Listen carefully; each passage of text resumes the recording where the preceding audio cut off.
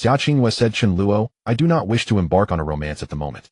Please wait until I graduate before we reconsider. Let us remain friends, shall we? On the athletic field of Nan Cheng University, a beautiful girl gracefully rebuffed a well-to-do gentleman holding. The girl named Xia Qingyue is the undisputed campus belle of Nan Cheng University. Her beauty is undeniable, with flowing black hair and a perfectly sculpted figure. Her breathtaking, enchanting features proclaim her unrivaled allure. Her skin as pure as congealed cream and as translucent as snow appears so delicate that it seems to shimmer with moisture. Her eyes shine with a brilliance that seems to contain the gentleness of the entire world. Simply by standing there, Xia Qingyue becomes a stunning spectacle. Every graceful gesture she makes is as if an angel has descended to earth, and her numberless admirers attest. No one would dare dispute the title of Nan Cheng University's campus belle, and the gentleman before her is merely one in a long line of suitors. Yet he stands out among them. His name is Chen Luo, a scion of the Chen family, of illustrious pedigree, vast wealth, and remarkable handsomeness. At Nan Cheng University, he captivates countless female admirers, yet this Chen family heir remains devoted solely to Xia Qingyue. Rumor has it that they have been classmates since high school, and he has pursued her relentlessly for 3 years. Although his previous pursuits ended in failure, now in university, he resumes his ardent campaign. Today, on the athletic field, he has arranged love-themed lanterns holding bouquets and lavish gifts. Intent on confessing his love once again to the campus belle Xia Qingyue, he faces yet another rejection. Mocking glances from the surrounding onlookers accompany whispered remarks. How do you really think that wealth alone can win the heart of the grand campus belle? How laughable. Our campus belle could never be so base, they murmured. That persistent Chen family scion, after 3 years of unyielding pursuit, shows a certain tenacity. Ba, what uses such persistence? His incessant advances merely trouble the campus belle. So repulsive indeed. If it were me, I would have ended it long ago to spare my goddess precious time. Damn. Were it not for his family's influence, I would have already driven that pest away on behalf of our goddess. Does he really deserve Xia Qingyue, our revered goddess? What good is money without purpose? Courting a girl requires sincerity. Do they truly think wealth is enough to move her? This young master is all too naive. How vulgar. He understands nothing of love's true beauty. Murmurs ripple among the bystanders, their voices seeping into Chen Luo's mind. A resounding clamor echoes in his mind, buzz, gradually fading until Chen Luo finally discerns the reality around him. Then bewilderment takes hold. Who am I? Where am I? Chen Luo remembers he was just on a phone call while crossing a zebra crossing. Yes. And a cement mixer truck appears. Wait, have I transcended time? As an avid reader of online novels, Chen Luo is the first to consider this possibility. Though it seems absurd, Chen Luo feels that no other explanation can suffice. Having graduated several years ago, how could he suddenly find himself back on campus? Perhaps it is that iconic cement mixer that has propelled him into this surreal twist. Not merely time travel, but something altogether extraordinary. Chen Luo never imagined such a day would come. Then in an instant a torrent of memories surges within him, and as they flood back he becomes utterly certain he has indeed transcended into another realm. Moreover, he has found himself within the world of a modern novel he once read titled Dusher Xie Xiao, and has even assumed the role of a villain within its narrative. In other words, he is the imperious Chen family heir who is repeatedly humiliated by the protagonist. Upon learning this revelation, Chen Luo is utterly astonished. Damn it! Not only have I transcended time, but I have also been written into a book. Indeed, I have become the infamous villainous heir. In that moment, Chen Luo's heart began to race uncontrollably. Yet far from being dismayed, he feels elated. After all, within this novel, the might of the Chen family is nothing short of staggering. In Nanjing, throughout the province, and even across all of Huaxiao, his name commands recognition, with a fortune said to reach billions without question. Such colossal stature is indeed astonishing. Remarkably, within the Chen family, Chen Luo ranks only 6th. Above him stand 5 elder sisters. Each of these 5 is a luminary in her own field. The eldest, Chen Xiaoyun, is one of the key figures managing the family enterprise and involved in myriad business ventures. Strikingly beautiful, mature, and alluring, she is a formidable businesswoman. With chic short black hair and an effervescent personality, accentuated by her stunning long legs, she captivates all who behold her. The second sister, Chen Xingyue, is a renowned domestic actress, a leading lady in the entertainment industry who has starred in many acclaimed films and dramas. Her graceful movements and striking figure, marked by a slender waist and captivating curves, make her the epitome of allure. She sports chestnut hair styled in a neat center part, exuding a regal queen-like aura. The third sister, Chen Minjing, is a beloved otaku and a celebrated cosplay blogger with millions of followers online. Adoring both black and white stockings, she possesses a cute charm with shoulder-length black hair. Though socially shy, she is endearingly affectionate with her family and attracts countless admirers online. The fourth sister, Cheng Giao, ventured into entrepreneurship with several million of family funds and carved out a successful path by launching her own distinctive brands, from fashion to gourmet cuisine. A young entrepreneur with trendy flair, she sports brown curly hair, an impeccable figure, and a penchant for high heels. The fifth sister Chen, wanting an engineering enthusiast with a passion for computing programming and gaming, is a celebrated coding prodigy who has secured positions at major tech firms. Her casual, relaxed style, often accentuated with twin butterfly clips, belies a diligent yet slightly haughty demeanor, making her appear surprisingly youthful at 21. Undoubtedly, according to the novel's design, all five sisters possessed extraordinary talents and could thrive splendidly even without their family's backing. What excites Chen Luo most is that in the novel's setting, all five sisters are infatuated with their youngest brother. Their affection for him knows no bounds.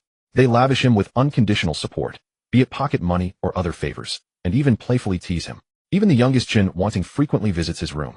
Affectionate gestures such as playful pats, gentle face pinches, and head pats are commonplace. The second sister, Xia Qingyue, is even known to flirt provocatively, often arriving in black stockings as described in the book. Such scenes are undeniably stunning, yet the Chen Luo depicted remains unmoved, even finding the constant attentions of his sisters rather vexing. In his heart, only Xia Qingyue resides. The Chen Luo of the book often dreams of dating her, and thus the transmigrated Chen Luo exclaims, "How foolish! Brother, with five such breathtakingly beautiful sisters, how did you end up smitten solely by Xia Qingyue? Though she is extraordinarily beautiful too," lingers the thought. Is that why you, the infamous villainous heir, grovels so at her feet? Moreover, Chen Luo is fully aware that in the book, not only do his five beautiful sisters treat him well, there is also a female antagonist named Lin Yun who has secretly adored Chen Luo. Though in the original story, she too suffers harsh rebuffs at the hands of the protagonist Yifeng. She has even been metaphorically humbled by the campus belle, Xia Qingyue. As these plots resurface in Chen Luo's mind, he declares in exasperation that he can no longer stand it. After Chen Luo accepted the fact that he had transmigrated, his mindset had already begun to change. In his previous life, he had been nothing more than a wage slave, toiling for most of his years, crushed beneath the weight of a house, a car, and a bride price, each of them pressing so heavily on him that he could hardly breathe. Chen Luo had long since lost any real hope of turning his life around. Many things, if you are not born with them, you may never obtain them in this lifetime. He had been crossing the street while on the phone, all for the sake of work. He had been answering a client's questions. In his anxiety to respond, he had forgotten to pay attention to his surroundings. Of course, that became a harsh lesson for him. Yet heaven had allowed him to transmigrate into the body of a villainous young master. Was this some punishment, condemning him to be repeatedly slapped in the face by the male lead? Chen Luo could not be certain, but he was absolutely determined not to follow that predetermined plotline.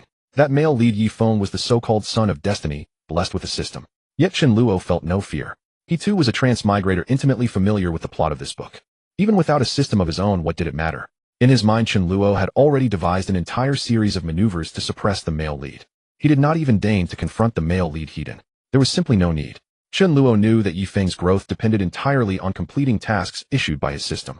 That was how Yifeng kept rising step by step. One could even say that Yifeng himself possessed very little true ability. Without the system, he probably would not even know what he ought to do.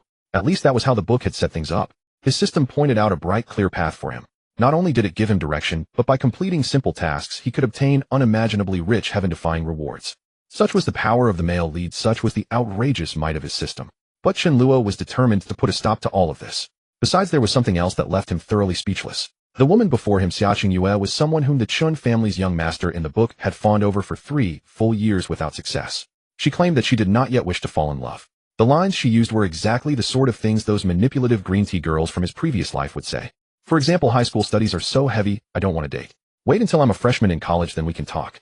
Or I never expected freshman year to be this busy. Wait until sophomore year, and we'll see. Sophomore year, I have so many club activities and want to meet new friends. Wait until junior year, then I'll give you an answer. When I'm a junior. And so the fawning Chen young master was strung along, endlessly spending who knew how much money on Xia Qingyue, investing who knew how much effort. Yet in the end, he had not even held her hand once. Yet this seemingly pure, flawless woman who appeared as immaculate as untouched jade surrendered her first time less than half a month after meeting Yifeng. Yes, and under half a month. And according to the book's description, Xia Qingyue did not even mind. She only blushed and playfully complained that brother Yifeng was far too naughty. Yifeng then drew Xia Qingyue into his arms and promised to protect her for a lifetime. After that, Xia Qingyue utterly sank into him, bringing him breakfast every day, helping him whenever he needed it. The crucial point was that the startup capital she later provided, Yifeng, actually came from Chen Luo in the book. This female lead is utterly shameless. When Chen Luo had read the story before, he had not felt much. But now, viewing everything from the villain's perspective, the novel was undeniably stupid. The male lead's halo was simply too overwhelming. He basically collected women all along the way like a bulldozer. Someone like Xia Qingyue was merely one among hundreds of wives the male lead eventually gathered. Indeed, Yifeng ultimately became a veritable dragon king. Under his name were countless enterprises, and he dabbled in all manner of industries: entertainment, real estate, technology, military, manufacturing. His influence was terrifyingly vast. Industry tycoons treated him with utmost respect. The old generation of experts would take one look at him and immediately declare that this youth was extraordinary. They lavished him with favor and appreciation. The female leads, upon seeing him, acted as though they had encountered some divine being. Before meeting the male lead, each of them was portrayed as chaste and immaculate. After meeting him, they all threw themselves into his arms, one faster than the next. Still, Chen Luo could understand it. He was the protagonist, after all, wrapped in the aura of the main character. Women like Xia Qingyue were set up as female leads. Naturally, they were destined to be easily claimed by the male lead. If the author had instead written that the male lead faced endless hardship in pursuing the female lead, who would keep reading? In practically every urban novel, the male lead's pursuit of the female lead is absurdly simple. What good is a villainous young master driving a luxury car? The female lead would absolutely prefer to sit on a bus with the male lead. The reason is simple: what right does a villain have to earn the female lead's unwavering devotion? Even when the protagonist opens a grand harem, and the villain remains infatuated with a single woman, these female leads still love only the male lead. They do not care in the slightest that he has several, even dozens of wives. Thinking of this, Chen Luo felt so furious he could almost spit blood. At last he understood. Why, just because he drove a luxury car, did he have to pick up the female lead? Chen Luo decided that if such foolish heroines preferred to eat street food with the male lead or squeeze into crowded buses with him, they could go right ahead. Chen Luo no longer cared. Since these female leads did not mind the male lead opening a massive harem, he was all the more delighted. As a self-proclaimed warrior of pure love, he could only silently give a thumbs up to such foolish heroines and their idiotic behavior. You all enjoy wearing a dozen green hats, don't you? You all regard your brother Yifeng as unimaginably great, then go on loving your brother Yifeng. I will never be a bootlicker, and I will certainly never fawn over a brainless female lead. Such a character setting made the heroines not only impossible for Chen Luo to pursue, but even if they offered themselves to him, he would not dare accept. Branded as female leads, they would likely bring endless trouble upon him if he did. Their bizarre, foolish way of thinking was something Chen Luo simply could not comprehend. For instance, if the male lead merely stood there, then, when the female lead's gaze swept past, it would inevitably linger on him for a moment. When the male lead and the villain quarreled, regardless of whether the female lead originally stood on the villain's side or the righteous side, she would unquestionably help the male lead. Chen Luo did not dwell on it further. He already knew the path he would take from now on: stay far away from foolish female leads. Stay far away from the invincible male lead. Secretly grow stronger in the shadows, and then enjoy life together with the female villain Lin Yun. In an instant, he had gone from a beast of burden to someone born in Rome. Chen Luo was overjoyed. Of course, for the moment, he first had to deal with the problem of Xia Qingyue. The perspective shifted back to the track field of Nan Cheng University. Facing the peerlessly beautiful Xia Qingyue and the varied attitudes of the onlooking crowd around them, Chen Luo adapted himself to the role of a villainous young master. Very quickly, he replied, "All right, then I'll agree to your request." His words left Xia Qingyue slightly stunned. He agreed. Xia Qingyue was dazed. Just moments ago, she had been calculating in her mind, assuming that Chen Luo would cling to her yet again. She had even been thinking about how she should reject him next. Never had she imagined that Chen Luo would actually agree. He was willing to wait until after she graduated from university before speaking of it again. That's wonderful.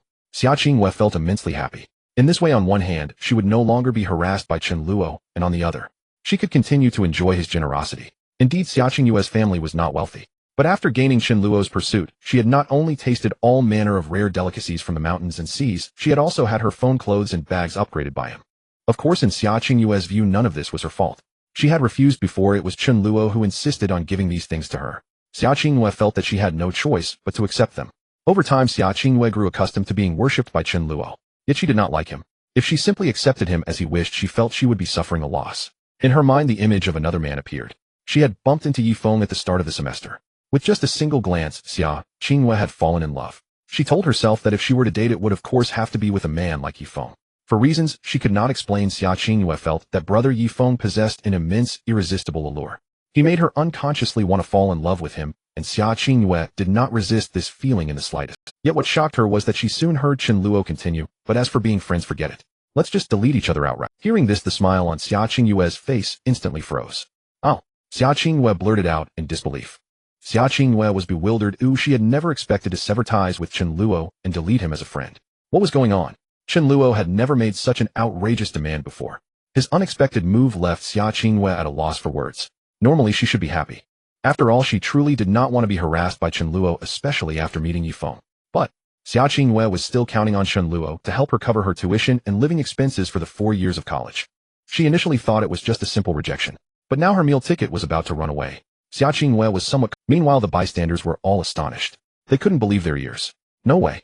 Did I hear that correctly? This infatuated Chen Xiao is going to delete that summer campus beauty as a friend.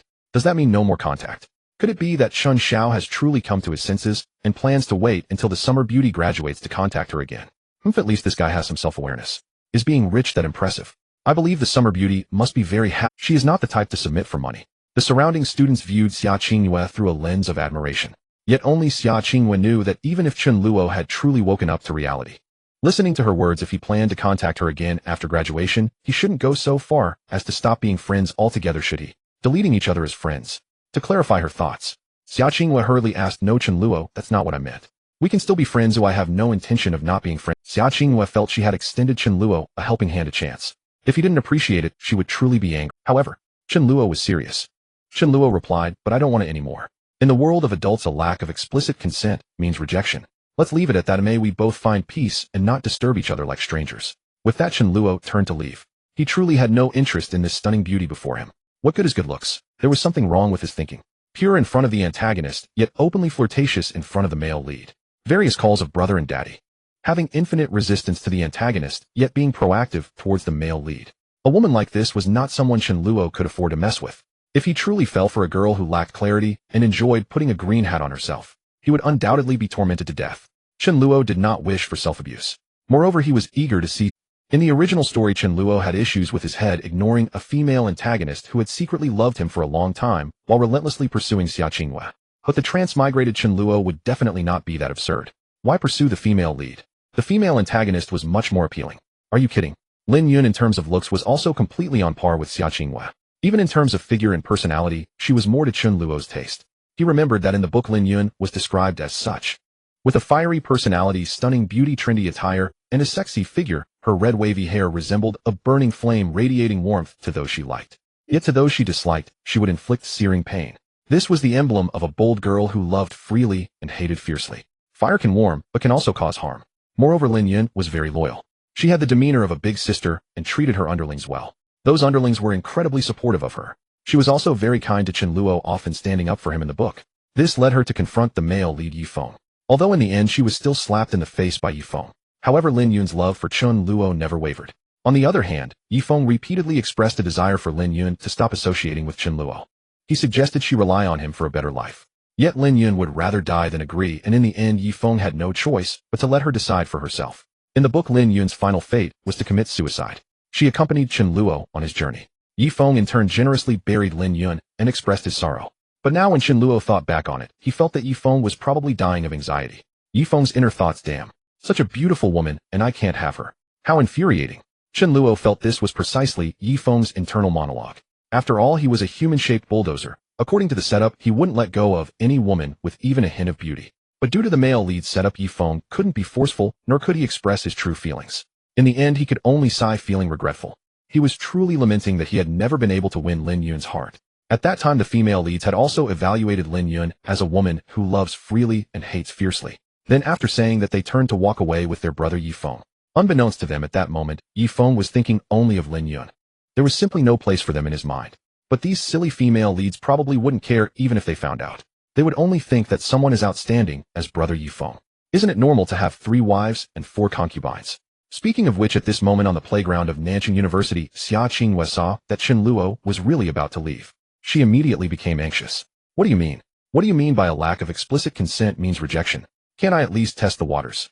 How long have I been testing? Chen Luo has no patience at all. It's infuriating. His performance today earns a 0-0.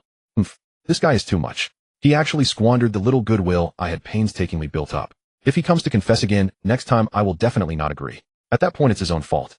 Wait, is he really going to leave? What about my tuition and living expenses? This guy wouldn't deliberately do this knowing I have difficulties in this regard, would he? Does he want me to beg him? How disgusting. No wonder Wang Qing told me that these rich young masters are just playing around, and they must have deceived many girls. I should be cautious and not easily fall for it. Back then I didn't feel it, but now it seems that way. These rich young masters must not be lacking in beautiful women, so they can afford to reject me so brazenly, right? I'm so angry. Xia Qingyue's mind was racing with thoughts. She felt that Chen Luo's actions were entirely intentional. This guy must have other girls, right? He's so rich, it's normal if he does. Haha, has he found a new love, and now he's acting cold towards me. Men, their hearts change so quickly. The only thing Xia Qingyue could be thankful for was that Chen Luo was unaware of her thoughts. Otherwise, he would probably be unable to resist slapping her. Damn, I've pursued you for 3 years, and you've never agreed. Now that I turn to leave, you think I'm doing it on purpose. That I've changed my mind so quickly. Isn't a man's youth still youth? If you're kind to a dog, it knows to wag its tail at you. If you're good to this ungrateful woman, she not only isn't satisfied, but also calls it a test or trial. Why don't you test your brother Yifeng? Because you like him, so all of that is exempt, right? In truth, Xia Qingyue felt just that. She thought that since she liked Yifeng, what was wrong with being proactive? Chen Luo liked me, but I didn't like him, so of course I had to test him a bit to see his sincerity. In any case, Xia Qingyue felt she was in the right. However, when she saw Chen Luo walking quite far away, she couldn't hold back, and said, Chen Luo, what about the matter of you helping me with tuition and living expenses? Does that still count? You don't want to be friends with me anymore? You wouldn't want to stop helping me with tuition, right? As soon as Xia Qingyue said this, Chen Luo was instantly stunned. His pupils widened in disbelief. Damn, this woman. Is she for real? Although Chen Luo knew that in the setting of urban fantasy novels the female protagonists often lacked common sense, as the female lead it was somewhat forgivable for her to let her guard down around the male lead. It was fine to have an inherent aversion towards the antagonist, but to be so shameless as to this extent. I have nothing to do with you, yet you still want me to pay your tuition and living expenses. Do you have any shame? Who do you think you are? Chen Luo finally understood why the character in the book had spent 3 years trying to win her over without success. This Xia Qingyue is clearly out of her mind. A little fairy. Of course, such terms do not exist in this book. However, Chen Luo came from a much more advanced version of 2024. He had indeed seen quite a few little fairies. Xia Qingyue's current behavior was simply identical to those ridiculous women. However, what made Chen Luo's situation even more difficult was the onlookers around him. After hearing Xia Qingyue's words, they surprisingly all supported her. Yeah, even if you're no longer friends, you should still pay for her tuition and living expenses, right? Xia Schoolflower comes from a poor family, while Chen Luo's family is so wealthy. It doesn't matter to him. After all, they've known each other for 3 years. He shouldn't be so heartless, right? If my family were that rich, I would definitely help Xia Schoolflower. What's the big deal? Is it really necessary to be so stingy? TCH, no wonder Xia Schoolflower won't agree. A grown man, how could he be so petty? How could Xia Schoolflower possibly like him? Listening to what the people around were saying, Chen Luo's blood pressure suddenly skyrocketed. What the hell? But that wasn't all. Oh, at that moment, another short-haired woman stood up. Her name was Wang Qing, a close friend of Xia Qingyue. She was also on the protagonist's side. Chen Luo remembered that Wang Qing had a crush on the protagonist. Although she was merely a supporting character, she ultimately got the protagonist's favor. That was a long time later. Wang Qing got the protagonist drunk and had an encounter with him. When the protagonist Yifeng woke up, Wang Qing confessed her feelings, but Yifeng only smiled helplessly. In the end, he could only lament, saying, Wang Qing, I appreciate your good intentions. From the protagonist's perspective, the readers would only think, the protagonist is truly amazing, having won over another beauty, how exciting. Moreover, it was a forced encounter, simply too exhilarating. But actually, if one were to consider it, was this not a very unfair thing for the male protagonist's other girlfriends? Is it acceptable for your boyfriend to be involved with another woman? But in the end, these female leads in the books all endured it. Because in their hearts, their brother, Yifeng, was perfect. No matter what he did, it represented justice. Although in the book Wang Qing was rejected, she remained happy and later became a devoted fan of the male lead Yifeng. She fought battles everywhere for him, working tirelessly without a hint of complaint. Her life motto was that as long as brother Yifeng was well, she would do anything. Similarly, Wang Qing's attitude and views towards the antagonist Chen Luo were exceedingly negative. Chen Luo felt that he had not done anything wrong. But there was nothing he could do, as since he had been labeled as the antagonist, naturally everyone would cry out against him. Wang Qing stood up to speak for Xia Qingyue. Her voice was somewhat sharp as she yelled, Hey, what do you mean? You're just going to ignore Xia Qingyue's tuition and living expenses? You promised. Chen Luo's initial anger suddenly calmed down a bit. It wasn't that he wasn't angry, but he had already reached the boiling point. Damn, I almost got into a fight with these idiots. Chen Luo knew that arguing with idiots wouldn't get him anywhere. When Wang Qing's unreasonable and illogical words came out, Chen Luo could actually become calmer in his anger. He had no intention of avoiding the confrontation and instead replied, I am already a stranger to her. Why should I still help her with tuition and living expenses? Is that my obligation? Why don't you help her?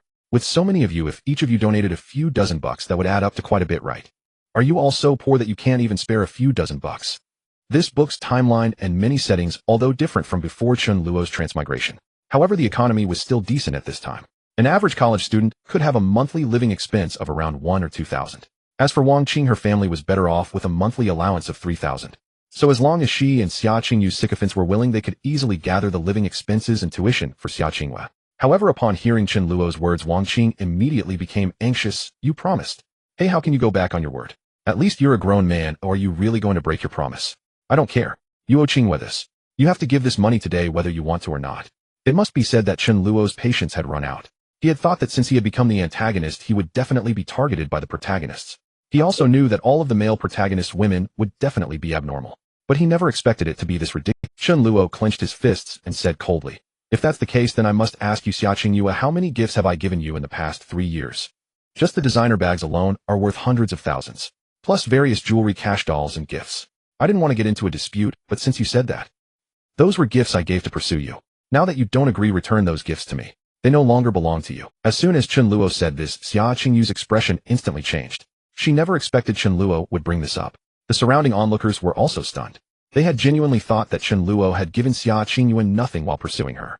It turned out he had spent hundreds of thousands just on designer bags. For them, these amounts were completely outrageous. But what shocked them even more was that this Xia schoolflower had accepted gifts worth hundreds of thousands from someone. And yet, still didn't agree. Why did she accept them then? Those onlookers who had initially sided with the protagonist suddenly found themselves speechless. Xia Qingyue was even more flustered, stammering, How could she answer? Those things had all been sold off by her to pay off her family's debts. For this, Xia Qingyue was quite grateful to Chen Luo. But now that she wanted to return them, she simply couldn't. Fortunately, nearby Wang Qing was still stable and unyielding, speaking up. "Chen Luo, what do you mean? You want to take back the gifts you gave? Weren't those things what you begged our Xia Qingyue to accept? And what do you mean by saying that if she doesn't agree, she has to return them? Does it mean if she accepts them, she must agree to your pursuit? What kind of twisted logic is that? I see you've been spoiled as a rich kid, haven't you? Accepting them equals agreeing. Ridiculous. Even if you gave hundreds of thousands, millions, or tens of millions in gifts. If our Xia Qingyue accepted them but didn't want to agree, then she simply doesn't have to agree. What's wrong with that? Just because you have money, you think you're something special. By your logic, if you give millions or tens of millions to make us bark like dogs, we must bark just because we accepted it." Really? Wang Qing spoke with conviction, momentarily putting Xia Qingyue in awe. She suddenly had an epiphany. Right? Accepting something equals agreeing. What a joke. According to this logic, wouldn't Chen Luo be able to successfully pursue anyone he wanted? The world isn't that simple. With a comforting rationale, Xia Qingyue instantly calmed down. But she forgot. She could completely refuse to accept anything. Wanting both, and expecting to receive. On Chen Luo's side, he could no longer tolerate it. Damn, I initially wanted to get along with you all politely. Since you all are so shameless. Then damn it, as the antagonist young master, can I let you bully me? Slap. Without mercy, Chen Luo slapped Wang Qing hard across the face. He sent her flying. The noisy onlookers immediately fell silent. Each one widened their eyes in disbelief at what had just unfolded. Meanwhile, Chen Luo's gaze turned icy. It was completely different from the pleading look he had when he desperately sought Xia Qingyue's affection. "Chen Luo, what are you doing?" Xia Qingyue was taken aback, never expecting that Chen Luo would suddenly slap Wang Qing. This was completely different from her impression of Chen Luo.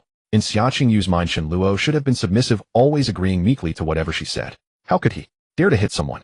Wang Qing, who was thrown to the ground, felt a sharp pain in her face, marked by Wang Qing covered her face, tears welling in her eyes as she angrily declared, You, Chen Luo, this matter is far from over. Just you wait. I'll make you pay." But Chen Luo was not afraid of such threats. He originally intended to avoid getting entangled with these fools. However, it seemed things were not that simple. This was to be expected, as Chen Luo was set up to be the villainous young master. Xia Qingyue and Wang Qing were on the side of the protagonists. Could he not get involved? But since he had encountered them, Chen Luo would not back down. He immediately scoffed. "You think you can? Wang Qing, you haven't forgotten my identity, have you? My father is a director of this school, and our family donates money to the school every year. Even the principal treats me with respect. Now I want to see how you plan to make me pay." As soon as Chen Luo said this, it stunned both Wang Qing and Xia Qingyue. The onlookers finally understood. What the hell? So Chen Xiao's father is a director of our school. My goodness. This identity is too. But why would such a powerful young master insist on pursuing Xia Qingyue? You should be asking why Xia Qingyue refuses. No, it should be if she refuses, why accept such expensive gifts from others? Doesn't she know her own worth? I must say, while these onlookers initially sided with the protagonists, after hearing Chen Luo's words, they did not distort the truth or cling to their biases. Instead, they each seemed to awaken to the reality. Even Wang Qing and Xia Qingyue finally realized. Yes, they were not facing an ordinary sycophant. Chen Luo's family background was truly astonishing, and his words left Wang Qing momentarily speechless. Although her family had some money compared to Chen Luo, that amount was hardly even a fraction of his pocket money. What could she do to make Chen Luo pay? Even reporting to the principal would be useless. Calling the police, that would be even more futile. In an instant, Wang Qing's momentum weakened significantly. She suddenly regretted why she had to confront Chen Luo for no reason. What if she faced retaliation from Chen Luo? Wouldn't that be even worse? Wang Qing didn't realize what Chen Luo might do when he got angry. She had subconsciously treated Chen Luo as a soft target that could be bullied. However, Wang Qing's nightmare was far. After Chen Luo finished speaking, he continued to sneer, "Oh, by the way, Wang Qing, your family runs a breakfast shop, right? From today onwards, I will send people to watch outside your breakfast shop. As soon as customers come to buy, I will give them double the money and send them to the neighboring stall to buy. I want to see how long your breakfast shop can last without any income." As soon as Chen Luo said this, the surrounding students were stunned. Wow, this is really ruthless. Wow, if they offered me double the money, I would gladly walk a few more steps to buy from another place. If I go there every day, not only would I get breakfast for free, but I could also earn an extra day's worth of breakfast money. Rich people really have it easy. I'm envious. I suddenly feel that this young Master Chen seems quite handsome. The public sentiment shifted dramatically. Wang Qing's expression changed repeatedly. She never expected things to escalate to this level. If it involved her family business, that was unacceptable. Just like what the people next to her said, if someone offered them double the money every day, then they would certainly be willing to walk. Imagine if the breakfast costs 5 yuan a day. Then not only would breakfast be free, but they would also earn 5 yuan extra. If it were 10 yuan, they could earn an extra 10 yuan every morning. If several people teamed up, wouldn't they earn dozens more every day? This was for students and ordinary workers an enormous boon. As for whether anyone would refuse the money for sentimental reasons and insist on eating at Wang Qing's family's breakfast shop, everyone concluded. Probably only a few would do that. After all, why go against anyone if not for money? How much difference could there be in the taste of breakfast shops? The key was that Chen Luo's method was not illegal. He did not say he would hire people to cause trouble at the breakfast shop, nor did he use any vile means to harm Wang Qing or her family. This strategy was indeed a way to injure the enemy while suffering minimal damage to oneself. Yes, the money paid for breakfast every day was merely a drop in the bucket for Chen Luo. He could sustain this for a lifetime, ensuring that there would be no customers at Wang Qing's breakfast shop. But how long could Wang Qing's shop hold out? If Chen Luo continued like this, it probably wouldn't take a month for Wang Qing's breakfast shop to go bankrupt. The high rent and daily expenses would lead to a situation where income couldn't keep up with expenses with no end in sight. How could it possibly not close down? Realizing this, Wang Qing instantly panicked. Her earlier bravado vanished without a trace. Her resentment towards Chen Luo for the slap also disappeared. At this moment, she could only hope that Chen Luo would not go through with it. This was too ruthless. Wait a minute, Chen Luo, I was wrong. I beg you, don't do this. I will do anything for you. Please don't target my parents' breakfast shop. I will kneel and bow to you.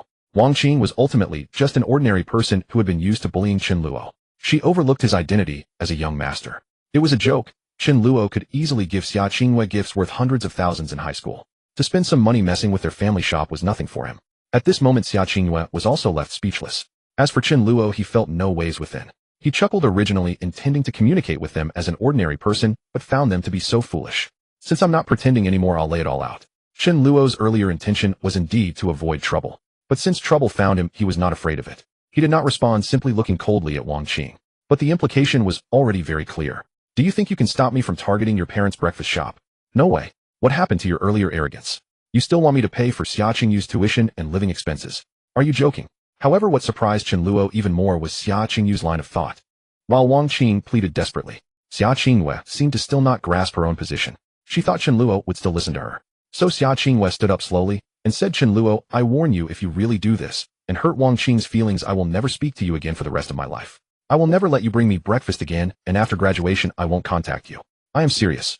If this had been before, Xia Qingyue's move would definitely have worked. The sycophantic Chen Luo in the book would have immediately lowered his head meekly, saying, No, Qingyue, I was wrong. I beg you, please don't ignore me. I would be heartbroken. I will agree to anything you say. Please just talk to me. But the Chen Luo here, after hearing this, could barely suppress his smile. Chen Luo, are you serious? This is great. Chen Luo was almost unable to contain his delight. If Xia Qingyue would never have any entanglement with him for the rest of her life, Chen Luo would be thrilled. This was truly an event worthy of fireworks celebration. However, seeing Chen Luo so happy, Xia Qingyue's expression suddenly became incredibly awkward. Newcomer, new book. Please support. If you think this book is good, please click to support the author. Thank you. Your support is my greatest motivation. What is happening?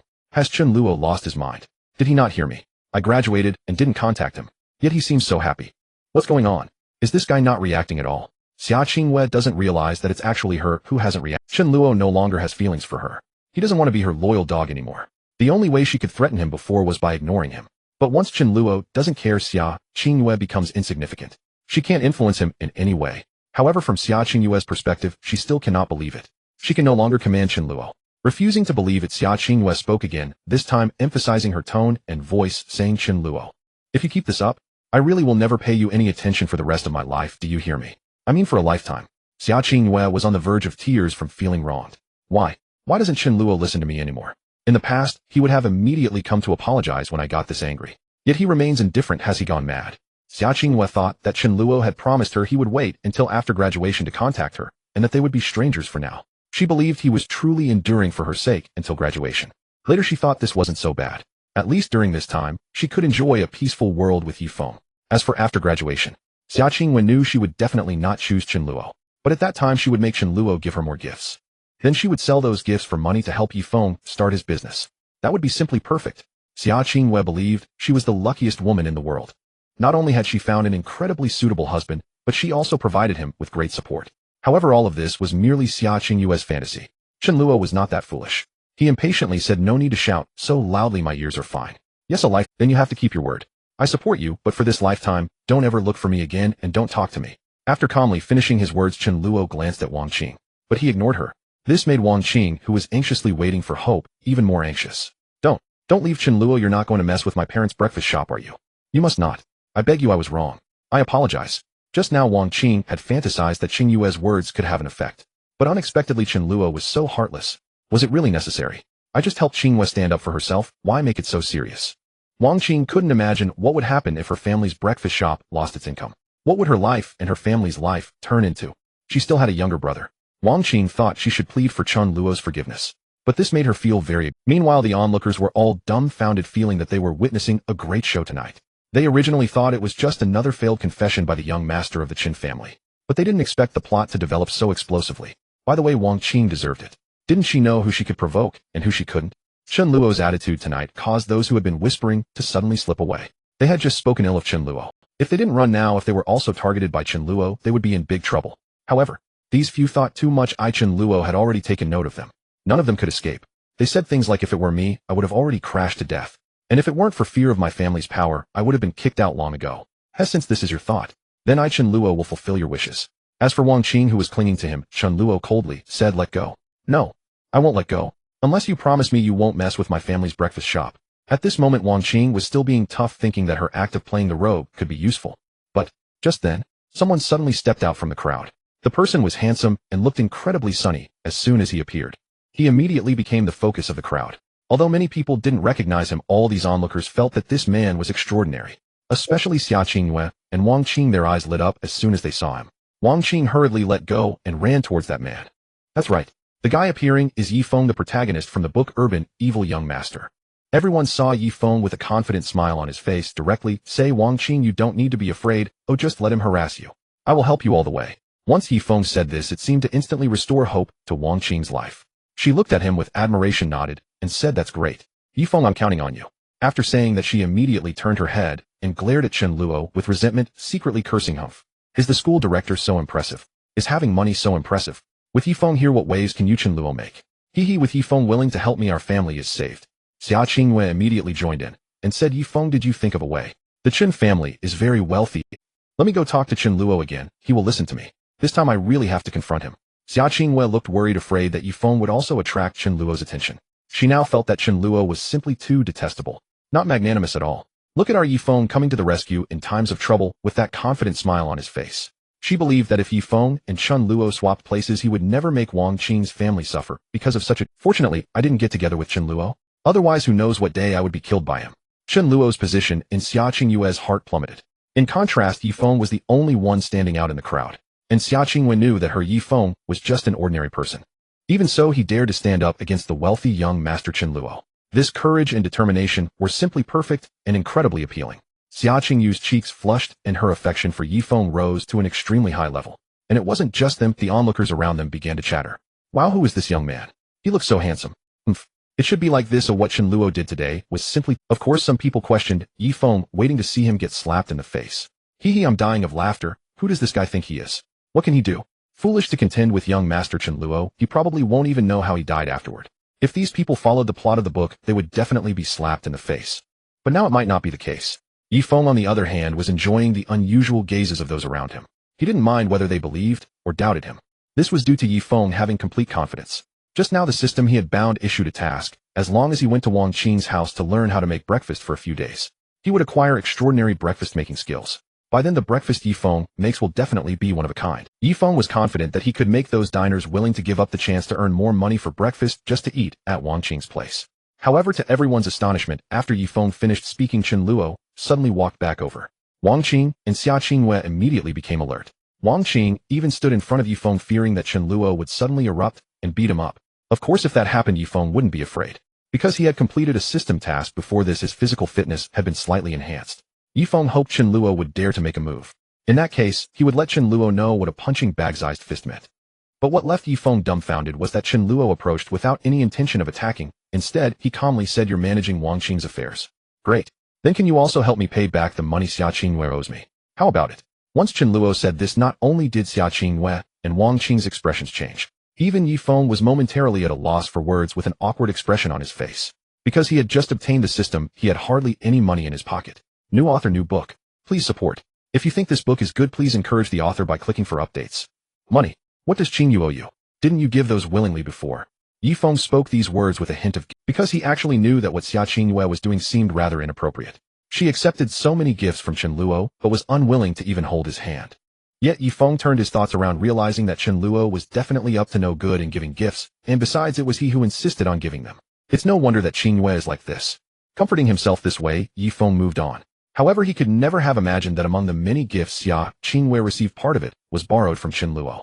Most of it was indeed given willingly, but Xia Qingyue has borrowed money from me a few times, not much, just over 100,000. Since you are willing to help Wang Qing, I believe you would also be very happy to help Xia Qingyue repay her debt, right? Chen Luo wore a warm smile on his face. This scene was completely different from what Yifeng had anticipated.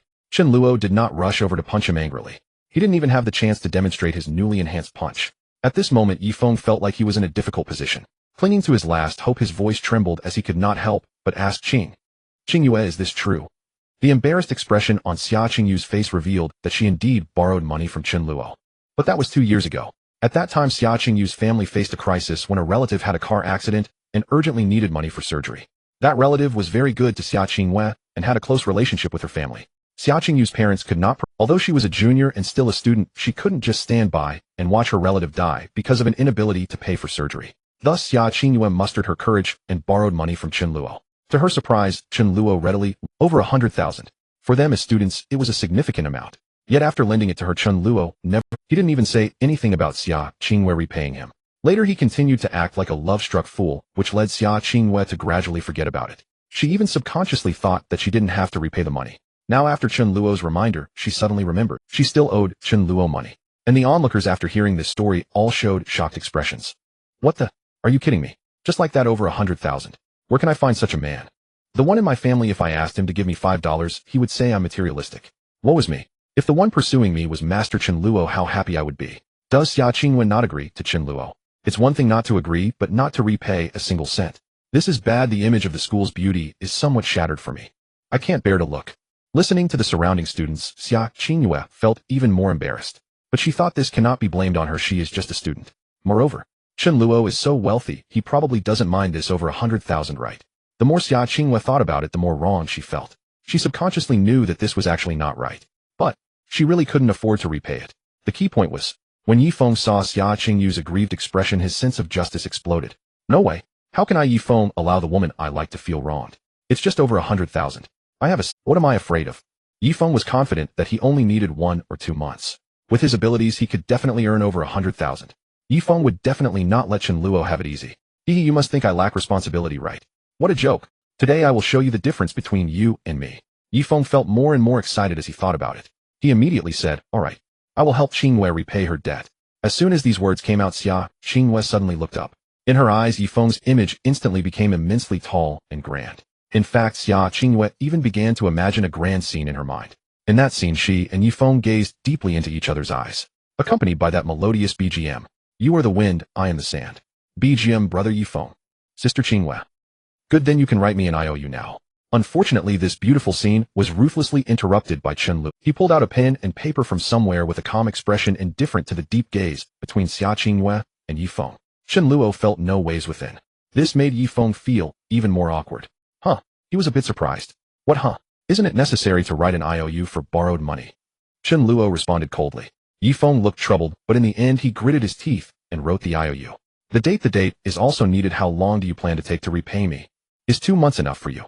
As soon as Chen Luo said this, Wang Qing beside him immediately became unhappy and stood up to retort, Chen Luo. Don't go too far. We are all university students. In 2 months, where is Yi Feng going to gather over 100,000? You are clearly doing this on purpose. Chen Luo suppressed the impulse to slap Wang Qing. He coldly said, this money Xia Qingyue has owed me for over 2 years. I haven't even charged you interest. According to your meaning, if you wait decades to gather enough to repay me, should I wait decades too? Since the IOU has already been written, then just write the date this time. I have already been very polite. Otherwise I could make you repay me right now. Chen Luo's words left Wang Qing momentarily speechless. She dared not say anything further, fearing that Chen Luo would ask Yi Feng to repay him right away. That situation would only get worse. Fortunately, Yi Feng had already thought this through. He was confident that with the power of the system, he could gather over 100,000 within 2 months. Thus Yi Feng calmly responded, all right, 2 months it is. As soon as he said this, Wang Qing and Xia Qingyue immediately showed starry eyes. Wang Qing thought to herself, no way. As expected of Yi Feng, can he really gather over 100,000 in just 2 months? That's amazing. Xia Qingyue thought to herself, oh, my Yi Feng is actually willing to go to this extent for me. It seems like I might marry him. If I could become his woman, I would definitely be very happy. Meanwhile, Chen Luo, watching these two silly women, looked at the male lead with a face full of infatuation. He felt like he was going to vomit.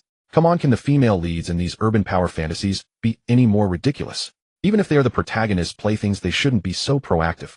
Chen Luo shook his head inwardly. He couldn't be bothered. After all, the IOU was in hand, and Yi Feng had promised on it. If he couldn't repay the debt within 2 months, the amount owed would increase. Of course, Chen Luo had to add restrictions, otherwise Yi Feng would drag things out indefinitely. Wouldn't that make him look like a fool? There can't be such good things in the world. He lent Xia Qingyue over 100,000, and it had been 2 years without collecting a cent, and interest which was already owed. After securing the IOU, Chen Luo felt quite pleased. Starting off with this silly male lead owing me over 100,000, he probably thinks he can use the system to earn money to pay me back, but how naive. After this incident, Chen Luo had fully planned his strategy. He must suppress the male lead. Let these foolish female leads face their consequences. Otherwise, with Wang Qing's ugly face, just now it would be hard for Chen Luo not to slap her. Originally, Chen Luo wanted to live a peaceful life with the female antagonist Lin Yun. However, it seems that this wish will be difficult to fulfill. But since he has crossed over this time, Chen Luo does not want to live in this life. He will step on the male lead. Newcomer, new book. Seeking support. If dear readers think this book is good, please click to urge updates and support the author with some rewards. Chen Luo's departure made Yi Feng breathe a sigh of relief. He felt an inexplicable sense of fortune initially when he stepped forward. Yi Feng intended to show off. He wanted this guy named Chen Luo to experience his own prowess. Unexpectedly, Chen Luo remained remarkably composed. Moreover, Qingyue still owed this guy over 100,000. This was something Yi Feng had not anticipated. However, despite the rocky start, Yi Feng was filled with absolute confidence. After all, he was a man with a system. A mere 100,000, what was that? Yi Feng always felt that he was destined to become the richest person in the world. He had a strong intuition about it. Beside him, Xia Qingyue and Wang Qing were already captivated by Yi Feng's actions. Xia Qingyue couldn't help but say, Yi Feng, you don't have to work so hard.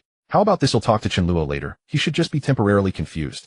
They'll have him waive that 100,000 so you won't have to pay him back. But how could Yi Feng as the protagonist let the female lead approach the antagonist? In such urban power fantasy novels, even a glance from an antagonist at the female lead was a capital offense for the dragon hero male lead. Therefore, Yi Feng immediately replied, no need, Qingyue, Mei, don't worry. He'll handle it. He couldn't accept the idea of his beloved woman having any further ties with those wealthy scions. He felt that if Xia Qingyue dared to go, it would mean he misjudged her. Meanwhile, Xia Qingyue seemed to sense that Yi Feng was a bit. She obediently nodded and said, okay, I trust you, Yi Feng Gij, I'll do whatever you say. This indecisive and charming demeanor was quite alluring in Yi Feng's eyes. He liked such obedient women. Yet if Chen Luo were present, seeing this scene would likely make him roll his eyes to the head. The female lead setting in urban power fantasies was utterly ridiculous. Regardless of whether the male lead's actions were good or bad, the female leads would unconditionally support him. If someone hit the male lead, it was despicable, shameless, and vile. If the male lead hit someone else, it was acceptable, because this was a world of the survival of the fittest. Dying at the hands of the dragon hero was considered bad luck. Or, if the female lead hit someone, it was, good job, XX Mei Mei. If someone hit the female lead, it was, how dare you hurt my sister? You have a death wish. Of course, this wasn't entirely wrong in essence. After all, nobody was a saint. Being strict with others, but lenient with oneself, is quite normal. However, Chen Luo's current identity was that of the antagonist scion. Since those women were so infatuated with the male lead, let them be. And since one must act for oneself, Chen Luo had to resist. He couldn't follow the original plot. So what Chen Luo would do afterwards was completely justified. The crowd on the playground quickly dispersed. Yet this matter spread rapidly throughout every corner of South City University. Have you heard? The young master of the Chen family seems to have broken up with the school beauty Lin. Well done. I always thought that someone like Chen Xiao, who is wealthy, wouldn't lack beautiful women around him. Why would he cling to Lin Shuohua? If it were me, wouldn't the school beauty next door be more appealing? There are plenty of beauties in society, you can grab a hand. Exactly. With Chen Xiao's background, wealth, and infatuation, what kind of woman can't he get? Pure, sexy, mature, cute. Just thinking about it makes me envious. I bet Lin Xuehua is regretting it now. She initially wanted to keep Chen Xiao dangling, but didn't expect him to just... This is just hilarious. On campus, based on Chen Luo's identity and the gossip of this story, everyone was discussing it with great enthusiasm. When Wang Qing heard this, she immediately got angry and confronted them directly. What do you mean Qingyue is regretting? Let me tell you, our Qingyue doesn't regret at all. Since Chen Luo and our Qingyue broke up, she's actually happy. Don't spread rumors. Qingyue doesn't like Chen Luo at all, and let me tell you, Chen Luo is just a good-for-nothing rich second generation. Yifeng Gij will be the real strong man in the future. Just wait and see. Wang Qing's words somewhat calmed Xia Qingyue. Honestly, she felt a bit shaken after hearing those rumors. After all, in the future, Xia Qingyue truly had no other source of income. The small amount of living expenses her family provided was only enough for her daily meals, making it extremely difficult to even buy a few pieces of clothing or cosmetics. As for dining in high-end restaurants or enjoying romantic outings, that was completely out of the question. However, each time Wang Qing mentioned Yifeng, Xia Qingyue was dissuaded from these thoughts. If it's to go to high-end restaurants with Chen Luo, I'd rather go eat street food with Yifeng Gij. This was Xia Qingyue's love for Yifeng. She was very willing to accompany Yifeng in his growth. Moreover, like Wang Qing said, Xia Qingyue also believed that in the future Yifeng would be the real strong man. Someone like Chen Luo would eventually squander his family's wealth. Even if he wouldn't, he could never be compared to Yifeng Gij. However, Xia Qingyue's thoughts had only recently emerged. A piece of news began to spread among her classmates. I received an invitation from Chen Xiao tonight at 8 at the Rose Bar. Young Master Chen is treating. Whoa, that's impressive. I've never been to a bar, and today Chen Xiao actually rented the whole place and invited many people. Going with young Master Chen to broaden my horizons. The life of the rich is truly enviable. By the way, there are definitely many beautiful ladies at the bar, right? Slurp, I can't wait. Watching beautiful women dance is something a loser like me can enjoy. Thank you, Chen Xiao. Chen Xiao will be my big brother from now on. No one dared to say Chen Xiao wasn't her. I would definitely slap them across the face. Among the students, whether in the first, second, third, or fourth year, everyone who received an invitation to Chen Luo's party was overjoyed. There were both boys and girls, and even individuals from other schools. Chen Luo rented the Rose Bar outright, giving everyone the opportunity to enjoy themselves. Coincidentally, today was also the weekend. However, naturally, Yifeng, Wang Qing, Xia Qingyue, and others were. Upon hearing this, Wang Qing angrily said, What's so great about being rich? A wasteful son. He can only be arrogant for a short while. In the future, he will definitely not compare to Yifeng Gij. Xia Qingyue, after hearing this, was once again comforted. That's definitely how it is. At the same time, Xia Qingyue reassured herself. This guy, as soon as we broke up, ran to the bar to find other beauties. His true nature has definitely been exposed, right? I'm glad I didn't agree to him, otherwise I would probably be wearing a green hat every day. Thinking about it this way, Yifeng Gij is still the best. My Yifeng Gij is absolutely a devoted and excellent man. Xia Qingyue thought this, and her mood improved a bit. However, in reality, Xia Qingyue still felt a bit strange inside. She remembered that in high school, Chen Luo once hosted a party for many people. That time was her birthday, and with Chen Luo's help, Xia Qingyue had the most magnificent and grand birthday of her life. She remembered that the birthday cake that day was a full 7 layers. It was said that one cake cost several thousand. Moreover, the dress that Chen Luo helped her customize was also expensive, making her look like a princess. There were many handsome boys and beautiful girls around singing happy birthday to her. Xia Qingyue was very happy that day. Although, when Chen Luo took her home and wanted to kiss her, in the end, Xia Qingyue still agreed. However, her attitude seemed to have changed slightly. What left her speechless was that Wang Qing insisted on coming along. She claimed it was to ask Yifeng how to help her solve the troubles faced by her family's breakfast shop. But Xia Qingyue indeed liked Yifeng. At the same time, she also didn't want to wear a green hat herself. She wondered if it was influenced by Chen Luo. At this moment, Xia Qingyue felt a bit annoyed with Wang Qing. I'm going to eat with brother Yifeng. Why are you making a fuss? Are we still good best friends? Are you sure you want to be a third wheel? However, due to their friendship and the fact that she hadn't formally confirmed her relationship with Yifeng, Xia Qingyue did. Meanwhile, at the Rose Bar, countless handsome men and beautiful women gathered here. The place was filled with dazzling lights, and energetic songs played one after another. On stage, sexy female dancers were energetically twisting their bodies. Below the stage, many men and women bounced around, creating an atmosphere that was simply exhilarating. In the center, Chen Luo sat quietly in a booth. Beside him were a few fellow rich men, each with 2 beautiful women in their arms, continuously drinking, clearly having. Next to Chen Luo were his 2 most loyal subordinates, Zhao Long and Zhao Hu. These 2 were arranged by Chen Luo's father, Chen Tianhe. According to the original novel, they were utterly devoted to Chen Luo.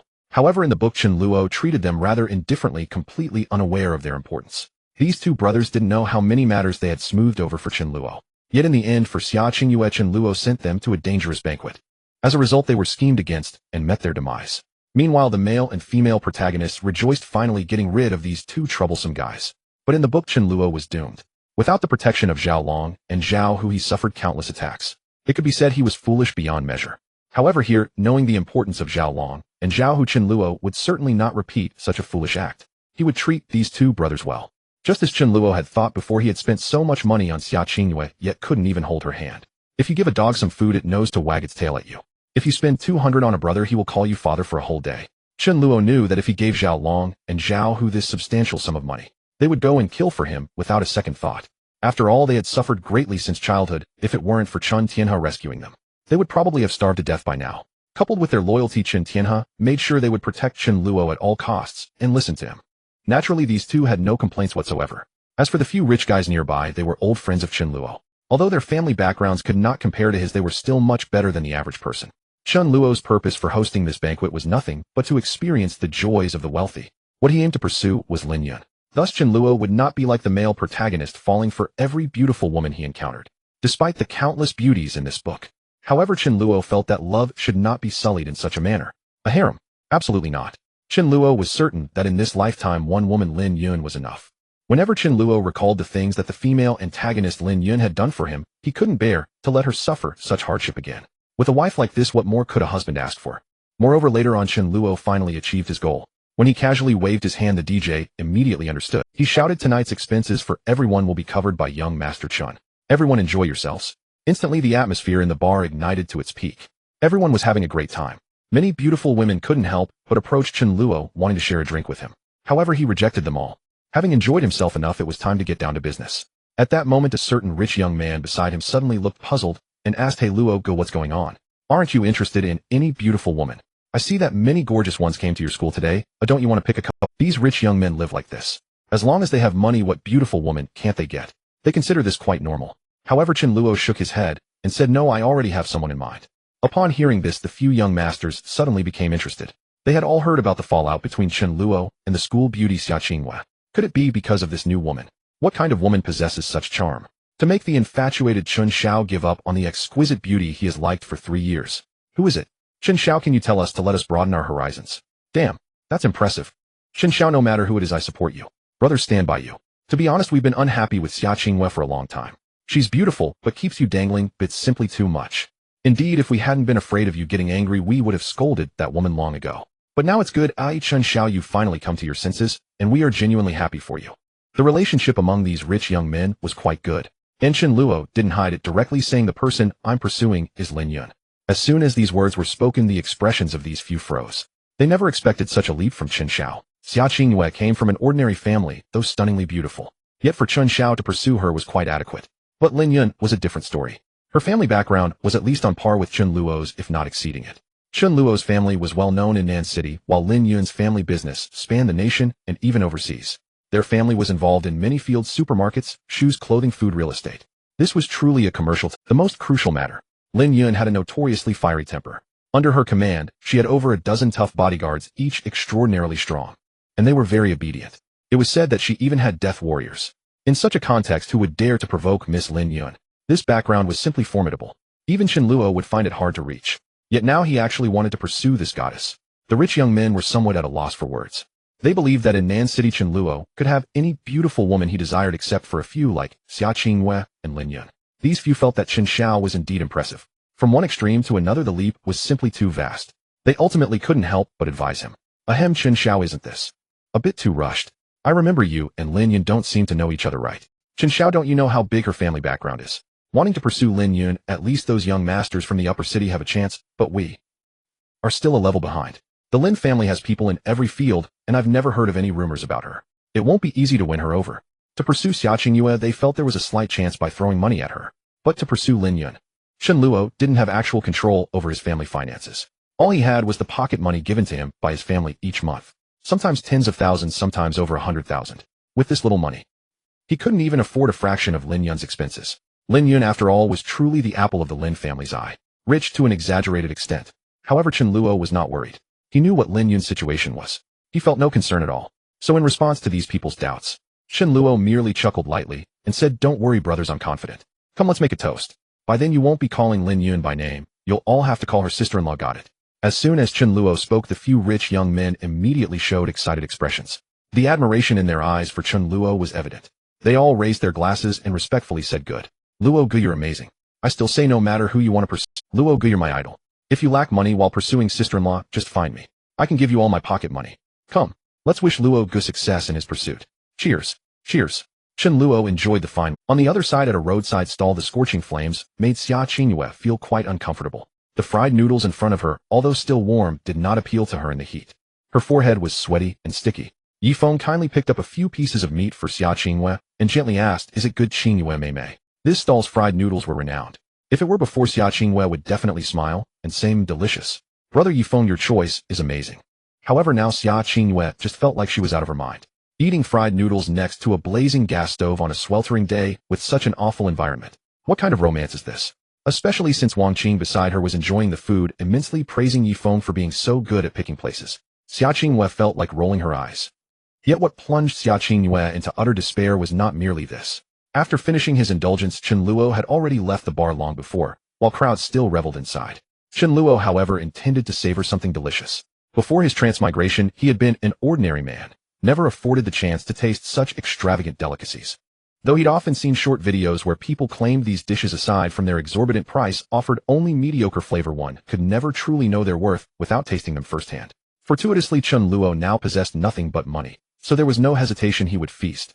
Moreover, he invited brothers Zhao Long and Zhao Hu to join him. The two brothers were visibly startled. Zhao Long stammered, "Brother Luo, you're treating us. Are you serious?" Zhao Hu added, "No way, Brother Luo. The Tianshang Rinjian restaurant is outrageously expensive." "Of course I am," Chen Luo replied firmly. "You've grown up with me since childhood. We're blood brothers. Treating brothers to a meal is hardly extraordinary. So tonight, eat freely, understood? Eat as much as you like, it's all on me. Refuse and you'll be refusing my face itself." These words brought tears to the eyes of the two impoverished brothers. Zhao Long declared, "All right, Brother Luo, if that's how it is, we won't hold back tonight." They were in truth ravenous. Chen Luo's gesture moved them deeply. Both Zhao Long and Zhao Hu vowed unreservedly henceforth whatever Brother Luo commanded would be absolute law. Even if he asked them to scale mountains of blades or plunge into seas of fire, they would obey without question. Chiefly because they trusted wholeheartedly that Chen Luo would never deliberately harm them. Thereafter, Chen Luo arrived at the Tianshang Rinjian restaurant in a Rolls-Royce Cullinan, the heart of South City's most vibrant district. Surrounding it stood bustling plazas and luxury restaurants where meals cost over 10,000 yuan per person. Yet just beyond its grand facade sprawled lively street food stalls. South City embraced extremes. For the wealthy, it shimmered with decadent opulence. For the humble, it pulsed with the warm, earthy aroma of everyday life. Here, everyone found their rightful place. Curiously, as Chen Luo's car glided past, onlookers gasped aloud, "Damn! A Rolls-Royce! A Phantom! Incredible! Which young master is dining out tonight? Isn't that the Chen family's heir? It looks strangely familiar." Numerous passers-by paused to stare. Though luxury vehicles abounded in South City, each sighting still stirred. Xia Qingyue, seated at a nearby street stall, instantly recognized the Rolls-Royce she herself had once ridden in. Chen Luo. Her heart fluttered. Yifeng followed her gaze, and immediately understood the man inside was none other than Chen Luo. Yet Chen Luo clearly hadn't noticed them. The car drove straight into the underground parking garage. They're dining at Tianshang Rinjian. Xia Qingyue hadn't minded before, but now gazing at that distant vehicle, even the stir-fried noodles before her suddenly tasted bland and hollow.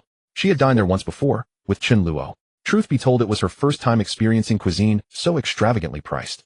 Their meal had cost over 30,000 yuan. Yet every dish lingered vividly in her memory. Exquisite, unforgettable. Perhaps it wasn't worth the sum, but she had been thoroughly satisfied. Chiefly because Chen Luo had paid. Otherwise, she doubted she'd ever afford such a meal in her lifetime. Now seeing his car vanish into the restaurant's entrance, her thoughts darkened. Xia Qingyue couldn't help imagining who else might sit beside him inside. That perhaps he'd brought other young women from. Amidst her envy, she silently cursed Chen Luo. How swiftly his heart changes. He barely refused me, and already he's charming multiple girls. Humph, luckily I didn't accept. She consoled herself thus. Beside her, Wang Qing watched, not envious. Instead, she scoffed, "What fools. Dining at a place where each person spends over 10,000 yuan. Don't they realize that some could feed them for half a year? Profligates. They'll squander their entire fortune before long." Xia Qingyue listened speechless. She knew Wang Qing simply had no idea how vast Chen Luo's wealth truly was. Just then Yifeng sensed Xia Qingyue's unease, and promptly declared, "Don't worry, Sister Qingyue. One day I'll take you there too, to Tianshang Rinjian." After all, Yifeng was the protagonist, generous by nature though currently penniless. Once he earned wealth, he would waste no time fulfilling his dearest wish to let the woman he loved savor those rare imperial delicacies. Hearing this, Xia Qingyue finally felt some equilibrium restored. She offered Yifeng a gentle smile. and let the matter fade from her mind. Humph, what's so special about Chen Luo? Compared to brother Yifeng, he's utterly insignificant, she mused. Meanwhile, Chen Luo remained blissfully unaware, or even if he'd known would have cared little. Soon he escorted brothers Zhao Long and Zhao Hu upward. They ascended by elevator to the restaurant's highest floor, the most exclusive, luxurious tier, where gourmet feasts unfolded beneath the grace of dancing beauties. It was in essence the life of an ancient emperor. This was the brothers' first visit to such rarefied elegance, and their eyes widened with astonishment as they took in every detail. Please take a seat. I'm starving, Chen Luo urged. A young woman in a traditional Hanfu robe and delicate mask approached softly. Greetings. Here is our menu. Chen Luo accepted it, ordering several dishes he craved, then encouraged Zhao Long and Zhao Hu to choose freely. At first they hesitated, reluctant to indulge. But under Chen Luo's urging they finally summoned courage and ordered everything they desired. In total their feast cost 60,000 yuan. A staggering sum, yet to Chen Luo trivial. If he wished he could dine at that level every single day. Moreover, Chen Luo recalled that during his previous visit with Xia Qingyue no live performance had been arranged. This time for Lin Yun's sake he restrained himself once more. Chen Luo avoided such distractions. He differed sharply from Yifeng. The latter scattered affection indiscriminately. Even a passing female dog might in his orbit accrue karmic ties. Were this a Xuanhuan novel, that very dog would one day cultivate into human form to repay and serve the protagonist. Such was the privilege of a classic wish-fulfillment hero. Chen Luo shook his head, dismissing the thought. None of it concerned him. When the dishes arrived, he wasted no time, digging in with unrestrained delight. Excellent. No wonder it costs 10,000 per person. Truly the flavor of pure wealth. Indeed, though delicious, it certainly didn't justify its price. Yet this was about ambience, not exploitation. Since it targeted no destitute souls, Chen Luo found it perfectly acceptable. A mere indulgence, a fleeting taste of luxury. Sated, he stepped out of the restaurant contented. Not rushing home, he decided to stroll leisurely, aiding digestion. Having just transmigrated, he still carried a lingering sense of unreality about this world. As he observed the teeming crowd, street vendors deftly tossing wax, vehicles flowing ceaselessly, and the rich mingling scents drifting through the air. Everything mirrored Earth as he remembered it. Yet Chen Luo knew with quiet certainty this was no longer Earth, nor even China. Though many things resembled Earth, mobile phones with messaging apps, games, and digital infrastructure, there were no short video platforms, no Guoming or EDNDNT brands, nor any of Earth's globally recognized names. And therein lay Chen Luo's opportunity. Yes, Yifeng possessed a system. But Chen Luo, he feared nothing. He held his own divine advantage. His trump card, memories of his past life, and intimate knowledge of the stories unfolding. Chen Luo knew that according to the original plot, the male protagonist, Yifeng's first rise to prominence was triggered by a task issued by his system, which instructed Yifeng to acquire a dilapidated small villa.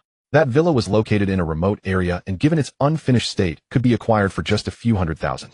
However, in a few months the area where the villa was located would be designated as a school district. The abandoned villa would then transform dramatically, with its price skyrocketing from a few $100,000 to 2 million. Yifeng would sell it off, reaping enormous profits. At that time, Yifeng had already earned a considerable amount of funds through several early tasks assigned by the system, such as helping Wang Qing at her home. He had made Wang Qing's breakfast business exceptionally successful, earning a large share of the profits amounting to several tens of thousands. Wang Qing also gave all her pocket money to Yifeng. This was solely to assist Yifeng. However, this thought infuriated Chen Luo. In the original work, Xia Qingyue also lent a helping hand to Yifeng at this time. The money she used to help Yifeng came from the antagonist Chen Luo in the story. Yes. At this moment Chen Luo found himself speechless regarding the antagonist Chen Luo from the book. Did you think that by giving money to the female protagonist she would be grateful to you? Dream on. She would simply hand over that money to Yifeng. It can be said that Yifeng's rise was inseparable from the help of the antagonist Chen Luo in the book. However, knowing all this in advance, Chen Luo would certainly not allow it to happen here. He would acquire that dilapidated villa. Not only that, but he would also purchase every property in the vicinity where the owners were willing to sell. Since he intended to block Yifeng's path entirely, he had to do it thoroughly. Chen Luo did not want to be the type of antagonist who, due to being too talkative or careless, ended up being counterattacked by the protagonist group. Thinking about the moment when Yifeng, with over 100,000 in his pocket, attempted to complete the system task only to find that all the houses there were beyond his financial reach, brought Chen Luo immense satisfaction. However, there was no rush for any of this right now. Having been reborn, he had assumed the identity that Chen Luo had lost. Thus, he certainly had to enjoy it thoroughly. Merely indulging in exquisite food was not enough. Chen Luo planned to go shopping next. He had been unable to contain his excitement for a while. Previously, when he watched online novels and dramas, the rich young men would casually stroll into luxury stores and make extravagant purchases. They could buy whatever they wanted. It was simply exhilarating. But in his past life, Chen Luo had to meticulously calculate even the smallest expense, like a few dozen for a trip to the supermarket. He would have to go through a detailed assessment before deciding whether to buy. Otherwise, he could easily overspend for the month. But now things were different. Chen Luo could now spend extravagantly without restraint. He currently had several $100,000 in pocket money. Even if he spent it all, he could simply ask his family for more. According to the original setup, this young master Chen Luo came from a formidable family background. Yet in pursuit of Xia Qingyue, Chen Luo had repeatedly rejected his family's assistance. He even fell out with his parents, who couldn't understand why their foolish son insisted on earning money through his own efforts. Clearly, the living expenses provided by the family were more than enough for him to squander. Chen Tianhe and Lu Yi had no idea. This was because Xia Qingyue had once said that she preferred men who could be self-sufficient. To make a fortune from scratch was real ability. Thus Chen Luo, a distinguished young master, had done part-time jobs and distributed flyers. He did this solely to change Xia Qingyue's perception of him. But the result was naturally ineffective. This was normal. The Chen Luo in the book didn't understand. However, the reborn Chen Luo understood all too well. When a woman doesn't like you, no matter what you do, it is pointless. They have countless excuses. For example, I don't like men who only spend their family's money. I don't like curly-haired guys. I don't like those who speak with a lisp. I don't like those who have no house or car. I don't like those who cannot accompany me. To all this, Chen Luo could only shrug. He was well aware that there was no need to change himself for a woman who didn't love him. Since the other party didn't like him, letting go was the only option. Love must be mutual to hold meaning. Not to mention that Chen Luo in the book was infatuated with a woman he could never have. That path was indeed a dead end. In any case, this time I go back, I will reconcile with my family.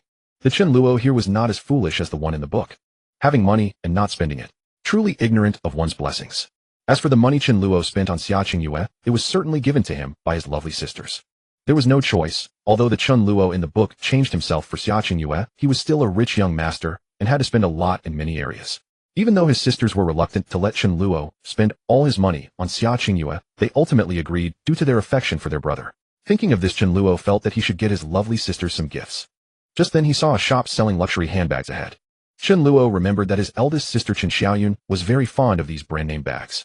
Then he'll buy a bag for Chen Luo was aware that in the original work Chen Xiaoyun had also helped him a lot. The Chen Luo from the original story was ungrateful. The reborn Chen Luo wanted to let his sisters feel his brother. Thus Chen Luo, accompanied by the brothers Zhao Long and Zhao Hu, marched straight toward the luxury handbag store. However, to Chen Luo's astonishment, as he walked halfway and turned his head, he suddenly saw 3 people across the. To his shock, they were none other than the male protagonist Yi Feng, Xia Qingyue, and Yi Feng's devoted follower Wang. Chen Luo couldn't help but chuckle. He remembered that there was indeed a scene in the original work where Yi Feng invited Xia Qingyue out to eat fried noodles. Xia Qingyue agreed. After eating, they went for a stroll. Then an outrageous plot unfolded. Yi Feng directly held Xia Qingyue's hand. To Xia Qingyue, this was merely a matter of her blushing face, showing no signs of rejection whatsoever. Thinking of this, Chen Luo felt angry. Damn it, he thought about how much effort the antagonist Chen Luo in the original work had put into pleasing Xia Qingyue. Yet after 3 years, he hadn't even held her hand. Now here Yi Feng was having only known Xia Qingyue for a few days, and simply treating her to fried noodles. And Xia Qingyue was willing to hold hands with him. However, Chen Luo remembered that this wasn't unusual. Because in half a month, not only would they hold hands, but Xia Qingyue would be completely taken by Yi Feng. Such a foolish woman, whoever wants to lick her can do so. How ridiculous that she pretends to be aloof to such an extent. Yet even so, this has become an insurmountable hurdle in Xia Qingyue's heart. She is not a materialistic woman, as long as she has someone she likes, and that person likes her in return. Xia Qingyue felt that the two of them could strive together even if it meant eating street food and squeezing onto a bus. After all, they were still students. How much money could they have? But what if they could ride in a Rolls-Royce and enjoy gourmet food worth thousands per person for free? There would also be song and dance performances and luxury bags and jewelry to buy at will. Why should she refuse? At this moment, Xia Qingyue was also feeling a bit confused. Previously, Chen Luo had always fawned over her, yet she had turned him down. She had rejected him for 3 years. As soon as Chen Luo gave up, Xia Qingyue found it hard to sit still. Mainly, she hadn't expected that Chen Luo had once loved her so deeply. He said he would cherish her for a lifetime. How could he change his mind so easily? There was no integrity in that. He had promised me. He would obediently listen to my words. The more Xia Qingyue thought about it, the more aggrieved she felt. She had clearly regarded Chen Luo as a real dog, one she could command at will. A little dog doesn't have that many thoughts. A little dog only knows that if you play with it, it will be very happy. But Chen Luo is not a real dog. He is a person, a living, breathing human being. He is a high-status young master. Of course, Chen Luo would not mock others because of this. But since he has such a life, why would he make himself so tired? Clearly, there are many interesting things to do. There's no need to spend all his energy and money on a woman he could never really have. Moreover, it's still that saying. Even a dog knows when to stop licking something it can't reach. Furthermore, Xia Qingyue was astonished to discover that Chen Luo had not brought any women from the bar with him. It seemed he was accompanied by 2 of his brothers. This left Xia Qingyue somewhat at a loss. How could this be? This guy, how could he not seek out many beautiful women to accompany him? After all, he is a young master. Xia Qingyue had always held a prejudice against Chen Luo's identity. This was due to her character setting as the female lead. However, while Xia Qingyue felt wronged and had many thoughts, Chen Luo was living quite happily. In the admiring gazes of the salesgirls, Chen Luo waved his hand and said, this one, and this bag packed them all up for me. Behind him, the Zhao brothers Zhao Long and Zhao, who remained relatively calm. They knew how affluent Chen Luo's family was. But these salesgirls, although they had seen rich people buy bags before, they had never seen someone buy luxury bags as casually as buying vegetables, especially not someone so young and handsome. Such a sight was rare. A few salesgirls gathered around. To be honest, just these girls had quite impressive looks and figure. They were all dressed in black stockings, each one beautiful and sweet-voiced, introducing various products to Chen Luo. Some even wanted to add Chen Luo's contact information. However, Chen Luo turned them all down. In his heart, there was only Lin Yun. He knew that if he betrayed, he would become like Yi Feng, flitting from flower to flower with many wives. What difference was there between him and this foolish protagonist Yi Feng? After leaving with those bags, Chen Luo thought again. I can't forget the gifts for my second sister, third sister, fourth sister, and fifth sister. Chen Luo would not feel burdened by having so many sisters and needing to buy so many gifts. Instead, he was quite happy. To receive the affection of these several sisters was a form of happiness. Thus, Chen Luo continued to browse. He went to a jewelry store and bought a jade bracelet that his second sister Chen Xingyue liked. He bought exquisite cosplay costumes and figurines at a cosplay store for his third sister Chen Minjing. He bought some delicate pastries at a food store which were favored by his fourth sister Chen Guiyao. Finally, he bought some cool toys at a toy store which his fifth sister Chen Wanning liked. After purchasing everything based on his memory, he also gained more inspiration. For instance, while browsing the toy store, Chen Luo did not see the Transformers, Ultraman, or Kamen Riders he was familiar with. All those toys were unfamiliar to Chen Luo, but in this world they were quite popular. That gave Chen Luo some ideas. He did not believe that Transformers, Ultraman, etc. could not become popular in this world. There were many well-known films and TV series that did not exist in this world either. Thus, Chen Luo had many points. He now had a strong desire to make a big impact. However, he was also aware that there was no rush. He would take his time. Chen Luo was currently in a fortuitous situation. He could carefully plan his growth path. Meanwhile, on the other side, the gazes of Xia Qingyue, Yi Feng, and Wang Qing were all unconsciously fixed on Chen Luo. Wang Qing had a disdainful expression and mentioned to Chen Luo about wanting him to help with her family's breakfast shop. Still harboring resentment, she recalled that Yi Feng would help her settle the matter. As a result, Wang Qing often praised and thanked Yi Feng. As the male lead, Yi Feng responded with a sunny and radiant smile. However, if these words had been heard by the originals, she would have felt proud of her brother Yi Feng. But now these words fell into Xia Qingyue's ears, only to make her feel quite displeased. Wang Qing, you've crossed the line, haven't you? Xia Qingyue wanted to say this, but due to pride, she could only silently complain in her heart. At the same time, she wondered what Chen Luo was planning to do with all those purchases. At this moment, Wang Qing, who was by her side, seemed to see through Xia Qingyue's thoughts, and suddenly said, Qingyue, look, what did I say? Chen Luo is already feeling a bit restless. Huh? Wang Qing, what do you mean? Xia Qingyue was somewhat taken aback. Yi Feng beside her also showed a curious expression, wanting to hear what Wang Qing meant by that. Silly, look at Chen Luo, he's buying luxury bags and bracelets. It's clear he wants to apologize to you. Have you forgotten? He used to give you so many bags and jewelry. Upon hearing Wang Qing's words, Xia Qingyue was suddenly awakened. That's right. It occurred to her that before Chen Luo had been wandering around major brand stores like this. Thinking of this, Xia Qingyue's heart felt a bit excited. If Chen Luo truly regretted it and was willing to give her gifts to apologize, then Xia Qingyue's anger could greatly subside. At this moment, Xia Qingyue was immensely hopeful that things were just as Wang Qing said. However, Xia Qingyue quickly reacted. Yi Feng was still beside her. How could she let Yi Feng feel jealous? Thus, Xia Qingyue hurriedly distanced herself and said, that guy, even if he wants to apologize to me, I won't accept it. He has done such excessive things to my good sister, and even made Yi Feng owe a huge amount of money. I could never forgive him. Xia Qingyue said with a tsundere attitude. Wang Qing felt extremely happy. She raised her drink beside her and smiled, hee, good sister, here's a toast to you. Xia Qingyue was also very happy. Yi Feng felt an immense sense of satisfaction. The women around him obeyed his every word, whether they were school beauties, nurses, or beautiful CEOs. As long as they were in a submissive posture, Yi Feng liked it immensely. At the same time, he secretly vowed in his heart, hee, Chen Luo, what you have done to me today, I will definitely repay you in double in the future. As the male lead, Yi Feng clearly regarded Chen Luo as an enemy. He firmly believed that in the future Chen Luo would surely continue to oppose him at every turn. This guy could never truly let go of Qingyue. Therefore, in order to better protect Xia Qingyue, Yi Feng would continue to work hard. In a few days, he would go to Wang Qing's breakfast shop to learn the craft. To complete the first task released by the system, Yi Feng knew that this would be the first step in his rise to success. With the system in hand, how could he fail to grow? Could he lose while cheating? Absolutely not. Yi Feng was filled with confidence. However, on the other side, Chen Luo, after an enjoyable shopping spree, paid no mind to the few people and directly got into his Rolls-Royce, planning to head home. Dear sisters, here I come. Chen Luo was filled with indescribable excitement. However, in the eyes of the three, Yifeng wore a cold smile, while Wang Qing scoffed, showing a mocking expression. Xia Qingyue was once again stunned. This Chen Luo bought so many things, yet he didn't even look at me, and how is this so different from Wang Qing's description? Could it be that those gifts are not meant for me? Instantly, Xia Qingyue's mentality began to feel imbalanced again. From Xia Qingyue's perspective, she has already figured it out. Presumably the gifts Chen Luo bought for her in the past were chosen this way. Accompanied by his two brothers, he wandered through various luxury stores. During her high school years, Xia Qingyue received many gifts from Chen Luo. These included brand-name bags, jewelry, and gold. Thus, after hearing Wang Qing's words, Xia Qingyue truly believed Chen Luo intended to buy gifts, then apologized to herself. However, his stylish departure made Xia Qingyue somewhat confront reality. But Xia Qingyue did not understand. If these gifts are not for me, who else could they be for? Could it be that this guy has fallen in love with someone else? He transitioned seamlessly. Xia Qingyue felt anger once more. She thought if that's true, then Chen Luo is being utterly outrageous. I had previously thought he left the restaurant without bringing any other girls. It turns out those girls might be waiting for him, perhaps even at the hotel. This guy's true nature is indeed vile. Xia Qingyue silently cursed Chen Luo, while also feeling a bit more favorable towards Yifeng. Compared to brother Yifeng, Chen Luo is simply too inferior. Xia Qingyue felt dissatisfied. Yet deep down she still felt an undercurrent of disappointment.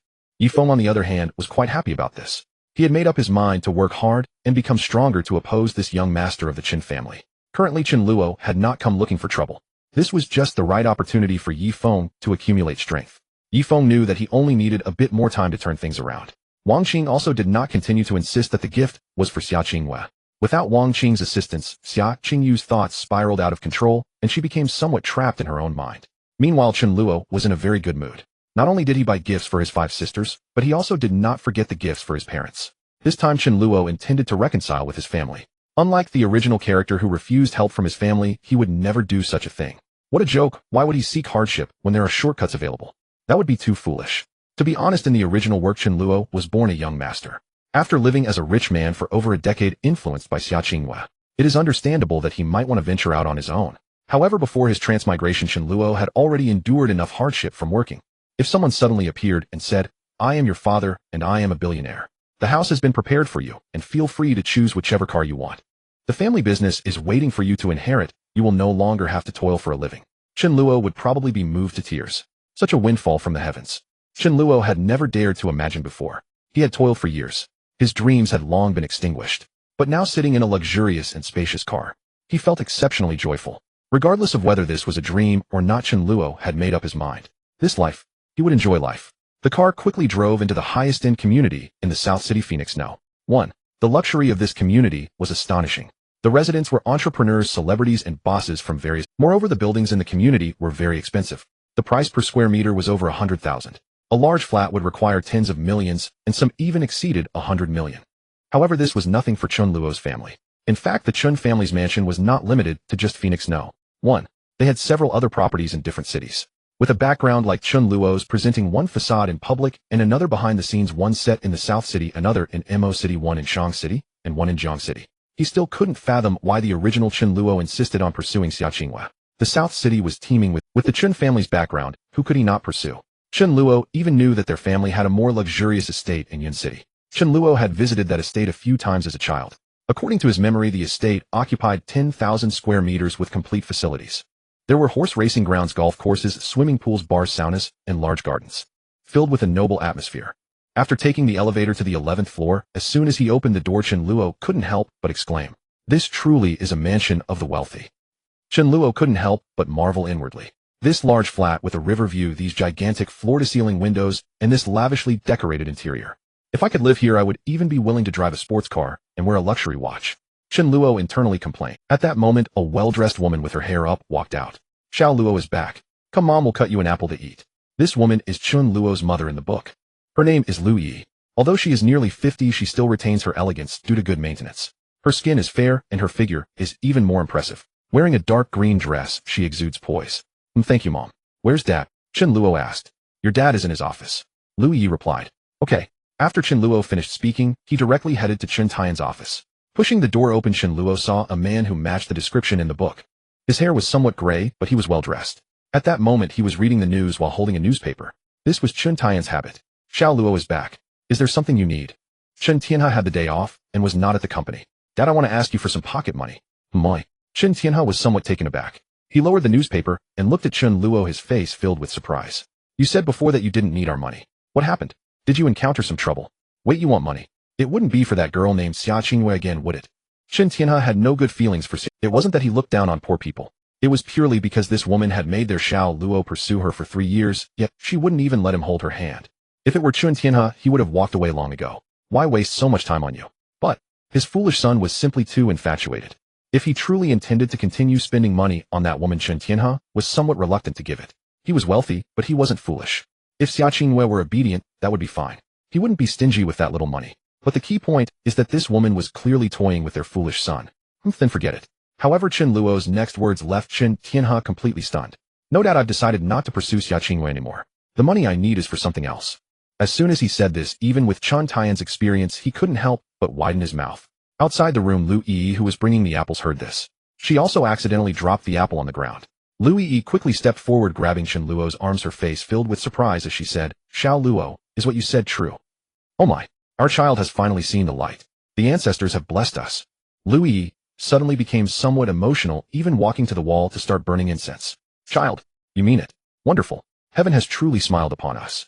Our Xiao Luo has finally moved on from his infatuation. Fine, how much do you need? Your father will give it all to you. Ha ha ha, I'm absolutely overjoyed. Chen Tianhe had originally planned to take a day off to rest. Yet every time he recalled Chen Luo's past actions, a sigh inevitably escaped him. Our Xiao Luo is handsome, accomplished, and immensely wealthy. So why must he obsess over that girl Xia Qingyue? Granted, she is undeniably beautiful, but Xiao Luo is no less so. Alas, Chen Tianhe had pleaded with him countless times, only for Chen Luo in the end to lash out, bitterly threatening to run away from home if they interfered further. That terrified the elderly couple into silence, never again daring to utter a single word against Xia Qingyue. Now, however, everything seemed to have changed. As long as Chen Luo wasn't spending money on Xia Qingyue, even if he demanded a sports car for himself, Chen Tianhe would readily agree. Would 1 million be enough? Let me transfer it to you right now. How does that sound? Chen Tianhe declared before Chen Luo could even reply. That startled Chen Luo deeply. He knew what it means to be rich. A casual gesture, and 1 million appears. He knew, of course, that this was perfectly ordinary. Given the Chen family's profound wealth, handing their son 1 million yuan was akin to an ordinary person giving their child 100 yuan. Chen Luo was thoroughly satisfied. Still, there was one matter he felt compelled to share with his parents. Ahem. Dad, though I've stopped pursuing Xia Qingyue, I've set my sights on another young woman. At those words, both parents' expressions shifted instantly. Chen Tianhe looked wounded. Son, surely you haven't just finished fawning over Xia Qingyue, only to begin courting someone else. Well, perhaps. But if this new girl doesn't toy with your emotions the way Xia Qingyue did, then yes, your father fully supports you. Meanwhile, Lu Yi, who had been burning incense, grew quietly anxious. Yet what Chen Luo said next left them utterly stunned. Dad, the girl I wish to court is Lin Yun. Lin Yun. Chen Tianhe paused, puzzled. The name stirred a faint memory. Moments later, his eyes widened in sudden recognition. Child, do you mean Lin Yun, daughter of Lin Xiaohu, chairman of the Lin Group? Yes, that's precisely who I mean. A broader smile spread across Chen Luo's face. Just thinking of all Lin Yun had done for him in the story filled him with exhilaration. She was without doubt his destiny. Hearing this, Chen Tianhe and Lu Yi were overcome with elation. Wonderful, cried Chen Tianhe, and dashed out to join Lu Yi at the altar, burning incense together. Our ancestors have answered our prayers. Our son has finally come of age. Thank you, revered forebears. Chen Luo watched his parents' absurd, yet heartfelt ritual speechless. He flushed with embarrassment. Son, your father stands behind you wholeheartedly. Though our family may not rival the Lin Group, I truly believe Lin Yun surpasses Xia Qingyue in every way. Even if things don't work out, it matters not. Here, I'll transfer 10 million yuan to you. Think it through carefully, and pursue her boldly. Chen Tianhe encouraged his son, knowing full well that should Chen Luo succeed in winning Lin Yun's heart, it would bring immense benefit to the entire Chen family. And even should he fail, it would still signify a profound turning point. His beloved son had finally awakened. Still, Chen Tianhe couldn't help but recall, wasn't this young Lin Yun known for her fiery temperament, her sharp wit, her unyielding spirit? She was no ordinary heiress. No mere scion could easily win her favor. Even his own exceptional son, though different from most, faced slim odds in Chen Tianhe's estimation. Yet none of that mattered today. His son had grown, and Chen Tianhe was simply overjoyed. He immediately shared the news in the family WeChat group. Chen Tianhe, breaking news everyone. Xiao Luo has officially decided to abandon his pursuit of Xia Qingyue. Instantly the group erupted in excitement. Elder sister Chen Xiaoyan, what? Third sister Chen Minjing, no way. Dad, is this true? Did Xiao Luo say? Chen Tianhe, absolutely. He's standing right beside me. Ha ha ha. Today is truly a day of pure joy. His message detonated like a bomb within the group. In their minds, their foolish younger brother's devotion to Xia Qingyue had reached near obsessive heights. And yet, they saw nothing extraordinary about Xia Qingyue beyond her beauty and strong personality. What else did she offer? With Xiao Luo's status, finding such beauties would be effortless. None of them understood why he clung so stubbornly to Xia. 3 years of relentless pursuit, tens of thousands spent, yet not even a single handshake. It was preposterous. Now, however, things had changed. Within the family group, his elder sisters expressed deep approval of Xiao Luo's decision, each tapping the thumbs-up emoji. Elder sister Chen University has finally opened his eyes. Third sister Chen Minjing, absolutely supportive. Xiao Luo, you're incredible. Little brother, just wait. When I return, I'll give you the biggest hug ever. Chen Luo. Fourth sister Chen Guiyao, did I miss something? Fourth sister Chen Guiyao, Xiao Luo has given up on Xia. Good heavens, is this truly real? Elder sister Chen Xiaoyan, haha. Clearly we're all astounded. The warm, lively chatter filled Chen Luo with genuine comfort. Such a close-knit family group had never existed in his past life. Just then, sensing the conversation had settled, Chen Tianhe unveiled another earth-shaking announcement. Chen Tianhe, dear daughters, not only has Xiao Luo abandoned Xia Qingyue, but he's also resolved to court Lin Yun. Silence crashed over the group like a tidal wave. After a long pause, elder sister Chen Xiaoyan murmured in disbelief, Lin Yun, the heiress of the Lin group. At those words, Chen Luo's other sisters slowly emerged from their daze, as if waking from a dream. Suddenly, everything felt surreal. Third sister Chen Minjing, goodness, this leap is enormous. Fourth sister Chen Guiyao, I think it's splendid. Go for it, Xiao Luo. I fully support you. Elder sister Chen Xiaoyun, when I return, we'll have a long, serious talk. This is utterly unexpected. The sisters began chattering animatedly. Lu Yi watched the phone screen with quiet delight, scrolling silently. Overjoyed, Chen Tianhe sent multiple large red envelopes into the group for the younger generation to snatch up, and Chen Luo calmly tapped his open. He snatched over 50,000 yuan. Shortly after, the promised 10 million yuan landed smoothly in his bank account. Gazing at the balance, over 11 million yuan, Chen Luo once again tasted the sheer euphoria of wealth. Phew, a figure with 8 digits. Who would have imagined that Chen Luo would live to see this day? At that moment, he felt his dignity restored. He remembered a saying from his past life, what you lack at birth you'll never possess in this lifetime. The sole recourse was to pray for a fortunate rebirth into a noble family. And yet, had fortune truly turned for Chen Luo? After bidding farewell to Chen Tianhe and Lu Yi, he stepped back onto the street. The confidence born of 11 million yuan lifted his posture, chest high, head held firm. Before, though he rode in luxury cars and bore the title of young master, his account held only several 100,000 yuan, hardly inspiring. Now, however, acquiring over 10 million yuan had been astonishingly effortless. In Chen Luo's view, he'd already outpaced the foolish protagonist Yifeng by a wide margin. He recalled Yifeng taking considerable time to earn his first million. But since Chen Luo now embraced his role as the antagonist, he had resolved to undermine the protagonist. Earlier, he'd lingered, savoring his newfound advantage. Now, Chen Luo knew precisely what lay ahead. Yifeng would soon visit Wang Qing's breakfast stall to complete his first mission and claim his initial fortune. And Chen Luo naturally would not allow that success to unfold unchallenged. Chen Luo decided to entrust this matter to the two brothers Zhao Long and Zhao Hu, whose competence he held. After hearing Chen Luo's plan, Zhao Long nodded and said, "Don't worry, brother Luo. We'll handle it. Guaranteed not a single soul will step foot in that breakfast stall ever again. Yes, remember, no violence. Pay them and be done with it." Chen Luo had one thing in abundance: money. Chen Luo knew Yifeng had already mastered some martial arts. Though 2 fists could hardly prevail against 4 hands, there was no need for confrontation. He simply transferred 50,000 yuan to Zhao Long and Zhao Hu. That sum would sustain them for a long time. If more were needed, they could draw further. Having received their payment, the brothers departed without delay. With that settled, Chen Luo composed himself. Next, he would meet the most important woman in this story, the female antagonist of the novel Urban Demon Youth, Lin Yun, heiress of the Lin Group. Why was she cast as the antagonist? Simply because she loved Chen Luo, while the protagonist Yifeng continually humiliated him at every turn.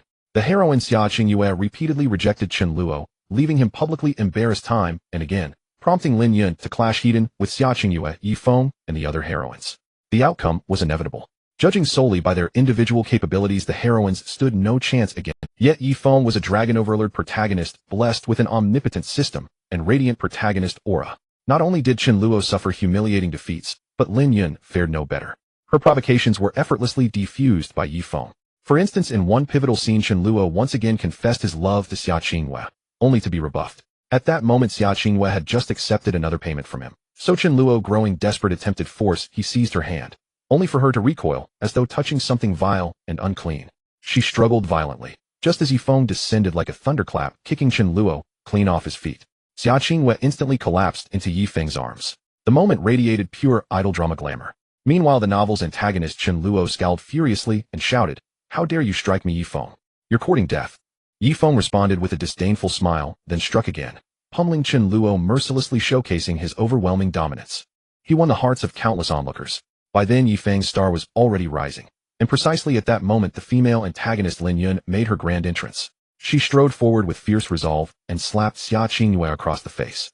Stunned, Xia Qingyue froze. Yet Yifeng, captivated by her beauty, chose restraint over retaliation. Or perhaps desire stirred anew, so he withheld his attack. Lin Yun, however, merely raised her hand, and instantly her enforcers surged forward. And so began yet another dazzling display of Yifeng's prowess. As described in the novel, he lifted one corner of his lips, a textbook Dragon King smirk. Then came the fight, swift, elegant, decisive. Yifeng emerged victorious. Lin Yun suffered defeat, but still glared defiantly at Yifeng and Xia Qingyue. Yifeng gazed upon Lin Yun with quiet admiration and spoke with polished grace. "Miss Lin Yun, this grievance. I shall ensure Qingyue repays it herself." "Humph, I'll be waiting," Lin Yun retorted. With that, Yifeng escorted Xia Qingyue away. She was no righteous zealot. She bore no grudge. In truth, she remained indifferent.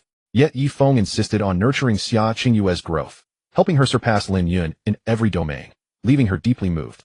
Her affection for Yifeng deepened accordingly. Though only Chen Luo knew the truth, the bulldozer-like Yifeng had already inscribed Lin Yun's name upon his harem list. Yifeng cherished Xia Qingyue, yet also desired Lin Yun, Chen Ruoxue, Yumanman, Zhou Tingting. All save Lin Yun were destined to become his consorts. What enraged Chen Luo most was what followed in the novel. After Yifeng departed, Lin Yun approached the defeated antagonist to offer concern, only for Chen Luo to slap her across the face. "Why did you strike Qingyue?" he roared. "What right do you have to lay a hand on her? If you've ruined her face, what will you offer in recompense? You foolish woman." With that, he stormed off in fury, leaving Lin Yun motionless, stunned into silence. The indignity left Chen Luo seething. Honestly, Chen Luo himself would have struck that groveling version of himself. "You truly are a fool, to spurn a woman like Lin Yun, yet cling desperately to Xia Qingyue." This Chen Luo had resolved firmly. He would keep his distance from all the heroines. They were utterly irrational. Take Xia Qingyue recoiling from his touch as though scorched by filth. Were Chen Luo to confront her now, he'd utter only one phrase: "Are you even worthy? I wouldn't deign to touch you, not even with a fingertip."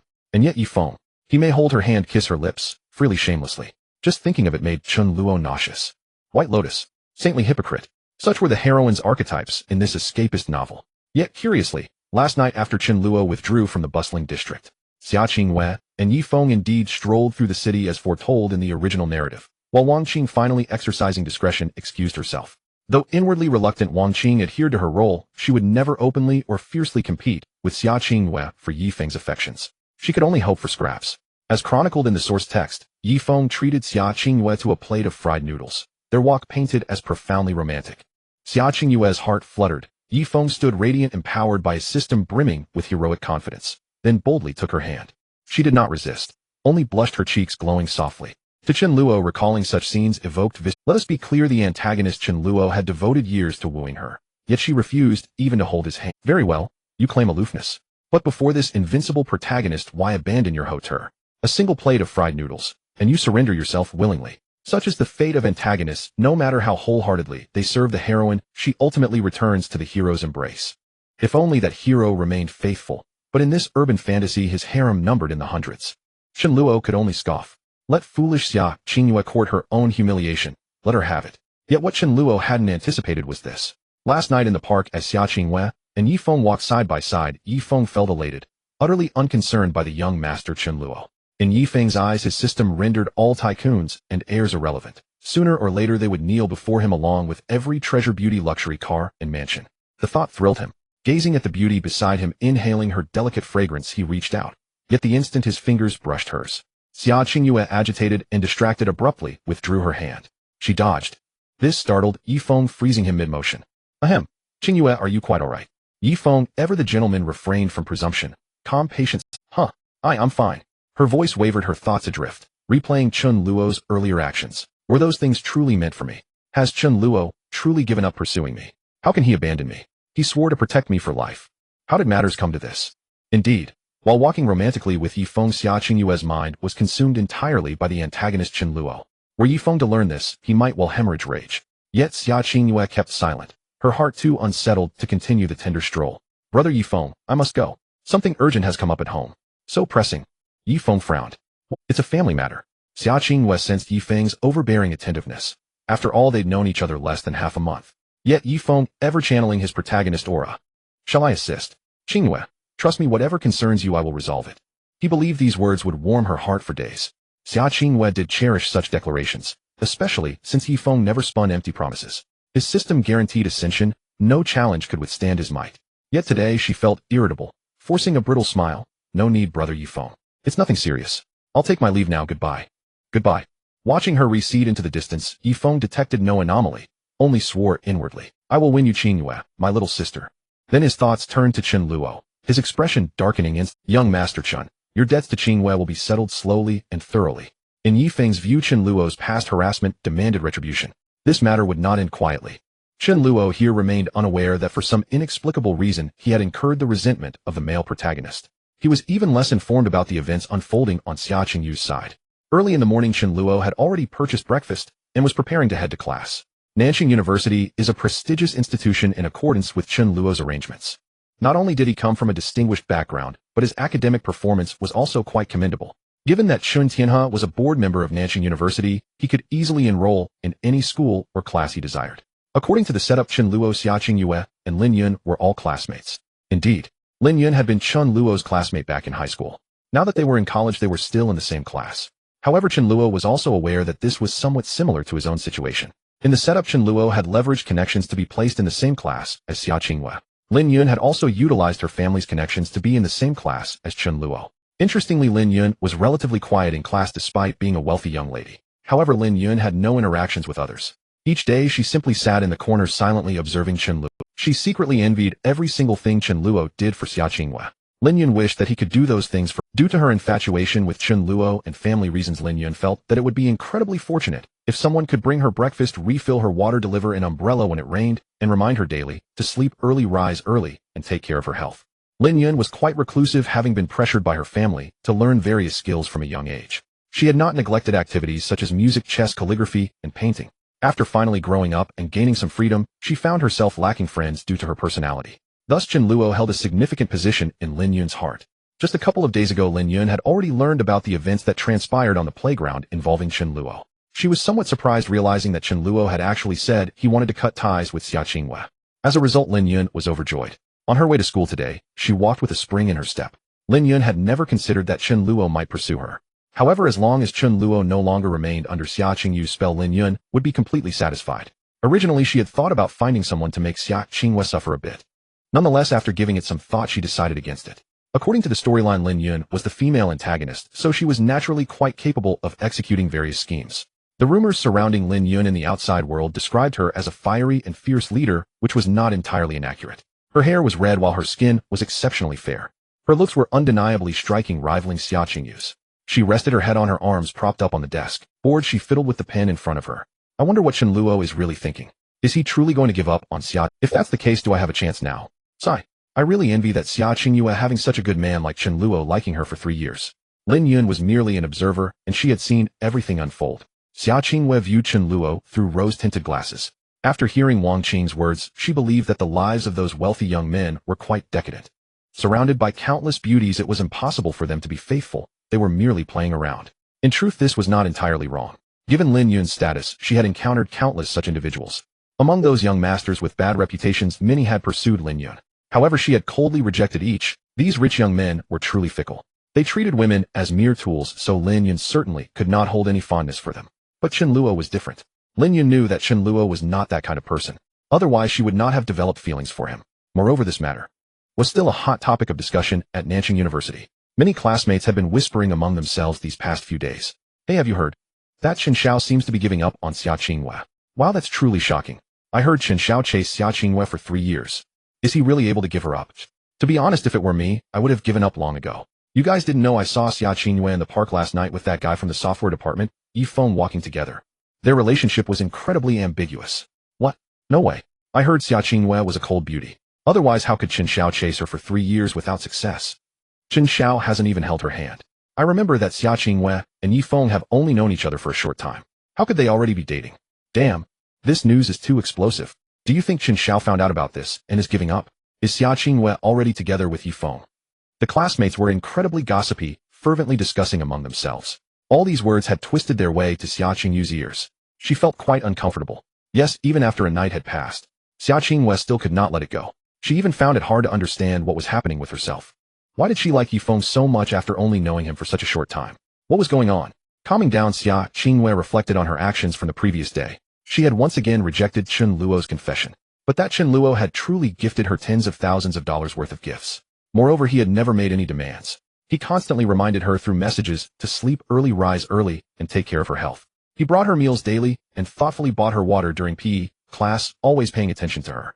Such a man, despite being a rich young master, wasn't he a good man? And then there was Yifeng. Xia Qingyue did indeed have a good impression of Yifeng. However, she thought that according to her habits, shouldn't she get to know him better? After thinking it over calmly, she realized that she and Yifeng had only known each other for less than half a month. Yesterday, she had accompanied him to eat fried noodles and even went shopping with him in the park. Furthermore, Yifeng had even wanted to hold her hand. Xia Qingyue recalled this point, feeling an inexplicable sense of disgust. How could he want to hold her hand after knowing her for less than half a month? Xia Qingyue, have you lost your mind?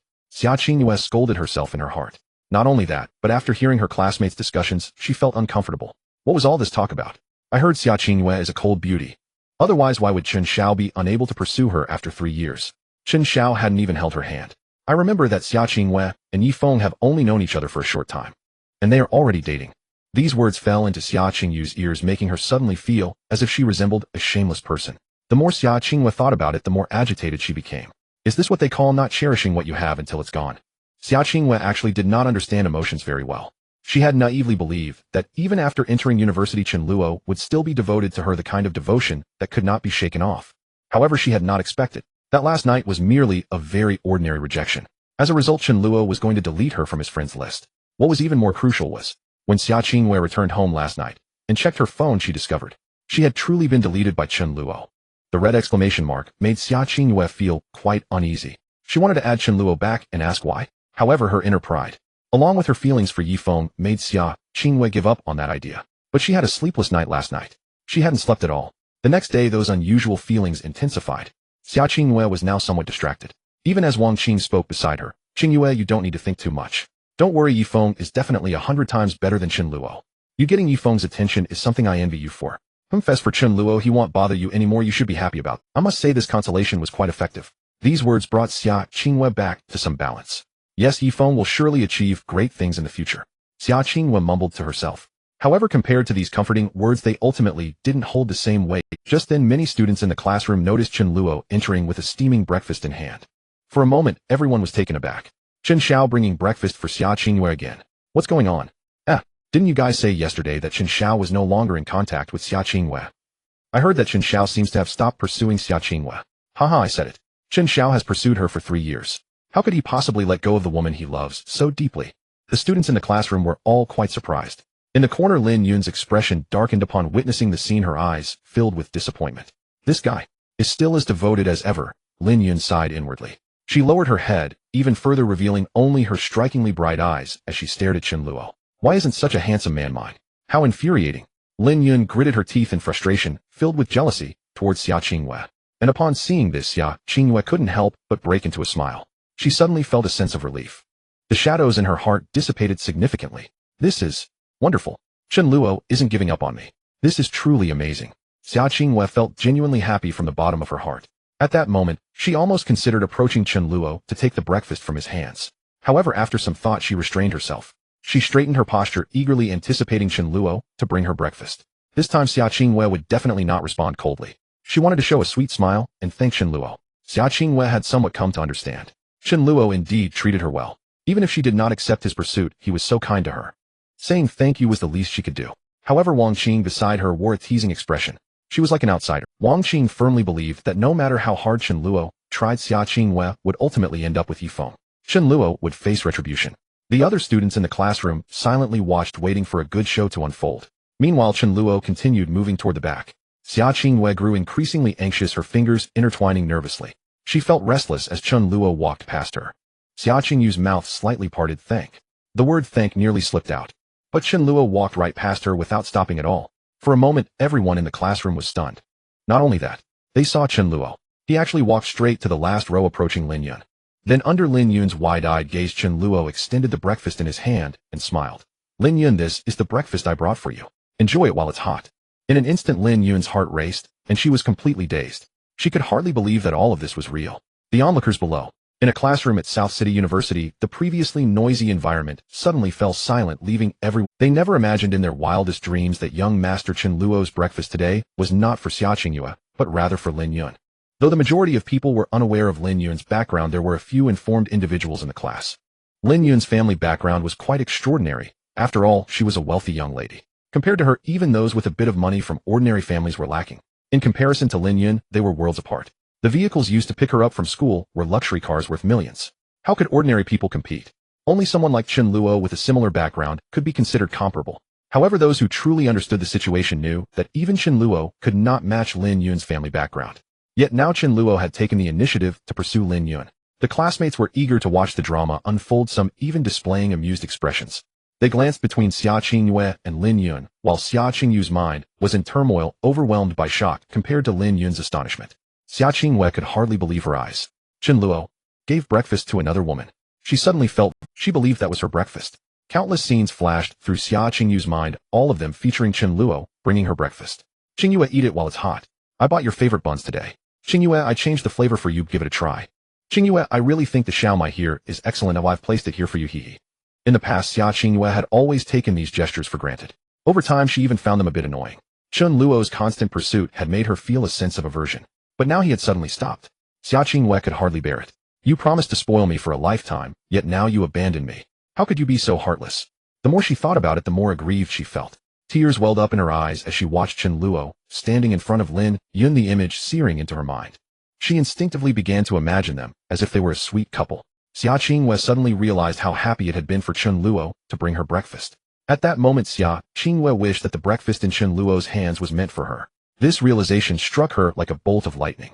She had accepted gifts worth hundreds of thousands from Chen Luo without a second thought, yet now she felt jealous over a simple breakfast worth a few yuan. Xia Qingyue was on the verge of breaking down. That was originally mine. The more she thought about it, the more her heart trembled, for the first time experiencing the feeling of heartbreak. However, Xia Qingyue ultimately did not stop. Yet no one paid attention to her feelings compared to Lin Yun, who stood. Lin Yun's face turned bright red like an apple. She stared wide-eyed in shock at the man she had secretly admired for 3 years. Lin Yun could hardly believe it. Was this sweet breakfast really brought to her by Chen Luo? Chen Luo, is this breakfast for me? Still unable to believe it, she tentatively asked again. Chen Luo simply placed the breakfast in front of her and even sat down beside her. This made Lin Yun's heart race even faster. She could feel her heart pounding as if it might leap out of her chest. Calm down, Lin Yun. You are the young lady of the Lin group. Lin Yun kept reminding herself. Yet the joy and sweetness nearly overwhelmed her. After a moment, Lin Yun finally convinced herself that this was all real. Happiness had come too suddenly. Could it be that Chen Luo rejected Xia Qingyue earlier because? Lin Yun couldn't help but let her imagination run wild. But she quickly calmed herself. How is that possible? With Chen Luo's infatuation, how could he easily give up? Even though, I think he really should give up. Lin Yun mentally speculated, but she replied aloud, thank you, Chen. If her friends who knew Lin Yun saw this scene, they would surely be shocked. After all, Lin Yun's personality was quite fiery. She belonged to the type that could send chills down your spine with her red hair and exquisite makeup. She exuded a full queen vibe. Yet now in front of Chen Luo, she was as docile as a little kitten. Lin Yun said nothing more. At that moment her mind went blank, and she instinctively picked up the breakfast Chen Luo had bought and started eating. So delicious. Although it was just ordinary buns and soy milk, Lin Yun would have never liked them before. But now she felt that this flavor was filled with a sweet sensation. Plus she hadn't had breakfast and was a bit hungry. Filling her stomach felt quite comfortable. Most importantly, it was a source of emotional comfort. Lin Yun was extremely happy that Chen Luo had brought her breakfast. This was what she had always dreamed of. Meanwhile, at that moment, Chen Luo was also feeling incredibly excited. Wow, Lin Yun actually had such a gentle side. Chen Luo was astonished. He suddenly felt as if he had opened the door to a new world. In fact, the moment he entered the classroom, Chen Luo had noticed the girl with red hair. He originally thought he would see Lin Yun's fierce side. To his surprise, there was an unexpected gain. This made Chen Luo even more eager to confront the villainous Chen Luo in the story. Why would you choose to chase after Xia Qingyue instead of such a cute and fiery girl? Chen Luo couldn't understand. But he was too lazy to ponder it. After all, everything was according to the author's setting. The author had written a wish fulfillment story without needing to think too much. The protagonist gets everything, and as for the male second lead, just wait to be slapped in the face. The male lead has no abilities, a loser, but does it matter? As long as there's a system, he can easily turn the tables. Surrounded by beauties, treasures, opportunities, and chances will rain down on him. Setting those thoughts aside, Chen Luo turned his head to look at Lin Yun. His heart suddenly raced a beat, as he saw Lin Yun with her head down quietly nibbling on the bun. Her skin was very fair and tender, her red hair hanging down, and her big eyes were darting around, appearing quite nervous. As if she sensed Chen Luo's gaze, Lin Yun's cheeks flushed even more. Her eyes grew increasingly flustered, and she didn't dare to meet Chen Luo's gaze. Thus the two remained in a stalemate for a while. Finally Lin Yun couldn't help but turn her head and cautiously asked, "Ts wrong, Chen Luo?" At that moment Lin Yun showed none of the villainous demeanor. She was simply an adorable girl. Chen Luo beamed brightly and said, "It's nothing. I just think you look so cute when you eat, and I want to pinch your cheeks." In an instant Lin Yun's face turned as red as Hinata's. If this were an anime world, she would likely be steaming. Lin Yun did not refute, as she just lowered her head again, quietly munching on the bun. Her inner joy had reached a peak. At that moment Lin Yun felt like she could burst out laughing. But she told herself to be composed. Nonetheless, she still felt that today was simply fantastic. The classmates in the classroom were all quite shocked. Early in the morning such a dramatic scene unfolded. Naturally everyone was watching with great interest. Xia Qingyue pouted her red lips, wearing a look of grievance. Many in the class secretly enjoyed the spectacle. They were all standing on Chen Luo's side. This is quite normal. In the early stages Chen Luo as the antagonist was undoubtedly more popular. In reality, apart from having brothers Zhao Long and Zhao Hu, Chen Luo also had many underlings. How could a young master villain not have subordinates? Moreover, Chen Luo was wealthy. Many boys and girls in the class hoped to get close to him, to make friends or something like that. Only later, when the male protagonist's influence started to grow, did the scales begin to tip subtly. As for Lin Yun, she was more low-key. Her main stage was not here. The steaming buns were quickly finished by Lin Yun as she quietly sipped her soy milk. Chen Luo didn't continue speaking. Although Xia Qingyue felt aggrieved, she had no other way. Soon the teacher entered. Class began. Chen Luo, Lin Yun, and Xia Qingyue were all students in the business department. The class ended quickly, but throughout the lesson, Lin Yun was completely distracted. This was her first time feeling so absent-minded. Lin Yun was pondering whether she should take the initiative to invite Chen Luo. After all, Chen Luo's actions today were quite tempting. Yet Lin Yun hesitated. She was unsure if Chen Luo had truly given up on Xia Qingyue. Could it be that simple? To be honest, Lin Yun felt that if Chen Luo hadn't given up and still had Xia Qingyue in his heart, then approaching him would make her seem like a fool. Lin Yun was the daughter of the Lin family conglomerate. No matter how much she liked Chen Luo, she wouldn't act without any dignity like him. She still had her pride. Lin Yun even thought, could it be that Chen Luo was intentionally trying to provoke Xia Qingyue? Indeed, once this thought emerged in Lin Yun's mind, it became hard to shake off. She felt that it might actually be possible. Thinking of this, Lin Yun felt a bit unhappy again. In fact, she didn't really mind. After all, Chen Luo had been infatuated for so many years. How could he just forget her? Most likely this was just Chen Luo's intentional act. Lin Yun puffed her cheeks, lost in her own thoughts. This appearance of hers was quite adorable. Chen Luo did not possess the ability to read minds, and he certainly could not fathom Lin Yun's current thoughts. However, the reality was not as Lin Yun imagined. Chen Luo had truly given up on Xia Qingyue. In his heart, there was no longer any place for her. Therefore, Lin Yun's worries were unnecessary. However, on Xia Qingyue's side, she was also lost in thought. Has Chen Luo really stopped pursuing me? Xia Qingyue found it hard to accept this fact. Beside her, Wang Qing continued to act as a scheming advisor. She comforted her, saying, "Qingyue, don't overthink it. I think that Chen Luo is just pretending." "What do you mean?" Xia Qingyue continued to play the innocent flower, pretending to know nothing. Wang Qing analyzed confidently, like, "Think about it, last night, didn't we see Chen Luo buying you a gift? Today he deliberately ignored you and gave breakfast to that Lin Yun. Isn't it obvious he's doing it on purpose? It's a strategy of enticing and then withdrawing." I must say Wang Qing's words made Xia Qingyue feel enlightened. She also realized, yes, Chen Luo pursued her for 3 years. How could he just stop? It was quite possible that he was acting out of spite. So, does that mean Chen Luo will continue to pursue me? Xia Qingyue suddenly said in surprise. Of course, Chen Luo has been chasing you for 3 years. How could he give up without any warning? Don't worry, Qingyue. Besides, you have brother Yifeng now. Even if Chen Luo stops pursuing you, it doesn't matter, right? Wang Qing's words caused Xia Qingyue's smile to falter slightly. Brother Yifeng. Xia Qingyue thought for a moment and felt well. Brother Yifeng was indeed better. Right? Wang Qing made sense. Chen Luo hadn't given up on her. Even if he did, she still had Brother Yifeng to pamper her. Brother Yifeng was surely better than Chen Luo, right? Xia Qingyue was lost in thought, unable to resist glancing back at Chen Luo. But once she looked, she couldn't take it anymore, because she saw Chen Luo chatting and laughing with Lin Yun. That despicable guy. Is he really so invested in talking to another woman just to provoke me? Xia Qingyue felt gloomy again. However, Chen Luo felt absolutely nothing anymore. The female protagonist. Not even worth a dog. Is the female antagonist attractive? The less contact, the better. But once contact was made, Chen Luo found Lin Yun simply irresistible. Lin Yun, do you have time tonight? I'd like to invite you to dinner. Lin Yun was taken aback. Dinner? Why? I have some questions I don't understand. I was hoping to ask you. Do you have time? Chen Luo naturally found an excuse. He wasn't in a rush to go too far, as that would make Lin Yun uncomfortable. Moreover, Chen Luo knew what Lin Yun lacked in the book.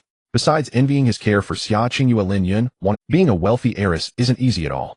I see. Of course I have time. However, if it's a treat, I should invite you since you brought me breakfast today. Thank you, Chen Luo. I'm very happy. Upon hearing this, Lin Yun relaxed a lot. Regardless of whether Chen Luo had completely let go of Xia Qingyue, Lin Yun was enjoying this moment.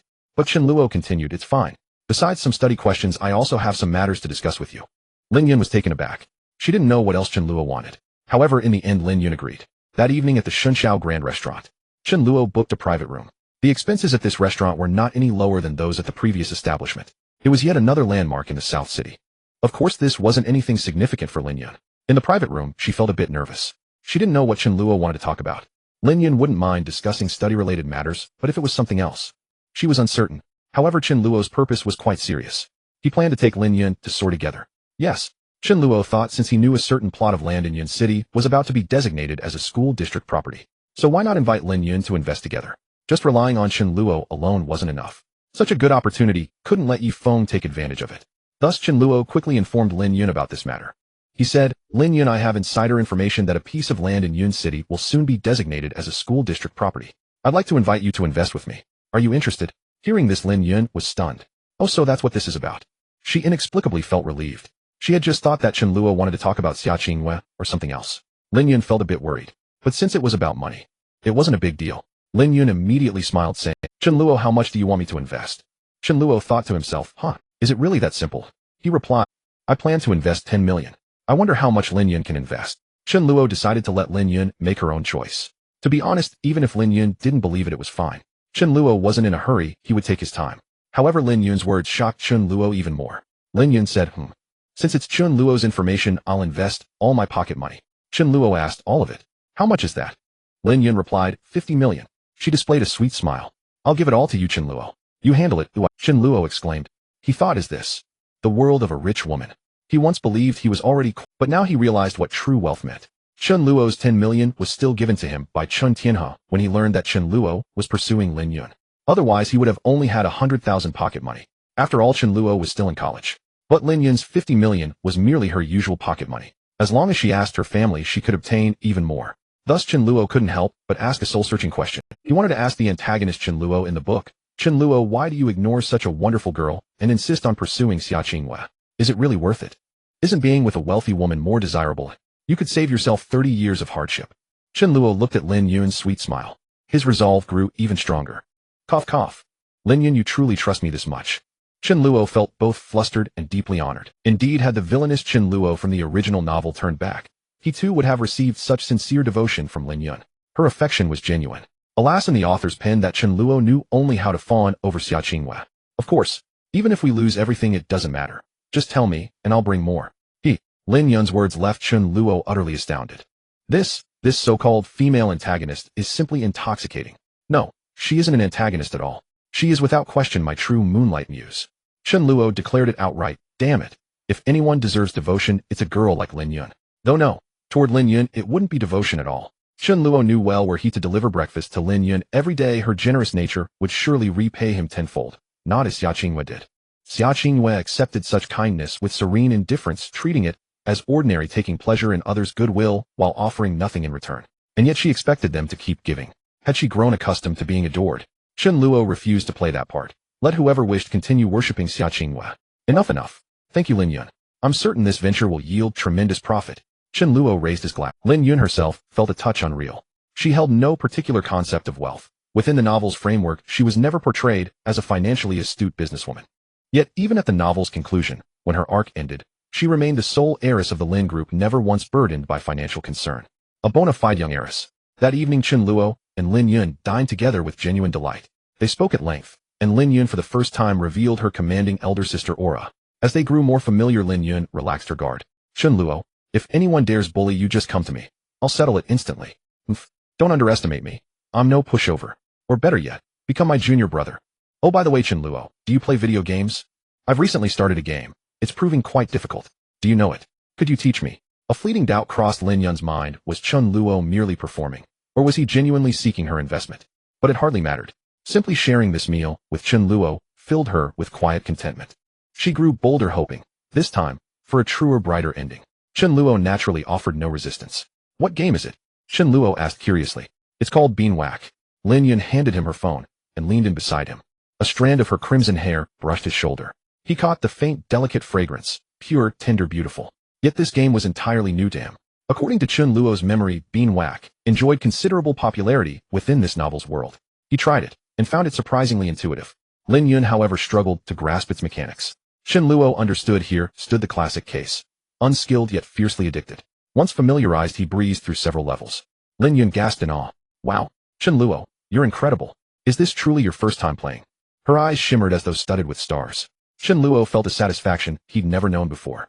Xia Qingyue would never praise him thus. Yet Lin Yun was the heiress of the Lin group. Exalted in status, yet bestowing upon him profound emotional resonance. Inwardly, Chen Luo thought Lin Yun won. Chen Luo still couldn't fathom why villains must fixate obsessively on the heroine, simply because she was designated as such. He shook his head inwardly. He dismissed all thoughts of Xia Qingyue. A faint self-assured smile graced his lips. Yes, my first time. And I cleared it effortlessly. Amazing. Lin Yun chimed in enthusiastically. But Chen Luo quickly added, Lin Yun, what if I develop my own game? What do you think? He'd long considered it. Much of what he knew, from his own world, remained unknown here. Titles like League of Legends or King's Glory wildly popular elsewhere. Even mobile classics, Fruit Ninja Temple Run Angry Birds, had never surfaced. Not even their conceptual wasn't this fate handing him an open door? Chen Luo himself lacked programming expertise, but his fifth sister Chen Wanning was a renowned coding master. And then there was Chen Ruoxue, a petite silver-haired girl featured in the novel, also a programming prodigy, and one of the heroines. Precisely. Chen Ruoxue was a heroine later pursued by Yi Feng, the software major who aided by his system mastered coding. Through serendipitous encounters, Yi Feng met Chen Ruoxue, and together they crafted several groundbreaking games, their inspirations drawn entirely from Yi Feng's system. Chen Luo also knew Yi Feng's relentless pursuit of heroines stemmed directly from his system, whose tasks often read, tease heroine Chen Ruoxue until she blushes, reward 10 programming skill. Pinch heroine Xia Qingyue's cheek, success grants 0 RMB. Win heroine Yu Man's favor, reward 10 acting skill. Such was the power of the protagonist system. Tease heroine Chen Ruoxue until she blushes, reward 10 programming skill. Pinch heroine Xia Qingyue's cheek, success grants 1 RMB. Win heroine Yu Man's favor, reward 10 acting skill. Such was the power of the protagonist system. Effortless rewards, merely a cheek pinch earned 10,000 yuan. Truly extraordinary. Yet it made sense. How else could the protagonist maintain his effortless superiority? Still, Chen Luo couldn't help but wonder, did the protagonist truly love these heroines? Would he pursue them absent the system's commands? Chen Luo sensed something hollow. These heroines reduced unwittingly to mere instruments. The protagonist approached them solely to fulfill quests, to tease, to declare love, not out of authentic feeling. Yet what mattered most was this. Toward the antagonist, each heroine remained aloof and distant. Yet before the protagonist, they softened, instantly yielding their deepest affections without hesitation. That too explained Chen Luo's refusal to chase heroines. Let them be. They'd wear their green crowns willingly and perhaps even thrive in them. Chen Luo's goal remained unchanged: secure collaboration with Chen Ruoxue before Yi Feng did. Though he couldn't code himself, enlisting fifth sister Chen Wanting would make it trivial. With Chen Wanting stepping into Yi Feng's role, and 2 elite coders joining forces, they would, per the novel's logic, unfailingly realize any game Chen Luo envisioned. Should challenges arise, assembling additional talent posed no difficulty.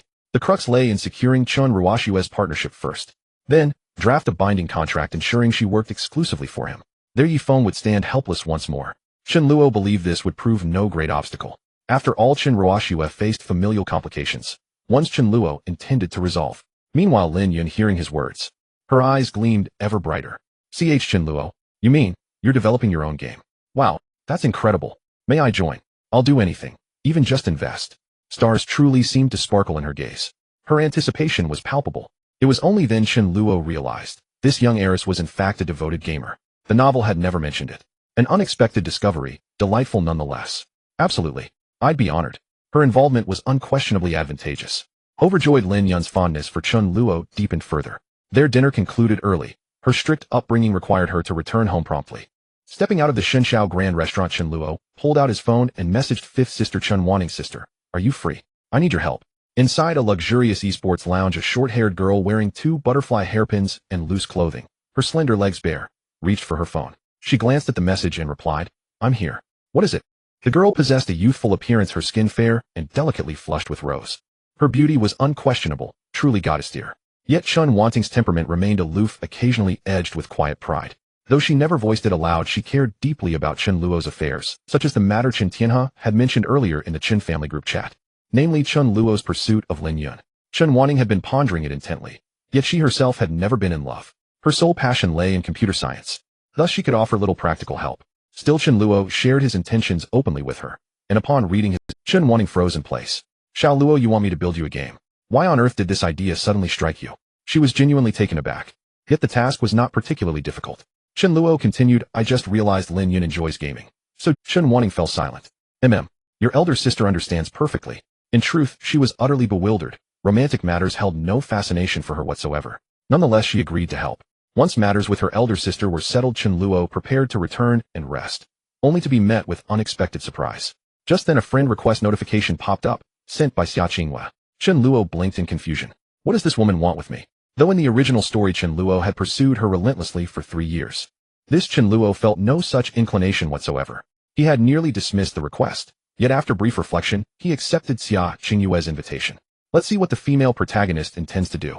He felt no reluctance at witnessing her eventual regret, though he doubted it would ever come to pass. After all, Xia Qingyue was Yi Feng's devoted admirer, a woman who adored him unconditionally. Even upon learning of his other romantic entanglements, she remained unfazed.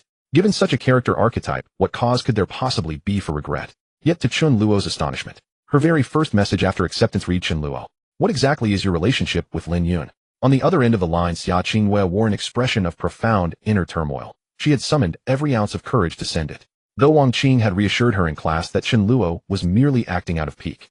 Rumors had reached her ears after school Chen Luo and Lin Yun had dined together at the Xinxiao Grand Restaurant, a venue as prestigious as the Tianshang Renjian. A single meal there cost tens of thousands. Could their bond truly run so deep? Unbeknownst to Chen Luo, while he dined cheerfully with Lin Yun, Xia Qingyue's mind spiraled in anxious conjecture, convinced he had already shifted his affections entirely far beyond mere petulance. But Xia Qingyue refused to accept it. How dare you stop pursuing me?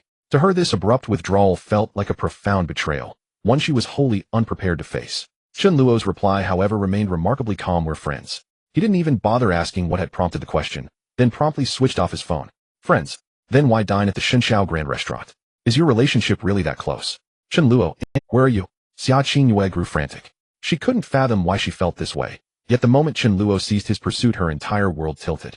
It had only been days, but everything now felt surreal, disorienting, as if reality itself had subtly. Even her feelings for Yi Feng had noticeably dimmed. Meanwhile, Yi Feng himself, beyond his entanglement with Xia, had already begun courting Chen Ruoxue, his classmate and a prodigious programming talent. According to the original narrative, aided by his system, Yi Feng had mastered coding with ease.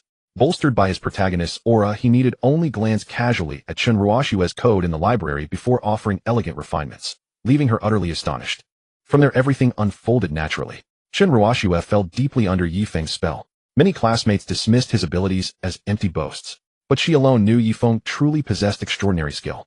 To Chen Ruoxue he radiated irresistible. He stood like a beam of light, like a resilient pine unmoved by doubt or criticism. His silence in the face of skepticism stirred her heart profoundly. As for Yi Feng's relationship with Xia Qingyue, the original text revealed it only later, depicting them engaged in private matters.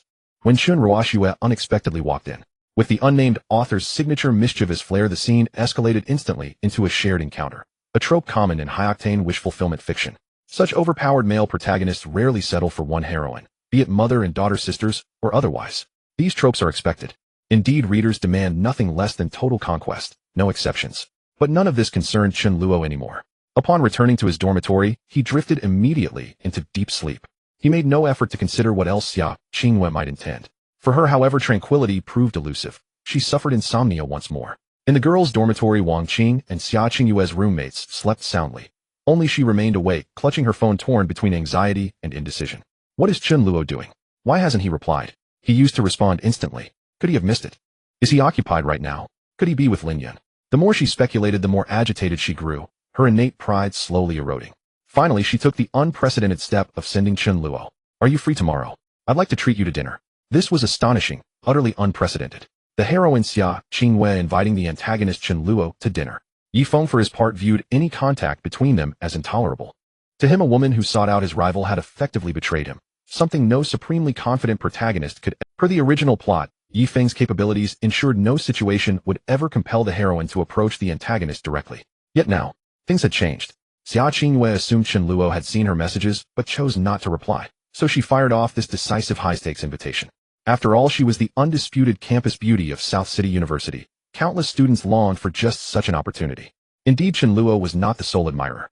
Numerous wealthy scions also vied for her attention, especially after hearing rumors that the Chun young master had withdrawn his pursuit. Unaware of their fate, they imagined their chance had finally arrived, only to be humiliated repeatedly before yet time passed, still no reply from Chen Luo. Frustration flared within Xia Qingyue. Ugh, fine, reply or don't. I don't care. In a fit of pique, she hurled her phone aside and buried herself beneath the covers, determined to forget the matter entirely. Meanwhile, Chen Luo slept peacefully. The next morning upon waking, he immediately saw 26 unread messages. Whoa, what on earth is going on? Has this woman lost her mind? Chen Luo stared dumbfounded. He couldn't fathom why Xia Qingyue had bombarded him with so many messages. Yet he didn't open them immediately. Instead, he tapped into Lin Yun's chat window. Good morning, Lin Yun. This was the greeting he'd once sent daily to Xia Qingyue. Now he no longer did. Intriguingly, the moment he sent it, his phone vibrated instantly. Lin Yun replied, "Good morning, Chen Luo," accompanied by a playful tongue-out emoji.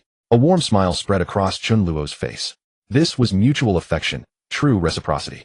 By contrast, the former Xia Qingyue would have responded with only a curt morning, or perhaps a terse mm.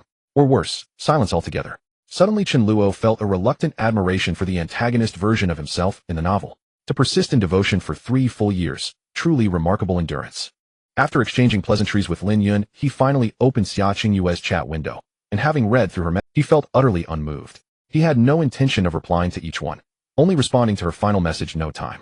Back in her dormitory, Xia Qingyue felt her phone vibrate. Her heartbeat quickened instantly. Yet when she lifted it, the notification bore Yi Feng's name. "Good morning, Qingyue." For some reason, a faint sense of disappointment washed over her. "Good morning, Yifenga." She could still address him thus, though the words now rang hollow. Then, suddenly, Chen Luo's message surged to the top of her screen. At the sight of his name, her heart skipped a beat. Yet the moment she registered the 3 words, "No time," she didn't even need to open the chat. Her heart plummeted, half frozen with dismay. And in that instant, a wave of inexplicable sorrow rose within her. Why? I even took the initiative to invite this guy to dinner, and he actually said he had no time. How could he not know how rare this opportunity is? At that time, Chen Luo would have been thrilled and immediately said, "Sister Qingyue, how could I let you pay? Just tell me what you want to eat, and I'll cover it." Even if it wasn't him dining with Chen Luo, just one message would have Chen Luo eagerly transferring money to help with the bill. At this moment, Xia Qingyue remembered that in the past, when she went to KTV or had fun with her roommates, it was all Chen Luo. Back then, he was always willing and without complaint. How come now, even when I invite him to dinner, he says he has no time? Could it be that this guy really has no time? Xia Qingyue suddenly thought. Perhaps Chen Luo is not intentionally refusing. If I invite him face to face, I don't believe he can refuse. Xia Qingyue decided that she needed to be a bit more assertive. "You who used to like me so much, fine, I'll give you a little sweet reward." Xia Qingyue realized that she had indeed been too indifferent to Chen Luo in the past. Chen Luo had genuinely put in a lot of effort for her. Now Xia Qingyue wanted to repay him. After much inner conflict, she went to the supermarket alone and bought a pair of black stockings. "Xia Qingyue, Chen Luo, I refuse to believe you will remain unmoved." Xia Qingyue had absolute confidence in her own looks. However, Xia Qingyue's plan had not yet come to fruition because the pressure from Yi Feng made her somewhat yield. "Yi Feng, Sister Qingyue, I went to help Wang Qing's family with some troubles today. Don't worry, nothing will happen. I will definitely help you repay the tens of thousands you owe Chen's family." Yi Feng's words left Xia Qingyue stunned. Once again, she was captivated by Yi Feng's charm. My brother Yi Feng is amazing, right? Moreover, I don't like Chen Luo, so why should I try to please him? He ignores me. That's actually better. Xia Qingyue seemed to envision Yi Feng rising to greatness. She felt that Chen Luo could not be compared to her brother Yi Feng. Although Xia Qingyue was still unaware of how Yi Feng intended to help Wang Qing's family. But Xia Qingyue believed that Yi Feng would find a way. Interestingly, Yi Feng had absolute confidence as well. He had a system along with tasks assigned by the system. With this cheat in hand, who could compete? Yi Feng believed that the little tricks of Chen's young master were insignificant. In the face of absolute power, victory was impossible. Everything that followed was similar to what was described in the book. Wang Qing's breakfast shop was not affected by Chen Luo in the book. However, it was secretly targeted and bullied by other shops. Then Yi Feng stood up, and after learning from Wang Qing's parents for half a day, he was already able to make breakfast perfectly. Thus, Yi Feng turned the situation around, helping Wang Qing's breakfast shop stand out, attracting an astonishing number of customers every day. The reputation was established, and subsequently many chain stores were opened. For this reason, Wang Qing was completely captivated by Yi Feng, becoming his loyal admirer. At this moment in Wang's breakfast shop, Wang Qing was smiling sweetly as she introduced Yi Feng to her family. "Dad, Mom, this is Yi Feng, my college classmate, and he is here to help our family." Wang Qing's parents were somewhat bewildered. Help? Help with what? Of course, to help our family's business. Yifeng also spoke earnestly at this time. Uncle Annie, I'm very interested in making breakfast. As long as you teach me how to do it, I can definitely help you make very delicious breakfast.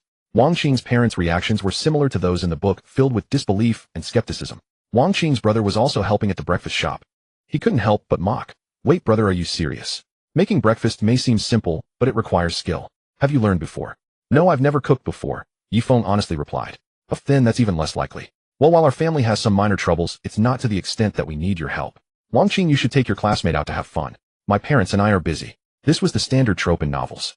Facing such skepticism, Yifeng still wore a faint smile on his face. This smile would soon turn into a crooked grin. Hearing her brother say this, Wang Qing was certainly unhappy. Before Yifeng could speak, she immediately retorted, Wang Hong, what do you mean by that? My brother Yifeng is quite a— Dad, Mom, just teach brother Yifeng, we definitely need his help. Wang Qing's parents looked a bit confused upon hearing. Wang Qing's father, why does our family need this young man to help? Our family hasn't encountered any difficulties near. What are you talking about? Wang Qing's father was a relatively strong-willed person.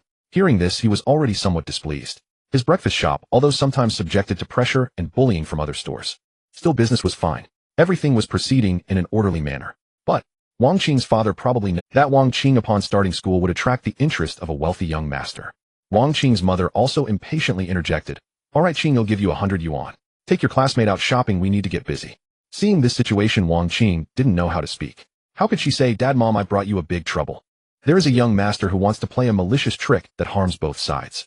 He wants to make people pay every time they come to our shop for breakfast. As long as they don't buy, they will give double the money to make those people buy from other breakfast shops. This is to ensure we have no business at all. Wang Qing didn't know how to inform them about this. She was extremely anxious at this moment.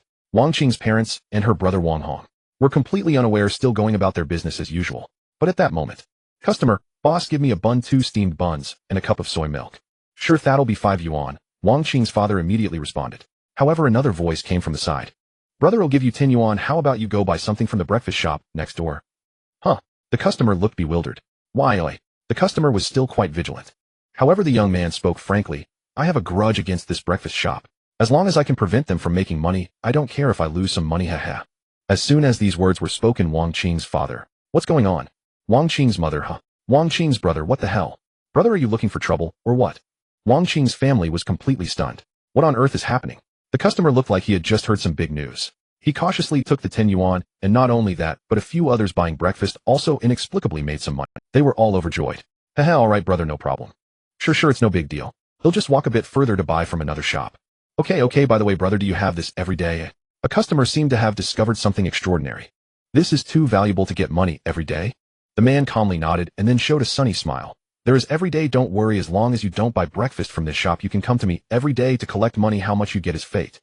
I have nothing but money. Everyone, did you hear that clearly? Such shameless words made the onlookers buying breakfast. Immediately there followed countless agreements. Wow. Incredible. A tycoon. Thank you, will come back tomorrow to collect money. Don't worry brother, I definitely won't buy breakfast from this shop again, and I'll tell my friends not to buy either. You won't buy? If you won't buy, then I won't buy either. What? You all won't buy? Then I won't buy either. Let's go brothers, let's eat breakfast from another shop. I heard there's one that tastes pretty good and everyone can go try it. Thus, watching the originally dozen or so customers leave without a glance back, Wang Qing's parents and her brother were left dumbfounded in the shop. Wang Qing's father's hand holding the bun also froze in midair. Wang Qing's mother holding the soy milk trembled. Wang Qing's brother was so angry that his teeth were grinding.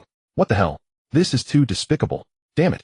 Which bastard came up with this rotten idea? Is it the Li's bun shop next door? Or the Chen's breakfast shop across the street?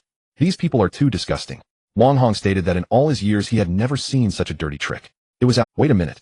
Wang Qing's family put their heads together. It doesn't make sense. Because this is too much of a loss. Think about it, these people are giving double or even triple the money.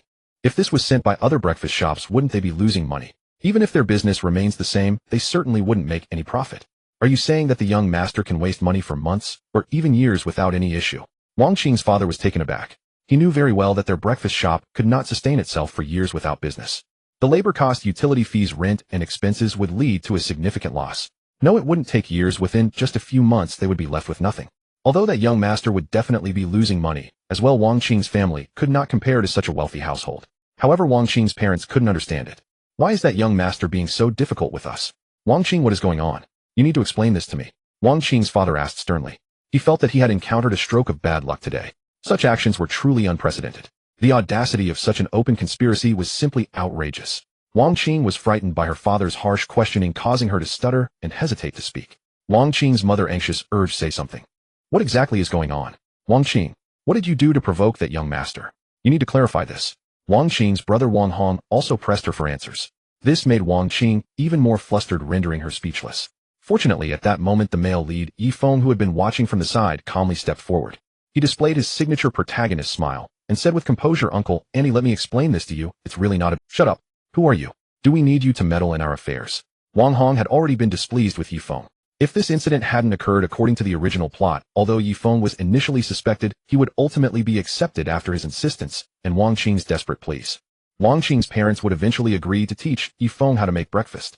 Naturally, Yifeng's rapid progress would exceed their expectations. In just a few days, the returning customers at Wang's breakfast shop would increase several-fold, leaving Wang Qing's parents utterly astonished.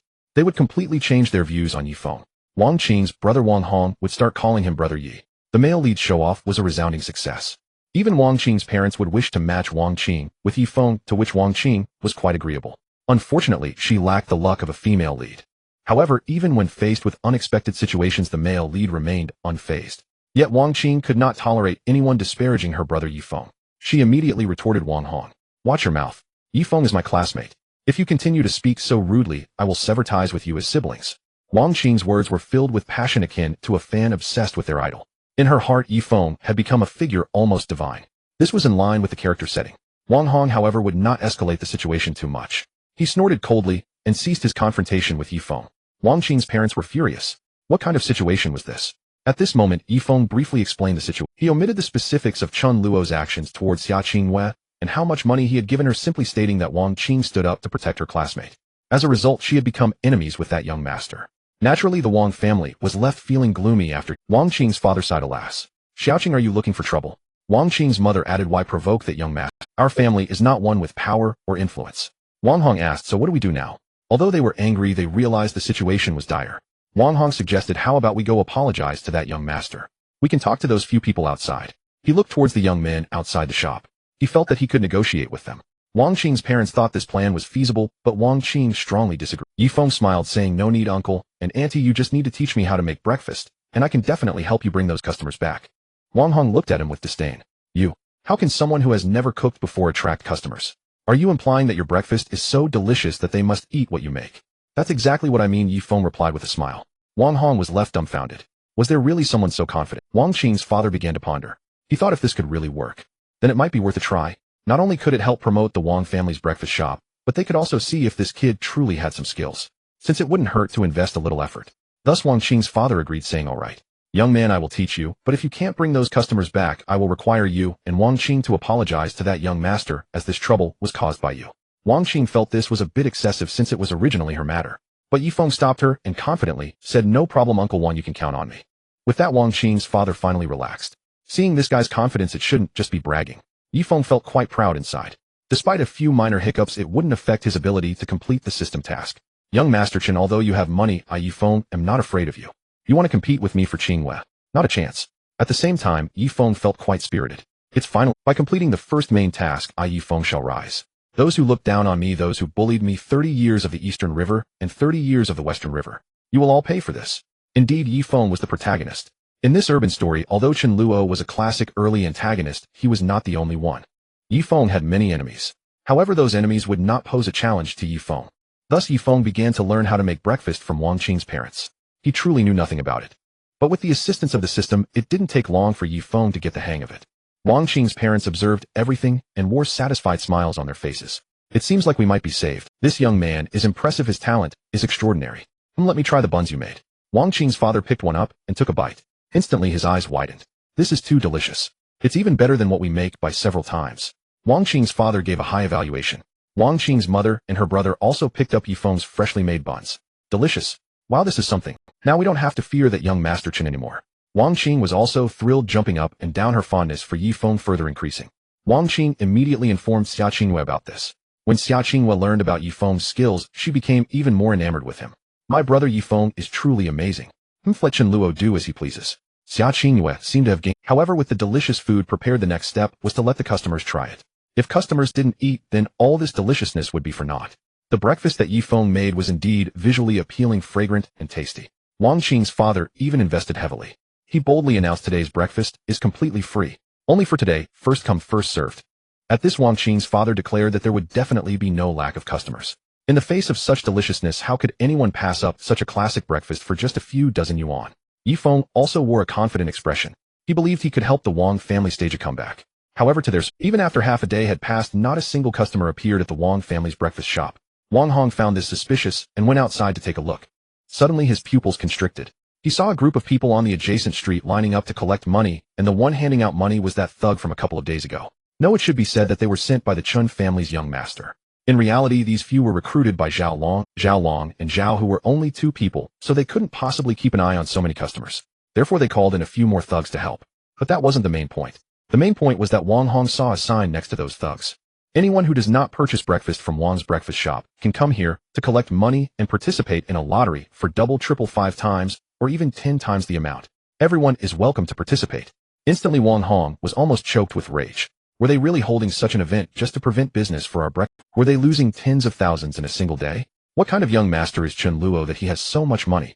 Wang Hong called out Wang Qing, Yifeng, and Wang Qing's parents. When they saw this scene, they were all stunned.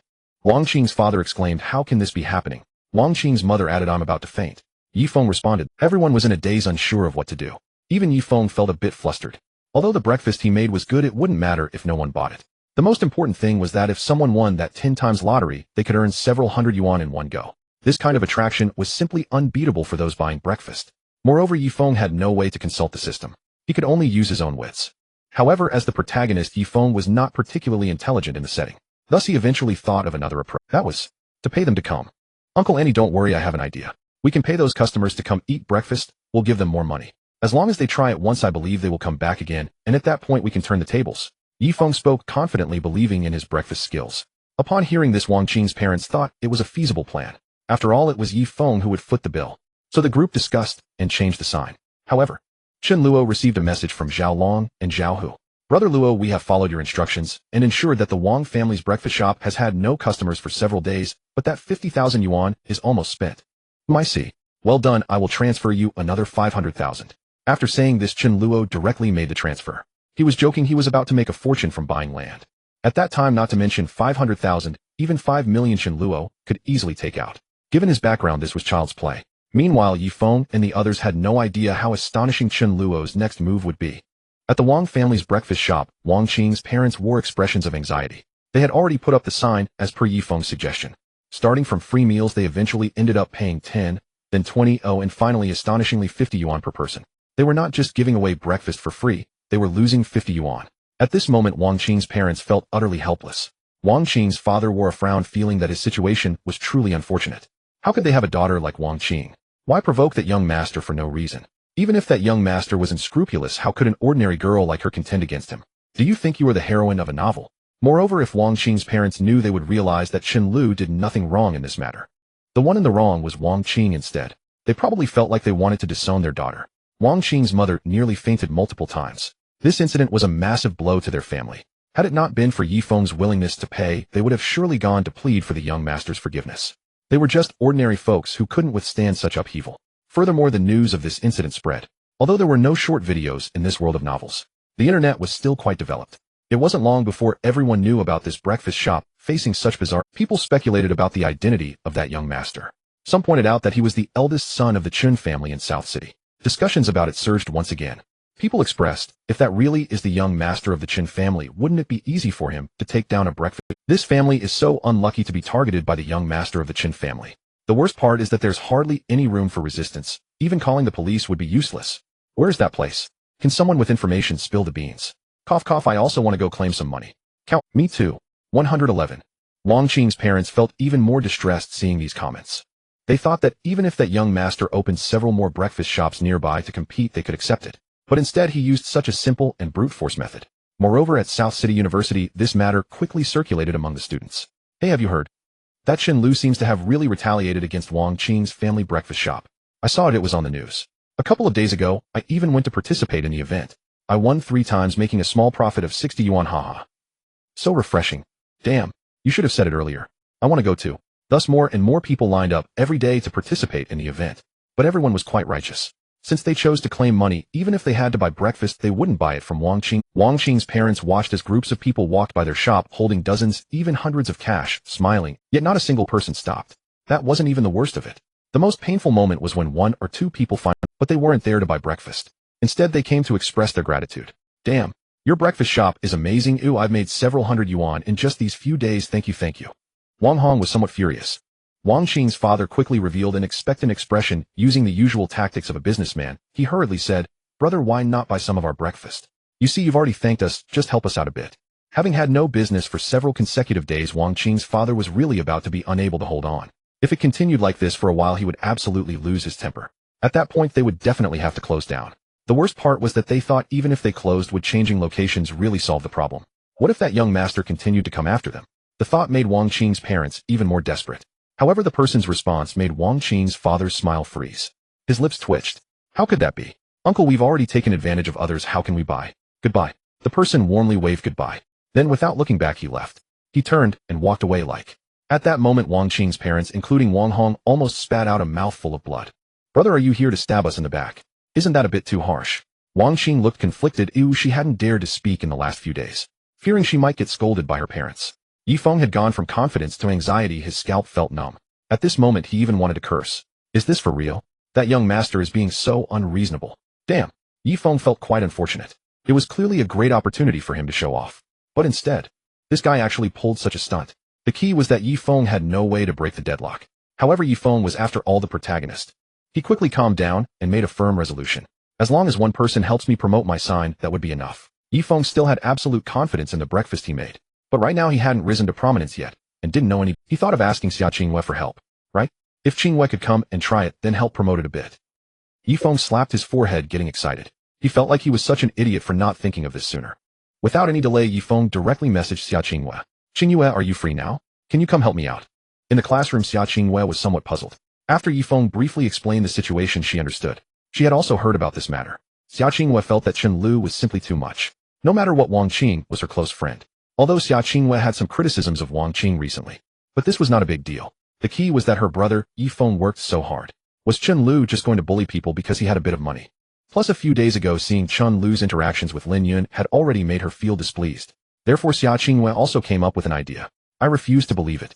Chen Luo, do you really have no feelings for me at all? Xia Qingyue messaged Yifeng. No worries, brother Yifeng, I'll handle this matter for you. Upon hearing this, Yifeng's heart soared with joy. But the next second, he immediately reacted. Handle it. How is Qingyue going to handle it? Is she going to confront that young master Chen Luo? No way. Absolutely not. In Yifeng's eyes, the male protagonist should never let the female lead go seek out the antagonist.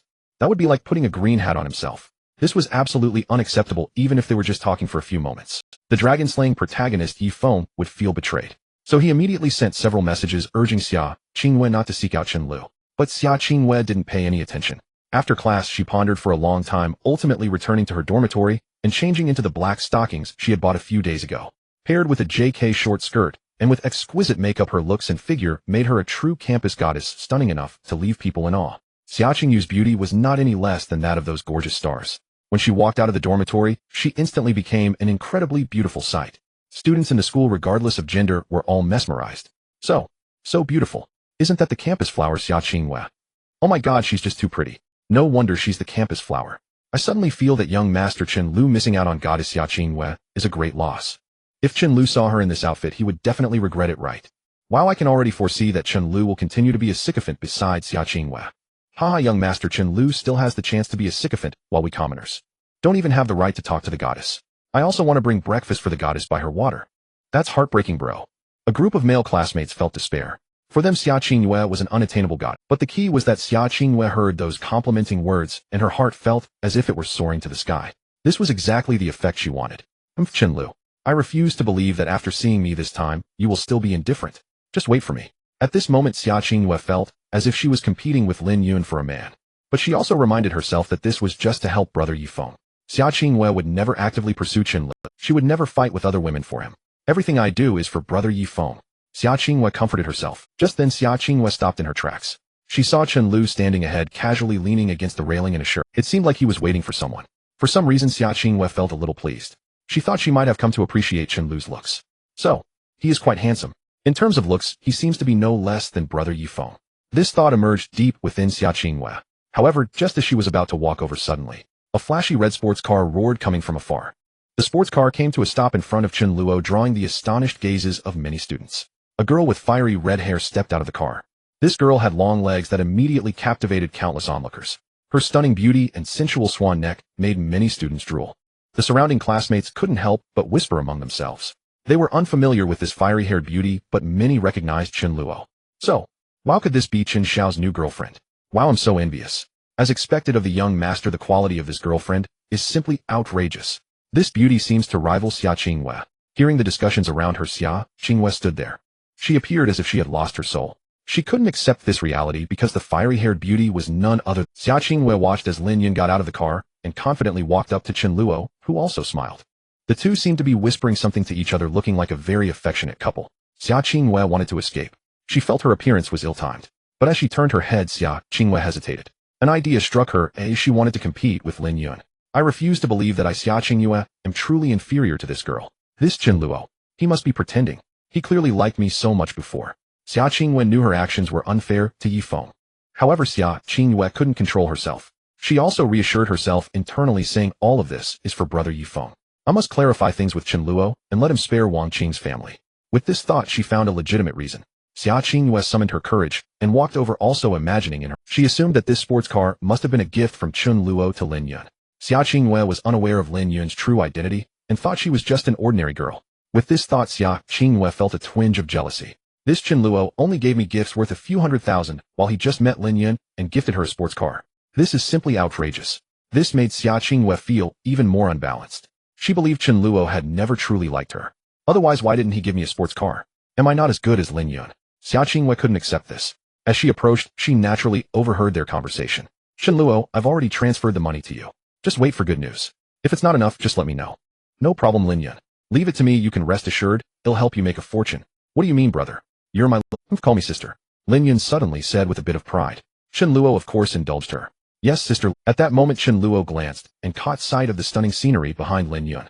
To be honest, apart from everything, Xia Qingyue was indeed a rare beauty.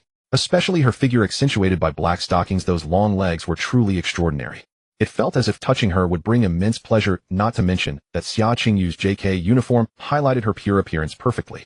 The key was that Xia Qingyue was genuinely an 18-year-old girl. She was incredibly youthful, not like those women in their 30s or 40s pretending to be young.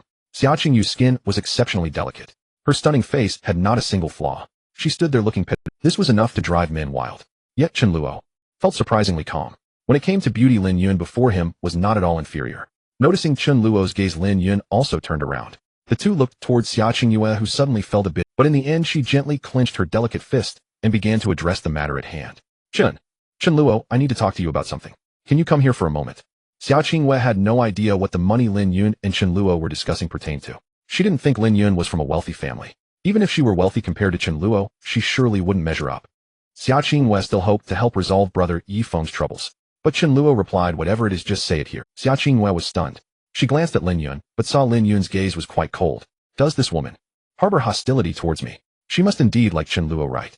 Could it be that Chen Luo really likes her now? Xia Qingyue continued to spiral into her thoughts. Yet she felt she couldn't fall behind. Xia Qingyue said firmly, Chen Luo, regarding the breakfast shop incident with Wang Qing, I apologize on her behalf. Could you please not target her family's breakfast shop anymore? Just consider it a favor to me, okay? Lin Yun remarked. Breakfast shop? What breakfast shop? Lin Yun's heart stirred. This was the first time she had heard. As for Lin Yun's animosity towards Xia Qingyue, it was understandable. Lin Yun was the female antagonist. She had always disapproved of Xia Qingyue's actions. Chen Luo had done so much for you, yet you still pretended to be aloof and high and mighty. What are you pretending for? You accepted those gifts worth hundreds of thousands, but didn't even hold Chen Luo's hand. Chen Luo insisted on bringing you breakfast every day, refusing help from his family for you. He worked as a flyer distributor and a waiter. Lin Yun had seen all this. She had once seen Chen Luo working in a restaurant across from her while enjoying afternoon tea. At that moment, Lin Yun was shocked. She thought to herself, what's going on? Isn't he the young master of the Chen family? Later she learned that Chen Luo did this to prove a point to Xia Qingyue. This only made Lin Yun more moved. Such a good man, and Xia Qingyue still didn't want him. She was simply too much. But at this moment, Lin Yun didn't intend to do anything to Xia Qingyue. Just like before, she had wanted to find someone to deal with, but in the end she gave up. The reason was simple. Lin Yun was afraid of overstepping her bounds. She still couldn't determine whether young Master Chen had any feelings for Xia Qingyue. If she impulsively slapped Xia Qingyue, it might provoke Chen Luo's anger, which would be unnecessary. So all of this was done for Chen Luo's sake. Lin Yun did not wish for Chen Luo to dislike her. Moreover, this was after they had become friends. Lin Yun cherished this hard-won friendship. Being able to be friends with Chen Luo made Lin Yun very happy. In her eyes, Chen Luo was a genuinely good man, far superior to other young masters, including Yifeng. As for Xia Qingyue's request, Chen Luo simply replied calmly, "No, it was she who provoked me first. You can't forget her arrogant attitude that day, can you? She insisted that I spend money on you, saying that whether I wanted to or not I had to give her this money. Do you think a simple apology can resolve this?" Upon hearing this, Xia Qingyue immediately became agitated. "But I've already apologized on her behalf. Isn't that enough?" Xia Qingyue felt very wronged. Lin Yun, who was standing by, rolled her eyes. She thought, as a woman, how could this one's logic be so peculiar? In Lin Yun's understanding, she didn't yet know what a white lotus or saintly BTCH was. She just felt that Xia Qingyue must have some serious gaps in her logic. Does she think everything ends with an apology? Chen Luo is the young master. Lin Yun had heard about what happened that day as well. Chen Luo was clearly about to leave when Wang Qing stepped in to trouble him. Now that Chen Luo was retaliating, it could only be said that Wang Qing deserved it. If their family were to be ruined by Chen Luo, and if Chen Luo stopped his revenge, Lin Yun would think that would be a breath of fresh air. Otherwise, would Chen Luo be just playing around? Lin Yun thought Xia Qingyue seemed a bit too naive, and similarly upon hearing this, Chen Luo was also dumbfounded. How familiar these words sounded. "I've already apologized, oh, what more do you want?" Haha, if apologies were effective, what would the police be for? Chen Luo scoffed inwardly. However, at this moment he had indeed vented most of his anger. Wang Qing was just a minor character. Even in the later parts of the story, she remained an ordinary person, unable to stir up any significant waves. Instead, seeing Xia Qingyue's pitiful appearance, more thoughts arose in Chen Luo's mind. However, before he could speak, suddenly, Xia Qingyue spoke again, as if she had made a certain decision. "All right, Chen Luo, I agree to go on a date with you. Is that okay?" Her voice was not small, and the surrounding onlookers all heard it. In an instant, many students were stunned. "What? Did I hear wrong? The school's flower Xia is actively saying she wants to date Chen Xiao. Wow, amazing. After all those years of chasing, is Chen Xiao finally going to embrace the beauty?" Though I don't know what they talked about earlier, but Xia the school flower specially wore black stockings today. TSK tisk, Chen Xiao is in for a treat tonight. This is just too enviable. Wu, young Master Chen is so lucky. If I could get a beauty like Xia Qingyue, I'd willingly trade 10 years off my life. The surrounding classmates all expressed their envy towards Chen Luo. When this news reached the ears of other young masters also pursuing Xia Qingyue, they were all wide-eyed in disbelief. No way. Didn't they say that Chen Xiao gave up on Xia Qingyue? Why is she suddenly wanting to date him? Wow, this is just too impressive. Chen Xiao is still Chen Xiao. Sigh, I can't compare. After chasing for 3 years, even I admire him. This time I am sincerely convinced. Chen Luo's status among the rich young masters remained high. These young masters all expressed their admiration. However, what shocked everyone even more was that upon hearing this, Chen Luo merely smiled slightly and calmly said, "No, why should I go on a date with you? Not interested, you should find someone else." In the next moment, the onlookers were all stunned. Everyone was silent, unable to believe what they had just heard. What? Chen Luo rejected the school's flower. Amazing. This is definitely the most explosive news in Nan City. Wow. So cool, Chen Xiao is a real man. A Sigma man. Boom. Xia Qingyue's mind reeled, stunned, disbelieving what she had just heard. Only after a moment did she regain her composure. Then shock flooded her face. Chen Luo rejected me. Xia Qingyue stood dazed. She had summoned extraordinary courage to speak those words. The moment the words left her lips, regret seized her. She feared. What if Chen Luo accepted? Would she then betray brother Yifeng? Surely Chen Luo would accept. After all, he had pursued her for 3 years. He once spent tens of thousands just for the chance to hold her hand. Now she had initiated a date herself. Surely he'd be overjoyed. So Xia Qingyue grew flustered, and inwardly pleaded desperately, hoping Chen Luo would refuse. Yet she couldn't fathom it happening. I acted so rashly, she admitted to herself. Why didn't I think of brother Yifeng? What if brother Yifeng found out? He would surely be furious. But what truly stunned Xia Qingyue was this. Chen Luo had not accepted, not at all. In fact, he declined with unnerving calmness. Chen Luo, what do you mean by this? What do you gain from acting like this? You've loved me all along. Why resist now? I've already agreed to go on a date with you. Xia Qingyue panicked. This was impossible. Absolutely impossible. How could Chen Luo possibly refuse? In her memory, his obsequious, desperate devotion remained vivid, and Xia Qingyue had never imagined failure. Yet now she had been utterly defeated. And in that moment of vulnerability, her innermost thoughts tumbled out unbidden. Yes, she truly believed Chen Luo was merely sulking, deliberately provoking her. As Wang Qing had said, he loves you so deeply. How could he simply walk away? Xia Qingyue refused to believe it. Yet when she voiced her assumption, the reply came.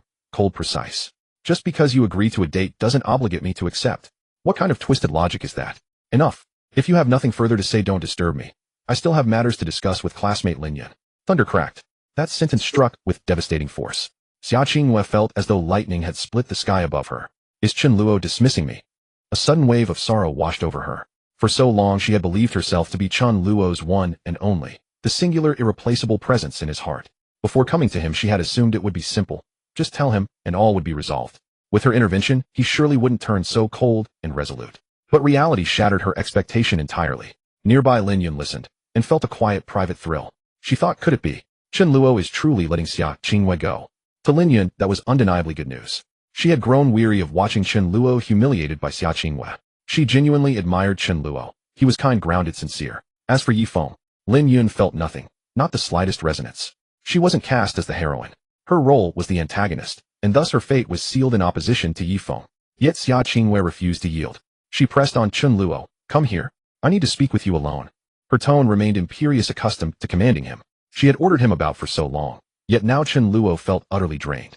Is this woman toxic? He thought, barely restraining himself. He had no intention of shouting or insulting her. There was no need. In the original narrative, his true adversaries were only Yifeng and a handful of other antagonists. Characters like these heroines served little purpose beyond weaving romantic tension, providing readers with fleeting thrills, nothing more. At least that held true for Xia Qingyue, Chen Luo, and others like them. Only later, when additional heroines entered the story, did their roles deepen, granting them real agency and influence. Those heroines didn't merely flirt. They aided the protagonist clearing paths and confronting villains hidden. Yet what startled Chen Luo most was this. The moment Xia Qingyue spoke again, suddenly Lin Yun, who had stood silent until then, stepped forward with long decisive strides, positioned herself before Chen Luo, and said coolly, excuse me, didn't you hear? Chen Luo asked you not to disturb him. Why persist? What exactly do you intend? If you're unwilling to leave, I won't hesitate to assist you myself. Her voice was icy, utterly unlike the gentle, obedient girl she had been moments earlier with Chen Luo. Chen Luo watched, and inwardly grinned. So this is Lin Yun's aura as the antagonist. Truly formidable. Indeed, it matched the book's description perfectly. Fiery temper, commanding presence. The undisputed elder sister of the underworld. Hearing Lin Yun's threat, Xia Qingyue froze, then faltered. She instinctively softened, fixing Chen Luo with a gaze of delicate, pleading vulnerability. Her eyes seemed to whisper, Chen Luo, you heard her. She's threatening me. Say something. Help me. At that moment, even Lin Yun felt a flicker of nervousness. She had intervened purely out of exasperation, yet she knew full well Chen Luo's deep-seated feelings for Xia Qingyue. If he reacted with anger, she would lose far more than she gained. Their fragile, hard-won friendship meant too much to risk shattering it over this. Xia Qingyue too believed this ploy would finally compel Chen Luo to intervene. But instead Chen Luo said plainly, why are you still standing there? Didn't you hear Lin Yun? In that instant Chen Luo and Lin Yun stood united, a pair of ruthless antagonists. Xia Qingyue stood utterly alone, overwhelmed. Had classmates not been nearby, she might have broken down in tears. Humiliation burned within her, so sharp, so absolute. She could no longer bear to linger. She turned to leave. Lin Yun meanwhile was astonished. Chen Luo actually supports me. Wonderful. She exhaled relief, flooding her, and she thrilled, truly exhilarated. She'd long wanted to confront Xia Qingyue on Chen Luo's behalf. Before she'd held back, fearing his displeasure. Now, everything had changed. Chen Luo truly seemed to have let go. Lin Yun wondered, could this mean her own chance had finally arrived? And just then she recalled something else. Xia Qingyue and Chen Luo's earlier mention of the breakfast stall. She couldn't resist asking, little brother Chen Luo, what exactly is this breakfast stall you mentioned? Chen Luo withheld nothing, telling her everything, every clever maneuver he'd executed. Lin Yun listened, her pupils widened. Then she burst into unrestrained laughter. Little brother Chen Luo, that move is absolutely brilliant. Ha ha, perfect. That kind of woman deserves exactly this treatment. Lin Yun mocked Wang Qing without restraint. If I'd handled it, her fate would have been far worse. Chen Luo's method had been surprisingly restrained, even self-funded. But Lin Yun commanded a loyal squad of enforcers, disciplined, obedient, utterly reliable. One command from her, and Wang Qing's family breakfast stall would lie in ruins. Her family would be powerless to retaliate. That was the terrifying strength of an antagonist. After all, she was the antagonist. Yet what startled Chen Luo was this. Xia Qingyue, already halfway gone, paused, then turned back upon hearing their conversation. Gritting her teeth, she demanded, Chen Luo, what must I do for you to spare Wang Qing and her family? She had sworn to brother Yifeng, no matter what. And Wang Qing was her closest friend. She had to find a way, some solution, to protect them. Chen Luo, however, perked up, genuinely intrigued. Lin Yun observed silently from the side. Chen Luo stepped forward and delivered a line that sent tremors through Xia Qingyue's soul. Want me to spare Wang Qing? Very well. Make Yifeng kneel and beg my forgiveness. Then I'll grant them mercy. With those words, Chen Luo's antagonist persona crystallized. Unmistakable, undeniable. Xia Qingyue recoiled, overwhelmed by a sudden suffocating pressure. She had never seen this side of Chen Luo, so commanding, so fearsome. She panicked. She dared not retort, not even a whisper. Under her former self, she would have stormed forward, voice blazing. Yifeng, kneel before you. You're delusional. But whether cowed by Chen Luo's newfound authority, or desperate to win him back, something shifted inside her. A chilling fear gripped her that she might truly lose Chen Luo forever. She refused to accept that fate. So, driven by instinct, by dread, by hope, she agreed. In a hushed, trembling voice, she murmured, yes. I'll try speaking with Brother Yifeng. But Chen Luo, you must keep your word. Her voice, soft, vulnerable, achingly beautiful, made several nearby classmates catch their breath. Yet Chen Luo stood there unmoved. They dared not approach, dared not provoke the young master of the Chen family. Did they wish to vanish from Nan Cheng University altogether? Chen Luo offered no comforting gesture, no pat on the head, no gentle reassurance. He simply turned and walked away with Lin Yun. Xia Qingyue watched his retreating figure, longing to call out to say something more. But in the end she remained silent.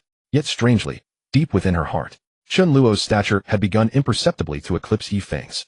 Meanwhile, at the Wang family breakfast stall, Yifeng paced anxiously, waiting for Xia Qingyue's message.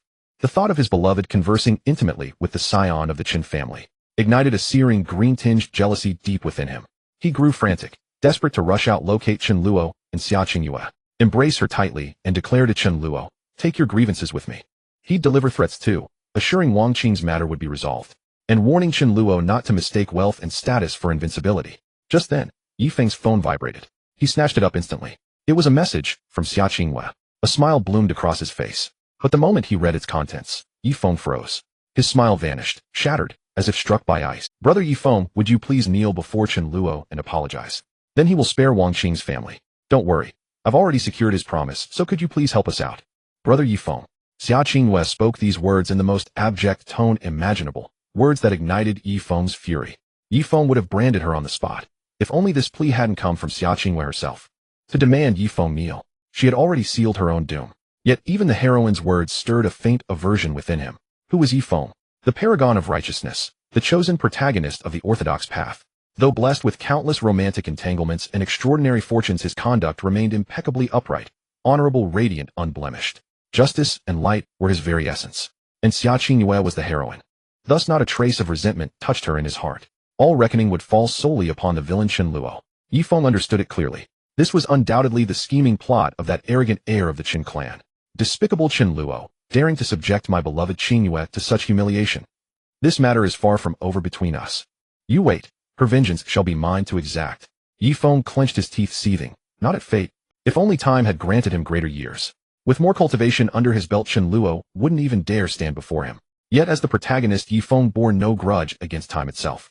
Unlike many protagonists in novels who merely lament age or seniority, he embraced challenge without excuse, even when pursued by ancient elders of rival sects. True heroism demanded extraordinary spirit, invincibility among peers, crushing dominance across realms, and the audacity of youth confronting immortals forged in centuries of cultivation. Such feats were commonplace for him. Calm soon settled over Yifeng. He stilled his rage and turned his mind toward strategy. To Xia Qingyue he replied with unwavering dignity, Qingyue, do not fret. I shall resolve this matter, but kneeling before Chen Luo is utterly beneath me. Yet even without that I possess other means to shield Wang Qing's family from this crisis. Rest while Qingyue leave. His words jolted Xia Qingyue back to awareness, though she had already stepped away, lingering in shadow to watch his reply unfold. She suddenly recoiled, startled. What am I doing? How could I ever ask Brother Yifeng to kneel before Chen Luo? Xia Qingyue awakened. How could Brother Yifeng ever fall short of that wretched Chen Luo? Her infatuation with Yifeng surged anew. A surge of indignation rose within her. That arrogant Chen Luo, utterly insufferable. She opened her contacts and fired off a message. Chen Luo, I ask you one final time. Will you spare Wang Qing? Persist in hounding her, and Brother Yifeng will show you no mercy. She still held hope he might repent. Should he fail to awaken, then Yifeng's judgment would descend without delay. Her affection for Yifeng ran deep. Yet Chen Luo, upon reading her message, stood utterly dumbfounded. Has this woman lost her senses? Chen Luo muttered, exasperated. He had already resolved to crush Yifeng. How could such a man possibly rise again? Moreover, after informing Lin Yun about Wang Qing's breakfast stall incident, Lin Yun instantly declared her intention to intervene. Classmate Chen Luo, how could such delightful mischief proceed without me? A sly smile flickered across Lin Yun's face. In that instant the two antagonists found perfect alignment. Chen Luo felt exhilarated. This was precisely how things ought to be. He couldn't fathom why the villainous Chen Luo of this urban Xianxia novel insisted on clinging to Xia Qingyue. Why not turn instead to Lin Yun? Was she not infinitely more captivating? This female antagonist was simply intolerable. What thrilled Chen Luo further was Lin Yun's sudden flush, her cheeks blooming crimson, as after long hesitation, she ventured, "Classmate Chen Luo, tell me truly, do you feel nothing for Xia Qingyue anymore?" Lin Yun was probing, desperate to know his true thoughts, his unvarnished answer. Chen Luo's answer was simple, an absolute no. Not a trace. That kind of woman no longer warrants my time. He recalled the novel's original portrayal, himself utterly subservient to Xia Qingyue, leaping at her every whim, chasing fantasies she never acknowledged. From delivering meals daily to tender concern and settling bills without hesitation, he'd answered her summons without. Yet Xia Qingyue often wore an expression of weary impatience, her replies cold and perfunctory. Her demeanor toward Chen Luo remained detached and different, while toward Yifeng she was unfailingly obedient. Even if Yifeng amassed 100 consorts, Xia Qingyue would never object. So why persist in self-abasement? Chen Luo possessed no masochistic inclinations. Hearing his words, Lin Yun's delight knew no bounds. Exactly. That Xia Qingyue truly isn't worth it. And thus Lin Yun vowed to do far more for Chen Luo, especially now that their rapport had grown so harmonious. As for Xia Qingyue, Chen Luo smiled faintly and replied, "Is that so? Then I shall gladly await your brother's word." His reply enraged Xia Qingyue beyond measure. She slammed her phone shut and seethed inwardly. "You rat. Just wait. When brother Yifeng unleashes his power, you'll regret this dearly." Back in her dormitory, she peeled off her black stockings, weighed down by profound frustration. Meanwhile, before Xia Qingyue approached him, Lin Yun had informed Chen Luo that the 50 million had cleared into his account, filling him with elation. He resolved to purchase properties across Yinqing. Originally, he'd planned only modest acquisitions, his funds limited to 10 million. Now with Lin Yun's additional 50 million, his scope expanded dramatically. Lin Yun harbored no fear that she cared not if it vanished entirely. A realization that only deepened Chen Luo's conviction the novel's villainous self had been absurdly, grotesquely devoted. He struggled to comprehend why so many novels and dramas cast formidable antagonists obsessing over naive, shallow heroines. Why compete with the protagonist for such a woman? Was she truly the only one in the world? Given his resources, Chen Luo would never stoop to groveling. Yet while Chen Luo reveled in ease, Yifeng, despite his bold declarations, lacked any system or artifact to aid him. Fortunately, after Xia Qingyue failed to sway Chen Luo, she resolved to assist Yifeng directly and visited Wang Qing's breakfast stall. After tasting Yifeng's delicacies, she gasped in awe, "Heavens! Brother Yifeng, your breakfast is absolutely divine." Her praise lifted his spirits. He beamed warmly. "Then it's up to you now, Qingyue. Help spread the word. I trust we'll overcome this trial together." Xia Qingyue nodded firmly. With her advocacy, Yifeng believed his breakfast would surely find eager patrons. Indeed, the method proved effective. Xia Qingyue, as South City University's campus beauty, drew legions of admirers purely through her presence. Yet days passed, and few customers appeared at Yifeng's stall. Even Xia Qingyue grew puzzled. But when they stepped outside to investigate, Xia Qingyue, Yifeng, and Wang Qing froze in disbelief, staring at Chen Luo's men. Their stall boldly proclaimed, 20x, 50x, 100x lottery. Yifeng stared speechless. Wang Hong stammered, 100 times. I want to try it too." The entire Wang family reeled in disbelief. Was this madness? Could wealth truly be wielded so recklessly? A single winner would receive over 1,000 yuan. 10 winners meant 10,000 new daily expenditures would easily reach 100,000. All to ensure Wang Qing's stall earned not a single coin. Wang Qing's parents sank into despair. "Enough! We must relocate. We cannot prevail against such power." They had never witnessed such overwhelming force. The Chen heir's influence was staggering. Wang Qing's father admitted privately that the young master's restraint in refraining from smashing their shop was already an act of extraordinary clemency. To defy such authority would invite catastrophe.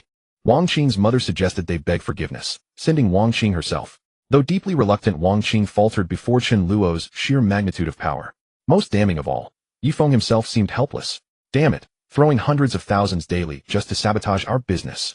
How could Yifeng possibly counter such tactics?" True, Xia Qingyue's beauty lent powerful publicity. But who could resist claiming free cash worth hundreds or even thousands daily? Few could refuse. Chen Luo's reputation swelled accordingly. As for escalating the lottery multipliers, it was Lin Yun's influence that made it possible. With her family's vast wealth, spending mere hundreds of thousands daily amounted to little more than pocket change, barely covering interest accrued.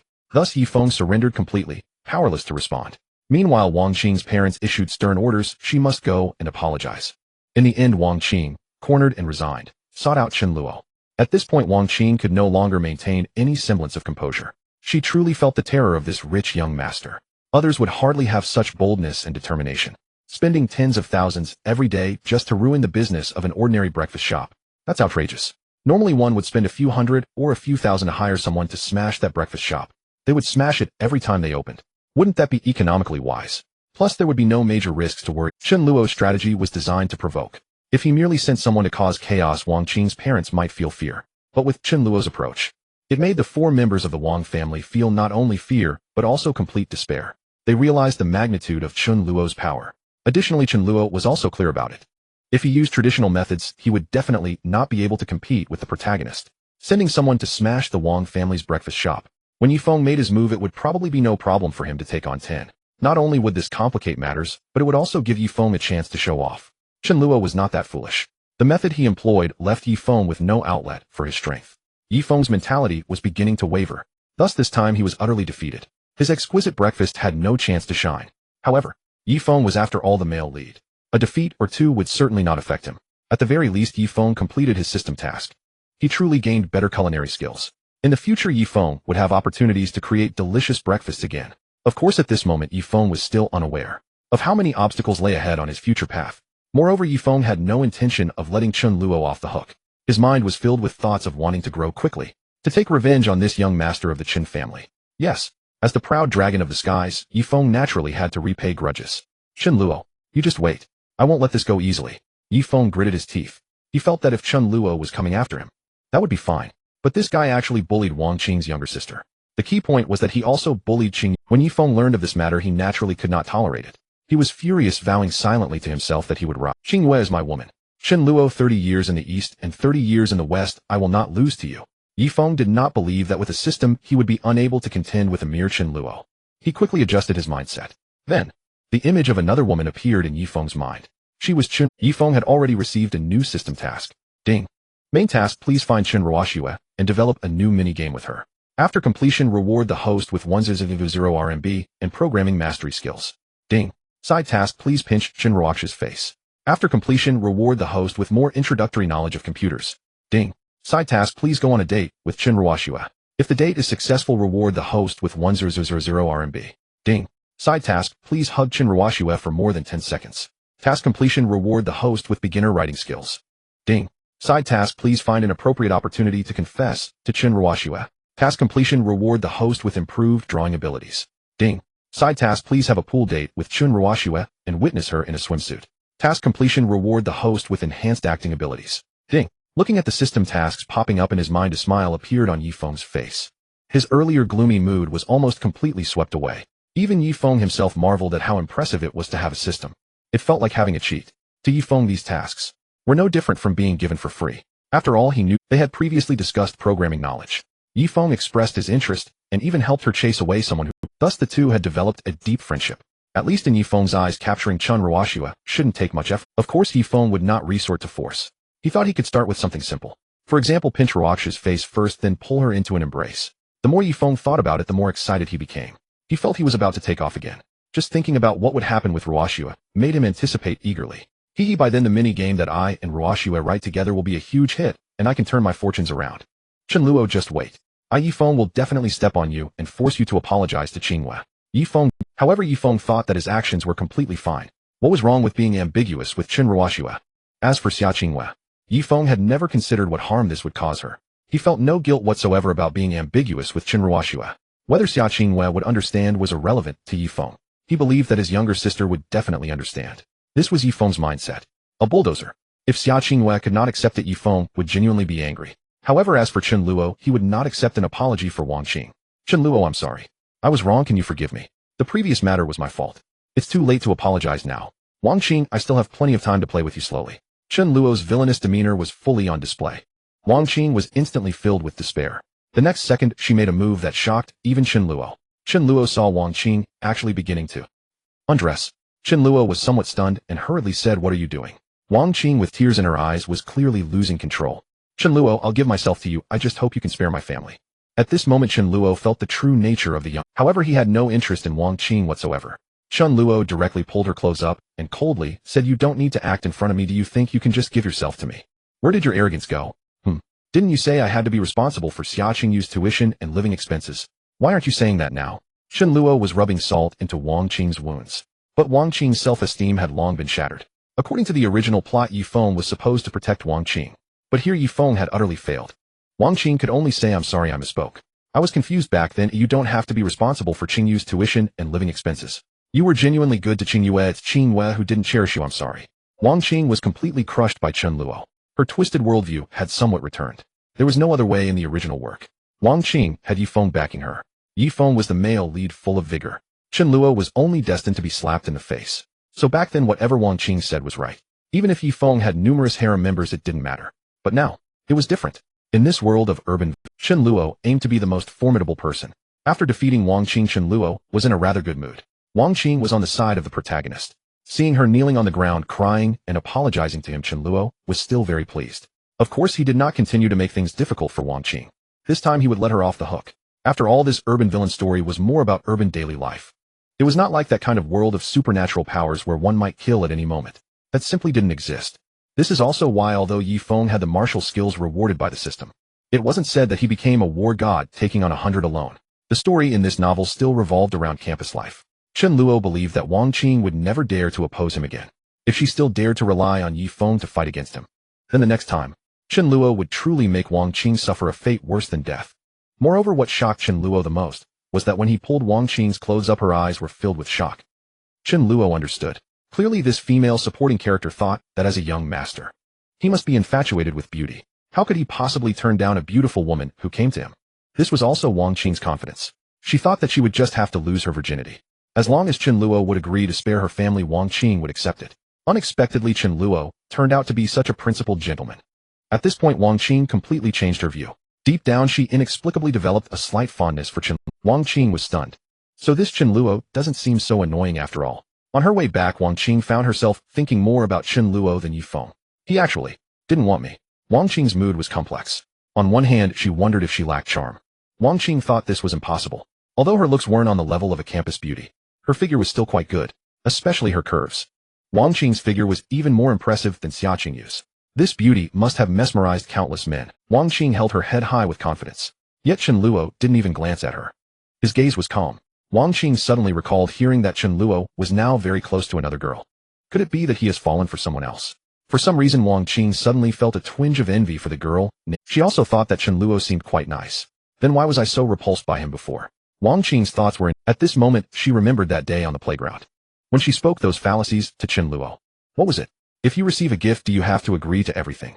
With your wealth, how could you not be responsible for Qingyue's tuition and living expenses? Wang Qing suddenly wanted to slap. What was I even saying back then? Wang Qing was completely bewildered. She didn't understand how she had become such a woman. Feeling in comparison to Chen Luo, she was utterly inadequate. To Wang Qing, Yifeng is the white moonlight in her heart. Such a man can only be described as perfect. According to the original stories setting, Wang Qing is utterly infatuated with Yifeng.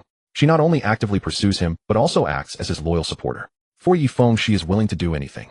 Even if she sees Yifeng with another woman, Wang Qing would only think her Yifeng brother is simply too outstanding. For example, while Yifeng brother is actually with XXX. She is the daughter of the XX group. What? Yifeng brother has rumors with XX star. Oh my, that's amazing. He truly is my Yifeng brother. I'm so envious of Qingyue. She actually gets to hold Yifeng brother's hand. Sob sob. I want that too. As for the villains, Wang Qing only feels endless disgust. Her attitude towards them is this XX young master actually dares to touch our Qingyue's hand. That's too much. Just because he has some money, he thinks he's awesome. Ridiculous. Qingyue would never look at so what if he's rich? He's just relying on his family. I'd rather sit on Yifeng brother's bicycle than in some rich young master's luxury car. Who knows how many women have been in that luxury car? Disgusting. But now, Wang Qing was stunned. She suddenly realized. No, Chen Luo, this rich young man, only loved. On the contrary, Yifeng just flirted with Qingyue, and now he's out on a date with another woman. Yes, although Wang Qing saw that they hadn't done anything inappropriate, it was late at night, and the lone man and woman were quietly walking in the park. Their intimate demeanor is very excessive even if these two are innocent. What about Qingyue? At this moment, Wang Qing was even filled with rage. She felt that this was very wrong. Yifeng brother. No. Yifeng, how could you do this? If Qingyue Wang Qing hesitated for a moment. For some reason, she secretly took a photo of the scene and sent it to Xia Qingyue, saying, Qingyue, look quickly. It's Yifeng, he's walking with another woman. Wang Qing was well aware of the relationship between Xia Qingyue and Yifeng. Yifeng had clearly stated that he liked Qingyue very much. Even if they hadn't officially confirmed their relationship, it was almost certain. However, Wang Qing sent this message to Xia Qingyue just to gauge her thoughts. What shocked Wang Qing was that Xia Qingyue quickly replied, what's the big deal? Wang Qing, a man as outstanding as Yifeng, will definitely have other women around him, it's fine. But this guy actually sneaks around with another woman behind my back. Just wait until I catch him and punish him properly. If this was in the original novel and some readers saw it, it would only be a thrilling point. The reason is simple.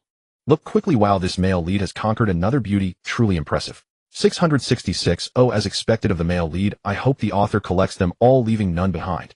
This is actually normal. After all, the pressures of real life are so great.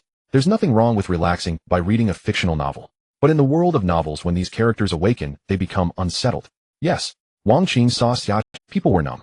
She couldn't help but complain in her heart, no way Qingyue, you aren't angry.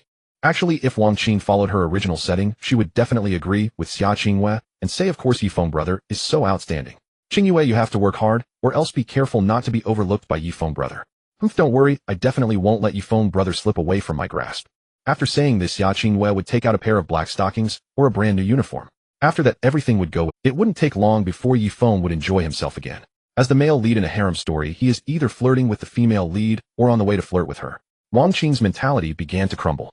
Her good feelings for Yifeng suddenly vanished without a trace. Just think, she had even argued with her family for Yifeng. She confronted that rich young master Chen Luo for Xia Qingyue, making her life a mess. Wang Qing didn't know what to do. This was also normal. After all, she is just a supporting character. If Xia Qingyue is bullied, Yifeng will do anything to help her. Wang Qing is merely a stepping stone for Yifeng to complete his tasks. Now this plot has failed. Yifeng immediately abandoned Wang Qing. He turned around and started pursuing Chen Luo. There's no other way for Yifeng with a system. Only Chen Luo can help him. Only by relying on Chen Luo does Yifeng have the chance to rise. To be honest, if Wang Qing came to him at this moment, Yifeng would find it a bit troublesome. He wouldn't drive Wang Qing away, he would just feel helpless in his heart. Interestingly, at this time, Chen Luo, who was immersed in Yifeng's tenderness. For some reason, Chen Luo always felt that this man named Yifeng had Chen Luo had known Yifeng for half a month. She felt that this man not only understood programming, but also had a sense of responsibility. He radiated a sunny aura from head to toe. Chen Luo unconsciously wanted to get closer to Yifeng. The key is that after half a month, Yifeng hasn't made any excessive moves. He hasn't touched her inappropriately. This made Chen Luo feel like she had to remind this fool. In her heart, Chen Luo was acting like a little woman completely, in a shy demeanor. Just like Xia Qingyue back then. Of course, there's nothing wrong with that. After all, one can be shy in front of their beloved, but being shy to the point of giving up one's principles is too absurd. In the park, Yifeng told Chen Luo that he had an idea to develop a game with her. Hearing this, Chen Luo was immediately stunned, her eyes filled with starlight. Really? Yifeng brother, you want to develop a game with me? Great. That's wonderful. I have this idea too. When the time comes, you help me. I believe we can definitely develop a mini-game that will sweep the nation, even expand it overseas. Yifeng has a system, therefore he has that confidence. Chen Luo was unaware. However, Yifeng painted this grand vision, and as one of the female leads, she naturally devoured it unconditionally. Chen Luo nodded repeatedly. I believe you, Yifeng brother. Chen Luo smiled. Yifeng was also incredibly relaxed. He didn't feel the thrill of conquering the female lead, only a thirst for rising. Yifeng swore in his heart, Chen Luo, what you did to Qingyue, I will repay you double. Yes, while strolling with Chen Luo, Yifeng was thinking about Xia Qingyue. And this is just the beginning. In the future, Yifeng will have many more flirtations. Compared to Yifeng's smooth-sailing, Chen Luo was much quieter. Chen Luo knew that according to the story setting, he would definitely be chasing after Xia Qingyue, sending her all kinds of caring messages. However, without that chasing, Chen Luo's daily life was very pleasant.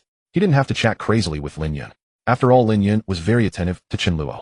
There was no need for Chen Luo to chase her. Their chat atmosphere was very relaxed and joyful. Chen Luo didn't feel even a hint of anxiety about the other party not replying to messages. Additionally, during these days, Chen Luo also took time to visit Yun City, accompanied by Zhao Long and Zhao Hu, along with the 50 million Lin Yun had given him.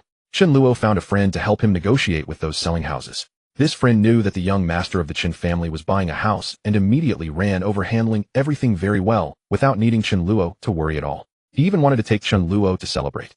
Chen Luo refused. Although this person didn't know why the young master wanted to buy these unwanted houses. In his impression, this Chun family young master had astonishing financial power. He thought perhaps it was just the young master's whim. Maybe he felt that this place had potential for development. After all, wealthy families are not afraid of their children spending money. They fear their children trying to start a business. But some young masters lack any ability. Relying on their family's favor, they feel invincible. Thus they come up with ideas to start a business and rise, but in the end it all goes down the drain. Their speed of spending money is several times faster than living lavishly. Perhaps this Chun family young master, maybe this young master asked his family for several tens of millions to invest in real estate. In the eyes of that guy, this is just like throwing money on the street. That dilapidated place is currently worthless and extremely remote. Any discerning person knows that in the next few years, or even decades, it probably won't develop at all. Buying that place, what's the point? However, the guide was getting paid, so he wouldn't say anything bad about the young master. Instead, he would speak highly of him. Chen Luo didn't care about any of it. He felt that he had to thank Yifeng properly. Or rather, he knew the plot. This is his trump card against the male lead. In short, this place will definitely have great development in the future. Yifeng had also received this system task. The system instructed him to buy a rundown building in Yun City. According to the setting, Yifeng should have money at this time, because he helped the Wang family earn a lot of money. Plus, with the pocket money Wang Qing gave him, and some money Xia Qingyue got from Yifeng, he had accumulated coins. He could buy that rundown building. But unfortunately, Yifeng didn't benefit from the breakfast shop at the Wang family. When Xia Qingyue asked Chen Luo to borrow money, Chen Luo only replied with one word: go away. This made Xia Qingyue very angry. The money Yifeng earned from completing those small tasks was still not enough. Additionally, Yifeng still owed Chen Luo over 100,000. The transformation of this area into school district housing is also a matter for several months later. Yifeng had to repay the debt, otherwise he wouldn't make it in time. That's why Yifeng went to find Chen Luo. He planned to complete this system task first.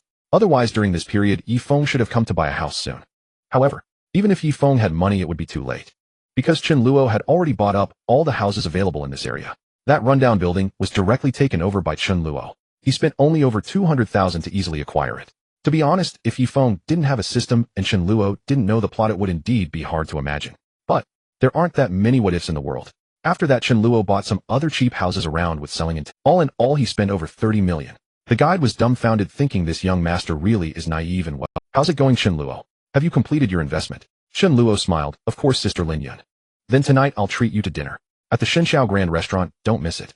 Lin Yun extended the invitation. Sure. See you tonight. Chen Luo agreed. Their interaction was quite good. However, Chen Luo knew that pursuing Lin Yun was not as simple. In the original story, Lin Yun had always liked Chen Luo. But ultimately it was because Chen Luo did not end up, thus he felt no pressure. If the antagonist Chen Luo from the book were to seek Lin Yun again, the Lin family would now if Chen Luo wanted to choose Lin Yun, he would definitely need other means. The female antagonist Lin Yun was very appealing, but her family was not easily dealt with. However, for Chen Luo there was an advantage: Lin Yun had a high status in the Lin family. So as long as she persisted, even if Chen Luo were a poor boy, the Lin family would agree. But Chen Luo naturally did not want Lin Yun to feel burdened. There was no need for that.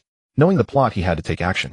At first, Chen Luo thought he could avoid getting entangled with the main characters and simply enjoy being a rich young master. But later events made Chen Luo realize that fate was not something easily escaped. He and Yifeng would inevitably have entanglements. So, he could only work hard to cope. Naturally, what Chen Luo did could not be hidden from his family. Chen Tianhe and Lu Yi both learned of Chen Luo's actions.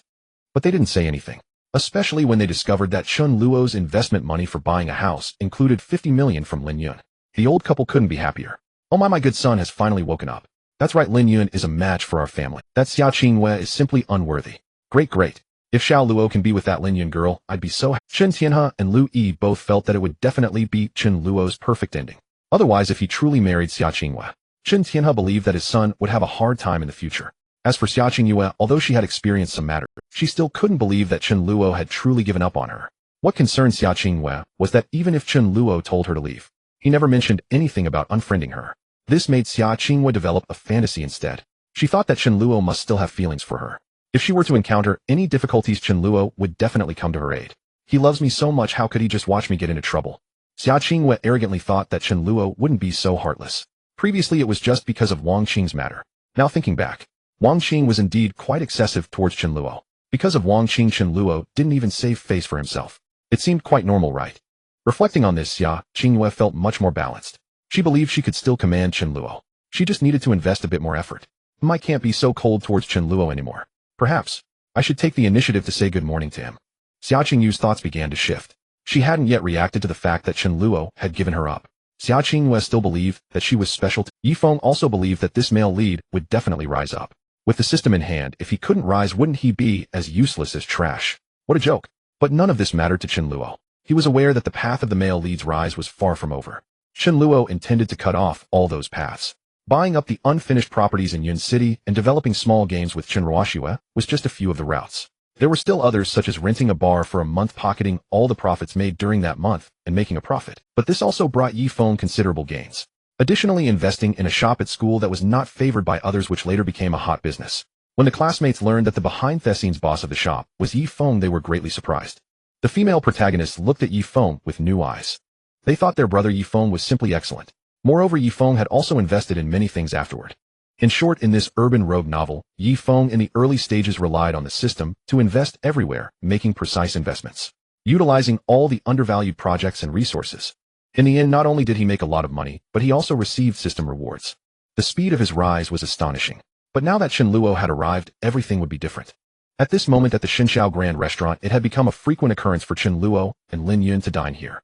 Although the expenses were extremely high for the two of them, it was nothing at all. Chen Luo once again felt the joy of being with the female antagonist.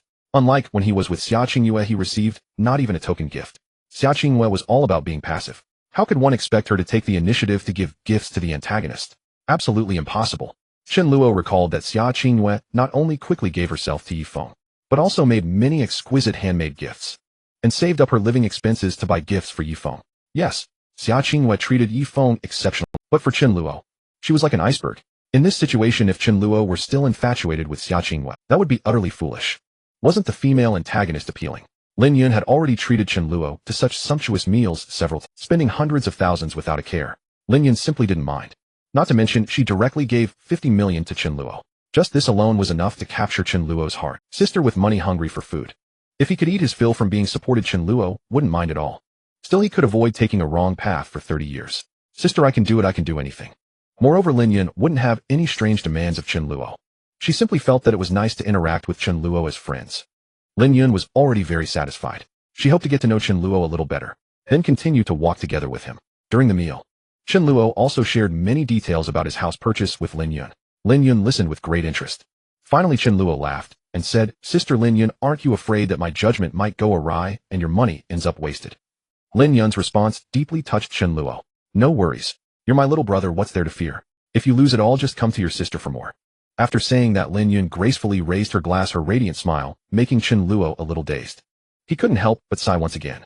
The Chen Luo from the book infatuated with Xia Qingyue was truly foolish. At the same time, Chen Luo silently vowed to treat Lin Yun well. After finishing the meal, Chen Luo kindly escorted Lin Yun back. He himself happily went to rest. Meanwhile, Yifeng was quietly developing a relationship with Chen Luo. In the past few days, Yifeng had not sought out Xia Qingyue. He had already begun to pursue a new female lead. He didn't care about Xia Qingyue at all. Xia Qingyue, of course, embodied the spirit of a female lead. She remained indifferent and unbothered, just like her response to Wang Qing. Someone as outstanding as Yifeng would surely attract other girls. This reminded me that I needed to work harder to ensure Yifeng wouldn't slip away from me. This was the mentality of someone like Xia Qingyue, who didn't mind being cheated on. Chen Luo expressed his approval. After all, it had nothing to do with him. However, what surprised Chen Luo was that even so, Xia Qingyue seemed still unaware, remaining lost in her sweet delusion. She still thought of Chen Luo as someone she could command at will. For example, a couple of days ago, Xia Qingyue invited her roommates out for a meal. Unfortunately, they accidentally ordered too much. They ended up spending 700 to 800 yuan. It couldn't be helped, one of the girls in Xia Qingyue's dorm had no sense of boundaries and was a bit vain, thinking it was Xia Qingyue's treat. They ordered some high-end seafood. Xia Qingyue, being shy, didn't know what to say. Then when it came time to pay, it became awkward. Fortunately, at that moment, a roommate reminded her, "Qingyue, why not ask that Chen Luo? Wasn't he always willing to pick up the tab for you before? What are you afraid of?" This woman's words reminded Xia Qingyue. After thinking it over, she felt that despite the slight distance between her and Chen Luo, for just a few hundred yuan, he shouldn't let her feel too embarrassed, right? The more she thought about it, the prouder she became. This might be an opportunity for me to apologize to Chen Luo. Xia Qingyue had learned to strategize for herself. Even without Wang Qing around to coax her, her thoughts began to become increasingly absurd. Xia Qingyue thought that in the past Chen Luo had been willing to pay for several thousand or tens of thousands, so now, just for a few hundred yuan, he should be more than happy to help her. Such an opportunity to showcase herself in front of him. Chen Luo wouldn't miss it, right? After realizing this, Xia Qingyue proudly sent a message to Chen Luo. "Chen Luo, I took my roommates out to eat today, but accidentally ordered too much, and I don't have enough money with me. Can you help me cover the bill? Don't worry, it's just a few hundred yuan." Chen Luo, who was resting, saw this message and was stunned. "What on earth, lady? You invite people to dinner, and you're short on cash. What does that have to do with me?" Chen Luo thought to himself, feeling speechless. He didn't even bother to reply. Meanwhile, Xia Qingyue's initial pride gradually faded. What's going on? Didn't Chen Luo see my message? Xia Qingyue became a bit anxious. She sent several more messages, but there was still no response from Chen Luo. The other roommates exchanged glances. They had no intention of helping her out. After all, they were just there to enjoy a free meal. Finally, when there was no other option, Xia Qingyue directly called him. "But the phone. Sorry, the number you dialed is busy." Chen Luo hung up the phone. Xia Qingyue was left dumbfounded. It was only now that she began to accept the reality. Could it be that Chen Luo really wanted to treat her like a stranger? Xia Qingyue didn't mean it that way. Originally, she intended to call a few more times. But then she suddenly remembered that Chen Luo had already deleted her number once before. If she called again, what if she angered him and got blocked? That would be even worse. With no other choice, Xia Qingyue could only borrow money from Wang Qing to pay for the meal. When Wang Qing arrived, her attitude had changed slightly. However, since she was good friends with Xia Qingyue, Wang Qing didn't say much. She just felt that Qingyue had really picked up a sesame seed and lost a watermelon. After leaving with Wang Qing, Xia Qingyue began to complain about Chen Luo. This Chen Luo really makes me angry. He won't even help me with a few hundred yuan. Wang Qing, do you think he might really have feelings for that Lin Yun? Wang Qing was not very aware of this aspect. If it had been in the past, Wang Qing would definitely have said exactly, Chen Luo is too much. Qingyue, I suggest you ignore him for a week, let him know your worth. Let's see if he dares to act like that again. Then Xia Qingyue would have found it reasonable and said good. That despicable Chen Luo. But now Wang Qing said nothing. She could no longer say anything bad about Chen Luo. The previous encounter had made Wang Qing suddenly realize something. Her character had changed. Xia Qingyue seemed to sense Wang Qing's unease. However, she merely muttered a couple of sentences. She didn't inquire further. Dream Huan Bar. This is a bar located by Nan Cheng University. Although the bar is not large, its business is quite good. This is mainly because the bar's owner Meng Huan is beautiful. Many people come specifically for her. However, this owner is not someone to be trifled with. She has some henchmen backing her up, so not many dare to cause trouble, let alone provoke her. In the original story, there was a group of outsiders. They got drunk and caused a scene at Dream Huan Bar. At that time, the male lead was having a small gathering with a few friends at the bar. Originally, the owner Meng Huan was a bit angry and planned to take action.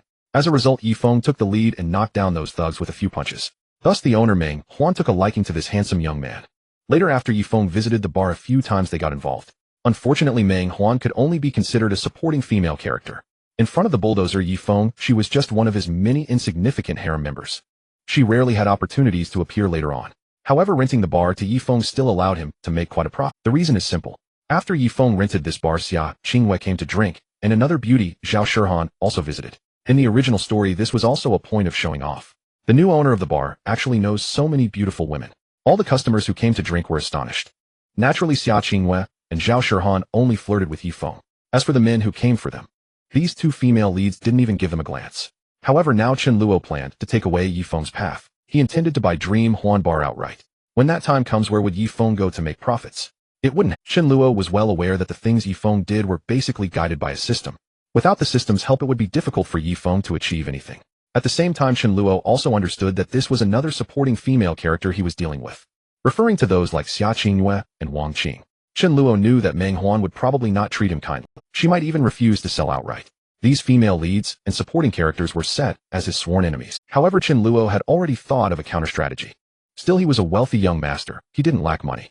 Moreover, with Lin Yun, this super rich woman, supporting him, Chen Luo's life would only become more and more pleasant. Pushing open the door and entering Dream Huan Bar, Chen Luo immediately saw the beautiful woman with long black waves behind the bar. She was wearing a low-cut neck outfit, tight clothing, and leather pants. That outfit was extremely alluring, exuding the charm of a mature woman. With seductive red lips and fair skin, Chen Luo's gaze swept around, and he noticed that many customers were secretly watching this beautiful owner. Meng Huan was already accustomed to such attention. Welcome. The owner Meng Huan did not look up, but graciously welcomed Chen Luo. However, when she looked up, her brows slightly furrowed. This person seems a bit familiar. Suddenly, a little brother behind her stepped forward to remind her, Meng Jia, he seems to be Chen Luo, the young master from the Chen family. Chen Luo. Meng Huan recalled having heard this name before. It was said he was a playboy, but he seemed to be quite infatuated with someone liking her for a long time. However, Meng Huan had no good feelings towards this young master. Just as her character was set in the book, Meng Huan disliked those second-generation rich kids who relied on their families. Meng Huan built her business from scratch. She had been out in the world since her teenage years. She worked as a waitress, dabbled in catering, and engaged in many hard jobs. Eventually, she saved some money and opened this small tavern. After years of effort, she finally brought this tavern to. Thus, the owner Meng Huan greatly admired men who relied on their own abilities. For instance, the male lead Yifeng. Speaking of which, if we exclude the system, Yifeng was indeed self-made. All tasks and matters were handled by him personally. No one suddenly gave him millions to start a business. As a female supporting character of the righteous faction, Meng Huan naturally exuded an aura of righteousness. As for her unfamiliarity with Chen Luo, she had already mentally categorized him as one of those scoundrel-rich second-generation men who flit from flower to flower. Meng Huan felt that there was nothing wrong with this view. In her eyes, weren't all these wealthy young masters like that?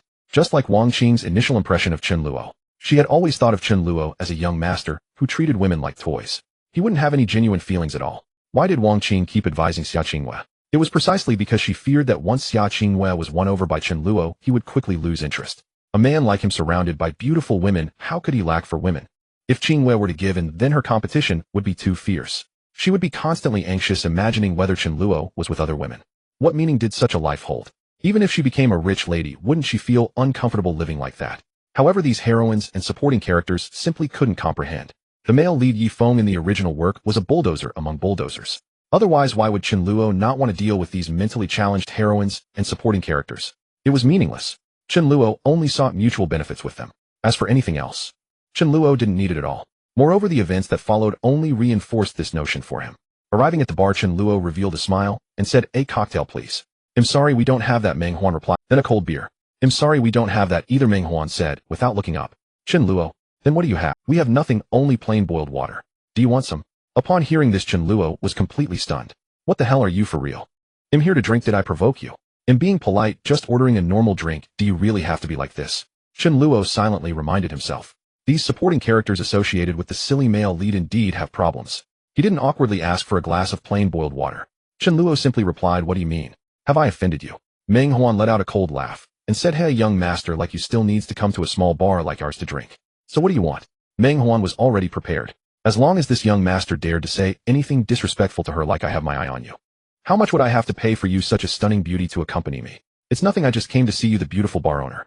Then Meng Huan would directly smash the empty bottle in her hand over his head. She didn't care how powerful Chen Luo's family background was. Meng Huan only knew that she was not someone to be trifled with. Any man who dared to tease her would face this outcome. Coincidentally, Meng Huan thought that if this incident spread, then in the future other men would definitely be more restrained.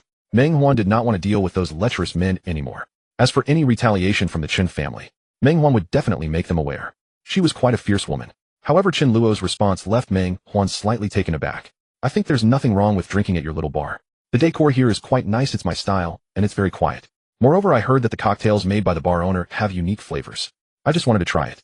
Since the bar owner has nothing here, then he'll just leave." Upon hearing Chen Luo's words, Meng Huan was immediately stunned. "What do you mean? This young master isn't here to tease her. Is he not here to cause trouble?" Meng Huan was bewildered. Only then did she feel her mind buzzing and realize the fact. That is, this young master seemed to have come to the bar alone. Did he look like he was here to cause trouble? That seemed completely unlikely. He was simply here to enjoy a drink, so why was she acting so aggressive? Meng Huan suddenly wanted to slap herself. She wasn't sure what was wrong with her. Clearly, Meng Huan's first principle when starting this bar was customer first. As long as the customer was here to drink, Meng Huan should have welcomed them warmly. What? Rich young masters can't come to a small bar to drink. Meng Huan suddenly felt that she had done something extremely foolish. If she had warmly welcomed this young master earlier, wouldn't she have the chance to attract more wealthy men? As long as they had no ulterior motives towards her, why not? Meng Huan couldn't quite articulate what was wrong with her. Suddenly, she felt a pang of guilt in her heart. "Wait, are you here to drink?" Meng Huan suddenly asked. The cold expression on her face vanished, replaced by a hint of charm and the shyness of a young woman. No wonder so many men liked to come to this bar for a drink, and secretly admired the beauty of the bar owner. Such allure was truly captivating. But Chen Luo responded in a very surprised tone otherwise. "Am I supposed to come to a bar and not drink? Just have plain boiled water?" Meng Huan detected the teasing in his words. Yet she felt no anger. Instead, she quickly smiled and said, "Oh, I'm really sorry, I thought. My apologies, cough cough, you are Chen Xiao, right? Come, please sit. I'll personally make you a cocktail, please don't mind." Meng Huan was not a malicious person. She suddenly felt that Chen Luo seemed completely different from those wealthy young masters she had in mind. Since he was here to drink, it didn't matter if he was a rich young master or just a beggar. Meng Huan would greet him warmly as long as he was willing to pay. Chen Luo was not that stingy. He calmly sat down looking around, and many people recognized his identity. However, Chen Luo's status in Nancheng was quite high. Moreover, when Chen Luo came out, he was accompanied by Zhao Long and Zhao Hu. These two were meticulous and efficient in their work, and they were particularly formidable in fights. In the original setting, they were exceptionally fierce. Except for the male lead, who had system rewards and was difficult to beat for others, a single punch was usually enough. After all, the two brothers were built like bulls. "Here, try this and see how my cocktail tastes." Meng Huan smiled as she pushed the light blue cocktail in front of him. Chen Luo was not genuinely here to sample cocktails. He didn't understand them at all. But Chen Luo still took a sip, and then said, "Very good, the bar owner's skills are commendable." Chen Luo did not express various opinions about the drink like Yi Feng did, leaving Meng Huan utterly captivated. But this all-purpose answer made Meng Huan secretly pleased. It seemed that this young master really was simply here to drink. Meng Huan couldn't help but steal a glance at Chen Luo. Her heart felt a bit strange. The image of Chen Luo in her mind began to quietly change. New author, new book. Please support. The performance is quite poor. If everyone thinks this book is good, please be sure to encourage me to update. Join the bookshelf to support the author. Thank you. Your support is my greatest motivation. However, Chen Luo is indeed set up as the antagonist. Meng Huan would not simply fall in love with Chen Luo like that. Such treatment is reserved for the male protagonist. A thought flashed through Meng Huan's mind. Even if this young master is not as fickle as other wealthy men, if he wishes to pursue her, he must face more challenges. She must not let him have it so easily. Otherwise this fellow will surely fail to cherish it. Meng Huan thought with a hint. Little did she know, Chen Luo had no such intention. He slowly savored the cocktail. But at that moment, bang, the door was kicked open. A few drunken men stumbled in linking arms. They swayed over to the bar. One of them, a yellow-haired ruffian, drunkenly said, "Boss lady, bring us a couple of cold beers, one for each of us." Meng Huan frowned, although she was not averse to guests. Even if a beggar came, Meng Huan would generously serve them the drink they desired. But these men were utterly intoxicated, which often leads to trouble. Most people in Meng Huan's bar were there for a casual drink, enjoying music and flirting. However, Meng Huan said little. She turned to serve each of the drunks a cold beer. But just as Meng Huan was about to withdraw her hand, suddenly, the yellow-haired ruffian struck, grabbing Meng Huan's hand. He then unabashedly said, "Such fair hands, boss lady, how about you keep me company tonight? I have plenty of money, how about 1,000, 2,000? Is that enough?" Hee. It was clear that the yellow-haired man was drunk. In fact, these men were local ruffians. They had long heard that the owner of Meng Huan's bar was quite attractive. So tonight a few brothers fueled by alcohol originally intended to drink. But the yellow-haired man led the charge, wanting to flirt with the owner. He claimed he felt the owner liked him. However, his companions did not believe him. Thus they pushed their way into Meng Huan's bar. Meng Huan naturally pulled her hand back. Immediately her eyes filled with anger. Behind her, several waitstaff and subordinates were already itching to act. However, at that moment, bang! A beer bottle shattered against the ruffian's head, beer shards scattering across the floor. The patrons watching the scene in the bar immediately displayed expressions of amusement. They were not worried about Chen Luo's safety. Instead, they silently mourned for these oblivious ruffians. Puffed, really blind to danger, provoking the young master of the Chen family. These fellows are in for a rough time. The young master of the Chen family is so decisive in his actions. Could it be that he is truly interested in the owner? Tisk, so enviable. If I were that rich, I would definitely flirt everywhere. The crowd in the bar whispered among themselves. Some believed that Chen Luo's decisive action was clearly for Meng Huan. They initially thought that the young master of the Chen family came to Meng Huan's bar to drink, just to woo the owner. This was perfectly normal. Young beauties sometimes grew tired of the same old thing and wanted to try a spicy, mature woman, which was no problem.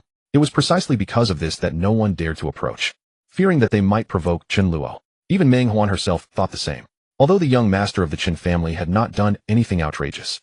But to say he was not here for her, Meng Huan could hardly believe it, especially now with Chen Luo suddenly acting out to teach these ruffians a lesson. After that beer bottle smashed down, a hint of something unusual appeared in Meng Huan's eyes. She looked at Chen Luo, her gaze carrying a hint of allure. Meng Huan wanted to see how this young master of the Chen family would handle the situation. Of course, Chen Luo would not personally engage in a fight. He smashed a bottle down. Outside, Zhao Long and Zhao Hu rushed in immediately. The ruffians still did not know Chen Luo's identity. Seeing their brother getting beaten, they immediately grew furious and attempted to rush up to teach Chen Luo a lesson. As a result, they were grabbed by Zhao Long and Zhao Hu by the collar. Then came a flurry of punches, leaving them bruised and battered in no time. Their noses were broken. Chen Luo, acting cool, said, "Throw them far away, don't disturb the owner's business." Upon hearing this, Meng Huan's eyes sparkled. She suddenly felt that this young master of the Chen family was quite charming. Zhao Long and Zhao Hu were also very efficient in their actions. The two muscular men each grabbed one of the four and took them outside. The others in Meng Huan's bar secretly clicked. They commented on how fierce the young master's bodyguards were. Those muscles, that strength. It was likely that these ruffians would be in the hospital for at least 10 days to half a month before they could come out.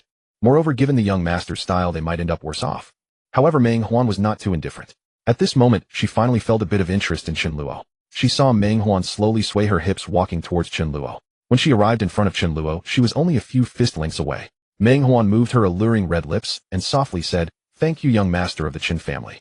As a token of appreciation, I'll cover your expenses tonight." Meng Huan felt this was already sufficient. Chen Luo knew that if it were Yi Feng instead, Meng Huan's words would definitely be, "Thank you, little guy. I wonder how I can repay you." Then the male protagonist, Yi Feng, would pretend to be serious and say, "How about you buy me a drink?" Following which, Meng Huan would quickly develop a good impression of Yi Feng and invite him to a corner. The two would converse face to face. In fact, in the original text, Chen Luo remembered that the description in the book was that Meng Huan took off her high heels and gently caressed with her silky legs. It could be said that Yi Feng and Meng Huan's first encounter was filled with. This is the allure of the male lead, Long Outyin. No matter how impressive or aloof the female lead or supporting characters are in front of the male lead, they all seem like cheap goods. Our Long Outyin male lead is either flirting with women or on the way to flirt with women. However, Chen Luo did not mind these things. How the book depicted it was irrelevant to him. He helped out merely to have a better opportunity to discuss serious matters with Meng Huan. "No need to treat. Actually, I came here to discuss a business deal with the owner." After Chen Luo's words, Meng Huan's smile immediately vanished. She knew, as expected, this young master was not here with good intentions. A hint of vigilance appeared in Meng Huan's eyes. Business? What kind of business? Oh my, even your voice has turned a bit colder. Chen Luo couldn't help but ridicule the tragic fate of antagonists in this kind of story. Isn't it too much? You met the male lead for the first time, he drove away a few ruffians for you, and you were so proactive. Just because in the antagonist you are wary at every turn. Fortunately, Chen Luo kept in mind to stay away from these outrageous female supporting characters. He got straight to the point, smiling. It's like this. Owner, I want to acquire your bar. I wonder what your intentions are. As soon as these words came out, Meng Huan was once again. She never expected that the business Chen Luo referred to was wanting to acquire her bar. Meng Huan was somewhat surprised. Although she had some attachment to this Meng Huan bar, she actually preferred money more. If she could directly receive a sum of money, it would mean a smooth cash out for her. To be honest, Meng Huan was also somewhat tired over the years as a single woman managing this bar. While the earnings were decent, there were also numerous bothersome matters. Like earlier when ruffians came to cause trouble at the bar, it wasn't just once or twice. Unfortunately, such good things are not so easily encountered. Over the years, Meng Huan had not seen anyone wanting to acquire her bar. However, there were many who wanted to buy her out for a night, a month, or even a lifetime. Thus, Chen Luo's words stirred something unusual in Meng Huan's heart. She also knew Chen Luo's identity. Therefore, Meng Huan felt a hint of expectation. She followed Chen Luo's lead and said, "Oh, is that so? Then I wonder how much Chen Xiao intends to spend to it." Meng Huan wasn't so quick to rejoice. She was still cautious of Chen Luo. If this fellow said a few 100,000 or 1,000,000, Meng Huan would probably turn hostile on the spot. Does he think he can just shoo her away? Meng Huan's bar makes over 100,000 in profit a month. It's not that simple. However, Chen Luo's response made Meng Huan's mind explode. She was left dumbfounded. Chen Luo, 10 million. Simple 3 words stunned Meng Huan instantly. Seeing Chen Luo's gaze, it was no longer filled with hostility. Instead, it became extremely friendly. Newcomer, new book. Seeking support. The results are poor. If everyone thinks this book is not bad, please be sure to click to urge updates. Add it to your library and support the author. Indeed, Meng Huan never expected to receive such a windfall from the heavens. 10 million. This far exceeds the estimated value of Meng Huan's bar. If this deal goes through, Meng Huan would transform into a millionaire, and she would be absolutely thrilled, especially since she just saw Chen Luo stepping up for her. Without even making any demands, he has already gained her respect. Now this young master has come to surprise her even. However, Meng Huan is not the type to be easily swayed by delight. Chen Luo is that wealthy young master. No matter how she looks at it, he doesn't seem like a fool. They say no one rises early for nothing. What on earth is going on?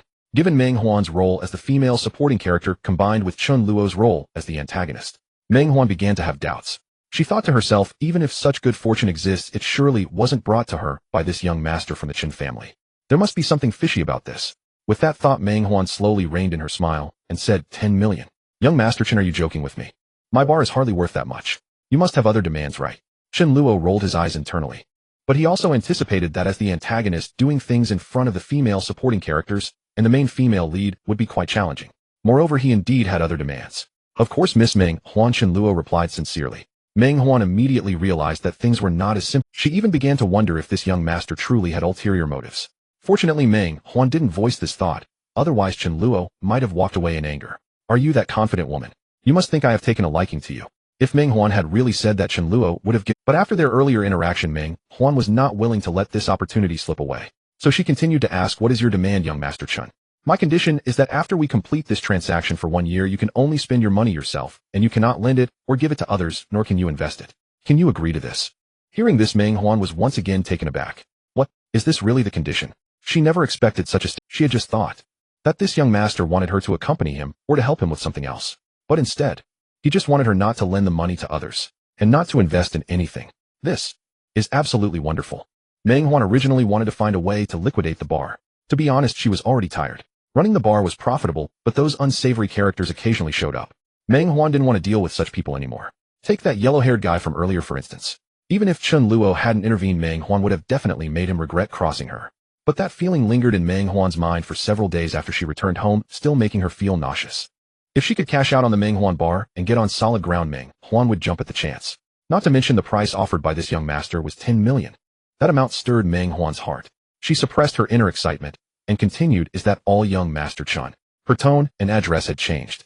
Yes, Chen Luo nodded. With this, Yifeng's plan to profit from the bar was effectively blocked. As for whether Yifeng would find another bar, that possibility is slim.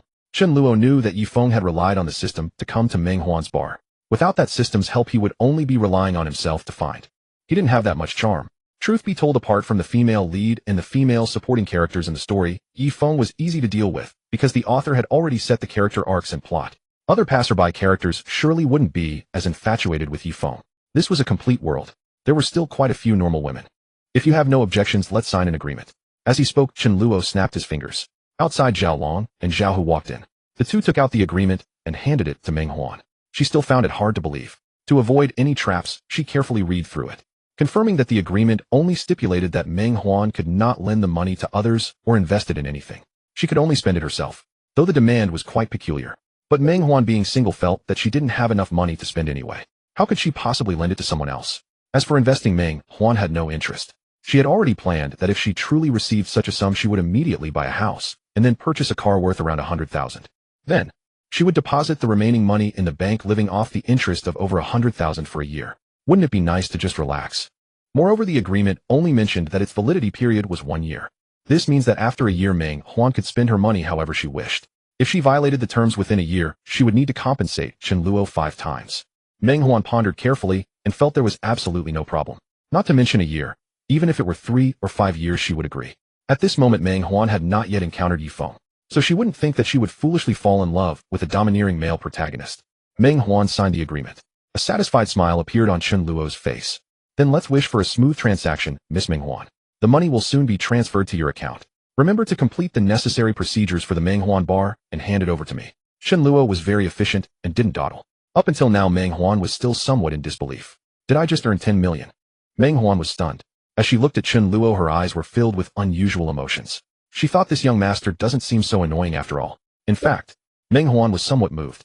Yes, Chen Luo probably never expected that these female supporting and main characters preordained in the story would not only be easy to deal with. Even he as an antagonist could win them over quickly if handled properly. However, even if Chen Luo was aware of this, he wouldn't act on it. Because, after all, the female supporting character is still a female supporting character. In the end, she would still have entanglements with the male protagonist. Was it necessary? As the saying goes, isn't the female antagonist Lin Yun more appealing? Even if these female supporting characters, or the main female lead, surrendered to Chen Luo, encountering the male protagonist would still bring about changes. However, Chen Luo believed that if Lin Yun encountered Yifeng, then all Yifeng would receive would be her cold indifference.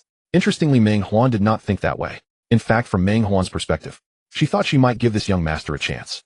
Therefore, not knowing whether it was Meng Huan wanting to give Chen Luo a chance, or Meng Huan not wanting to miss this opportunity, she saw Chen Luo turning to leave, and inexplicably said, "Young Master Chen, if you don't mind, how about we go to that corner and have a drink?" Meng Huan's suggestion was already quite clear.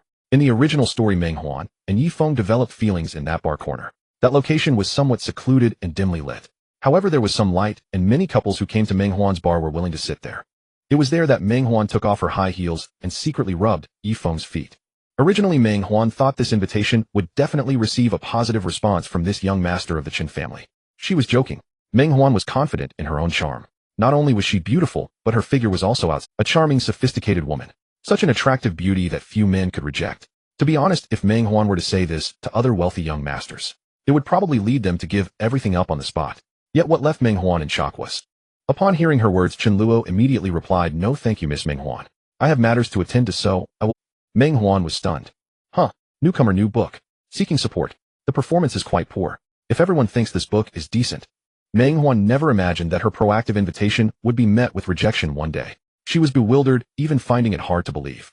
It was only after Chen Luo left the bar without looking back that Meng Huan finally reacted. The others in the bar were equally astonished. They were shocked that the young master of the Chen family had actually purchased this bar for 10 million, and without asking for anything in return. Did he really ignore the special invitation from the bar owner Meng Huan? The onlookers were left dumbfounded, utterly unable to believe it was true. But compared to the astonishment of others, Meng Huan, she simply couldn't accept it. This guy. What does this mean? Does he have no feelings for me at all? How is that possible? Meng Huan was becoming increasingly agitated as she recalled how cautious she had been when Chen Luo first entered. She had always thought that Chen Luo had ulterior motives towards her. But the result turned out that Chen Luo was actually completely uninterested in her. Meng Huan was deeply affected. She felt wronged, tears welling in her eyes. It was the first time in her life that she found it hard to believe, and she felt the need to regain her dignity. Meng Huan couldn't accept that Chen Luo would have no feelings for her. Meanwhile, Chen Luo left calmly. In his mind, he wasn't thinking about Meng Huan at all. The matters at the bar were resolved, but he had to suppress the male protagonist. There was still much work to do. After sorting through everything, Chen Luo realized that the male protagonist Yifeng had indeed become outrageous after getting the system. With so many opportunities laid out before him, accomplishing just one of these tasks would be enough to make Yifeng a wealthy man. Let alone he completed every task with ease. With such a heaven-defying treatment, it would be hard not to rise to prominence, right? Next I should get in touch with Chen Luo. Chen Luo knew that Yifeng would have help from Chen Luo later on. With the power of his system, he developed those mini-games that earned him a fortune. Such opportunities certainly couldn't be allowed to fall into Yifeng's hands. Chen Luo had already devised a strategy. His thoughts were not without merit. He had already formulated a plan on how to turn the tables on Yifeng. He still harbored resentment over Chen Luo's attacks against him, as well as the breakfast shop run by Wang Qing and the bullying of Xia Qingyue. As the main character, he naturally had to repay any grievances. A determined look appeared on Yifeng's face. Young Master Chen, just you wait. I will soon surpass you. With Sister Ruoxia's help, I believe I can make a fortune. Right now you must be having a great time at the bar, huh? Just wait. Yifeng will definitely shock you. Yifeng thought to himself, and just then Yifeng's system issued a new task. This delighted him even more. Ding.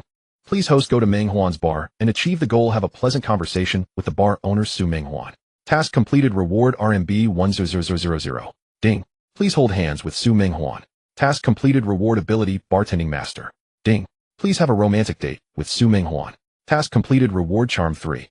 Ding. Looking at the new tasks popping up from the system, Yifeng's smile became even more radiant. He felt that as long as there were system tasks, his rise to prominence would be effortless. Chen Luo, I have a system, how can you compete with me? Yifeng felt that he would no longer fail in any way. Moreover, Yifeng still had so many beautiful women to accompany him. After chatting briefly with Chen Luo and sending her home, Yifeng sent a message to Xia Qingyue. Sister Qingyue, what are you doing? I miss you. Upon seeing that the message was from Yifeng, Xia Qingyue instinct, but when she prepared to reply, for some reason images of the earlier photos that Wang Qing had shown her suddenly flashed in her mind. Photos of Yifeng hanging out in the park with other female classmates. At that time, Xia Qingyue told Wang Qing that it was completely normal.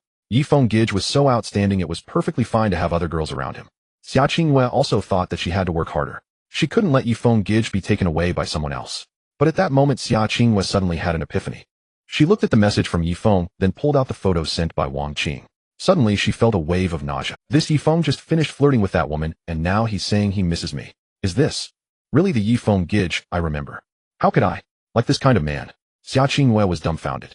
She felt that even if she were ordinary, she shouldn't be cheap to this extent. Xia Qingyue's eyes were filled with disbelief. After a moment, she turned off her phone. She didn't want to think about this matter. She didn't want to reply to Yifeng's message. At that moment, Xia Qingyue's mind instead filled with the image of Chen Luo. She suddenly felt very regretful. Chen Luo had pursued her so fervently before. Why did she refuse? She could have been sitting in a Rolls-Royce carefree. Why did she have to endure the heat and accompany Yifeng to a roadside stall for fried noodles? Even though Xia Qingyue reassured herself that Yifeng would definitely rise in the future. At that time, he would certainly allow her to ride in a Rolls-Royce. But it was likely that there would be more than just herself in that car. Yes, Xia Qingyue realized. She believed that even if Yifeng became wealthy in the future with so many women around him, she shouldn't just throw herself in. Xia Qingyue didn't know what was wrong with her before. Meanwhile, Yifeng, seeing that Xia Qingyue hadn't replied, wasn't worried. He only thought about quickly completing the mini-games assigned by the system with Chen Luo. During this time, he could also make a trip to Meng Huan's bar. The system issued this task for a reason. Yifeng knew that as long as it was a woman the system wanted him to pursue. Those were all situations he could easily handle. This was also the brilliance of the system. It should be straightforward. Moreover, the news that Chen Luo spent 10 million to buy Meng Huan's bar spread quickly throughout Nan Cheng University. After all, many people among those drinking at the time knew Chen Luo. Regarding Chen Luo's calm rejection of the beautiful bar owner Meng Huan's invitation, Lin Yun quickly learned. She approached Chen Luo with a smile, saying, Chen Luo, I heard you rejected a sexy bar owner's invitation for drink. Yeah, what's wrong, Lin Yun? Nothing. Nothing at all. Lin Yun was naturally delighted, but she was also too Chen Luo smiled and said, does Lin Yun want to invite me for a drink? Could I? Lin Yun felt shy once. Of course. Let's go tonight, I'll treat you. It's a celebration of my purchase of Meng Huan's bar. Upon hearing this, Lin Yun became excited. What do you mean you're treating? You're my little brother, how could I let you spend money? What do you want to eat? Just tell me you'll pay. Chen Luo was a bit helpless and said, Sister Lin Yun, this 10 million for buying the bar is also your money, so let me treat you just this once. No way. As long as I'm here you won't spend a dime. I'm your big sister, you have to listen to me. Do you think I can't afford to Lin Yun suddenly puffed her cheeks and made a cute pout pretending to be angry. This scene left Chen Luo momentarily stunned. Seeing Chen Luo staring at her like that, Lin Yun's cheeks immediately flushed with 2 shades of red. Newcomer, new book. Please support. The results are very poor. If everyone thinks the book is good, please click more to urge for updates. Support the author. Thank you. Your support is my greatest motivation. Alright then, I will respectfully obey your command, Sister Lin Yun. Chen Luo smiled, no longer insisting. A sweet smile appeared on Lin Yun's face. She suddenly reached out and stroked Chen Luo's hair, saying, good boy, stay close to your sister, and I won't let you suffer the slightest bit of hardship. Lin Yun was very happy now. It seemed that her relationship with Chen Luo had progressed further. She tentatively reached out to touch his head, and he did not refuse. In fact, Chen Luo had no intention of rejecting her. This female antagonist was simply too alluring. Just after a short acquaintance, Chen Luo had already received 60 million from Lin Yun. 50 million was used to invest in real estate, and 10 million was used to acquire the Menghuan bar. Lin Yun didn't even mention it. Could such treatment be given by Xia Qingyue? Every time he thought of this, Chen Luo couldn't help but want to mock the antagonist Chen Luo in the book. Seriously, with such a beauty pursuing you, why would you stubbornly cling to Xia Qingyue? Although Chen Luo understood that all of this was the author's setup, he couldn't fathom why many books like to establish the innocent and sweet female protagonist is liked by both the male lead and the wealthy second male lead or the wealthy antagonist. Yet the female protagonist chooses the male lead, who is a poor boy at first, completely indifferent to the wealthy second male lead or the antagonist. But now Chen Luo had arrived. He wanted to break this trope. Why should a wealthy young master like him pursue the female protagonist? What nonsense is this? Isn't the female antagonist appealing? Chen Luo's counterintuitive approach yielded him quite a lot. This female antagonist Lin Yun was simply wonderful, and spent another pleasant dinner time with Lin Yun. In contrast, things over at Xia Qingyue were rather complicated. She began to recall Chen Luo's goodness. She was also wondering what Chen Luo was doing now. It seemed that Xia Qingyue didn't care so much about Yifeng anymore. Soon she also heard the news. Chen Luo spent 10 million to buy the Menghuan bar. This made Xia Qingyue feel a bit excited. Is Chen Luo spending so much money to buy that bar for me? This thought suddenly popped into her mind, and it was quite absurd. But Xia Qingyue knew that everything Chen Luo had done in the past was basically related to her, whether it was buying luxury goods at a luxury store, or setting up heart-shaped lights on the playground. Or if she wanted something, Chen Luo would immediately find a way to get it for her. He would even book an expensive upscale restaurant or hotel for her, inviting many people to celebrate and congratulate her. This time Chen Luo spent so much money to buy that small bar, surely it was also to surprise her, right? The more Xia Qingyue thought about it, the sweeter she felt. What kind of surprise will it be this time? Compared to before, if Xia Qingyue had known about these things, people around her would tell her, Qingyue, I heard that young master Chen Luo is up to something for you again. Qingyue, it seems you are going to receive many gifts again. I'm so envious of you. What would Qingyue, that young master Chen Luo is so romantic, you are truly too happy. Xia Qingyue would only feel so annoying. What is this guy up to again? Every time it's so grand, it makes me feel so embarrassed. I really hate it. I've told him I don't like him anymore, yet he still clings to me so relentlessly. Damn it. I hope none of these things he does have anything to do with me. Unfortunately, in the end, Xia Qingyue's thoughts would all, because usually after a few days Chen Luo would send her a message inviting Xia Qingyue to various places to create surprises. Fireworks, flowers, money, gifts. Xia Qingyue had received countless gifts already. To others she seemed happy, yet she was already thoroughly sick of it. But now Xia Qingyue did not think so. She eagerly anticipated Chen Luo's next surprise. Yes, Xia Qingyue still did not believe that Chen Luo would just give up on her. What he had with Lin Yun might just have been a temporary act. Or perhaps, after spending some time with Lin Yun, Chen Luo realized that she wasn't as good as herself. If that were the case, then Xia Qingyue would definitely seize the opportunity this time. She would never miss Chen Luo again. She also didn't know why she had felt disgusted with Chen Luo in the past. When she thought carefully, Chen Luo was really good. Not only was he handsome, but he also came from a good family. He treated her well, so how could she assume he was just playing around? Could someone who only plays around invest so much and sincerely pursue her for 3 years? Even under constant rejection, he still remained steadfast. Isn't that enough? Xia Qingyue regretted it. Regarding Yifeng, she suddenly realized she had been completely wrong. If it were another woman, she would have already been in a sweet relationship with Chen Luo. At the Menghuan bar, the owner Su Menghuan was also troubled by this matter. She even stood in front of the mirror admiring herself for a long time.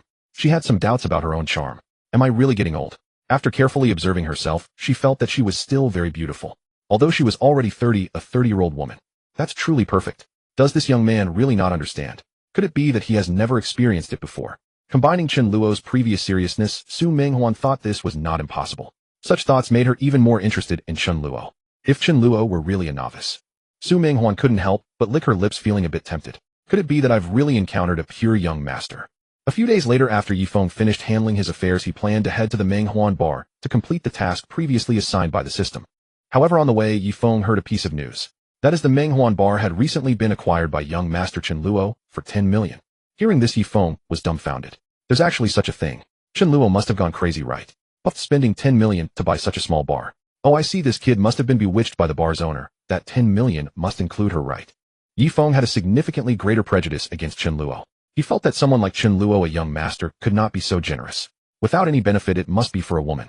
But Yifeng was not in a hurry. He knew that any beauty assigned by the system for him to pursue would not be the type to bow down for money. On the contrary, they preferred sincerity. Yifeng believed that this was true sincerity. He would never let down any woman he got. Yifeng was clear that when he became wealthy in the future, he would take care of someone like Chen Luo who gets one and discards another was what one would call a real scumbag. Little did he know that Yifeng's approach was equally absurd. Moreover, interestingly at this moment, he was full of confidence and did not care about Chen Luo's actions. That bar owner Meng Huan will definitely not be won over by Chen Luo. Ooh, she is my woman. Chen Luo, just watch. I will take revenge for the last time and settle the accounts with Qingyue and Wang Qing as well. With this in mind, Yifeng confidently walked into the bar. The bar owner was still Meng Huan. The handover procedures had not yet begun. Chen Luo was not in a hurry, and Meng Huan had no intention of breaching the contract. She just wanted to spend a little more time with her small bar. Welcome. What would you like to drink? Meng Huan said warmly. When Yifeng saw Meng Huan for the first time, his eyes immediately lit up. Wow. System, you're amazing. This is too exquisite. Yifeng almost drooled. After seeing Meng Huan, he immediately tossed aside Chen Luo and Xia Qingyue from his mind. Yifeng was now solely focused on completing the system task. He felt that this was the behavior of a true gentleman, completely different from those wealthy young masters. A cocktail. Yifeng displayed his signature male-led smile. If it were in the original work, just this smile from Yifeng would be enough to leave Meng Huan, the female supporting character, somewhat mesmerized. But for some reason, she only glanced at Yifeng. She did not care, and directly prepared the cocktail to hand over to Yifeng. 35 yuan, thank you. At this moment, Meng Huan's mind was full of thoughts about Chen Luo and the tone and figure he had when he rejected her. She felt no attraction towards the male lead Yifeng. But Yifeng was also a bit taken aback. According to the normal procedure, the girls assigned by the system should be relatively. It seems that Meng Huan is a bit challenging. That's fine, I like it. Long out Yin Yifeng was not bothered. After sitting down, he directly said, boss, are you not planning to buy me a drink? This was Yifeng's method of flirting. If it were in the original work, Meng Huan would have shown a charming smile and replied, oh really? Little brother, why should I buy you a drink? Isn't this our first meeting? Then Yifeng would say, I'm here to discuss a big business deal with you. Then Meng Huan would take interest and invite Yifeng for a drink. The so-called big business deal was actually Yifeng wanting to rent the Meng Huan bar for a month for 300,000. Without Chen Luo, this would indeed allow Meng Huan to earn quite a bit. But now, Yifeng's little money compared to the 10 million Chen Luo offered was nothing. Meng Huan completely looked down on it. And Meng Huan had no interest in Yifeng either. Thus, when she heard Yifeng say this, she was struck dumb. What? You want me to buy you a drink? Are you insane? Do I know you? You come to my bar to drink, and still want me to treat you. Are you here to cause trouble? If you don't even have a few dozen bucks, just roll out of here. Meng Huan was instantly furious. Was this guy sick? I've seen shameless people, but I've never seen anyone this shameless. Wanting to drink for free. Yifeng was also frozen in place, and the expression on his face turned extremely awkward. Despite Yifeng being set up as the archetypal protagonist, he felt at a loss for how to navigate the situation. Wait, isn't the system meant to guide me in conquering this? Why is this so difficult? Yifeng thought back to Chen Luo, Xia Qingyue, and Wang Qing, all of whom he had easily won over. For instance, with Xia Qingyue, he had known her for only a short time, yet they had become exceedingly close. He felt the same about Wang Qing. Wang Qing seemed almost eager to throw herself at him. Such treatment made Yifeng blindly confident, thinking that any task issued by the system would be a breeze. He believed that the women he was meant to approach would all be easy to win over.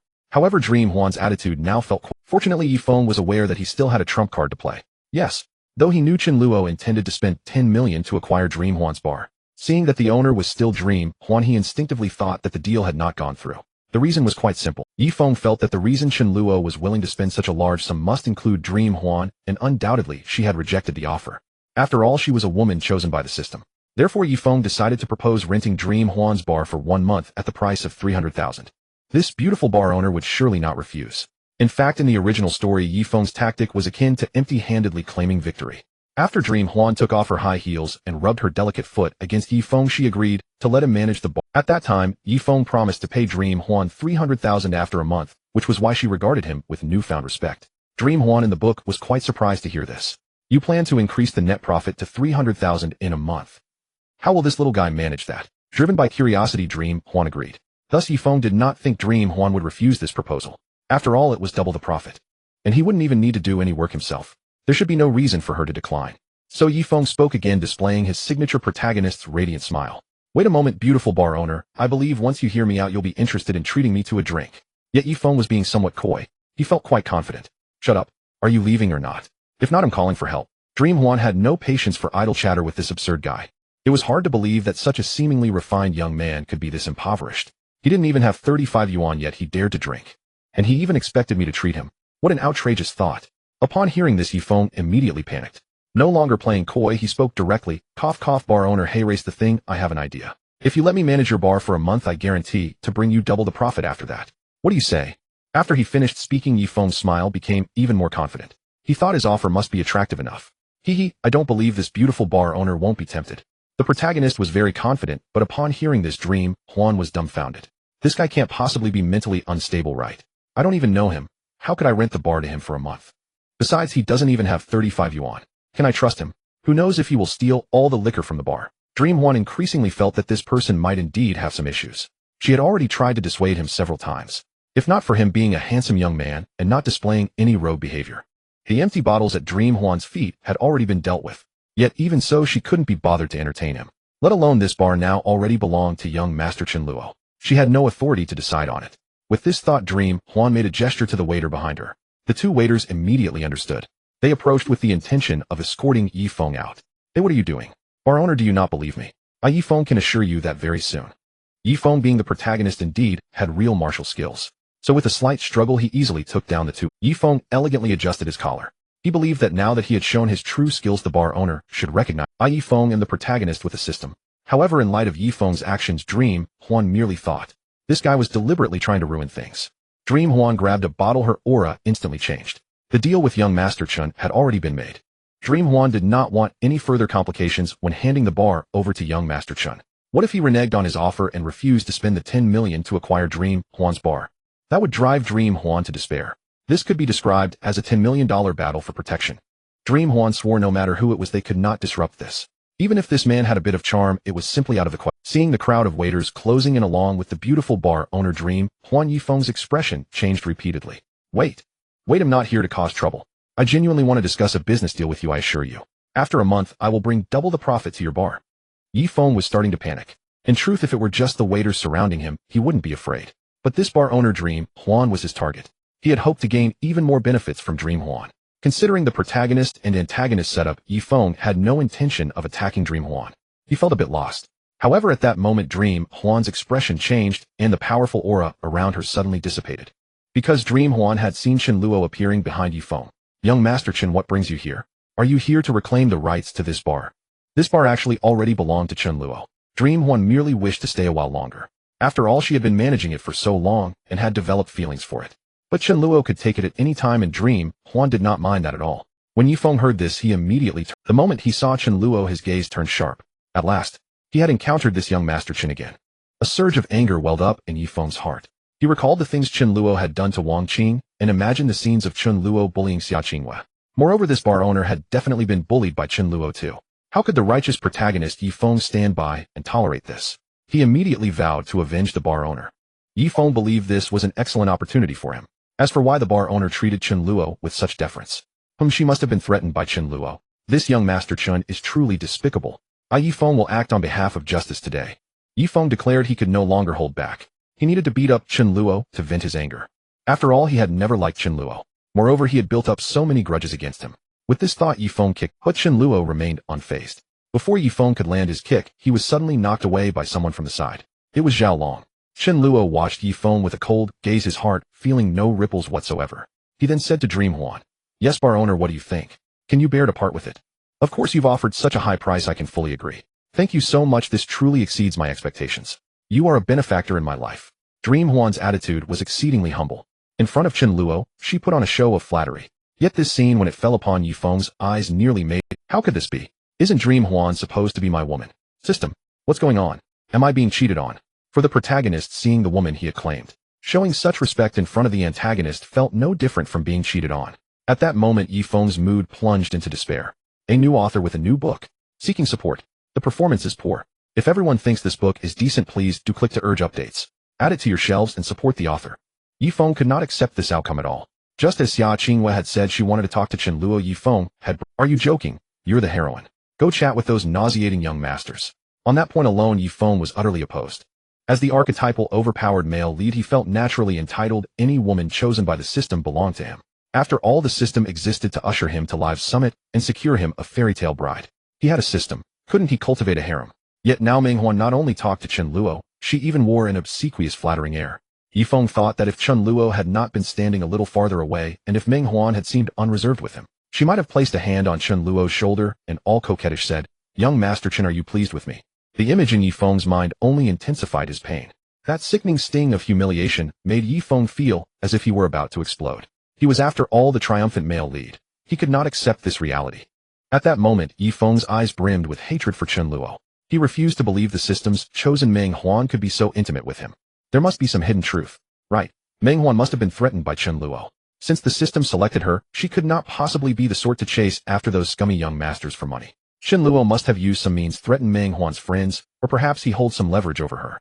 Yifeng let his imagination run wild. The more he thought, the more indignant he became. Even Meng Huan's alluring expression, he convinced himself, was feigned. She is being coerced. Yes, it must be so. Only by persuading himself of that could Yifeng accept matters a little. But if that were the case, then as the male lead, he could not stand idly by. Rest assured, Miss Meng Huan, I will find a way to save you. Chen Luo, you are despicable. Yifeng was furious with Chen Luo. He believed this young master would spare no means. Earlier, he had even played underhanded tricks to bully Wang Qing. In any case, Yifeng thought that someone truly noble in wealth would not bully the weak. Wang Qing is just an ordinary person. Chen Luo, don't you feel ashamed? And Qingyue. Yifeng recalled Xia Qingyue had called him earlier, and yet had urged him to kneel before Chen Luo in his imagination. Xia Qingyue must have been mistreated by Chen Luo. How exactly she had been wrong, Yifeng could not say. The thought only made him angrier as he watched Chen Luo and Meng Huan converse. Yifeng's vision blurred. He felt as if he could no longer hear what they were saying. Their intimate manner was unbearable. Seizing an excuse, Yifeng rushed forward and declared, Miss Meng Huan, do not worry. I will protect you. If anything is wrong, tell me. Don't be afraid of this man. Meng Huan was taken aback. What? Afraid? Fear? Why should I fear young master Chen Luo? Meng Huan did not understand. She thought Yifeng was rather strange. Yifeng paid no heed and turned to Chen Luo. Young master Chen, if you have any grievance, take it out on me. Do not trouble Miss Meng Huan. Having spoken those righteous words, Yifeng felt magnificently noble. Surely this would sweep countless girls off. His blind confidence swelled again. Yet when he looked back at Meng Huan, she regarded him with a look that deemed him an imbecile. Could it be, Miss Meng Huan, that you were not threatened by Chen Luo? Yifeng was stunned. It was almost inconceivable to him. Threatened? What threat? Young master Chen paid 10 million to purchase my bar. I ought to be the one thing. As for you, you seem to have been looking for trouble with young master Chen. Meng Huan's gaze turned unfriendly. She looked to Chen Luo and said softly, Young master Chen, do you know this man? Yes, we attended the same school. We had a falling out before. Chen Luo replied calmly, his eyes toward Yifeng full of, hey, you think being the protagonist makes you remarkable? Having a system makes you superior. Watch me overturn you. That was exactly what Chen Luo intended. If he did nothing now following the original storyline, he would have been harshly embarrassed by Yifeng and Meng Huan. Instead, Meng Huan had switched sides to aid him and oppose Yifeng. Chen Luo was naturally pleased. Yifeng, however, was devastated. He could not accept it. Why? Was this not the reviled, villainous young master everyone spat upon? Xia Qingyue, Wang Shui, Ruo Shui all sneered at him. His reputation was abysmal. How could he allow Miss Meng Huan to treat him with such gentleness? There had to be something he did not know. But Yifeng's misery was far from over. Although Meng Huan was not dying of love, at the very least the Chen family young master had been kind to her, and had truly given her 10 million. Yet this man Yifeng hesitated even to pay 35 yuan for a cocktail, and expected her to treat him. He even wanted her to lend him the bar to run. They were strangers. Getting rich at someone else's expense was not conducted this way. Why not simply ask her to hand the bar over? Bold indeed. Meng Huan was speechless and had had enough of being influenced by such a man. She waved her delicate. The servers behind her once more gathered around. Yifeng still refused to believe Meng Huan and the Chen family's young master were truly close. She must have her own hardships, and she simply could not disclose them now. It's all my fault, or I was too weak. If I were stronger, if I had more money, I could have protected Miss Meng Huan, or it was my failing that allowed her to suffer so. In Yifeng's eyes, Meng Huan must be acting under constraint, all her behavior was for Chen Luo's sake. Yifeng refused to believe she felt nothing for him. Was my protagonist aura and charismatic persona a lie? Since the system chose her for me, how could she remain? Yifeng thought of Xia Qingyue, Wang Qing, and Chen Luo, especially Chen Luo. He had interacted with her in recent days, and their progress had been swift. Meng Huan was far from the beauty of Xia Qingyue or Chen Luo. How could she be so difficult to win? As the male lead, Yifeng blamed Chen Luo for everything.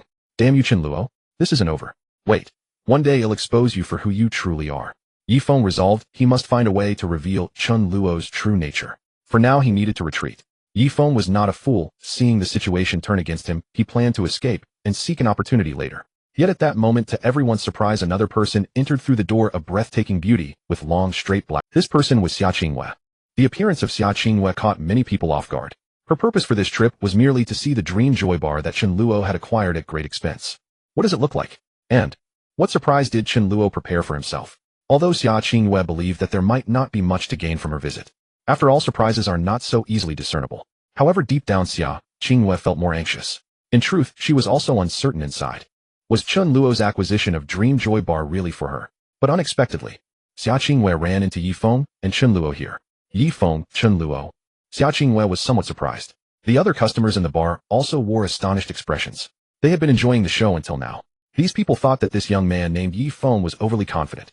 The owner of Dream Joy the bar was already how could he still want to compete for her, truly overestimating himself. However, they were pleased to see young Master Chen Luo teach this reckless boy a lesson. Everyone was delighted. Now another goddess-level figure had joined. She seemed to know young Master Chen Luo, and that feeling. New sparks were about to fly. In response, Chen Luo's heart remained calm. But Yifeng, on the other hand, was overjoyed. Because he believed that he had made some progress with Dream Joy. But Xia Qingyue was genuinely on his side. Yifeng had already made some advances with Xia Qingyue. Coincidentally, it seemed like Chen Luo also liked Sister Qingyue. Yifeng was indeed one to repay his grudges. Young Master Chen, you made me experience the pain of being cuckolded. Next I will make you feel the same. With that thought, Yifeng seemed to transform into another person. The idea of retreating was dismissed. He walked to Xia Qingyue's side and smiled. Sister Qingyue, what brings you here?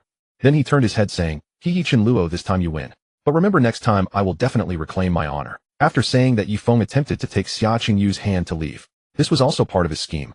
Yifeng believed that if Chen Luo saw this scene, he would definitely be furious. By then Miss Dream Joy would surely see Chen Luo's true colors. Chen Luo might even speak harshly to Miss Dream Joy.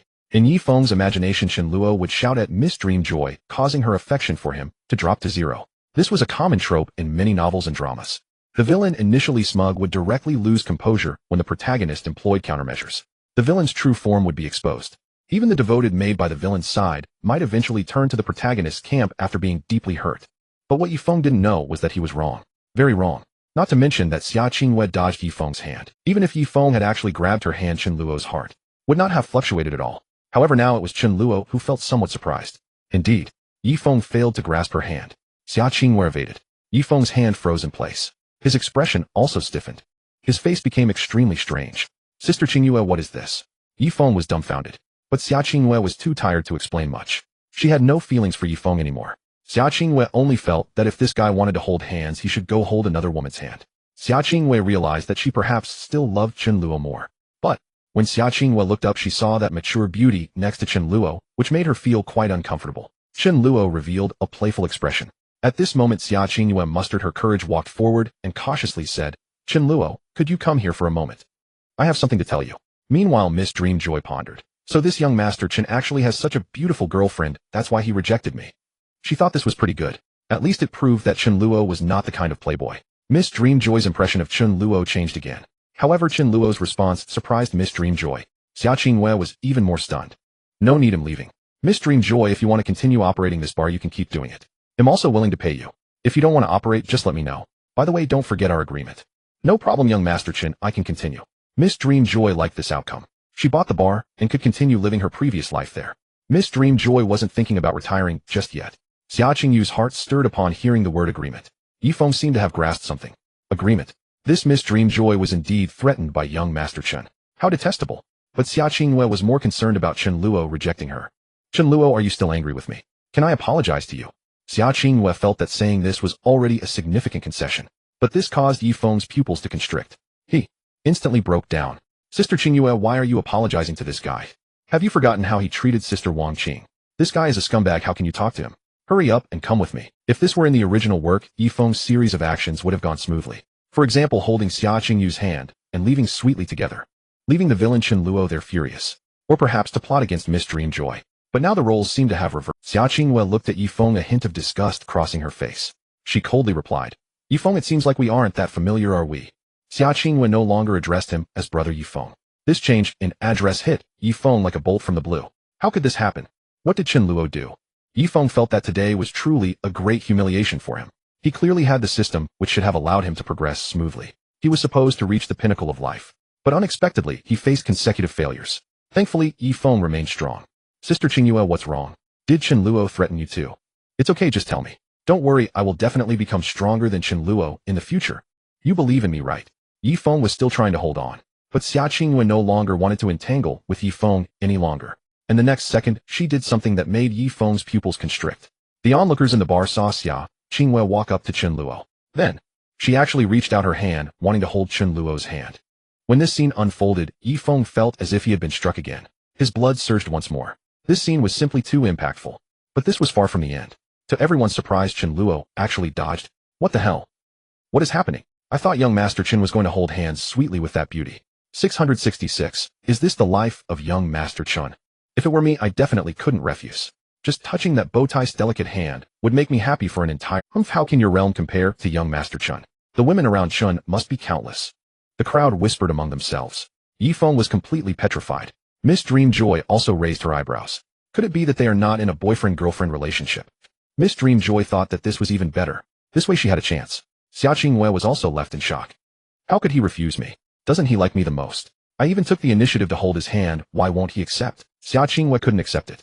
And even more shocking to everyone present was that at this moment, a handsome red sports car stopped at the bar entrance.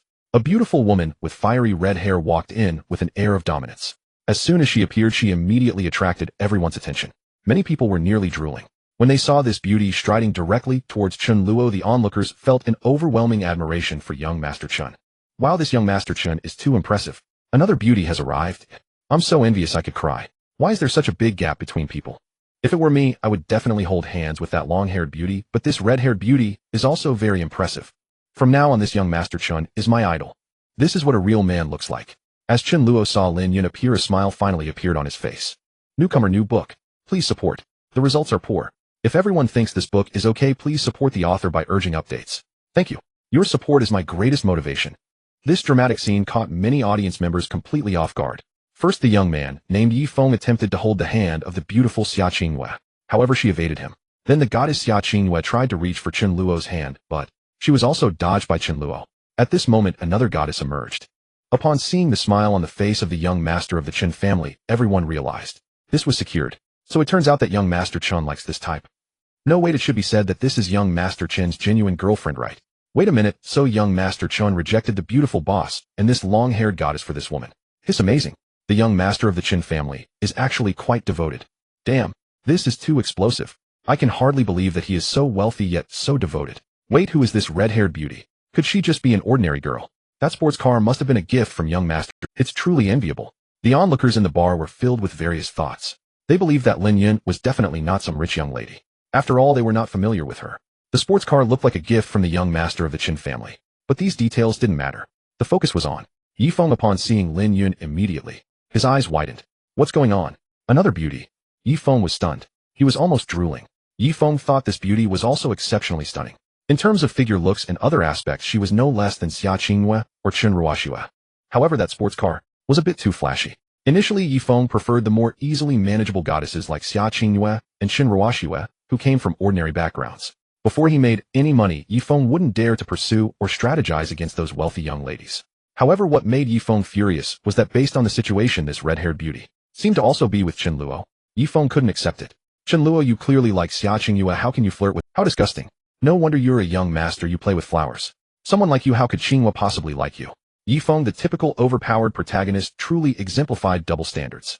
However, many enjoyable stories are indeed like this. Just as previously mentioned, for those overpowered protagonists with some outrageous viewpoints, they find it reasonable to kill others. If someone pursues him or the weak around him, then you have already chosen your path to death. Therefore, Yifeng felt that he had to take action again. He couldn't let this ignorant girl fall into the hands of the detestable Chen Luo. Yifeng believed this was his mission, who told him he was the protagonist with the system. With the halo of the main character, and being the child of destiny, many things, if he doesn't do them, who will? At this moment, Yifeng had completely forgotten about Xia Qingyue and Meng Huan being right beside him. He directly walked towards Lin Yun, revealing a signature protagonist smile, as he said, "Hello, beautiful, my name is Yifeng. Perhaps we could get to know each other." The next second, bang! A burly man directly sent Yifeng flying. Not only that, but on Chen Luo's side, Zhao Long and Zhao, who under Chen Luo's orders rushed forward and began. Even though Yifeng had some skills, being ambushed made it hard for him to resist for a moment. How disgusting! Lin Yun coldly glanced at Yifeng. She thought this guy's presence was simply tainting the bar of her classmate Chen Luo. Chen Luo was also angry. How could Yifeng try to flirt with Lin Yun? Chen Luo couldn't tolerate it anymore. Moreover, Yifeng had just internally mocked him. Chen Luo indecisive. Little did he know that his actions were even more unreasonable. Xia Qingyue, watching from the side, was utterly infuriated. This guy just wanted to hold my hand, and now he's flirting with another woman in front of me. It's truly disgusting. At this point, Xia Qingyue finally saw the true nature of this overpowered protagonist. She couldn't understand how she had ever been so infatuated with such a scumbag. Moreover, the women Yifeng flirted with were not just these. There were also Chen Luo and Wang Qing. Just thinking about it made Xia Qingyue feel uneasy. She thought if she really got involved with Yifeng, wouldn't she be wearing dozens of green hats in the future? Xia Qingyue was not that self-deprecating. Similarly, Meng Huan, witnessing Yifeng's actions, also rated him poorly in her heart. This man indeed had some. Who does he think he is? Does he think women can be swayed by just a few of his words? Where does this confidence come from? Isn't he thinking too much? Meng Huan felt that regardless of how other women thought, she had no feelings for Yifeng at all. Even if this guy is very rich, Meng Huan's heart felt no waves. However, in Yifeng's perception, he believed, shouldn't I stop the fall of a top-tier beauty? Compared to Chen Luo, I must be better. Yifeng told himself that he didn't expect this red-haired beauty to fall for him. He just hoped she wouldn't fall for Chen Luo's tricks. After all, Yifeng was the overpowered protagonist. In his eyes, Chen Luo was the villain. Naturally, he held many prejudices against Chen Luo. He believed that someone like Chen Luo must be a playboy who had played with countless women. Someone like him shouldn't have true love. However, Yifeng forgot that his own setting was a bulldozer and he had opened so many harem routes. How could he talk about true love? Just because he provided benefits to all the women, does that count as true love? Although Yifeng was the protagonist, his actions were actually not much different from the villain's. He was simply set as the main character in the author's narrative and sailing smoothly. Now it was different. The changes brought by Chen Luo led to a series of butterfly effects. Yifeng was somewhat bewildered. These female protagonists were also portrayed by the author as love-struck. They were not only unconcerned about the protagonist's harem, but also silently vowed to be more proactive and diligent. Only then could they gain the affection of brother Yifeng. Unfortunately for Yifeng, those good days were gone forever. However, at Yifeng's inn, Xia Qingyue and Meng Huan couldn't be bothered to deal with him anymore. They had decided not to entangle with Yifeng any further. Yet, Xia Qingyue looked at Lin Yun feeling quite uncomfortable inside. Could it be that Chen Luo really likes this girl named Lin Yun? Meng Huan was also pondering. Is this red-haired beauty truly young Master Chen Luo's girlfriend?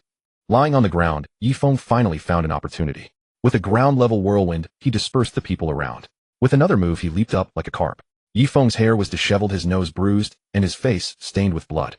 He looked quite disheveled, but he believed this was his fate. With a system facing more hardships was only natural, right? Yifeng would never easily give up. He vowed to fight against Chen Luo and evil to the end. But as soon as Yifeng got back up, he saw Chen Luo holding the hand of the red-haired beauty and leaving. The red-haired beauty even lowered her head shyly. That scene was something Yifeng could not accept at all. His heart surged with anger. Yifeng simply couldn't understand. Chen Luo was not one of those scummy rich young masters. Why was he so well liked by beauties? He was clearly the protagonist with a system. What was going on? Yifeng was confused. He finally couldn't hold on any longer. Continuous blows made Yifeng's scalp tingle. A mouthful of blood spurted out. Meng Huan frowned and immediately said, "You all quickly clean up the ground and throw this guy out." What is the incident at the Meng Huan bar quickly spread. Many people knew that Yifeng from the software department of Nan Cheng University was severely injured by someone sent by the young master of the Chen family. This event further tarnished the public's impression of Chen Luo, especially for Chen Luo and Zhang Xiaoyu, who were the female protagonists in the story. At this time, they had already had some contact with Yifeng. Because his character had not yet collapsed, their affection for him was exceptionally high.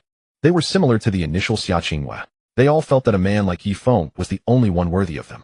As for those villainous young masters, they were simply disgusting to look at. So what if you have money? Do you think you can win a girl's heart just by throwing money around? That's far too superficial. Regarding the incident where the young master of the Chen family sent people to beat up Yifeng, these female protagonists were also extremely angry. That despicable Chen Luo. He is truly going too far. I want to go see brother Yifeng. If Chen Luo really hurts my brother Yifeng, I will not let him off. I will never forgive Chen Luo. Chen Luo, Zhang Xiaoyu, and others were very anxious. Chen Luo was the one who had been playing games with Yifeng. She had a head of beautiful short white hair and looked like a pure little loli. If she wore animal ears, she would resemble the many beast-eared girls commonly seen in anime. However, Chen Luo's talent in programming was indeed remarkable. She had a rather arrogant and willful personality, but in front of Yifeng, she could be as docile as a little kitten. Zhang Xiaoyu, on the other hand, was a female college student who had received investment from Yifeng in the original work. With Yifeng's help, she opened a handmade shop. Initially, she felt somewhat helpless. But after Yifeng arrived, with just a little effort, her shop became immensely popular. Many people from the school came to visit, and she could say she made a fortune. She was also one of the few goddesses in the civil engineering department. Moreover, she had a personality that was quite tomboyish. As for Yifeng, he ultimately went to the hospital alone. It was truly a miserable and embarrassing situation. Fortunately, as the protagonist, Yifeng was not without his little brothers. With one phone call, a fat man, and the fat man was called Zhou Hu and the thin man was called Qin Lei. They were Yifeng's brothers and followers in the early stages. Upon seeing Yifeng beaten up by Chen Luo, Zhou Hu and Qin Lei were extremely furious. Zhou Hu exclaimed, "This young master of the Chen family is simply too despicable. Brother Yi, what should we do now? Qin Lei replied. What do you mean what to do? We have to find a way to take revenge. Zhou Hu said, but he is the young master of the Chen family and has such great power. How can we deal with him? Zhou Hu displayed a cowardly demeanor. At that moment, Yi Feng spoke up saying, Fatty Qin Lei, don't worry, Having rested, Yi Feng had already figured things out. It seemed he still needed to conserve his energy. Fortunately, the system had other tasks for him to complete. The route to Menghuan was now blocked. However, on Chen Luo's side, Yi Feng was developing quite well. There was also Zhang Xiaoyu and several other hidden connections. With the system in place, Yi Feng did not believe he could not become a formidable figure. How could he be suppressed by a mere young master of the Chen family? What a joke. Yi Feng understood that his goal was the stars and the sea. Chen Luo was just a young master from Nan Cheng. Above Nan Cheng, there were many prominent families, nobles, and even descendants of hidden clans. Those were the true power holders in this world. For instance, Lin Yun's true identity was the daughter of a noble family. The background of the Lin family was even greater than it appeared. That is why Lin Yun, clearly of a higher status than Chen Luo, still drove a sports car every day. Yet there were very few people in Nan Cheng who recognized her or were familiar with her identity. Young ladies and young masters from such prominent families truly held an extraordinary status. Of course, this is also a setting in the novel urban evil young master. Moreover, Yi Feng was even more delighted because after staying in the hospital for a short time, several beautiful women came to visit him. This was just the beginning. If in the later stages he could stay in the hospital, the number of beautiful women coming to see him might be astonishing. At that time, various luxury cars and supermodels would appear, showcasing Yi Feng's treatment as a dragon king to the fullest. For now, he was still just a college student. However, Yi Feng was quite satisfied, especially when he saw the two goddess-level figures Zhang Xiaoyu and Chen Luo appear. Yi Feng felt even more relieved. Whenever he thought of Xia Qingyue, who had actively sought to hold Chen Luo's hand, as well as Menghuan's actions, Yi Feng found it absurd. Fortunately, he still believed that they were merely bewitched or threatened by Chen Luo. In the end, they would surely awaken and return to his side. But if they really came back, Yi Feng would no longer have any interest. How could a protagonist like him accept such flirting with what he desired was purity untainted by any dirt? However, it was a fact that Xia Qingyue was an undeniable goddess. Yi Feng could not accept the sight of her being held in Chen Luo's arms. Thus, Yi Feng had to strive for it. Of course, he was not too troubled by this. After all, his ambitions were grand, and Xia Qingyue was merely one of his women in the future. He was now looking forward to conquering the daughters of those prominent families, nobles, and even descendants of hidden clans. He would quickly forget about Xia Qingyue. Meanwhile, Chen Luo and Zhang Xiaoyu arrived at the hospital, both showing great concern for Yi Feng. Chen Luo exclaimed, Brother Yi Feng, are you okay? Let me see where you are hurt. That Chen Luo is simply too... Don't worry, Brother Yi Feng, I will definitely help you take revenge in the future. Next to Yi Feng, Zhang Xiaoyu watched the two of them being so close. Instead of feeling distressed, she was quite eager. Now her eyes were filled with thoughts of Yi Feng. Zhang Xiaoyu said, I really want to hit that Chen Luo on the head. Haha, does that guy dare to challenge Brother Yi Feng? He just relies on his connections. If Chen Luo comes to find me in the future, I will definitely make him regret it. Yi Feng felt a great sense of satisfaction within. Yes, this is the treatment a Dragon King protagonist should have. As for the other few beauties, they were merely supporting characters in the story. Yan Shi, Ting Jiang, etc. had encountered some situations with Yi Feng shortly after the semester started. They became enamored with him. Although they had not yet developed any substantial relationship with Yi Feng, they came to the hospital under the pretense of caring for a classmate. Thus, under the care of several beautiful women, Yi Feng's mindset relaxed significantly. Zhou Hu and Qin Lei felt extremely envious. They thought to themselves, Brother Yi is truly impressive, making people admire him. As the protagonist's sidekicks, they certainly did not find Yi Feng's behavior of flirting with many beauties inappropriate. On the contrary, they were envious and felt that this was Brother Yi's ability. But in their eyes, if those villainous young masters flirted with several beauties at the same time, that would be the mark of a scoundrel, someone who would be despised. As for Yi Feng's healing process, Xia Qingyue, on the other hand, suffered a tremendous blow. Initially, she only wanted to see what this Menghuan bar was like. She never expected that her proactive attempt to hold hands would be dodged by Chen Luo. Does Chen Luo really not like me? Xia Qingyue walked alone by the bridge, feeling quite gloomy. Menghuan, being a supporting character, did not pay much attention. She continued to help Chen Luo manage the Menghuan bar. She could leave at any time. However, for some reason, Menghuan occasionally thought of Chen Luo. This led her to suddenly feel reluctant to just lie down. Menghuan hoped to stay in Nancheng to remain in this bar. That way, perhaps there would be an opportunity to see Chen Luo again. At the same time, Menghuan pondered the relationship between the red-haired beauty beside Chen Luo and him. How long could the young master Chen Luo maintain that relationship? Menghuan believed she would eventually have her chance. As for Chen Luo, he of course continued to hang out with Lin Yun. Chen Luo, you said you would take me to the internet cafe to play games today. You can't go back on your word.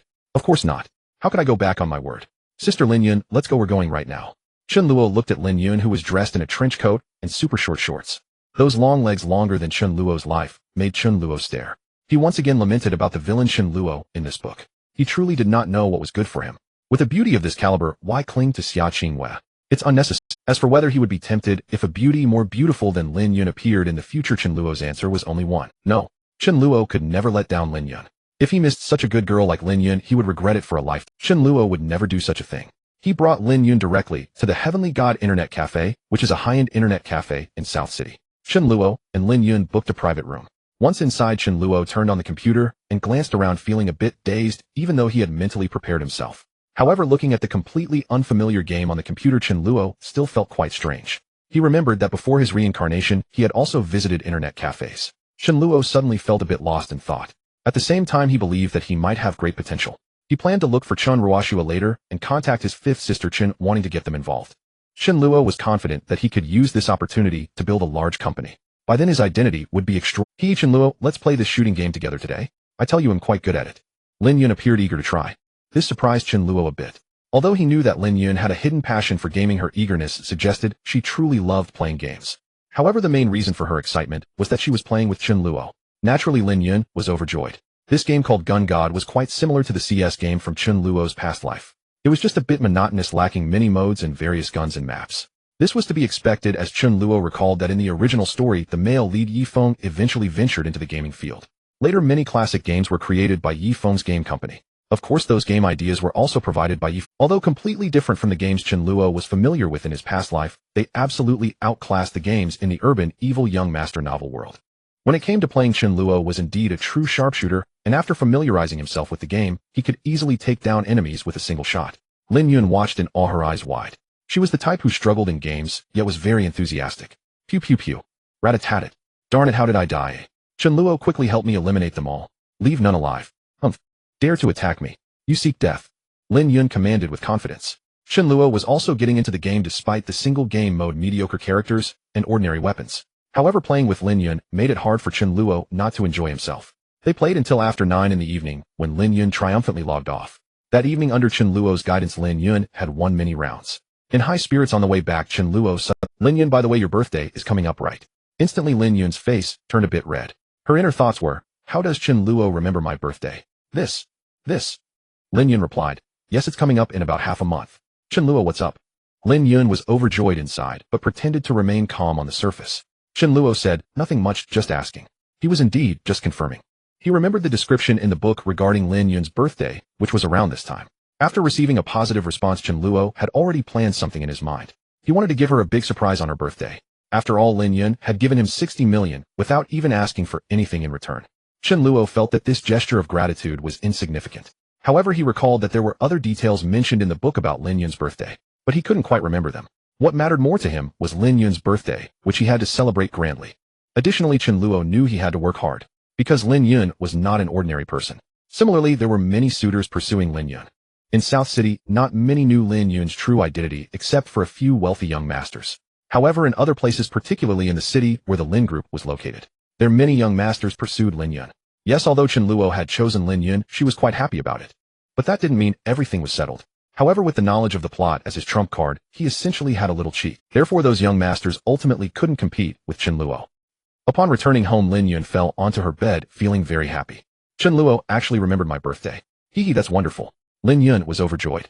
She hadn't expected the plot to develop like this. Her longtime crush Chen Luo would suddenly turn around for her. This was truly unexpected. However, at that moment, Lin Yun's phone suddenly received a message from another person. Bai Sheng, Xiao Yun, your birthday is coming up, right? They'll come to South City to celebrate with you, just wait. Obedient. Lin Yun frowned slightly upon seeing this. No need. She replied directly. Bai Sheng, don't be shy on your brother. This is just a small matter. When the time comes, I'll accompany you to have some fun. Remember to dress nicely. By the way, I like black stockings, make sure to wear them when you accompany me. Bai Sheng, are you seeking death?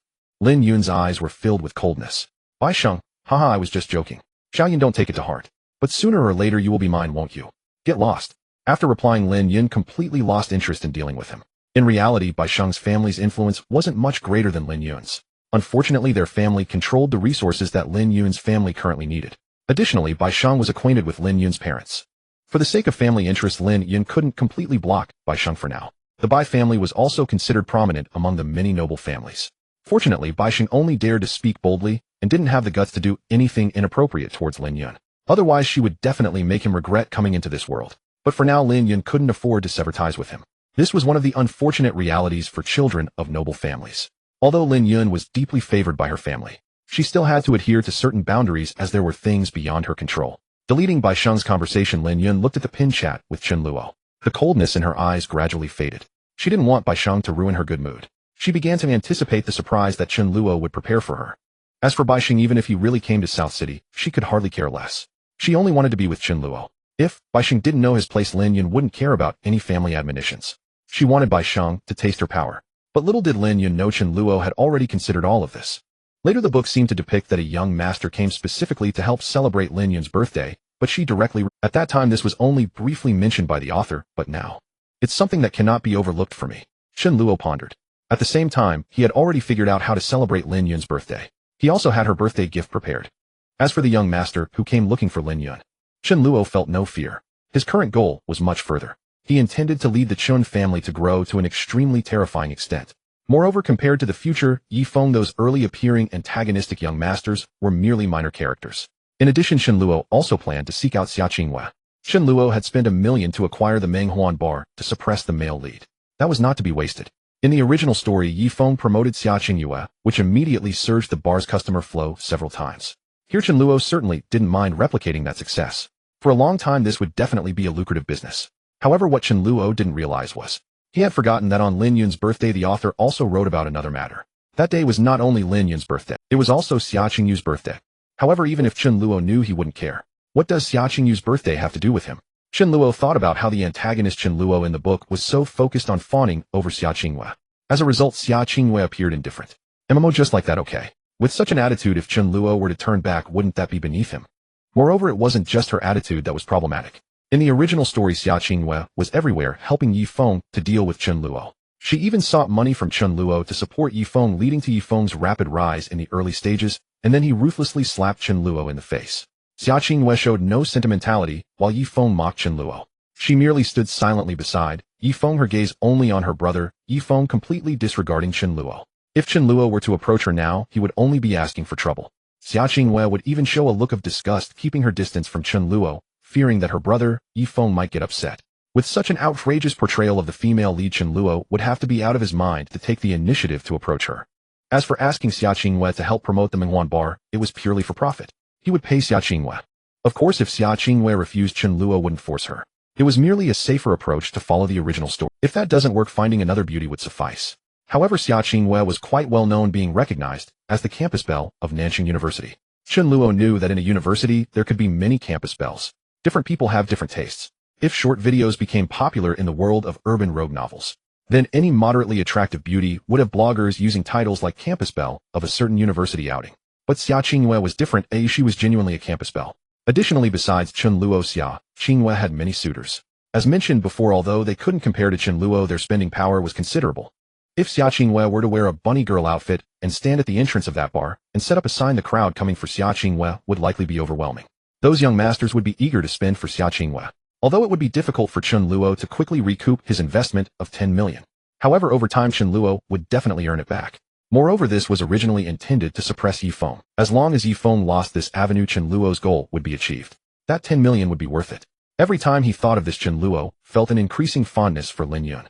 To be honest, if it weren't for Lin Yun's help, relying solely on himself to stop the rise of a destined child would indeed be. This foolish male lead had too many avenues to rise. What could he do? The guy had a system. In the vast sea of online novels, which male lead isn't impressive once they have a system.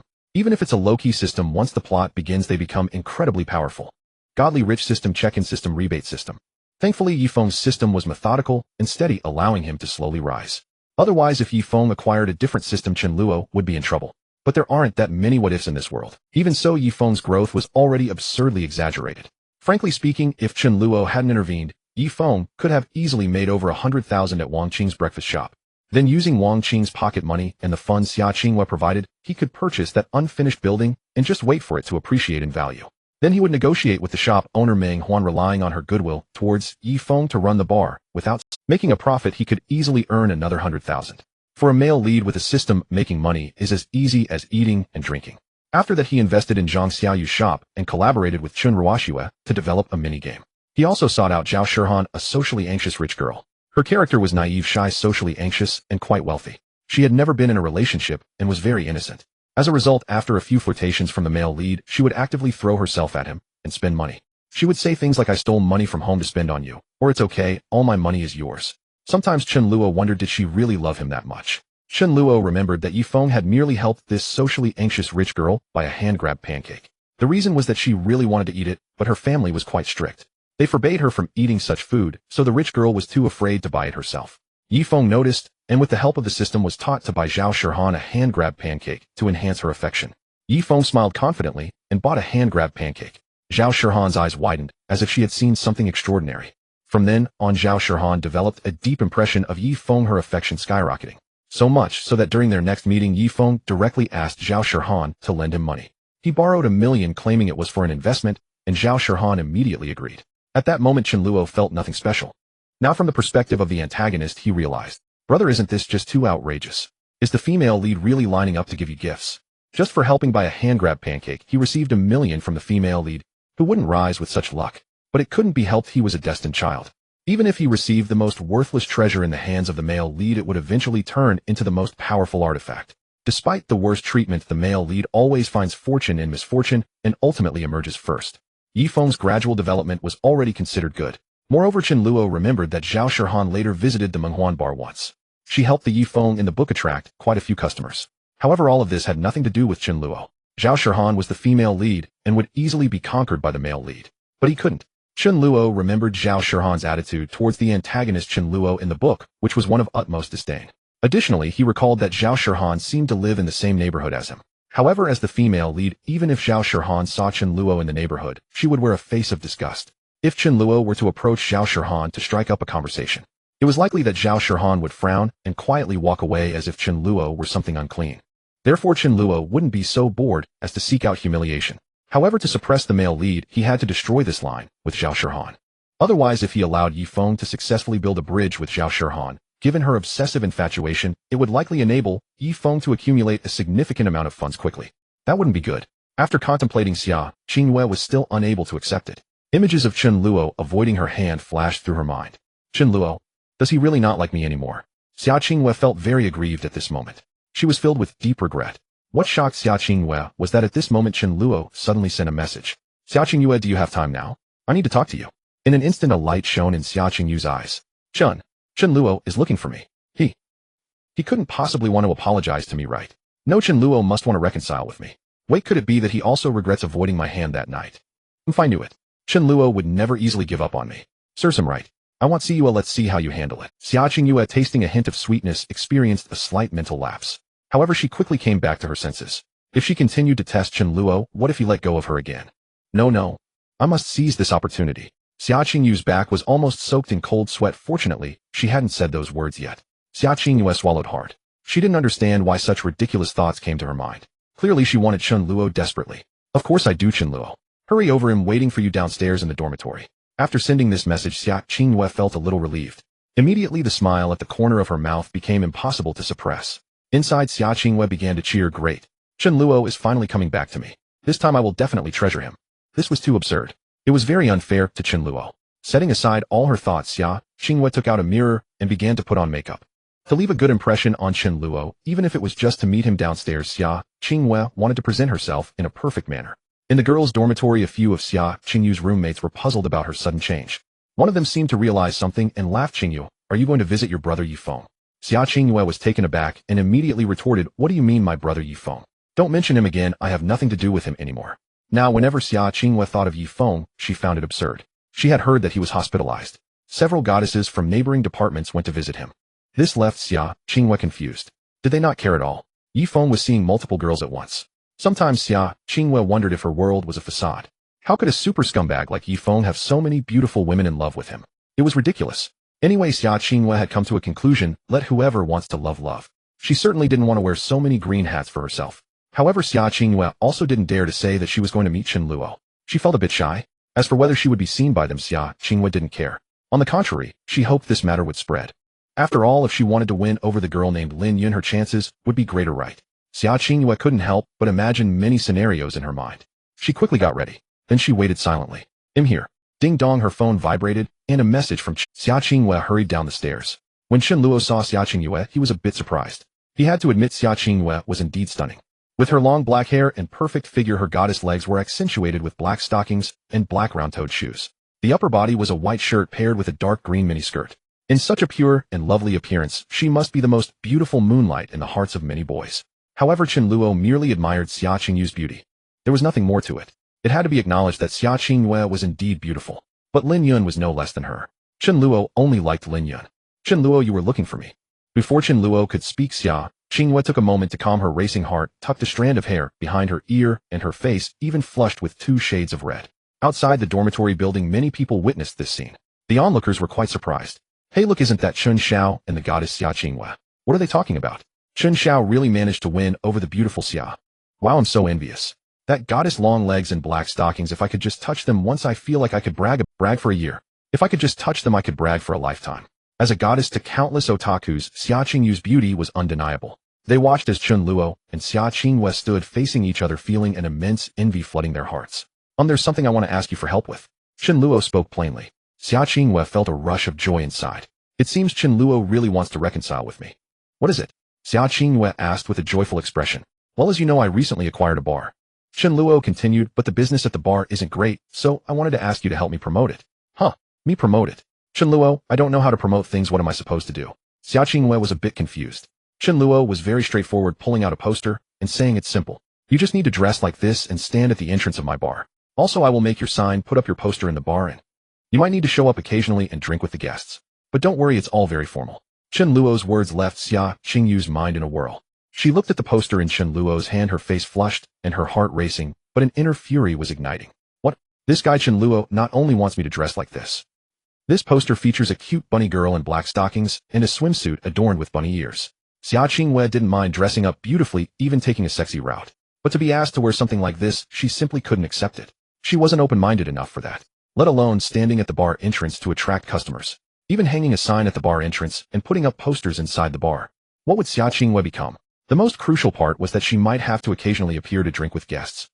Xia Qingyue suddenly felt that this was Chen Luo's revenge against her. Or perhaps this was Chen Luo's true nature. Because he couldn't have her now, he wanted to destroy her. In an instant, Xia Qingyue thought of Yifeng again. She believed that if it were her brother Yifeng, he would never let her do such things. But Xia Qingyue remained unaware. In fact, in the original story, Yifeng had done just that. Xia Qingyue had even wholeheartedly agreed at that time. Her response was, as long as it can help brother Yifeng, I can do anything. Yifeng had gently patted Xia Qingyue's head and said, don't worry, Qingyue, you just need to show your face occasionally and drink with them. There won't be any danger. If anyone tries to take advantage of you, it'll make them understand what it means to have a death wish. Xia Qingyue had once again been enchanted by him. However, here Xia Qingyue wasn't so willing. She now had more fondness for Chen Luo, but she wasn't infatuated to that extent. So Xia Qingyue directly said, I'm sorry, Chen Luo, I might not be able to do this, it's too much to ask. Xia Qingyue lost much of the fondness she had worked hard to build up for Chen Luo. She couldn't understand why Chen Luo would do this. Wasn't he here to reconcile with her? Xia Qingyue even thought that if only Chen Luo had said to secretly dress up just for him, Xia Qingyue might have agreed. Her emotions were very complicated right now. But Chen Luo was not complicated at all. His motives were quite pure. Don't worry, I won't let you work for free, I will pay you. Upon hearing this, Xia Qingyue's eyes instantly lit up. She thought to herself, pay. Xia Qingyue was in desperate need of money now. Ever since Chen Luo said he would no longer, Xia Qingyue's quality of life had plummeted. Not only that, but in many aspects she faced obstacles. For example, she wanted to be elected as class monitor. In the original story, because of Chen Luo's support, many people had no choice but to vote for Xia Qingyue. Of course, Xia Qingyue didn't appreciate this at all. She didn't feel that the villain Chen Luo had contributed much. Also, Xia Qingyue wanted to compete for the position of the head of the External Relations Department, which was also Chen Luo secretly helping her. Without Chen Luo's backing, Xia Qingyue had instantly transformed into an ordinary woman with nothing but good looks. Running for class monitor, she lacked eloquence and the number of supporters dwindled significantly. For competing for the position of the head of the External Relations Department, Xia Qingyue didn't even have the desire to sign up. She felt she definitely couldn't win. And these were just external factors. The key point was that Xia Qingyue had no money. Her food went from occasional gourmet delicacies to 2 dishes and a soup. It was quite meager, though this could help Xia Qingyue lose some weight. But Xia Qingyue had the attribute of a foodie. Only she knew how much she longed to enjoy a meal at the Tianshang Rinjian restaurant again. Therefore, now that Chen Luo said he would pay her, it filled Xia Qingyue with anticipation. She immediately thought, could it be that Chen Luo wants to use this as an excuse to apologize and continue giving me pocket money? How wonderful. How much salary will Chen Luo give me? He gifted Lin Yun a sports car, so I should at least 100,000 a month. Given Chen Luo's family background plus his generous spending, and considering my relationship with Chen Luo, 100,000 is certainly possible. Xia Qingyue felt delighted inside. To be honest, if Chen Luo were willing to give her a monthly salary of 100,000, then Xia Qingyue believed she could manage it. The main thing was that Xia Qingyue now recognized the value of future benefits. If she could ease her relationship with Chen Luo now, then in the future those bags, jewelry, and expensive items wouldn't be opportunities for her to obtain. Having learned from past mistakes, Xia Qingyue wasn't going to be that foolish this time.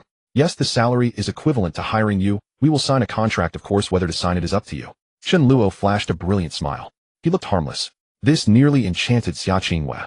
Suddenly she felt that Chen Luo was indeed quite handsome. Ill sign, ill sign. So Chen Luo, how much salary? Xia Qingyue quickly responded, fearing that Chen Luo would change his mind.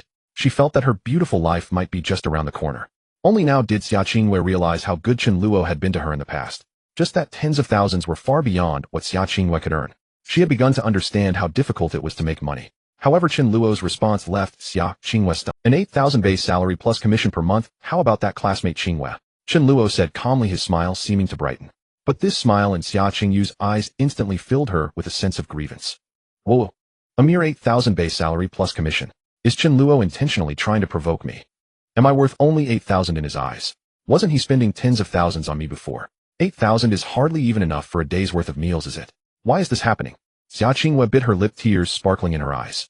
The grievances were clearly written all over her face. Chen Luo was certainly not a naive person. He naturally understood why Xia Qingyue had such an expression. Yet Chen Luo had no intention of comforting her. What's wrong? You think 8,000 as a base salary plus commission is too little?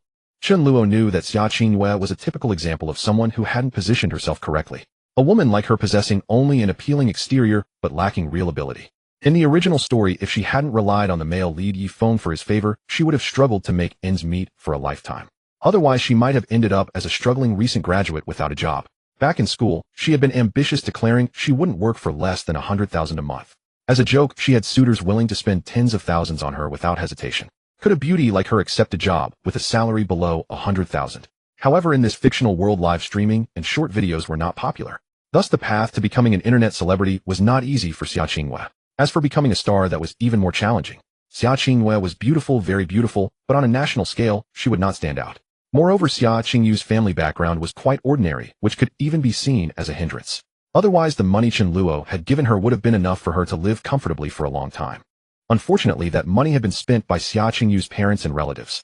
She had no choice but to repay her family's nurturing. Primarily, she never expected that Chen Luo would suddenly stop being so indulgent. Xia Qingyue was caught off guard, staring at Chen Luo with her tear-filled, watery eyes for a long time. Seeing that Chen Luo's expression showed no signs of change, Xia Qingyue's heart sank to the bottom. She finally believed that Chen Luo was serious. In Chen Luo's eyes, she was only worth 8,000. Xia Qingyue's daydream shattered. A salary of 100,000. Haha, it turned out that in Chen Luo's mind, she had already lost her value. He was willing to gift that Lin Yun a sports car, but offered her a salary of only 8,000. At that moment, Xia Qingyue felt a deep sense of defeat. Just moments ago, she thought she might have a chance to surpass Lin Yun, but now she no longer thought that way. Chen Luo, is 8,000 as a base salary too low? Could you give me 20,000 a month? Xia Qingyue finally mustered the courage to speak. She had resigned herself to reality. A salary of 100,000, 50,000. Those had nothing to do with her anymore. But at least it should start at 20,000, right? 8,000 was barely enough for a meal at a high-end restaurant. To buy a handbag worth over 10,000, she'd have to save for 2 months. That seemed far too long. Xia Qingyue now nostalgically recalled her first 3 years. How happy I was back then. Almost every week I would receive different gifts from Chen Luo. Cheap ones like clothes and shoes, and the expensive ones like designer handbags and gold and silver jewelry. As Xia Qingyue reminisced, she increasingly felt that she must have been out of her mind back then. Chen Luo had treated her so well, why hadn't she agreed to him?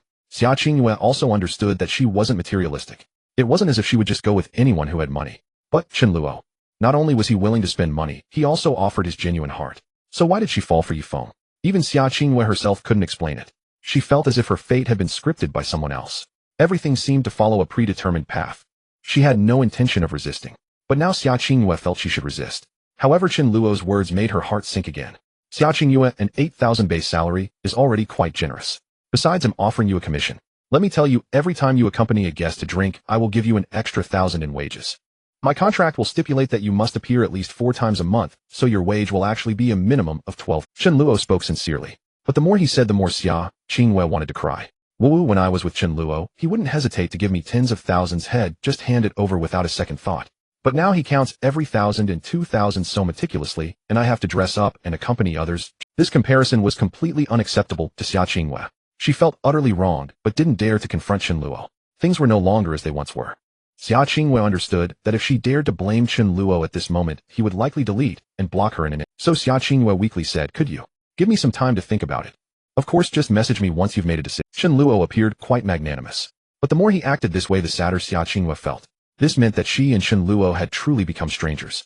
What was left between them was merely an employer-employee relationship. From now on, Chen Luo would be her boss, and she would just be an ordinary worker under him. From a potential wealthy lady to now having a base salary of 8,000. Xia Qingyue felt she was truly she had countless grievances she wanted to share with someone. Thus, when she returned, Xia Qingyue couldn't help but confide in several of her roommates. But unexpectedly, when those girls heard this, their eyes lit up. "Oh my God, is this for real? Qingyue Chen Xiao is willing to offer you an 8,000 base salary just to dress up and help promote. Can you ask if Chen Xiao is still hiring? I can do anything." A short-haired girl exclaimed excitedly. "I can too, add me to the mix, this is amazing. An 8,000 base salary with commission. I envy you so much, Qingyue. You're just a freshman and already found a job with a monthly salary over 10,000. Whoa. I'll tell you, my brother graduated 3 years ago, and he's currently only making 6,000 a month. Exactly. My sister graduated 7 years ago, and her monthly income barely reaches 8,000. Only after entering society do you realize how hard it is to make money. Son, I really don't know what I should do in the future." Xia Qingyue had initially come to vent, but unexpectedly her words resonated with her roommates. Xia Qingyue could only respond with a questioning expression. So an 8,000 base salary is considered a lot.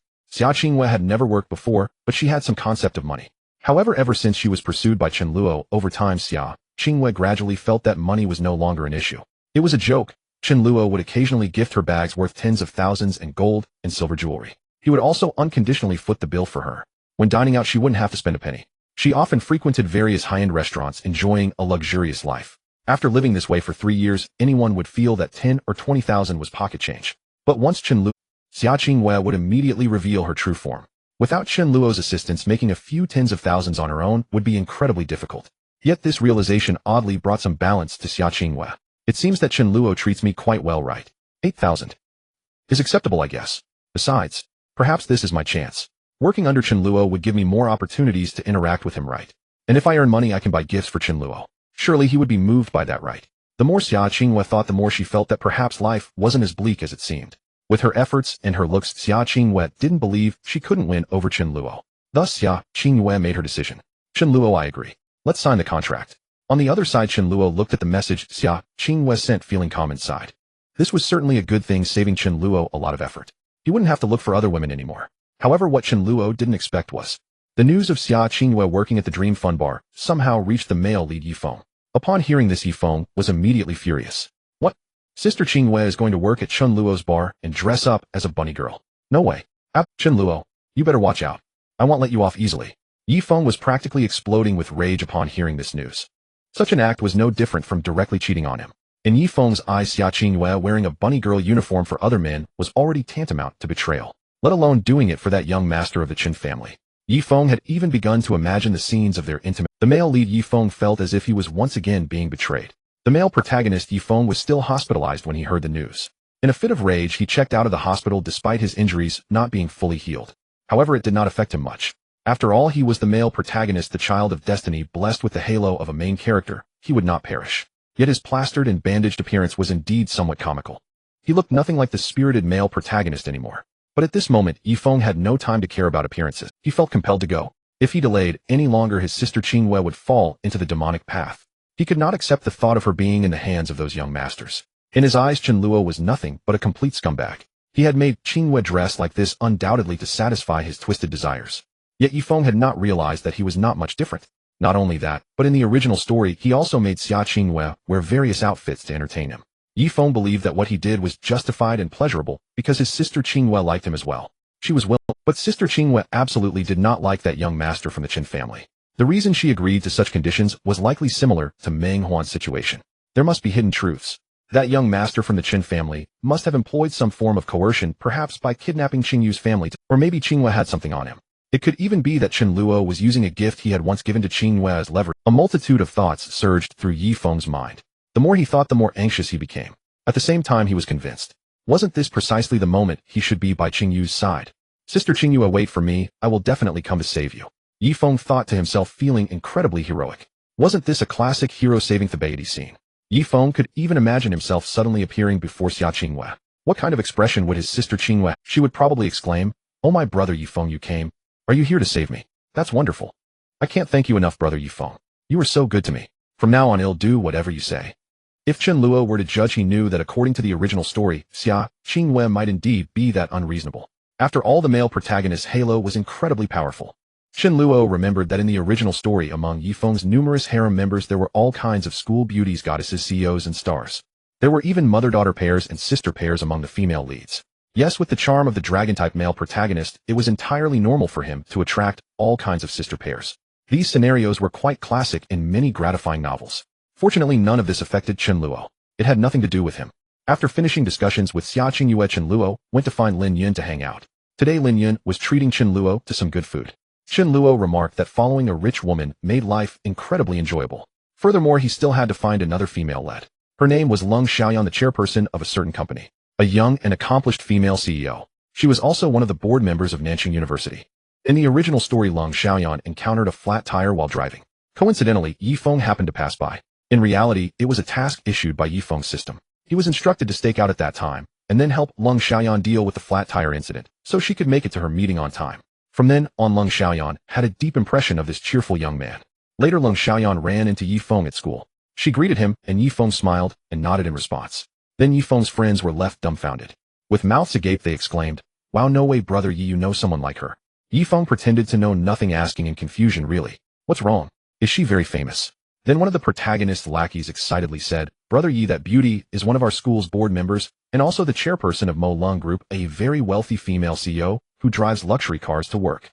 At that moment, Yifeng shrugged in an iconic, indifferent manner. He casually explained, "I didn't know. I just helped her with a flat tire. I never realized she had such a background." After that, the protagonist's group of lackeys expressed their astonishment. The author also described how these lackeys privately marveled at how good it was to follow Brother Yi. They never expected him to know such people. Those young masters probably could never have dreamed that our brother Yi was already quite impressive, right? Yifeng, on the other hand, secretly rejoiced. Tisk system, I never expected that the task you assigned me this time would actually allow me to get close to a beautiful CEO and board member of Nan Cheng University. You're impressive. Yes, this male protagonist, Yifeng, appeared indifferent on the surface, but deep down, he was already overjoyed. If he were to wear a mask, the corners of his mouth would probably be harder to suppress than an AK. But what was Chen Luo's duty? It was to block every path for this male protagonist Yifeng.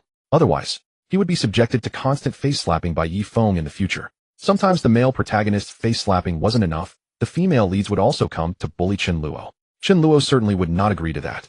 Moreover, he remembered that Leng Xiaoyan on the surface seemed quite proper. She merely nodded and greeted Yifeng. However, after being conquered by Yifeng, according to the author's twisted preferences, she was directly portrayed as a being with insatiable desires. The games played between her and Yifeng were quite extravagant. Of course, according to Yifeng's understanding, he felt they were mutually affectionate, so it was perfectly normal. Later, Leng Xiaoyan also became one of Yifeng's harem members and occasionally appeared in subsequent plots. She was also infatuated with Yifeng. At the same time, she still looked down on Chen Luo. She believed that Chen Luo was only living lavishly because of his family. Real men like Yifeng relied solely on themselves. However, Chen Luo had long since prepared a countermeasure. Although Leng Xiaoyan's status was somewhat different from ordinary female leads, she herself was a wealthy woman. But the person Leng Xiaoyan admired was Chen Xiaoyun, who was considered a senior in their. However, Leng Xiaoyan was still unaware that Chen Xiaoyun was Chen Luo's sister. Even in the original story, Leng Xiaoyan found this out only later. After all, Chen Tianhe as a board member was merely a figurehead. The overall strength of the Chen family was meant to surpass that of Nan Cheng University. This also led to Leng Xiaoyan's unfamiliarity with the Chen family. After having dinner, Chen Luo sent Lin Yun back, and both were quite happy. The next day, Chen Luo drove his sports car to meet Xia Qingyue to sign the contract. At the girls' dormitory, Xia Qingyue was dressed very exquisitely. Today she was not wearing black stockings, but her long fair legs didn't require any adornment. They were beautiful enough to captivate anyone's heart. Xia Qingyue watched as Chen Luo's sports car approached from afar. Her mood became increasingly peculiar. Could it be that by agreeing to help Chen Luo with work, his attitude towards me has finally softened a bit? Today, can I once again sit in Chen Luo's sports car? Xia Qingyue had waited too long for this opportunity. She had once sat in Chen Luo's luxury car. The envious gazes from those around her were unforgettable for Xia Qingyue. She had thought it was ordinary before, but now that it was gone, she finally understood how to cherish it. Without Chen Luo's daily pickup and drop-off, Xia Qingyue had to squeeze onto the bus, or even walk, and ride her bicycle to classes at other campuses. Although this was all part of an ordinary person's daily routine. But Xia Qingyue was someone who had tasted the finest delicacies. She had grown accustomed to being driven by Chen's luxury cars every day to and from school. Now she was forced to endure the scorching heat while riding a bike or walking. Ever since giving up on Yifeng, Xia Qingyue increasingly felt that she must have been out of her mind. Especially since Yifeng had previously invited Xia Qingyue to ride on his bicycle. Xia Qingyue had outright refused. Why would I sit on that uncomfortable bicycle seat? In fact, if it were the original story, it would depict this scene. Xia Qingyue facing the dual invitations from Yifeng and Chen Luo. Chen Luo, brimming with confidence, invited Xia Qingyue to sit in their family's Rolls-Royce, promising comfort, luxury, and the ultimate experience. Meanwhile, Yifeng wore a calm smile, while inviting Xia Qingyue to sit on the back seat of his bicycle. The onlookers all wore expressions of anticipation. Many believed that Xia Qingyue would definitely choose to ride in the luxury car. After all, who wouldn't want to ride in such a nice car? They mocked Yifeng, thinking he was far too overconfident to compete with young Master Chen for a woman using a bicycle. But the outcome was certainly jaw-dropping. Xia Qingyue, with a smile on her face, gracefully chose to sit on the back seat of Yifeng's bicycle. Then Yifeng rode away with the school beauty of Nan Cheng University on his bicycle. This event caused a tremendous stir and shocked many onlookers. At the same time, it delighted the readers following the story. Hee, so you think the young master is impressive? Our protagonist Yifeng is about to win over the goddess Xia Qingyue. Awesome. The author wrote this so well. The male protagonist must deliver a resounding slap to the antagonist. What's so great about a Rolls-Royce? Our male protagonist will definitely become even more powerful in the future. You're just a small young master who can't even compete. This was not unreasonable at all. After all, the readers following urban evil young master had all immersed themselves in the perspective of the male protagonist. Additionally, the author, aiming to profit, would arrange various harem members for the male protagonist to release inner pressures and enjoy. Chen Luo understood all of this very well. But now it was different. He had become the antagonist. Everything was no longer the same. If Xia Qingyue wanted to sit on the back of a bicycle feeling the heat, while also being uncomfortable, then her delicate backside would only hurt more. Let her be. What Chen Luo needed to do was to protect himself and enjoy life in a comfortable luxury car with the female antagonist Lin Yun. Viru. Chen Luo pressed the accelerator and braked, bringing the car to a steady stop in front of Xia Qingyue. Her heart raced, and she felt incredibly nervous. She stood there shyly with her small bag in hand, her posture radiating the aura of a campus goddess. This scene captivated many passing students, leaving them transfixed. They felt this was a scene straight out of an idol drama, with the stunning goddess waiting for her Prince Charming on the roadside. Her beloved arrived in a flashy sports car to pick her up. This scene was simply too dreamy. Even Xia Qingyue felt an inexplicable sweetness in her heart. She eagerly anticipated Chen Luo saying, "Beauty, would you like to get in?" At that moment, Xia Qingyue would walk elegantly to Chen Luo's sports car filled with joy and excitement, and then follow him away amidst the envious gazes of countless classmates. Just thinking about this sight made Xia Qingyue feel immensely happy. However, what left her somewhat confused was that, after Chen Luo parked the car, he directly handed her a contract while saying, "Here, take a look at this contract. If there are no issues, just sign it." Chen Luo's words instantly pulled Xia Qingyue back to reality. She felt a bit disheartened, as if she hadn't fully accepted the situation. All she could do was dumbly reply, "Oh." Chen Luo's words once again left Xia Qingyue feeling somewhat disappointed. A sense of disillusionment arose within her once more. Just moments ago, she had been fantasizing about whether Chen Luo would charmingly invite her to get into the car, then take her out for a meal, watch a movie, buy her a gift. Finally, he would present the contract indicating he wanted to sign with her. Xia Qingyue even thought that Chen Luo might have second thoughts. He drove the sports car today just to apologize to himself. Perhaps she could even negotiate a salary of 20,000. But in the end, Chen Luo's calm tone led Xia Qingyue to feel that this possibility seemed rather slim. Fortunately, she still held on to a glimmer of hope. Perhaps once I sign, Chen Luo will invite me out to have fun. Xia Qingyue comforted herself. Reluctantly, she accepted the contract from Chen Luo. She casually flipped through it, feeling there were no issues. Xia Qingyue did not believe that Chen Luo would deceive her. If it were in the past, she would certainly have been too afraid to sign.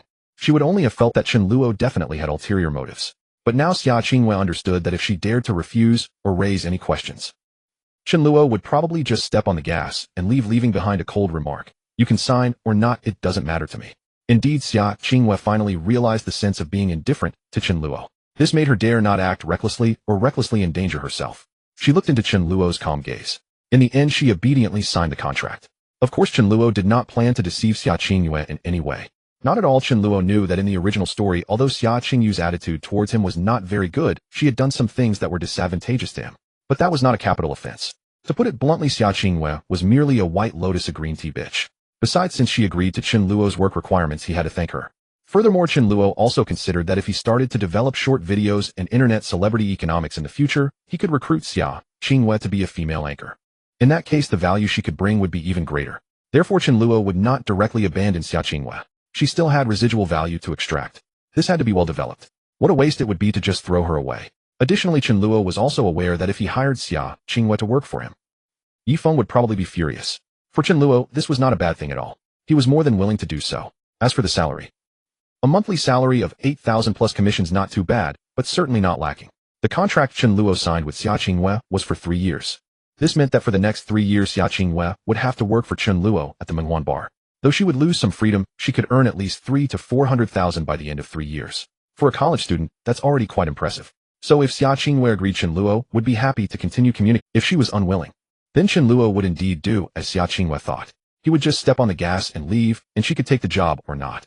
This was a joke, a monthly salary of 8,000 plus commissions for such an easy job. If you don't want it, there are plenty of people. Simply put, in Chen Luo's eyes, Xia Qingyue held very little weight. She was just an ordinary beautiful worker. If she was willing to help Chen Luo, then everything would be easy to negotiate. If she wasn't, then deleting and blocking each other would be of no consequence. Chen Luo's nonchalance made things much easier for him. He could not play the role of a sycophant for Xia Qingyue. A lapdog he could never become again in this lifetime. So after Xia Qingyue finished signing, Chen Luo took the contract. He said, "Then you can start work tomorrow. I've already informed the boss lady. By the way, remember to change your outfit. I've also hired a female photographer for you, and don't worry, she's a girl and won't pose any danger." Chen Luo's words made Xia Qingyue's heart skip a beat. A girl? Chen Luo. Is he really? Xia Qingyue inexplicably felt warmth in her heart. Before signing, she had some fears. On one hand, she worried that Chen Luo would use this opportunity to have ulterior motives towards her. For example, taking her to a more private room to change clothes and help her take photos. She even worried whether Chen Luo would call someone else over. Wouldn't she be in danger then?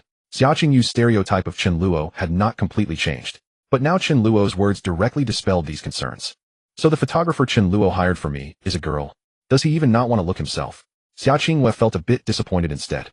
This prompted her to blurt out, "Chen Luo, don't you want to see me in a bunny girl outfit?" Once those words left her mouth, even Xia Qingyue was stunned. Who am I? Where am I? Why did I say such a thing? Xia Qingyue felt utterly embarrassed inside. 2 blushes crept onto her face. This was something she had never shown, even in front of Yifeng. True shyness. Previously, when Xia Qingyue interacted with Yifeng, that kind of shyness felt rather absurd. Or rather, it was not Xia Qingyue's true intention. This was quite normal because many aspects of Xia Qingyue were predetermined by the author of Urban Evil Young Master, including her becoming the male lead's lapdog being easily conquered after a few moves. But now things were different. Xia Qingyue's character had somewhat collapsed. Thus her shyness was genuinely heartfelt rather than preordained. It must be said this version of Xia Qingyue was even more captivating. However, Chen Luo upon seeing this felt no stir within his heart. What's there to see? Chen Luo replied calmly. He spoke from the heart, since he had no intention of getting too entangled with Xia Qingyue. There was no need to look. If it were Lin Yun in such an outfit, Chen Luo would certainly take a good look. But this answer was like a bolt from the blue for Xia Qingyue. At this moment, she was completely frozen in place. Chen Luo doesn't want to look, doesn't want to look, doesn't want to look. In that instant, Xia Qingyue nearly doubted her own charm. Could it be? Am I not that attractive? Xia Qingyue inexplicably felt a sense of wanting to cry without tears. At the same time, she harbored feelings of disappointment. To be honest, if Chen Luo had said he really wanted to see Xia Qingyue, would have been pleased. However, if that were the case, Xia Qingyue might continue to show Chen Luo a cold attitude. And she would say, if you want to see, then raise my salary to 20,000, otherwise I won't show you. Xia Qingyue was still unsure when her tendency to act spoiled in front of Chen Luo would change. What made Xia Qingyue even more anxious was that after Chen Luo finished speaking, he showed no reluctance, and hearing Chen Luo start the car, Xia Qingyue quickly snapped back to reality, shouting, "Hey, wait, Chen Luo, aren't you going to take me out to eat?" Upon hearing this, Chen Luo was immediately filled with questions. "Chen Luo, why would I take you to eat?" Now it was Xia Qingyue's turn to feel awkward. "Xia Qingyue, then, why did you come to see me in a sports car?" Xia Qingyue naively thought that Chen Luo had come specifically to pick her up. If he wasn't going to take her out to have fun, there was no need to drive a sports car to school for such a short distance, right? Although Chen Luo indeed had never mentioned wanting to eat with Xia Qingyue. "Oh, I'm going to pick up Lin Yun next, and I'm going to eat with her. What's wrong with that?" Chen Luo answered. Boom. Xia Qingyue stood there in a daze. It felt as if she had received a ton of blows. Her previously calm emotions could no longer hold back. Tears sprang to her eyes. At this moment, Xia Qingyue really wanted to ask why. Why did you choose Lin Yun and not me? But she knew she was probably the last person qualified to say such a thing. You really are going to dinner with Lin Yun? Xia Qingyue choked back her tears, her voice trembling with suppressed sorrow. As if unable to believe it, she asked again. Yes, why would I lie? Chen Luo replied calmly, unmoved. not the slightest trace of softness in his heart, even as Xia Qingyue stood on the verge of tears. Bang! To Xia Qingyue it felt like another devastating blow, deepening her inner anguish. Simultaneously, an involuntary thought rose within her. How dare Chen Luo stand there indifferent while I'm crying? This is his golden chance, truly infuriating. After exchanging a few words with Chen Luo, the tension dissolved once more. Now she fervently hoped he would shed that aloof, distant demeanor. She longed for him to comfort her. Xia Qingyue vowed. If he chose to do so this time, she would grant him the response he deserved. She would no longer remain cold and detached, no longer ignore his kindness, or treat it with indifference. Yet Chen Luo remained utterly unmoved. In truth to him, it was simple. You're crying. What does that have to do with me? Must I soothe you just because your eyes well up? Chen Luo would never grovel before Xia Qingyue again. He knew full well. If he softened now, if he consoled her, she would instantly grow bolder, overstep all bounds. Besides, why should he placate her at all? He held no affection for Xia Qingyue's heart belonged to Lin Yun. If he rushed forward to comfort her now merely because she wept, would he not become a fickle, reckless man? What would Lin Yun think? Some matters are rooted in principle and require self-discipline. If Xia Qingyue felt wronged, she was free to seek solace from her roommates, her closest friends, or even Yifeng. Chen Luo cared not. Yet his icy detachment jolted Xia Qingyue into stark clarity. A sharp thought pierced her mind. Chen Luo, are you truly this heartless? Wah! I'm utterly devastated. Still she understood. This pain was entirely of her own making. She had treated him so cruelly before. Was it reasonable now to expect him to cast aside everything and rush to her? Xia Qingyue, after all, was not unreasonable. She took a quiet breath, steadying herself, intending only to bid Chen Luo farewell. But neither anticipated what happened next. A voice rang out from behind them. Yifeng's. Chen Luo, keep your distance from my beloved Qingyue. Chen Luo turned and saw Yifeng striding forward, fury blazing in his eyes. His limbs were wrapped in bandages, his gait unsteady, almost comical in its lurching rhythm. Yet his wrath burned with unmistakable intensity. The onlookers drawn by Yifeng's outburst instantly grasped the scene. Oh ho, so the third party has entered the story between Xia Qingyue and young Master Chen. Wait, wasn't Xia our campus beauty queen already young Master Chen's woman? Who is this guy? Clearly some among them remained blissfully uninformed. Others quickly stepped in to clarify. Don't you know? That's Yifeng. He's rumored to be dating Xia, our campus queen. So young Master Chen never succeeded. That's astonishing. Looks like another thrilling spectacle is about. The crowd delighted in gossip. But Xia Qingyue, upon seeing Yifeng's sudden appearance, felt an unexpected, especially when he called her beloved Qingyue. A silent inward recoil. Who gave you permission to call me that? How disgustingly familiar. She hadn't spoken to Yifeng in ages, yet he still presumed her to be his woman. The absurdity left her speechless. What was he thinking? She'd long ceased acknowledging him. Yet here he stood acting as though her life fell squarely under his jurisdiction. Who did he imagine he was? Worse still, when Xia Qingyue recalled Yifeng's secret dates with other women, nausea rose in her throat. She couldn't fathom how he possessed such audacity. Didn't he already have other girlfriends? And not just one. Now she questioned fiercely. How could she ever have fallen so deeply for a man who juggled lovers so shamelessly? So infatuated she'd even forsaken the chance to become a wealthy man's wife. Though she still remembered, Yifeng would earn great wealth someday. But that wealth would be shared among many women. She preferred poverty to such tainted prosperity. Yifeng remained utterly unaware of these thoughts. Even if he'd known, he'd have scoffed. Impossible. Absolutely impossible. I am the protagonist, the chosen one of the system. Qingyue must fall for me. She's the heroine assigned to me in my system quest. This betrayal, he concluded, could only stem from Chen Luo's scheming. That despicable antagonist. Confident and resolute, Yifeng strode forward. On his way, he'd already devised his strategy. So Chen Luo offered Qingyue only 8,000 yuan per month. That's pitifully low. Yifeng hadn't yet amassed great wealth, but smaller ventures flourished. He'd begun interacting with Chen Luo, completing minor tasks, and earning system-granted cash, roughly 30,000 yuan. Progress with Zhang Xiaoyu was equally promising. Once he completed the system's major mainline quest, his rise would be meteoric. Thus he possessed ample confidence to win Xia Qingyue back. Approaching Chen Luo, he declared boldly, Chen Luo, I know you've used underhanded tricks, trying to make Qingyue work for you, and even wear bunny girl outfits. Not a chance. Do you truly believe Qingyue is that kind of person? Wake up. Meng Huan was coerced, but Qingyue, I'll protect her fiercely. Give up this fantasy, once and for all. Don't think your status as heir to the Chen family makes you untouchable. 30 years east of the river, 30 years west. Someday Yifeng will make you regret this. Yifeng, the protagonist, remained defiant. Even with his system-enhanced descent, he spoke from a place of humble resolve. A true antagonist might have snarled, You're Chen Luo. Get lost. Yet Chen Luo found both protagonist and antagonist equally uninteresting. His ambition lay elsewhere, to reign as the shadowed mastermind behind the scenes. The game had barely begun, there was no need to duel verbally blow for blow. Still a reply was expected. Chen Luo smiled faintly. Is that so? Alas, it's too late. Xia Qingyue has already signed a contract with me. Clause 3 states breach by her party incurs triple salary as penalty, merely 24,000 yuan. Yi Feng's expression froze stunned. Damn, Yi Feng cursed inwardly. His hard-earned balance, barely over 30,000, now faced immediate depletion by more than 2/3. When funds run thin, even protagonists stand powerless. Yet, for the sake of rescuing his beloved Qingyue from peril, Yi Feng would spare nothing. Gritting his teeth, glaring fiercely at Chen Luo, he declared, "Fine. I'll pay her penalty, 24,000 yuan down to the last fun." Chen Luo shrugged indifferently. Without Xia Qingyue, he could hire anyone else, easily. After all, he was in this urban world of the dark young master beyond heroines and supporting beauties countless others awaited. Some he'd already met. Such positions once advertised would draw dozens of eager candidates. Yi Feng meanwhile felt profoundly heroic, his gaze softening as he turned towards Xia Qingyue. The memory of her evading his handhold earlier, already erased from his mind. A protagonist never holds grudges against his heroine. He cherishes them all tenderly. "Qingyue, it's all right. Don't worry. With me beside you, no harm shall ever touch you." He resolved then and there to uncover exactly what Chen Luo had done to compel her agreement. Otherwise, how could she possibly have consented willingly? To Yi Feng that was utterly unthinkable. "Remember to transfer the money, including the prior 100,000 plus. Your time is running short, Yi Feng." Chen Luo smiled. "Rest assured, I'll receive every cent." Yi Feng clenched his jaw, silently lamenting his misfortune. Perhaps this is the sorrow of those blessed with systems, a trial I must endure. He thought this, convinced of his own cool resolve. "Then Xia Qingyue, our collaboration ends here," Chen Luo announced magnanimously. Yet neither anticipated what followed. Silent until now, Xia Qingyue suddenly spoke, "And who said anything about ending?" "Chen Luo, we've signed a contract. You won't shake me off so easily. I, Xia Qingyue, will work under you." "I don't care." Her words struck like lightning. Chen Luo paused, momentarily stunned. Yi Feng froze, completely staring at her in disbelief. Yi Feng shattered. "Qingyue, what did you just say?" Yi Feng could hardly believe his ears at that moment. He simply could not accept such a reality. "Sister Qingyue, you actively said you wanted to work for that Chen Luo?"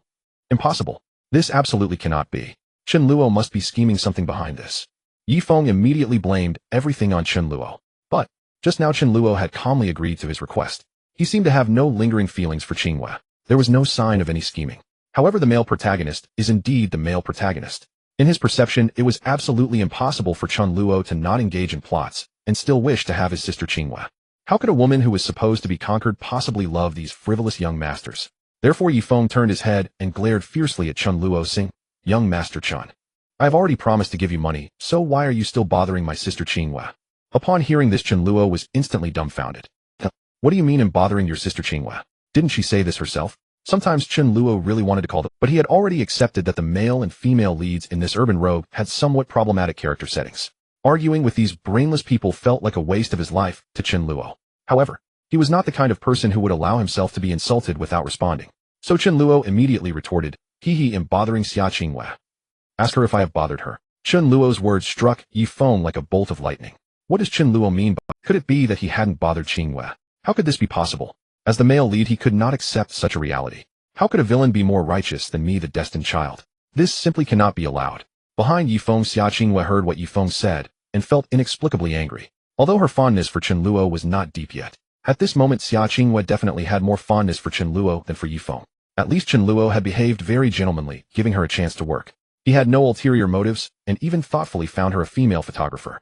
But what about Yi Feng? He immediately called her sister Qingyue, as if their relationship were very close. He even tried several times to put his arm around Xia Qingyue's shoulders to leave, but she avoided him by slightly.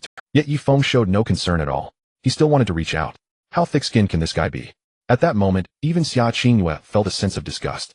She realized what kind of nature the Yi Feng she liked was. Even if he might eventually achieve great success, his affections for every girl were so frivolous.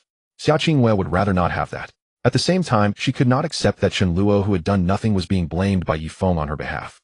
Thinking of this, she immediately spoke up, saying, "Yi Feng, I tell you I have nothing to do with you. I willingly want to work for Chen Luo, so please stop bothering me." After saying this, Xia Qingyue walked to the side of Chen Luo's car, wanting to open the door and sit inside to show that she was indeed doing this voluntarily. But Yi Feng could not bear such a blow. If Xia Qingyue had previously wanted to hold Yi Feng's hand, but failed, the psychological impact was still manageable. Even hearing that Xia Qingyue wanted to work for Chen Luo, Yi Feng could still accept. But now when Xia Qingyue actively wanted to sit in Chen Luo's passenger seat, it was simply a critical blow. In Yi Feng's mind, he instantly pictured Chen Luo with a smug grin resting his hand on Xia Qingyue's fair. Xia Qingyue showed no resistance to this at all. This was simply a disaster. His heart felt like it was being torn apart. Yi Feng believed that even though he had many girlfriends, he was sincere with each woman. He vowed that he would never let down any of his girlfriends. Yi Feng also knew that he had a system. He would surely be incredibly powerful in the future. So even having many girlfriends at the same time, he could fully afford it. Even if each person required hundreds of thousands, or even millions. Yi Feng was full of confidence. How could a destined child with a system be afraid? Yi Feng was very clear that his future goal was to become the world's richest. Although it might take decades to build his massive business empire with the system. But Yi Feng's future was destined to be very exciting. But, was he really going to fail at the first female lead he was supposed to conquer? Yi Feng was filled with rage, nearly spitting blood. However, what shocked him even more was when Xia Qingyue walked to Chen Luo's car and attempted to open the door. Chen Luo, however, locked the car door and said, "What are you trying to do?" Upon seeing this, Xia Qingyue was instantly stunned. "Chen Luo, I just want to hitch a ride to the bar. Is that not allowed?" "No, my passenger seat is only for Lin Yun." Chen Luo replied calmly. Boom. Xia Qingyue was once again struck by dog food, feeling even more regret inside. And Yi Feng, witnessing this scene, was also dumbfounded. What is happening? Chen Luo is actually not letting Sister Qingyue get in the car. Yi Feng couldn't understand. Could it be that Chen Luo really did nothing? He hadn't schemed in the shadows, nor did he threaten Sister Qingyue. Even had he lost all interest in her. And how could this be possible? Sister Qingyue is so beautiful, and Chen Luo had pursued her for 3 years just to get her to covet her body right. How could he possibly say he would give up? Yi Feng was completely baffled. But the first thing that came to his mind was, doesn't that mean I have more opportunities? Since Chen Luo doesn't want her, then I can definitely win Sister Qingyue back. He young Master Chen, keep pretending. Wait until I win Sister Qingyue back, then you will regret it. Yi Feng regained his confidence. He immediately approached with a respectful tone, saying, "Sister Qingyue, don't worry, as long as I'm here, I will never let anyone bully you. Come with me, and I will protect you for a lifetime." Upon hearing this, Xia Qingyue felt extremely speechless. This Yi Feng must be toxic. How could he still say such greasy things at a time like this? Actually, these words would have worked on the old Xia Qingyue. If the previous Xia Qingyue had heard them, she would have immediately sparkled with excitement and replied, "Really? That would be great, brother Yi Feng. Yes, I believe you." In this way, Yi Feng could have proudly taken Xia Qingyue away, but now Xia Qingyue only felt. Perhaps she should keep her distance from this absurd man. She silently replied, "No need, I don't need your protection. Even if Chen Luo won't let me get in the car, I won't go with you. Please keep your distance from me in the future, thank you." Xia Qingyue's attitude grew increasingly cold. Her fondness for Yi Feng finally plummeted to the bottom. The little bit of good impression Xia Qingyue had previously held for Yi Feng had also disappeared. She couldn't understand why she had once liked this man so much. From her current perspective, Yi Feng seemed to have no redeeming qualities. Aside from saying some greasy love line, he was currently wrapped in bandages, his face somewhat distorted and swollen. In terms of image, he could hardly be called handsome. Xia Qingyue felt that perhaps this was the punishment for not cherishing him before. She did not insist on getting in the car with Chen Luo, but her words had an ultimate impact on Yi Feng. At this moment, Yi Feng stood there feeling as if a bolt of lightning had struck him and his entire life felt bleak. "Sister Qingyue, are you asking me to keep my distance from you in the future? Why? What did I do wrong?" Yi Feng was completely bewildered. He didn't even know what to do. Yi Feng's confidence was shattered. He was somewhat at a loss. At this moment, the system could provide him with no assistance. Fortunately, at a critical moment, another person appeared. A somewhat fierce female voice came from afar. "Brother Yi Feng, what happened?" Yi Feng looked up and instantly smiled. Seeing this girl brightened his mood. Because the person who had come was another female lead in Urban Rogue, with a bit of a tomboy style, Zhang Xiaoyu. Zhang Xiaoyu, the flower of the civil engineering department at South City University. She, like Xia Qingyue, has long, lustrous black hair. Her fair and delicate skin complements her preference for JK uniforms paired with black knee-high socks. However, unlike Xia Qingyue's purity, Zhang Xiaoyu is more carefree. Sometimes she doesn't even realize that she is clearly beautiful. She could quietly embody the role of a goddess. Yet she often speaks loudly, disrupting that atmosphere. Of course, everyone has their own personality. It is not true that being beautiful means one has to be gentle and serene. Girls like Zhang Xiaoyu have no shortage of admirers. Some people prefer a lively girl. In the original work, Zhang Xiaoyu often walks shoulder to shoulder with the protagonist like brothers. Yi Feng, on the other hand, appears helpless, calling himself her little brother in an effort to cheer her up. Ultimately, the conclusion is that Zhang Xiaoyu ended up with Yi Feng. During their intimate moments, she no longer acted so generously. Instead, she became very gentle. Moreover, in the book, Zhang Xiaoyu also showcases her goddess-like charm several times. Dressed exquisitely, she sits quietly, exuding a soft and graceful demeanor. She captivated countless male peers. And all of this was for Yi Feng. Additionally, Zhang Xiaoyu is among the few in the book who does not agree with Yi Feng having a harem. Perhaps the author wrote casually. Zhang Xiaoyu on several occasions sees Yi Feng with other women. She would confront him, tears welling in her eyes. At these times, Yi Feng usually gently comforts Zhang Xiaoyu, following that she would act cute and forgive him. In the end, Zhang Xiaoyu accepted the fact that Yi Feng had multiple women. To describe it in Chen Luo's words, it was with some resistance, but not much. This must be the author's way of adding some intrigue. Moreover, Chen Luo also remembers that Zhang Xiaoyu opened a shop in the original work. In the early stages, that shop faced many difficulties.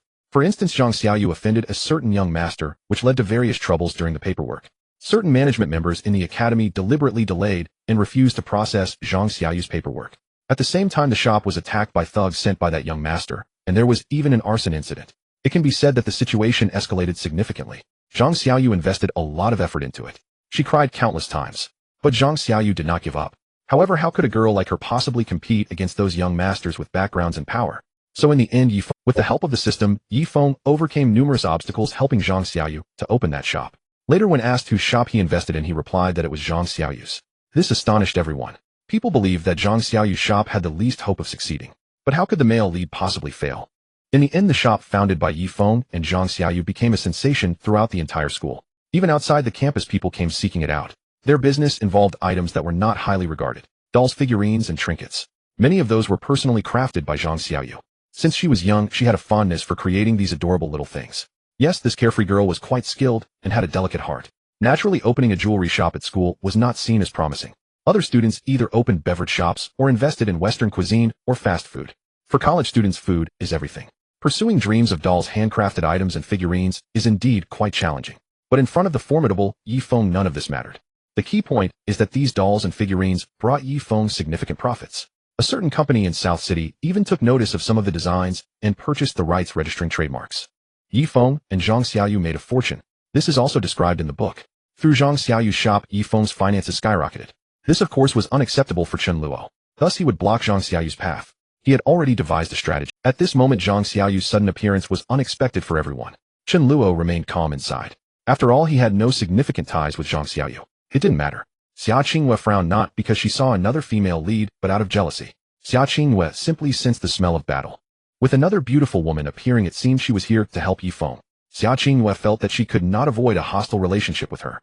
Only Yifeng was overjoyed at this moment. Previously, he had made good progress with Zhang Xiaoyu. A few days ago, when he was injured, Zhang Xiaoyu even visited him in the hospital. She even expressed a desire to hit Chen Luo on the head, boldly claiming that if she saw him again, she would make sure he wouldn't escape unscathed. How could Yifeng not be happy about this? Although he didn't say it, he was already elated inside. Naturally, he didn't want Zhang Xiaoyu to do such things. Yifeng believed that such matters like hitting Chen Luo or making him suffer he would ultimately accomplish.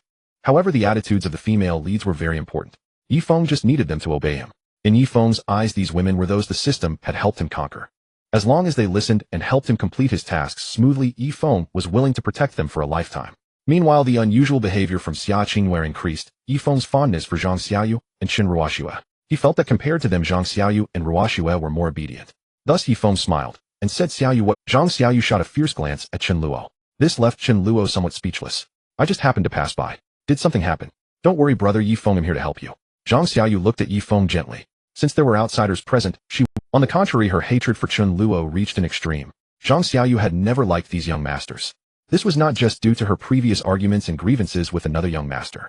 More importantly, Chen Luo had the identity of a villainous young master. Zhang Xiaoyu glared at Chen Luo, her inner fury surging. She recalled how he had once ordered someone to severely injure her brother Yifeng. That was simply too outrageous. Just because one has money, does that mean they can act recklessly?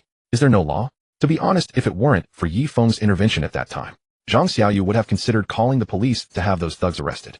It was simply despicable. At the same time, Zhang Xiaoyu glanced at Xia Qingyue. However, she didn't harbor any dislike towards Xia Qingyue. After all, Xia Qingyue was set up as the female lead. Currently, she wasn't too close to Yifeng. Moreover, Zhang Xiaoyu was also a romantic. Her restrictions on Yifeng were only a few times. Most of the time, she tacitly accepted that he could date other women. Zhang Xiaoyu too would secretly change into sexy clothes to compete for Yifeng's affection. And she directly approached Chen Luo, staring for a moment before speaking bluntly, "You must be Chen Luo, right? I've heard about you. I warn you, don't think that having money means you can do whatever you want. I believe that justice still exists in this world. If you dare to bully brother Yifeng again, I, Zhang Xiaoyu, will ensure that you won't get away with it." Zhang Xiaoyu's tone was fierce and her face was filled with anger. This was not a playful warning, but a real threat. Chen Luo frowned slightly. "What? Aren't we familiar with each other? You think you can warn me? Who do you think you are?" Chen Luo rolled his eyes internally. He was not a pushover and did not choose to swallow his pride. He immediately retorted, "Oh really? What if I continue to send people to beat him up? What will you do?" "Then I will call the police, to have the police arrest you." Zhang Xiaoyu was immediately furious. She had never encountered such a shameless person. Who does he think he is? How can he be so arrogant after beating someone? Is there no law left? But Zhang Xiaoyu was not the type to submit to fate. At that moment she stared fiercely at Chen Luo. In terms of momentum, she was not at all inferior. But Chen Luo replied, "Oh, then go ahead and call the police. Let them come and arrest me." "You." Zhang Xiaoyu was infuriated upon hearing this. "You despicable scoundrel." Her impression of Chen Luo plummeted to the lowest point. Zhang Xiaoyu felt that this guy was simply lawless. Damn it, these young masters are all the same, so annoying. My brother Yifeng is the best. If these people knew my brother Yifeng's capabilities, they would probably be left speechless. My brother Yifeng is different from you young masters who only rely on your families. Zhang Xiaoyu thought to herself. She had already realized that Yifeng intended to help her start a business on campus. This made Zhang Xiaoyu's fondness for Yifeng increase significantly. Comparing him to Chen Luo, she felt that her brother Yifeng was the best man in the world. Where can I find such a good man? Even if he has ambiguous relationships with other women, that's just unavoidable, right? All I need to do is work a bit harder so that my brother Yifeng can pamper me even more. Zhang Xiaoyu thought. If Chen Luo were to find out, he would think, well, that's not wrong. The female protagonist in a brainless romance is like, don't think I'm afraid. No matter who you are, I, Zhang Xiaoyu, am not afraid of you. Many thoughts raced through Zhang, but her mouth was not idle. Her tomboyish character was fully displayed. If she had a hammer in her hand, she would definitely raise it to scare Chen Luo. But Chen Luo remained calm.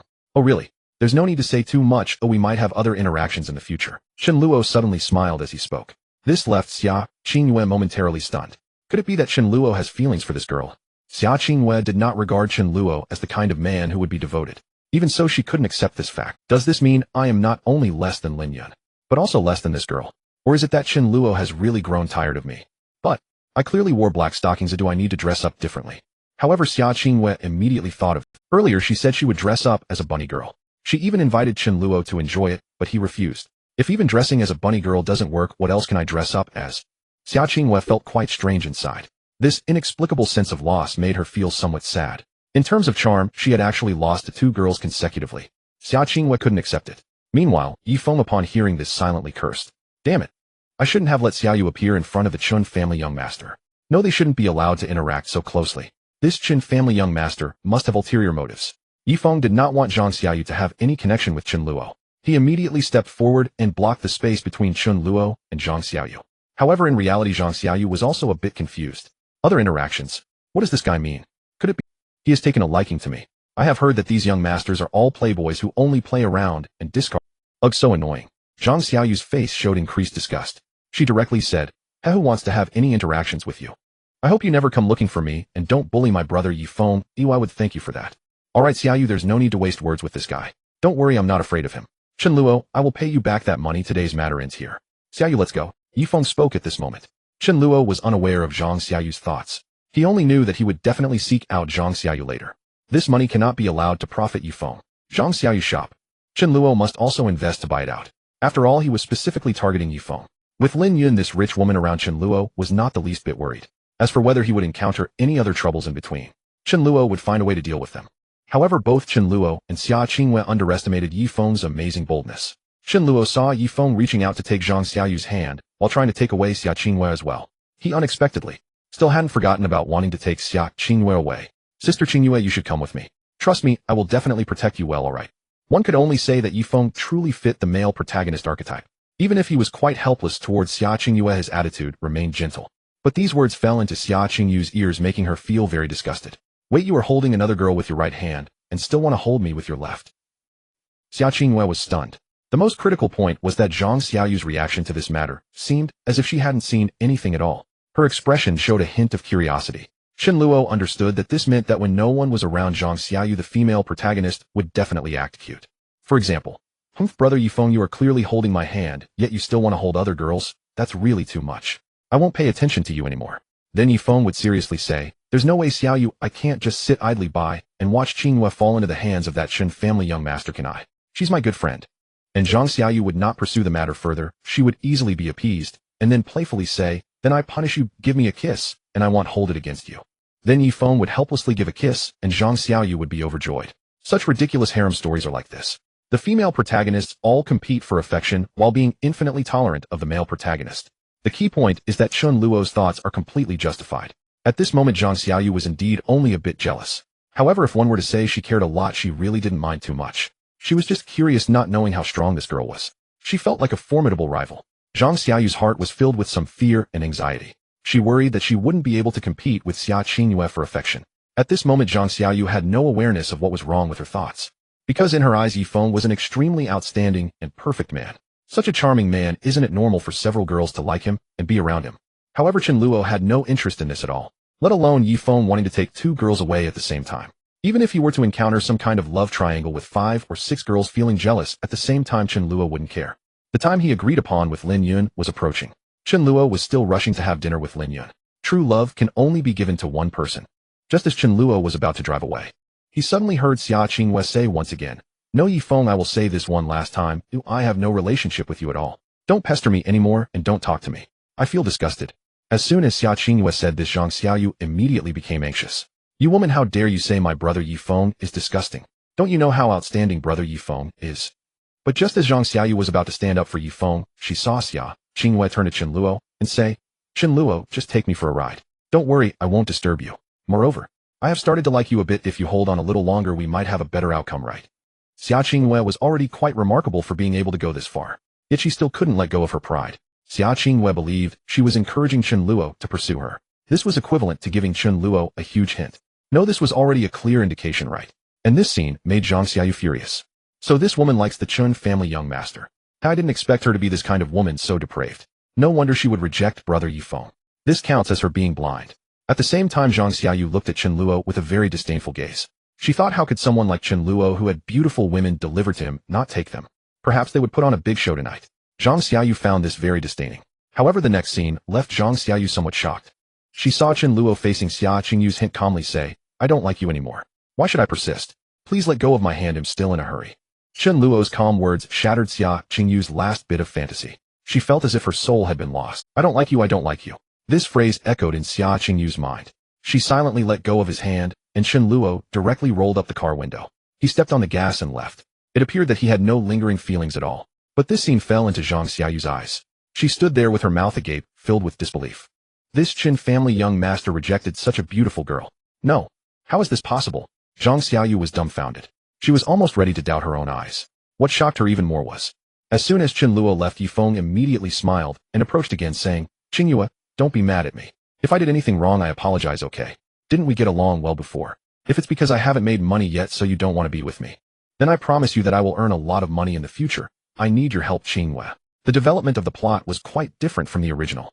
The system didn't provide any hints anymore. Yifeng could only rely on his emotional intelligence. Unfortunately, without the system, Yifeng had no abilities. At this moment, he could only plead, desperately hoping that Xia Qingyue would change her mind. In fact, if Xia Qingyue had been like the beginning, Yifeng wouldn't have had to go through so much trouble to win her over. The female protagonists would all self-guide. But now Xia Qingyue's character had collapsed. She looked at Yifeng with increasing disgust. Especially when Yifeng said this, he hadn't even let go of Zhang Xiaoyu's hand. Xia Qingyue stated that unless she was out of her mind, she wouldn't accept Yifeng's goodwill. "What? Do you want me to be the third party? Or even the fourth, fifth, or sixth?" Xia Qingyue had no such penchant for putting herself in that position. Moreover, what Yifeng didn't know was that the previous scene had also given Zhang Xiaoyu quite a shock. She looked again at Yifeng, inviting Xia Qingyue to leave together. She looked down at her own hand held by Yifeng. Zhang Xiaoyu suddenly wanted to let go, not wanting Yifeng to continue holding her hand. Her mindset began to collapse. At this moment, Zhang Xiaoyu felt inexplicably dazed. She did not know what she was doing. This young master of the Chen family rejected that stunning girl. What is going on? How is this possible? Isn't he the kind of person who loves to toy with women only to toss them aside? Wait. Why do I have such an impression of this young master? Isn't this the first time I've met him? Is it because of... Zhang Xiaoyu pondered within herself. She couldn't understand why such thoughts would arise in her mind. However, Xia Qingyue was too lazy to linger with Yifeng any longer. At this moment, she felt that saying another word to Yifeng would only make her feel more nauseous. Xia Qingyue left without looking back. "Hey Qingyue, where are you going?" Yifeng's eyes revealed a sense of reluctance. His pursuit of Xia Qingyue was far from over. On the system side, there were still many tasks related to Xia Qingyue. For example, sharing an ice cream with Xia Qingyue, holding hands with Xia Qingyue while watching the sunset, riding a small electric scooter around campus with Xia Qingyue while having her wrap her arms around his waist. Completing these small tasks would reward him with thousands, even tens of thousands of RMB for each. This was something that Yifeng could not overlook in the early stages. However, given the current situation, it seemed unlikely that he could accomplish these tasks. Damn Chen Luo. Yifeng could only curse Chen Luo in his heart. He believed that all of this was Chen Luo's fault. If it weren't for Chen Luo's underhanded tactics, his sister Qingyue wouldn't be so indifferent to him. Fortunately, Yifeng felt the softness of another hand. His mood immediately relaxed. The humiliation he had suffered earlier seemed to vanish without a trace. Inhaling the fragrance of the beauty beside him, Yi Feng regained his confidence. It's alright. Even if my sister Qingyue doesn't understand me, I still have sister Xiaoyu and sister Ruoxue. I am sure I will receive help from others in the future. I believe that once I rise, sister Qingyue will return to my side. She will know who truly loves her in the end. Yi Feng comforted himself like this in his heart. Then he smiled at Zhang Xiaoyu saying, "Thank you, sister Xiaoyu, for your..." Hearing this, Zhang Xiaoyu snapped back to reality from her myriad of thoughts. She looked at Yi Feng, and upon seeing his gentle smile, she immediately fell for him again. No, this is all an illusion. Even if that young master of the Chen family is not interested in this beauty, he surely cannot compare to my brother Yi Feng. That's right, it must be like that. Brother Yi Feng is the best, those young masters are no good. After comforting herself like this, Zhang Xiaoyu felt an infinite fondness for Yi Feng. What is this? Just a small issue. However, since you want to thank me, does that mean you will treat me to a meal? Zhang Xiaoyu changed her previously gentle demeanor. She started to act more bold and carefree. Her girl next door's spirit captivated Yi Feng. Of course, whatever you want to eat, feel free to choose, but it's on me. Great. Then I won't be polite. Let's go. Zhang Xiaoyu's face radiated with a smile. She felt as if she was surrounded by sweetness. She felt like the happiest woman in the world. As for the fact that Yi Feng had wanted to hold that bow tie's hand earlier, Zhang Xiaoyu had long cast that thought aside. She didn't mind it at all in her heart. Moreover, Zhang Xiaoyu knew that Yi Feng had promised to help her open that shop in the future. How could Zhang Xiaoyu not be smitten? She was practically in love with Yi Feng. Meanwhile, after Xia Qingyue left, she walked alone on campus feeling quite melancholic. Xia Qingyue's mind echoed with Chen Luo's words. I no longer like you. Xia Qingyue thought. Chen Luo, do you really not like me anymore? Xia Qingyue seemed unable to accept this reality. She really wanted to win Chen Luo back. Xia Qingyue completely did not understand what had happened to her before. Why did she not appreciate Chen Luo's pursuit at all? Why was she always thinking of testing him? This was truly absurd. Fortunately, Xia Qingyue did not stay dejected for long. She felt that everything must still have a chance. As long as I work hard to earn money and then buy a gift for Chen Luo, I believe everything will have a turnaround right. This time I will pursue Chen Luo. Xia Qingyue's gaze grew more determined. Yes, she had made up her mind to start pursuing Chen Luo. Meanwhile, Chen Luo parked his flashy car under Lin Yun's dormitory. Even though they were in the same class, Lin Yun and Xia Qingyue did not stay in the same building. When Chen Luo arrived, Lin Yun had just come down, timing it perfectly. Long time no see, Chen Luo. How has your day been? Lin Yun with her sexy red hair smiled. Pretty good. I encountered a little issue on the way here, and by the way, I found a good employee for our bar. Chen Luo did not forget about the Menghuan bar. Although it was purchased in his name, the money came from Lin Yun. So if Lin Yun wanted it, it was hers too. However, Lin Yun did not care about these details. She smiled and asked, who is it? Xia Qingyue. I believe she will help us make the Menghuan bar's business flourish. Chen Luo's answer surprised Lin Yun a bit. Soon after, her smile became even brighter. After all, as the female antagonist, hearing that Xia Qingyue was now working for Chen Luo was delightful. She felt no sympathy at all. Instead, she found it quite refreshing. Chen Luo finally got wise. Right, Xia Qingyue had been so mean to him before, so giving her a job was already a kindness. That was enough. In a great mood, Lin Yun got into Chen Luo's car and said, that's truly fantastic news. Haha, Chen Luo, today let me treat you to a big meal, and I also have a gift for you. Huh, you want to give me a gift? Why? Chen Luo was a bit confused. Because I searched online and found out that if a girl takes the initiative to give a boy a gift, he will be very happy. Is that really how it is? Lin Yun's voice suddenly got softer as she shyly said. This was normal, as Lin Yun had never been in a relationship before. She had never even had much interaction with boys. Chen Luo was the first. To this, Chen Luo naturally responded, of course. A boy would be very happy to receive a gift from a girl. Thank you, Lin Yun. Let me treat you this meal. At this moment, Chen Luo was also very excited. Although he had become friends with Lin Yun before, she often took him out for nice meals and was generous with money. But that was a kind of alternative investment.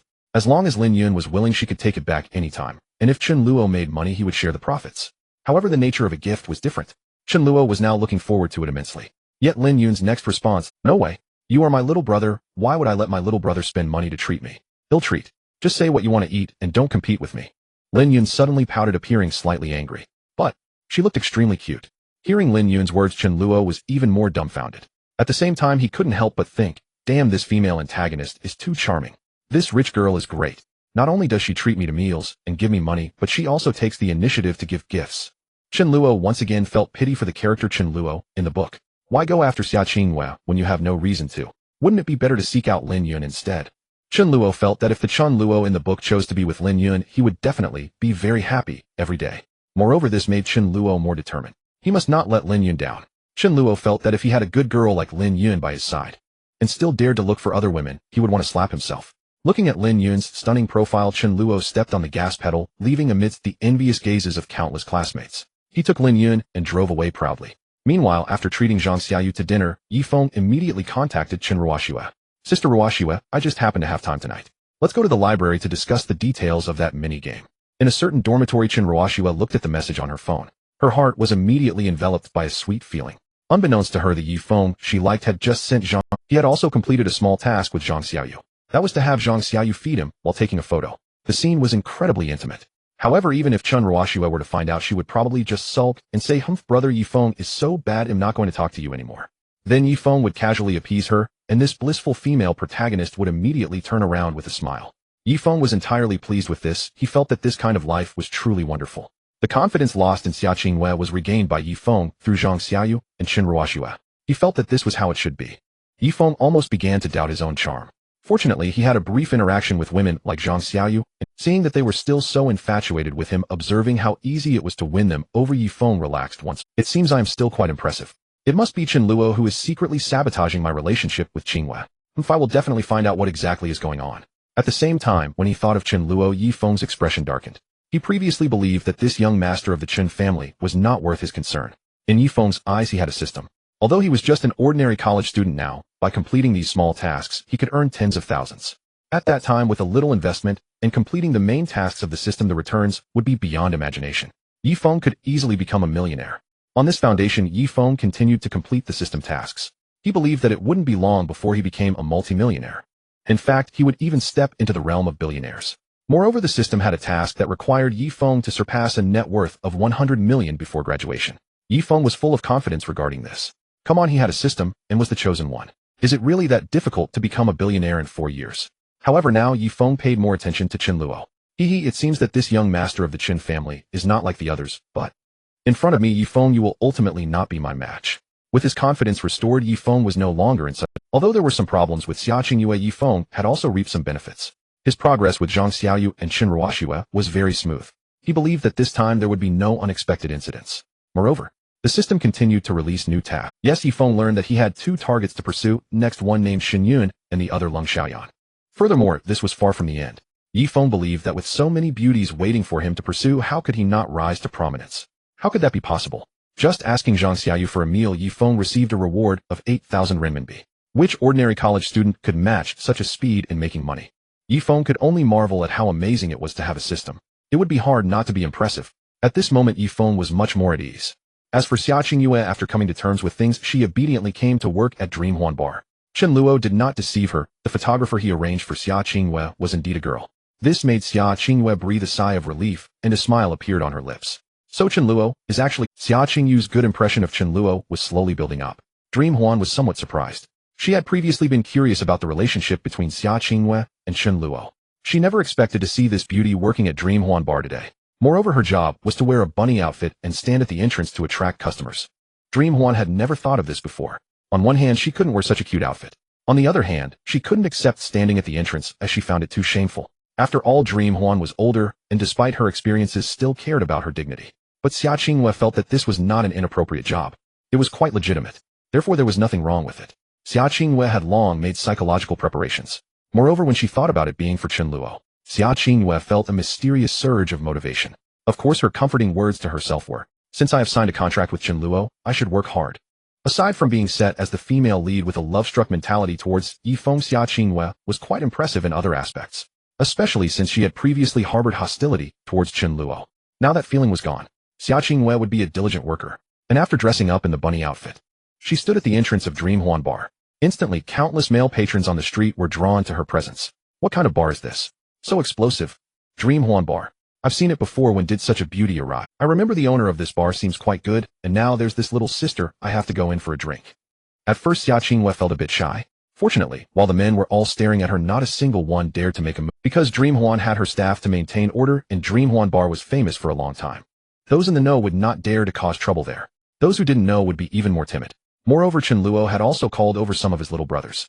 With them there to keep an eye on things, the people coming and going showed even more respect. At the same time, this warmed Xia Qingyue's heart. Chen Luo has arranged everything well. This job isn't as difficult as I imagined. 8,000 a month plus commission. Chen Luo is treating me quite well. When Xia Qingyue thought about how she had treated Chen Luo, so poorly before, yet now he was willing to offer her such a job, and he was taking care of her so thoughtfully. This made Xia Qingyue feel inexplicably touched. Could it be that Chen Luo actually has feelings for me? She wasn't sure, but it brought a sweetness to her heart. Her work also became even more diligent. Dear customers, we have new activities today. Welcome to come in and taste. Welcome. Xia Qingyue warmly welcomed the customers. The business at Dream Huan Bar was unprecedentedly good. The patrons almost filled the place to capacity. It was the first time Dream Huan was so busy. Customers were placing orders and finding seats. They turned around to admire Xia Qingyue standing at the entrance. Watching her in the bar was much more enjoyable than seeing her outside. This also brought a strange feeling to Dream Huan. Previously, she opened this bar seeking tranquility with not many patrons, but they were all willing to spend. Occasionally, there would be a few who tried to flirt with her.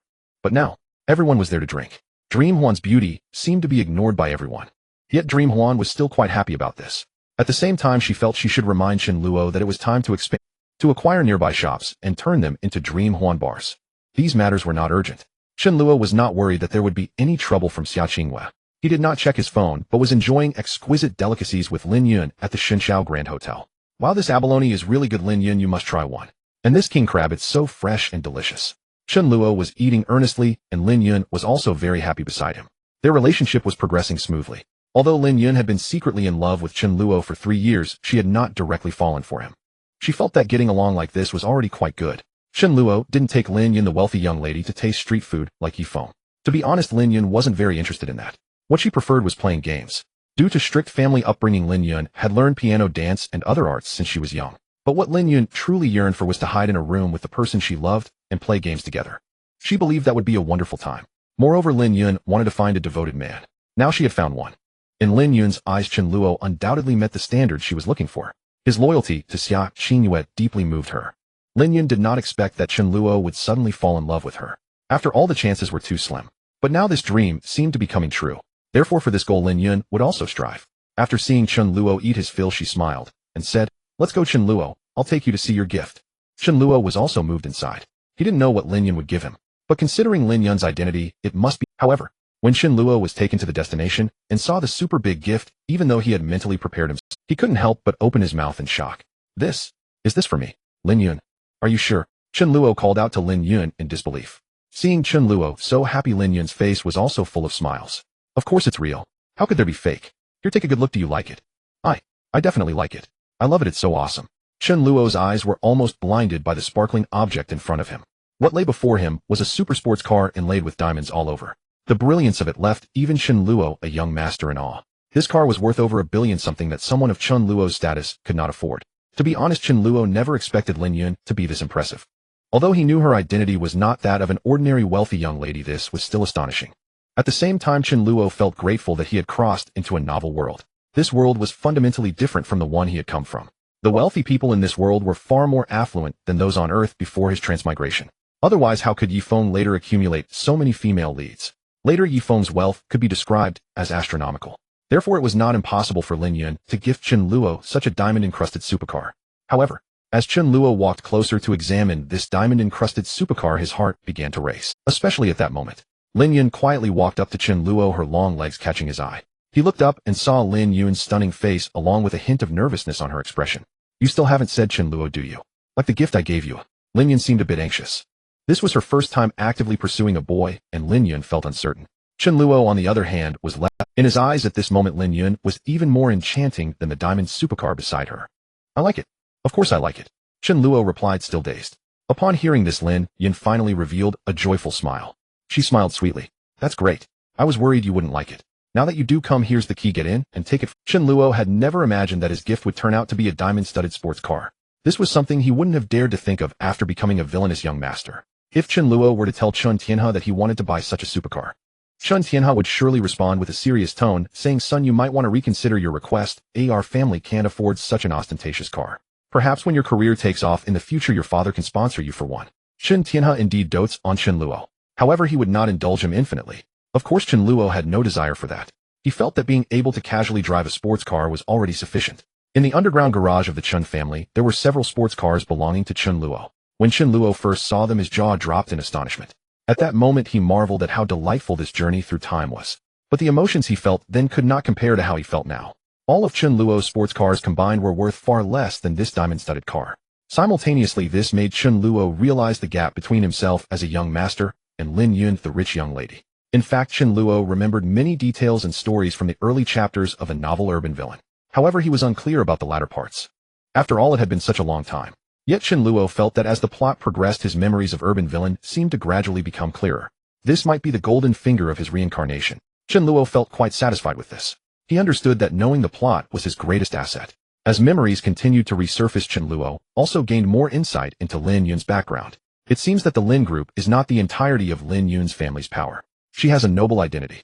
Chen Luo knew that he could at most be considered a young master able to assert himself. In larger cities, the status was hardly remarkable, especially in Upper City and Long City.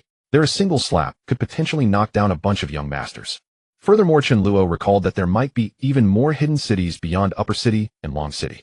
This was a setting only found in the world of novels. In reality, things were definitely not so exaggerated. Chen Luo did not continue pondering. Many things were still, but Chen Luo was not in a hurry. Below the young masters were many ordinary young masters, and even lower-tier rich heirs. Above the young masters were those great families, nobility, and hidden clans. Moreover, it seemed that there were even higher entities in these hidden clans. Although Urban Villain had not begun to delve into cultivation in its later chapters, Chen Luo remembered that this book had apparently been written for several million words. In the later parts, various powerful families emerged, and those families' young masters were truly extravagant. The power they wielded made it easy for them to acquire dozens of such diamond-studded sports cars. However, Chen Luo did not think too much about that. He was already very satisfied to receive such a gift. He vowed internally to treat Lin Yun wholeheartedly in the future. If he were to lose such a treasure of a girl, he would regret it for a lifetime. At the same time, this made Chen Luo more convinced. Why pursue the female protagonist? Isn't the female antagonist more appealing? Joking aside, this female antagonist was simply irresistible. Chen Luo thought that even if he ultimately won over Xia Qingyue, when the two were together, Chen Luo would have to continuously give and give, spending tens of thousands without even holding hands. If they were to take it further, wouldn't it take hundreds of thousands, or even millions? Perhaps Xia Qingyue would even ask for an exorbitant bride price, saying, if you want to marry me, it has to be $1 million. After all, your family is so wealthy. This amount of money shouldn't be a problem for you, right? To be honest, Chen Luo felt that this was indeed very likely. Moreover, based on Chen Luo's understanding of the character setting of the villain Chen Luo in the book, he believed that if the villain Chen Luo in the book were to hear such a request from Xia Qingyue, he might immediately agree without hesitation. Then he would seek Qin Tianhe and Lu Yi's approval. This was not an unfounded guess from Chen Luo. He only needed to recall Xia Qingyue and Zhang Xiaoyu's previous attitudes towards him. Chen Luo had no desire to pursue them at all. Due to the character setting, there would always be a barrier between Chen Luo and the female protagonist. For instance, when Zhang Xiaoyu first appeared, Chen Luo didn't even recognize her. Yet she inexplicably harbored animosity towards him. Why would Chen Luo want to approach someone like that? It would be better to treat her as a stranger. Upon further thought, how wonderful the female antagonist Lin Yun was, compared to Xia Qingyue, Zhang Xiaoyu, or even any wealthy female protagonist that might appear later. Would they give him such valuable gifts?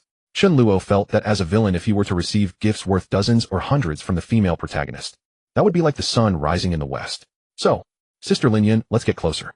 Chen Luo's heart was completely occupied by Lin Yun. He no longer thought about all those unrelated matters. After all, he had no interest in the female protagonist. His heart raced and his hands trembled. As he opened the door of the flashy sports car and sat inside, the feeling was indescribably pleasant. The stylish steering wheel, comfortable seats, perfect center console, and the launch button resembling that of a fighter jet.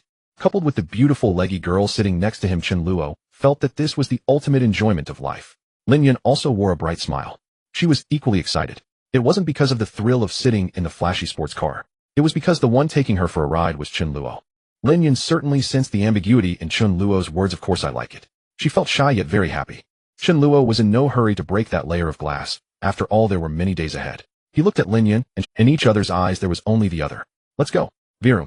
Pressing the accelerator, the engine roared. The diamond-studded sports car carved a trajectory through the night sky. It soon appeared on the main city street. Upon its arrival, it became the most dazzling presence on the entire road.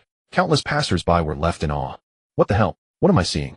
Oh my, a diamond-studded sports car. Is there really something this cool in Nan Cheng? Who is inside? Wow, this is so cool. How can there be such a huge gap between people? How much money must one have to afford this? I can't see clearly, but it seems to be a man and a woman. Boo-hoo, I'm really envious. That guy must be living a life. TCH, what if this car belongs to the girl next to him? Maybe it's some rich young lady out to play. Then that guy would, The onlookers chattered excitedly, all captivated by this sports car. Many people took out their phones. Chen Luo and Lin Yun enjoyed the gaze of the onlookers, relishing the thrill brought by the roaring sports car and the wow. Lin Yun's smile grew even wider. She was very happy. In fact, Lin Yun didn't like cars going too fast. But this time the driver was Chen Luo. Lin Yun wanted to experience the feeling of acceleration once more. Chen Luo also felt the exhilarating rush of adrenaline. However, they only sped in deserted areas. When reaching crowded places, Chen Luo slowed down. Lin Yun's mood gradually calmed. How does it feel? Lin Yun asked with a smile. So exhilarating. Chen Luo replied. How does it feel to be my little brother?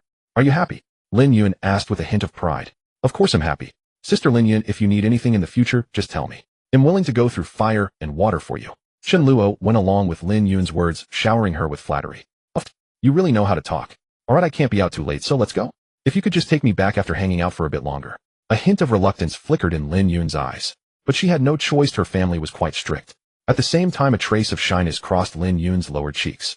Anything is fine. Hearing this, Lin Yun felt quite happy. Alright. Chen Luo was also aware of Lin Yun's family background. After driving for a while, he suddenly thought of something and pulled over. Sister Lin Yun, come with me. Huh? Where to? I'm almost out of time. Lin Yun was somewhat puzzled. Just come with me. Chen Luo directly grabbed Lin Yun's wrist, causing her cheeks to flush bright red. Confused, she was led by Chen Luo as they jogged to a place where they could take photo booth pictures. Sister Lin Yun, how about we take a photo to commemorate this moment? Chen Luo smiled. Okay. Lin Yun became even more bashful. She thought this seemed to be a rather intimate thing, but Lin Yun did not resist. She followed Chen Luo inside as he lifted the curtain. Click click. The flashes illuminated as Chen Luo and Lin Yun posed in various ways inside. When the photo came out, Chen Luo handed it to Lin Yun. Let's go. He'll take you home. Chen Luo smiled. Lin Yun looked at the photo in her hand, admiring Chen Luo's handsome smile and her own sweet smile. In her heart, her fondness for Chen Luo grew a few more degrees. Xia Qingyue doesn't know how to cherish him, but I won't let go of such a devoted man. Lin Yun thought to herself. Afterward, he sent Lin Yun back to rest. Chen Luo took out his phone and learned that Xia Qingyue was doing well at work. Meng Huan also sent over a few work photos of Xia Qingyue. In the photos, Xia Qingyue was dressed in a bunny girl outfit, energetically handing out flyers to attract customers. The Meng Huan bar was also packed with visitors, numbering several times more than before. To this, Chen Luo didn't mind much. After all, his goal had already been achieved. Now, whether the Meng Huan bar could turn a profit was something he had already come to terms with. Because, with Lin Yun, this little wealthy woman around, did Chen Luo still need to worry about money? Ridiculous. He had just gifted a diamond-studded sports car worth several hundred million. With such extravagant spending, how could Chen Luo still worry about this little sum? That would be looking down on Lin Yun. Of course, Chen Luo knew this. Precisely for this reason, he felt the need to work even harder. As his memory of the novel Urban Rogue deepened, he recalled certain things like the fact that gaining the approval of Lin Yun's family would not be easy. He himself had to carve out a successful career. Fortunately, Yifeng was there. While suppressing Yifeng's growth, Chen Luo could also pave the way for himself. I really have to thank you, Yifeng, Chen Luo smiled. He felt no guilt about this. And next, it was time to prepare for contact with Zhang Xiaoyu. The shop run by Zhang Xiaoyu was also doing quite well. I remember that some of the dolls and figurines she made were even favored by a company in Nancheng, which bought the rights, allowing Zhang Xiaoyu and Yifeng to earn quite a bit. Chen Luo organized the events from the original story. He knew that with Zhang Xiaoyu he wouldn't have to spend a lot of money. He already had a way to handle it. After a night of rest the next day, Chen Luo saw a message from Xia Qingyue. Good morning, Chen Luo. Would you like to have breakfast together? Chen Luo didn't reply immediately, but opened Lin Yun's message first. Lin Yun, good morning, little brother Chen Luo. Chen Luo, morning. Sister, what do you want to eat today? He'll bring it for you. Lin Yun, just buns, steamed dumplings, and soy milk will do. Even though she was of noble status, Lin Yun's usual meals weren't overly extravagant. Only within her family would her diet undergo significant changes. For instance, when eating fish, the maids would ensure all the bones were removed so that Lin Yun wouldn't encounter any while eating. When consuming other foods, she would also typically choose only the most exquisite and delicious parts. This is the life of a noble. From this perspective, Lin Yun's family background was far superior to Chen Luo's. Chen Luo, alright sister, just wait patiently for me. Chen Luo was aware of all this, but at the moment he didn't want to dwell on it. Spending happy times at university with Lin Yun was very important too. In the classroom, Lin Yun put down her phone, her face filled with a sweet smile. Even now she found it hard to believe that the Chen Luo she liked had truly become so close to her. Lin Yun felt very happy about this. Of course, Chen Luo didn't neglect Xia Qingyue. He replied, no thanks. Xia Qingyue was pleased and picked up her phone as she saw Chen Luo's response. A hint of disappointment crossed Xia Qingyue's face, but it quickly faded. I won't give up, Chen Luo. Xia Qingyue motivated herself internally. Meanwhile, in the civil engineering classroom, when Zhang Xiaoyu entered, she immediately attracted the attention of countless male classmates. There were hardly any females in the entire civil engineering department, let alone one as stunning as her. Countless boys in class had crushes on her. However, aside from the majority who were shy, timid, and lacked confidence, the others, even those with bad boy or playboy attributes, dared not provoke Zhang Xiaoyu. Because they all knew that Zhang Xiaoyu was the woman favored by Jiang Shao. Jiang Xiao, whose real name is Jiang Peng, is the young master of the Jiang family in Nancheng. In terms of influence, he was significantly lower than Chen Luo, but still far surpassed ordinary people. His vehicle was a big G, which indeed stood out among ordinary university students. Jiang Peng pursued Jiang Xiaoyu as soon as school started, but naturally he was coldly rejected by her. Consequently, Jiang Peng began to harbor some resentment. He wasn't anxious, believing he had plenty of time to play with Jiang Xiaoyu slowly. This led to Jiang Xiaoyu frequently being bullied by Jiang Peng's underlings in class. Some female classmates who liked Jiang Peng also looked down on Jiang Xiaoyu, often isolating her and mocking her with words. This only deepened Jiang Xiaoyu's negative impression of these wealthy young masters. As Jiang Xiaoyu approached an empty seat, suddenly a few people stood up and occupied it first. Sorry, this seat is... The expressions on the faces of these individuals were playful. Jiang Xiaoyu knew, without thinking, that they were sent by Jiang Peng.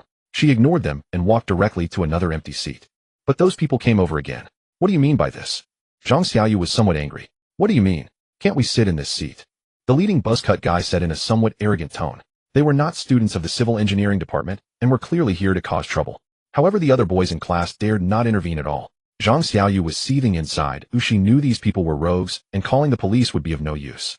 The police wouldn't take action just because these people were deliberately occupying seats.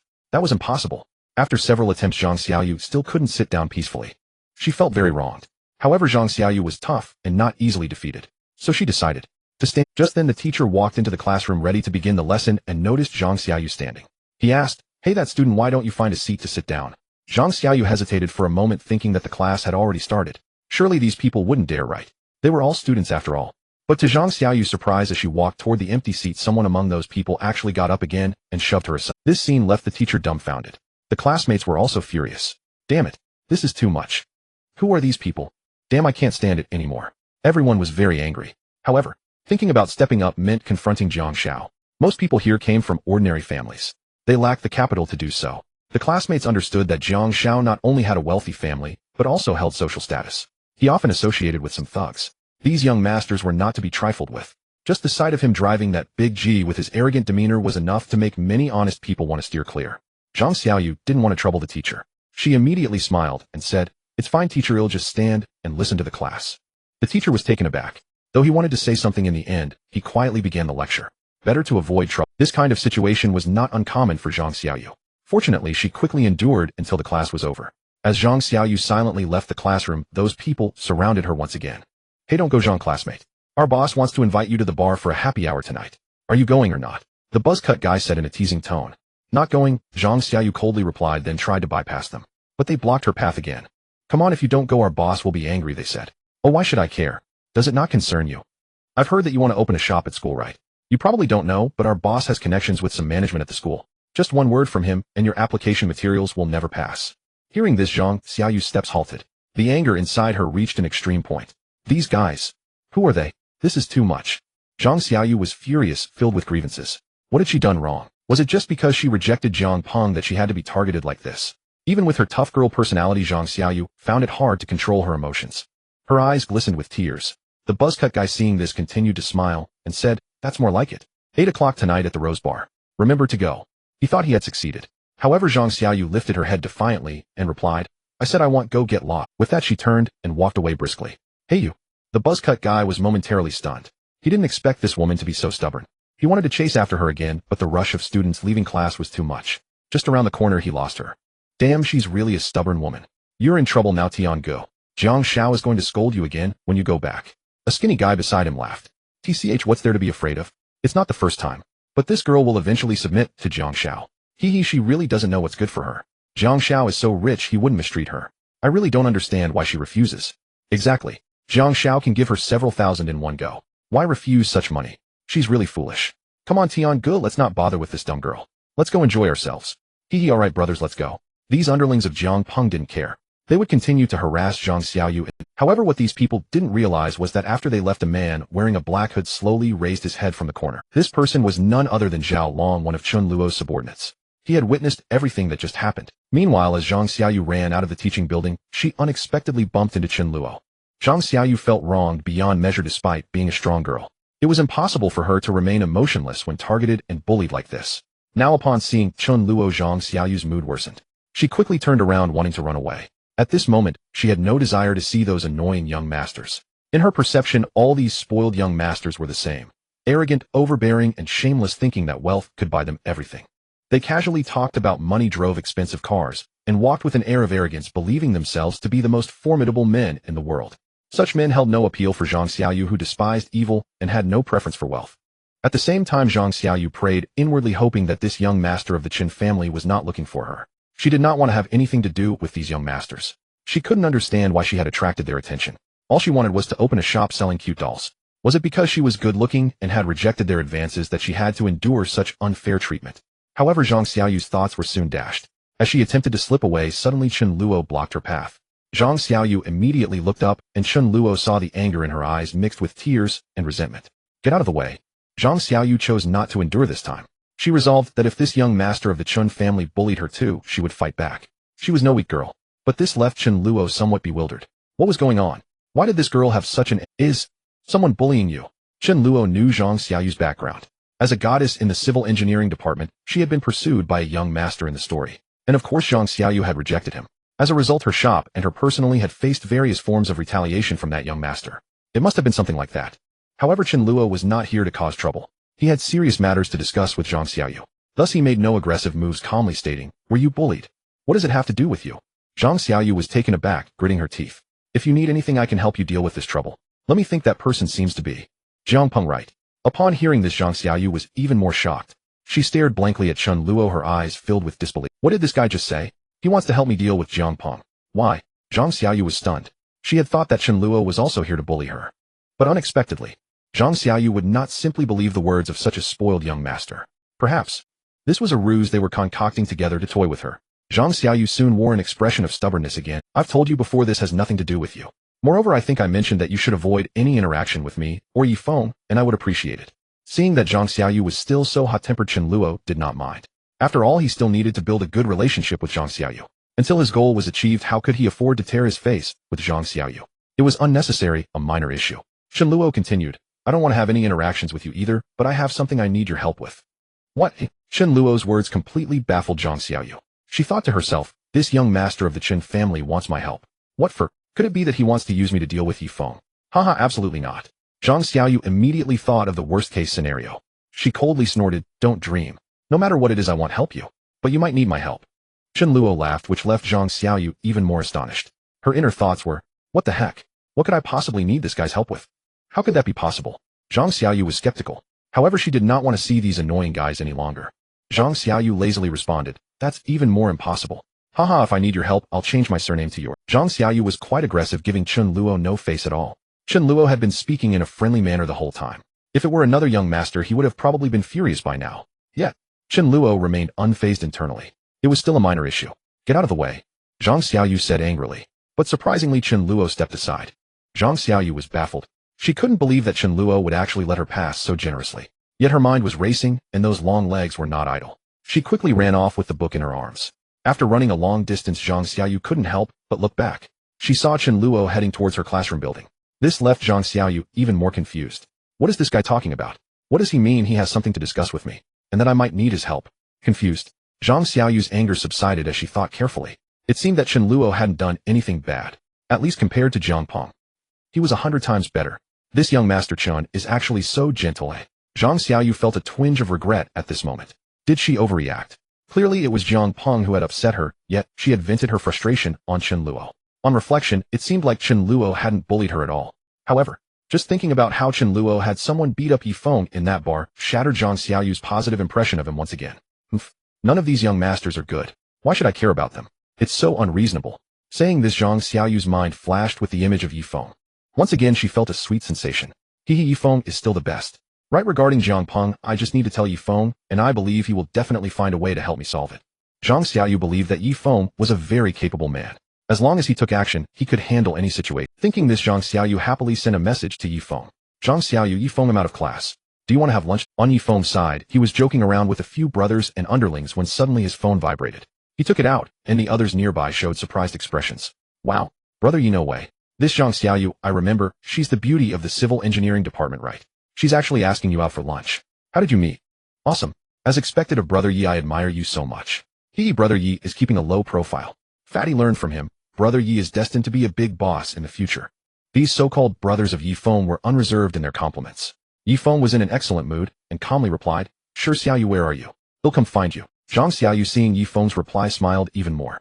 However, at that moment a few of Yifeng's underlings said, "But brother Yi, I heard that Zhang Xiaoyu seems to be pursued by some young master. It's said that she rejected that young master's confession, resulting in her often being bullied." One of Yifeng's companions spoke in a low voice. "Yeah, I think I've also heard that brother Yi and Zhang Xiaoyu are getting too close, so you need to be careful of that young master's revenge." "That's right. It seems that several people have been beaten up by that young master for being close to Zhang Xiaoyu." They continued. Yifeng had just learned of this matter, but he remained calm. "Fight. Haha, if that young master dares to come ill, let him know what a righteous iron fist is." Yifeng was a man who had been rewarded by the system with mastery in martial arts. Unless the opponent was skilled and outnumbered him, he could take on 10. So Yifeng laughed and said, "Don't worry, I'm not afraid of any young masters. If you guys ever run into trouble, you can come to me for help, you know." Yifeng patted the shoulder of the fatty. These were his recently acquainted brothers. Upon hearing this, they nodded eagerly, feeling immense satisfaction. They had all been bullied by those villainous young masters or thugs. Then Yifeng stepped in and saved them. These people were more than willing to be Yifeng's loyal followers. Afterwards, Yifeng successfully found Zhang Xiaoyu, and the two had a meal together. Zhang Xiaoyu shyly recounted the events of the morning to Yifeng. However, she did not mention that she had also. Upon hearing this, Yifeng was filled with anger. "That Jiang Peng is simply too much. Don't be afraid, Xiaoyu, I will definitely help you." Yifeng patted his chest and declared sincerely. Zhang Xiaoyu felt her heart melt upon hearing this. Yifeng, you're just too handsome." "Humph. Those so-called young masters pale in comparison to Yifeng." Zhang Xiaoyu's fondness for Yifeng. Meanwhile, Chen Luo found Zhao Long. Zhao Long informed Chen Luo about the events of the morning. After thinking for a moment, Chen Luo devised a plan. Jiang Peng is truly excessive. Chen Luo recalled some information about Jiang Peng in his mind. He remembered that in the book, Jiang Peng continuously created trouble for Zhang Xiaoyu. He sent people to bully her. For instance, he had certain members of the school management not approve Zhang Xiaoyu's shop. Delays kept piling up. Even later, with Yifeng's help, these projects managed to get through.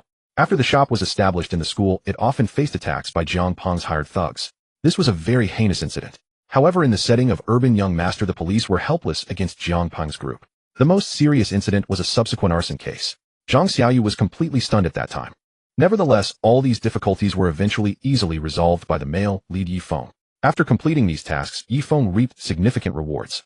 Moreover, he later met the beautiful general manager of a certain company. After hearing Yifeng's introduction and seeing the photos, she became very interested in the original dolls designed by Zhang Xiaoyu. Therefore, she personally came to Nan Cheng University to inspect Zhang Xiaoyu's shop. At that time, Yifeng, Zhang Xiaoyu, and the general manager were all present. Zhang Xiaoyu followed closely behind, looking anxious. She knew that this would determine whether her dolls could shine brightly, and the outcome was naturally quite evident. The beautiful general manager was also considered one of the female leads. She had an interest in Yifeng. Her visit to see these dolls was merely an excuse to deepen her relationship with Yifeng. During Yifeng's introduction, the beautiful general manager exchanged flirtatious glances with him, leaving Zhang Xiaoyu behind feeling uneasy. Chen Luo remembered that there was even more explosive drama. It was when the general manager, while Zhang Xiaoyu was distracted with the dolls, suddenly kissed Yifeng. In the original work, Yifeng merely widened his eyes in surprise and pretended to be astonished, saying, "Manager Su, what are you doing?" The female lead, Su Siyuan, revealed a cunningly sweet smile and replied, "Did you not say earlier that you wanted to taste the flavor of my lipstick? So how does it taste?" Yifeng nodded him, "It's sweet." Manager Su. Hearing this, Su Siyuan's heart was filled. Then she said, "Well, we will acquire these dolls from you. Our company will buy the copyright for these dolls, and we will develop related products. The fee is 2 million. What do you think?" Su Siyuan spoke these words loudly, shocking Zhang Xiaoyu, who was fiddling nearby. Zhang Xiaoyu had no idea what Yifeng and Manager Su had just been doing. She was overjoyed and immediately ran over to hug Yifeng. According to the book's description, Yifeng suffered a Su Siyuan watched from the side, feeling nothing at all. To be honest, if it were up to Chen Luo, he would think, damn it, Yifeng is being ambiguous with Zhang Xiaoyu flirting with her, and now he's getting cozy with Manager Su, and it's all so thrilling. Alright, the overpowered male lead is like this. Later, Yifeng naturally succeeded in winning over Su Siyuan. Their progress was rapid as described in the book. They went on dates in many places such as parks at night, luxury hotels, and large villas. Additionally, Chen Luo remembered that Su Siyuan was later revealed by the author to have another identity. Therefore, although she had been absent for a long time, she continued to appear later to help Yifeng. By that time, Yifeng already had dozens of wives. Su Siyuan didn't mind this at all. They enjoyed a brief separation and reunion, and Yifeng was pleased. Moreover, what made Chen Luo pay more attention was not Yifeng's various pushes and counterpushes. The key was that after Zhang Xiaoyu hugged Yifeng, they were both happy. Yifeng signed a contract with Su Siyuan on the spot. After sending Su Siyuan off, Zhang Xiaoyu discovered the red mark on Yifeng's lips. She immediately looked suspicious and asked him, "Brother Yifeng, what's that on your mouth? It wasn't there just now." Yifeng scratched his head awkwardly. His innocent expression resembled that of certain male leads in harem stories. I don't know anything. Meanwhile, Zhang Xiaoyu exhibited the remarkable behavior of a strong female lead. Instead of getting angry, she felt a bit jealous. Thus Zhang Xiaoyu leaned in and kissed him. According to the book's description, this kiss was also very sweet. Chen Luo knew that if the readers saw this from the male lead's perspective, they would surely think, wow, what a badass. No wonder he's the protagonist. This treatment is enviable. But Chen Luo felt it still depended on the female lead. Finding out that the boy she likes was kissed by another girl right in front of her didn't bother her at all. Instead, she could compete for his affection. Chen Luo remembered that after Zhang Xiaoyu kissed him, she noticed that the red mark on Yifeng's lips had disappeared. She revealed a triumphant smile, then linked her arm with Yifeng's and declared that she would treat him tonight. Yifeng, as usual, touched his nose and didn't refuse. Both the male and female leads performed steadily. Chen Luo didn't blame anyone, he just knew very well. After Yifeng and Zhang Xiaoyu received the money, Yifeng originally only wanted a small fee for his troubles since the dolls in the shop were all made by Zhang Xiaoyu. Yifeng only contributed some ideas and helped a little. However, Zhang Xiaoyu solemnly stated no. Without brother Yifeng, there would be no shop. You must take this money. Zhang Xiaoyu planned to give Yifeng 1,900,000. She only needed to keep 100,000 for herself. Yifeng naturally tried to refuse, but Zhang Xiaoyu was very determined. After a deadlock, Yifeng accepted the money. Then he said sincerely, "Thank you, Sister Xiaoyu. In the future, I will find a way to repay you." Zhang Xiaoyu also expressed her genuine feelings, becoming emotionally invested, her eyes sparkling, as she replied, "It's nothing, brother Yifeng, I like you so, all this is not a big deal." Following this, there was a series of descriptions. Zhang Xiaoyu also gave. The next day, Chen Luo came knocking. Yifeng went to complete tasks with the new female lead. Zhang Xiaoyu on her end was also sweetly happy, occasionally chatting with Yifeng. As for learning that Yifeng was being ambiguous with other female leads, she was completely unconcerned. Zhang Xiaoyu thought, as long as brother Yifeng cares about me, that's enough. This is the setting of a strong female lead. Chen Luo thought it was quite extraordinary. Thus he had no interest in these. However, the key point was that after Yifeng obtained the money, he started to showcase his abilities. With the system's help, whether it was investment or entrepreneurship, everything was very simple. Having money was all that mattered. Meanwhile, the villain Chen Luo was still in conflict with Yifeng at that time. Later there would be many plots involving Chen Luo pursuing Xia Qingyue and Yifeng appearing. Chen Luo wanted to slap Yifeng's face, but instead he was slapped back. Chen Luo's several sisters later also joined the battlefield. They wanted to help Chen Luo, but Yifeng was utterly unfazed. Chen Luo was certainly displeased and unwilling to comply. These foolish female leads were eager to give him a green hat, but Chen Luo didn't care. However, to avoid being slapped in the face by Yifeng, this male lead had to be restrained. Thus Chen Luo sent Zhao Long out to find someone to follow Jiang Peng. How could this jerk allow the male lead to succeed? Absolutely not. Meanwhile, after finishing a meal with Zhang Xiaoyu, Yifeng was boiling with rage. Hee Jiang Peng, I won't let you off. I can't deal with Chen Luo for now, but resolving you, young master, is a... Yifeng stated that he had a system and was not afraid of any young masters or thugs. He was quite skilled in martial arts. Moreover, Yifeng had only been stifled by Chen Luo. He had already slapped the faces of other villains and young masters at Nan Cheng University. Additionally, Yifeng received news that Jiang Peng would be at the Rose Bar tonight. Yifeng planned to find Jiang Peng to seek justice for his sister Xiaoyu. This was also quite similar to the original plot. Yifeng pummeled Jiang Peng at the Rose Bar. However, Jiang Peng was not convinced and instead harbored resentment, intending to take revenge on Yifeng. Later, he would delay the approval of Zhang Xiaoyu's materials and vandalize her shop. Soon night fell. Inside the Rose Bar, a long-haired man was partying with women on both sides. He was Jiang Peng. Meanwhile, Yifeng arrived at the Rose Bar ready to show off. On the other side, the people arranged by Zhao Long were also delivering messages. Chen Luo's side was helping Jiang Peng by sending additional personnel. They were all skilled fighters. Chen Luo, Jiang Peng, your brother Chen has come to support you. Chen Luo expressed that it is quite normal for villains to help each other outright. In reality, Chen Luo was well aware. If Yifeng were to grow stronger, even if he did not provoke Yifeng, in the end he would inevitably be slapped in the face by Yifeng. This point had already been verified when Chen Luo first crossed over. As a relatively important character in the book, he was destined to be a tool for the male protagonist to slap others in the face. Therefore, in order to avoid various humiliations, Chen Luo certainly had to take action. Just like Yifeng, who did not give up after being struck down by Chen Luo. Instead, he contemplated gathering strength to ultimately defeat the young master of the Chen family. So this made sense. As for Jiang Peng, Chen Luo in front of him calling himself brother Chen was being modest. When it came down to it, Chen Luo was also young master Chen in front of Jiang Peng. If Jiang Peng were to see Chen Luo, would he still dare to be so arrogant? If Chen Luo didn't play him like a fool, even if he cleaned up well. However, if Jiang Peng were to be successfully slapped in the face by Yifeng, Chen Luo would certainly not agree. As a villain, how could he allow the male protagonist to succeed in showing off? At this moment in the Rose Bar, Jiang Peng was enjoying himself halfway through when he saw Zheng Xiaotian and the others return. Brother Jiang, that woman is too stubborn. We've tried everything, but she still won't come. Zheng Xiaotian reported respectfully. Jiang Peng did not blame them. Hehe, it's fine, I have plenty of time to play with her. No rush, you guys sit down and drink. Jiang Peng generously invited the others to take a seat. Zheng Xiaotian and the others quickly nodded. Jiang Peng indeed was not in a hurry. The woman I have my eyes on, how could she escape? That's impossible. Jiang Peng picked up the beer on the table and poured it forcefully into the mouth of a nearby sexy beauty. The beauty was caught off guard by this sudden action, but she quickly opened her mouth, not daring to slack off. This is truly exhilarating. Jiang Peng felt extremely satisfied. He had grown tired of playing with women. Sometimes he wanted to try something different, and the stubbornness of Zhang Xiaoyu only piqued Jiang Peng's interest. However, at that moment a figure suddenly appeared nearby. At the same time a voice came, "So you are Jiang Peng, huh?" Jiang Peng turned to take a look, his eyes narrowing. He felt that this kid looked somewhat familiar. Zheng Xiaotian quickly said, "Brother Jiang, it's this guy who appeared beside Zhang Xiaoyu a while back. You told me to investigate him, but I haven't had a chance to deal with him yet." After Zheng Xiaoshan's reminder, Jiang Peng remembered. A while ago someone did tell him. A different man had appeared beside Zhang Xiaoyu. This made Jiang Peng very angry. He immediately cursed, "Damn it, who is so blind as to not know that Zhang Xiaoyu is the woman I have my sights on? How dare you get close to her? Are you looking for death?" So Jiang Peng had Zheng Xiaotian investigate. But it seemed they didn't find out much. This guy seemed quite mysterious. However, Jiang Peng was not intimidated at all, especially now that the other party had even taken the initiative to show up. Jiang Peng immediately understood. This brat was here to provoke him. Is this guy courting death? Jiang Peng, he responded arrogantly. "Yes, it's me. I recognize you. Speak, what is your relationship with Zhang Xiaoyu?" Jiang Peng still decided to have a chat with the other party. However, Yi Feng was even more arrogant. He had no intention of wasting words with Jiang Peng. With these few little lackeys, Yi Feng expressed that he could take them all down in just 2 or 3 moves. Indeed, the original work described it this way. Yi Feng arrived at the Rose Bar and knocked down Jiang Peng and his little... That was why Jiang Peng was so enraged that he dared to set fire. And here it was somewhat similar. Yi Feng directly took action, grabbing Jiang Peng by the collar and lifting him up. Then he threw a punch. It hit Jiang Peng squarely in the face. Jiang Peng was sent flying, stunned for a moment. The pain on his face immediately made him furious. "What the hell?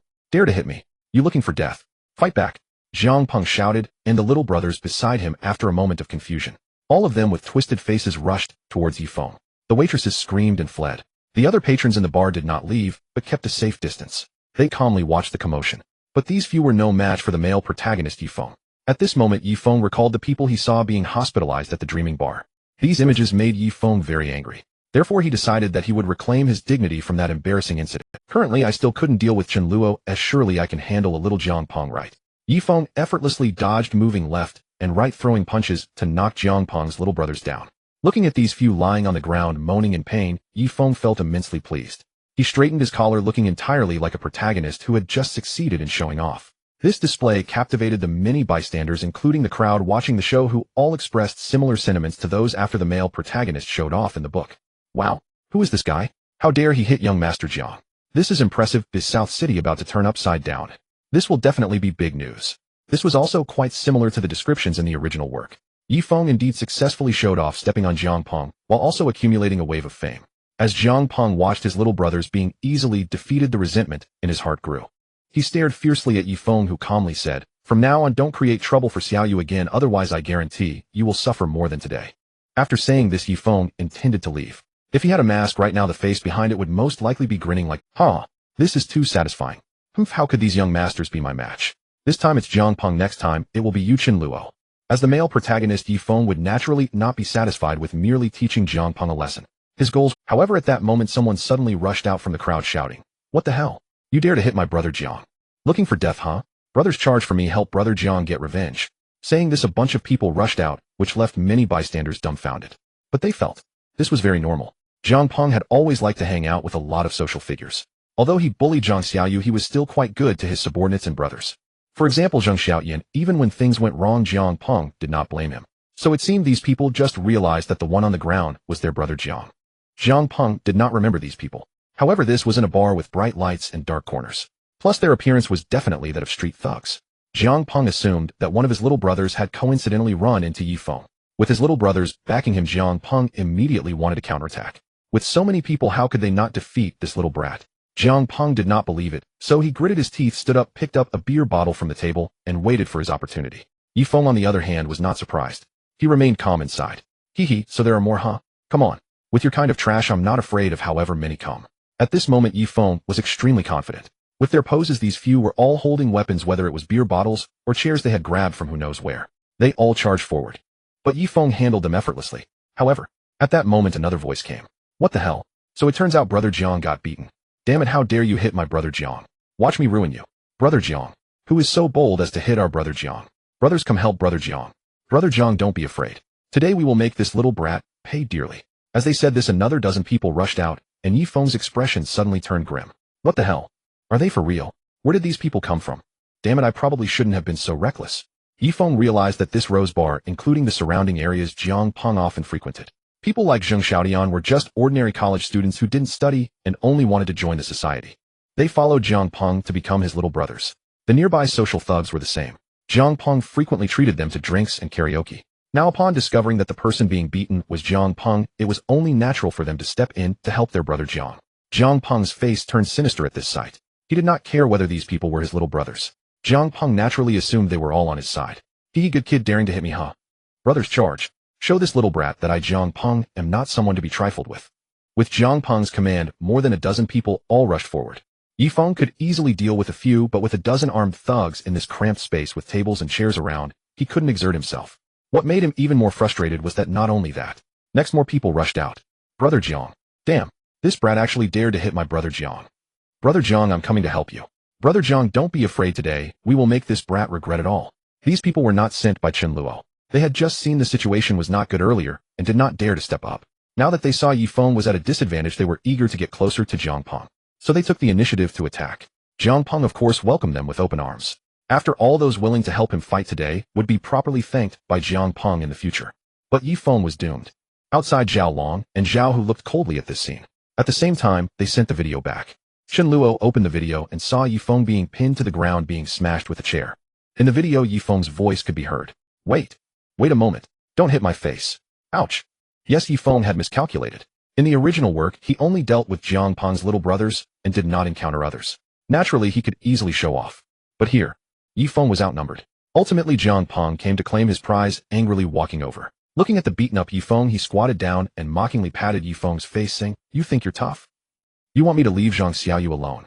Who the hell do you think you are? Damn, dare to show off in front of me, Jiang Peng. Do you not know how to write the word death? My. Want to stand up for Zhang Xiaoyu? Damn it, I was planning to play with her slowly, but now just watch, I won't let her kneel before me, or I won't share your surname." Hearing this, Yifeng's sense of justice flared up again. He used his last bit of strength to say, "I won't allow you to touch Xiaoyu." Jiang Peng, hearing this, became even angrier. Damn you. He stood up and kicked Yifeng in the face. Then, a beer bottle came crashing down. Bang! The beer glass shattered everywhere. Yifeng was once again beaten to the point of bleeding from his scalp. On the other side, Zhang Xiaoyu had been calmly waiting for news from her brother Yifeng. But when she felt her phone vibrate and pulled it out to take a look, her expression changed instantly. Zhang Xiaoyu saw that someone had sent her a photo on her phone. The photo depicted Yifeng being beaten, blood streaming down from his scalp. It looked like the situation was not good. Moreover, there was a line of text below. "Zhang Xiaoyu, do you dare to call people to hit? This matter, I, Jiang Peng, will not let it go easily. I will make you wish you were never born. Just wait for me." This message was clearly sent by Jiang Peng. When Zhang Xiaoyu saw this, her face turned pale with fright. Her hands trembled, and the fear within her surged. She was just an ordinary girl. How could she deal with something like this? At that moment, Zhang Xiaoyu was completely panicked. How could this happen? Didn't brother Yifeng say he would handle it? How come he directly went to fight and got beaten into a pig's head?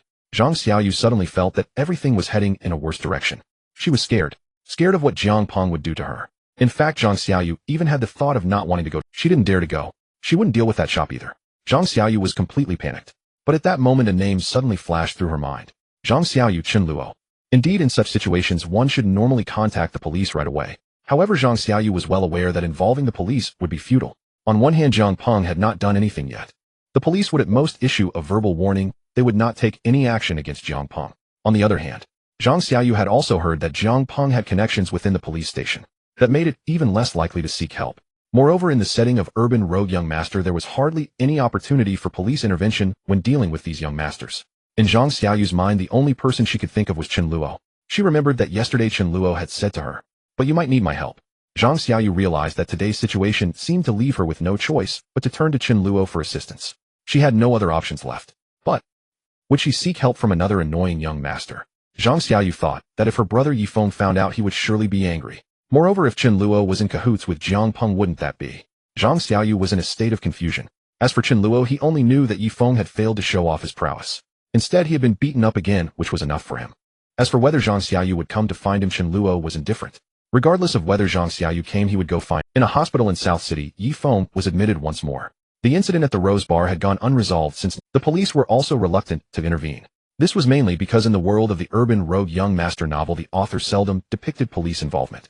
This was understandable as it was an urban entertainment tale rather than a crime investigation story. As for Jiang Peng, he was in high spirits and didn't care at all, directly waving his hand indicating that he would take so many brothers along to enjoy themselves. Those who stood up for Jiang Peng were linking arms with him. Hey bro, if it weren't for you today, Jiang Peng might not have been able to vent my frustrations, and I wouldn't even know your name. Jiang Ge, my name is Yang Hong. Good, from now on you are my good brother. Don't worry, following Jiang Ge means you will live a life of luxury and indulgence. Jiang Peng's character didn't resemble a college student, rather he seemed more like a society boss. With his intelligence, he had no doubts about Yang Hong's true identity. At this moment, Jiang Peng was arrogant and exceedingly pleased with himself. He even thought that Yang Hong and his group genuinely admired him and wanted to follow him. On the other hand, Xia Qingyue was diligently working for Chen Luo every day. The reputation of the Dream Happiness Bar had been completely established. People from the entire street knew that a stunningly beautiful young lady would stand at the entrance of the Dream Happiness Bar every day. Sometimes she would even go inside to accompany guests. As a result, the number of patrons visiting the Dream Happiness Bar had increased several times compared to before. Meng Huan also felt the burden of working. She calculated carefully, and with such foot traffic, the net profit of Dream Happiness Bar could multiply several times in a month. The monthly net income might reach 500,000. In this way, within 2 years, young Master Chen could recover his investment. Meng Huan could only sigh at this. Young Master Chen truly knew how to do business. Of course, it also showed that young Master Chen was capable. He managed to find such a stunning gem. Watching Xia Qingyue dress so enticingly every day, even Meng Huan the beauty felt a bit infatuated. What do you think this girl is like? She is simply perfect. Meng Huan looked at Xia Qingyue at the entrance, marveling at her flawless figure. Meanwhile, Chen Luo soon learned the news of Yi Feng being hospitalized again. With a panicked expression, Chen Luo rushed to the hospital. Brother Yi Feng, what on earth is going on? Chen Luo was confused. Could it be that it was that young master from the Chen family again? Fortunately, after listening to Yi Feng's explanation, Chen Luo found out that it was a young master named Jiang Peng who had injured Yi Feng this time. But to Chen Luo, it was all the same. With an angry expression, she said, "These young masters are simply too despicable. Brother Yi Feng, are you alright?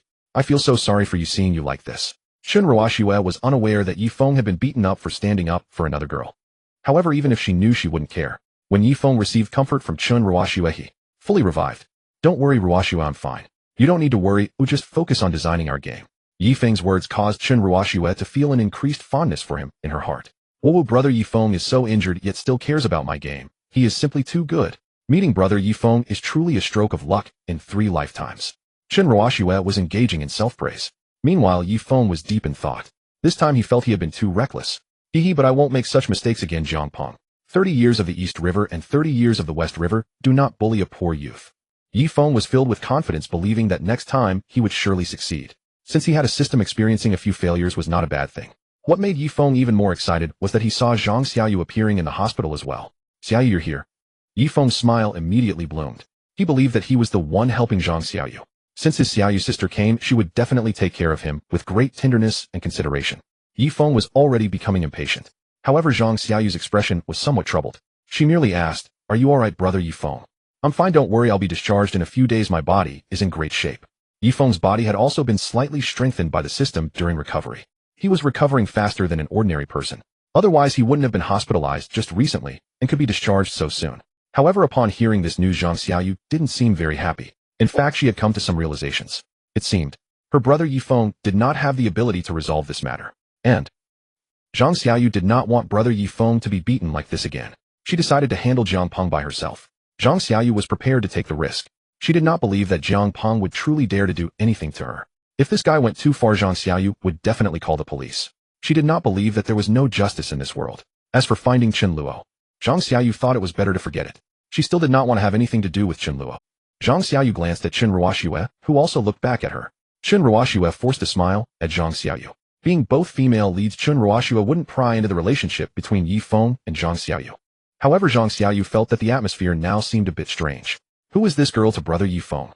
For the first time, Zhang Xiaoyu felt such doubt in her heart. She looked at Yi Feng and said, "Then you should rest well, brother Yi Feng. I'll head back now." Yi Feng was a bit stunned. He did not expect that Zhang Xiaoyu would not do anything. However, the male lead did not truly mind. He simply smiled and said, Okay. Before Zhang Xiaoyu left, Yifeng added, "Don't worry, Xiaoyu sister, once I recover, I will help you resolve your troubles with Jiang Peng." Zhang Xiaoyu was taken aback for a moment and nodded. She actually wanted to wait. But would Jiang Peng allow her to wait? The next day in the classroom, Zhang Xiaoyu still came to class. She did not intend to evade. Did Jiang Peng dare to do anything illegal? However, what troubled Zhang Xiaoyu was that Zheng Xiaotian and his group reappeared. After class, they surrounded Zhang Xiaoyu once again. "You woman, you dare to find someone to hit my brother. Are you looking to die?" Zheng Xiaotian threatened. Zhang Xiaoyu's expression remained unchanged as she said, "Get out of the way. Hey, I won't move. What can you do to me?" Zheng Xiaotian and his group completely surrounded Zhang Xiaoyu. Bystanders turned to look. Everyone knew, but no one dared to step forward. Many male classmates had already heard that Jiang Peng had apparently hospitalized someone at the Rose Bar yesterday. Everyone lamented that Jiang Peng was indeed ruthless.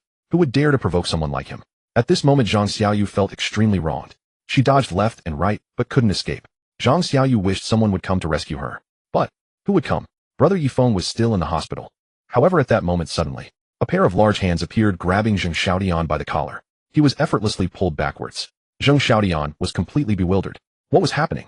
How did he get pulled away like a little chick? Nearby, Zheng Xiaoshan's few brothers also looked dumbfounded.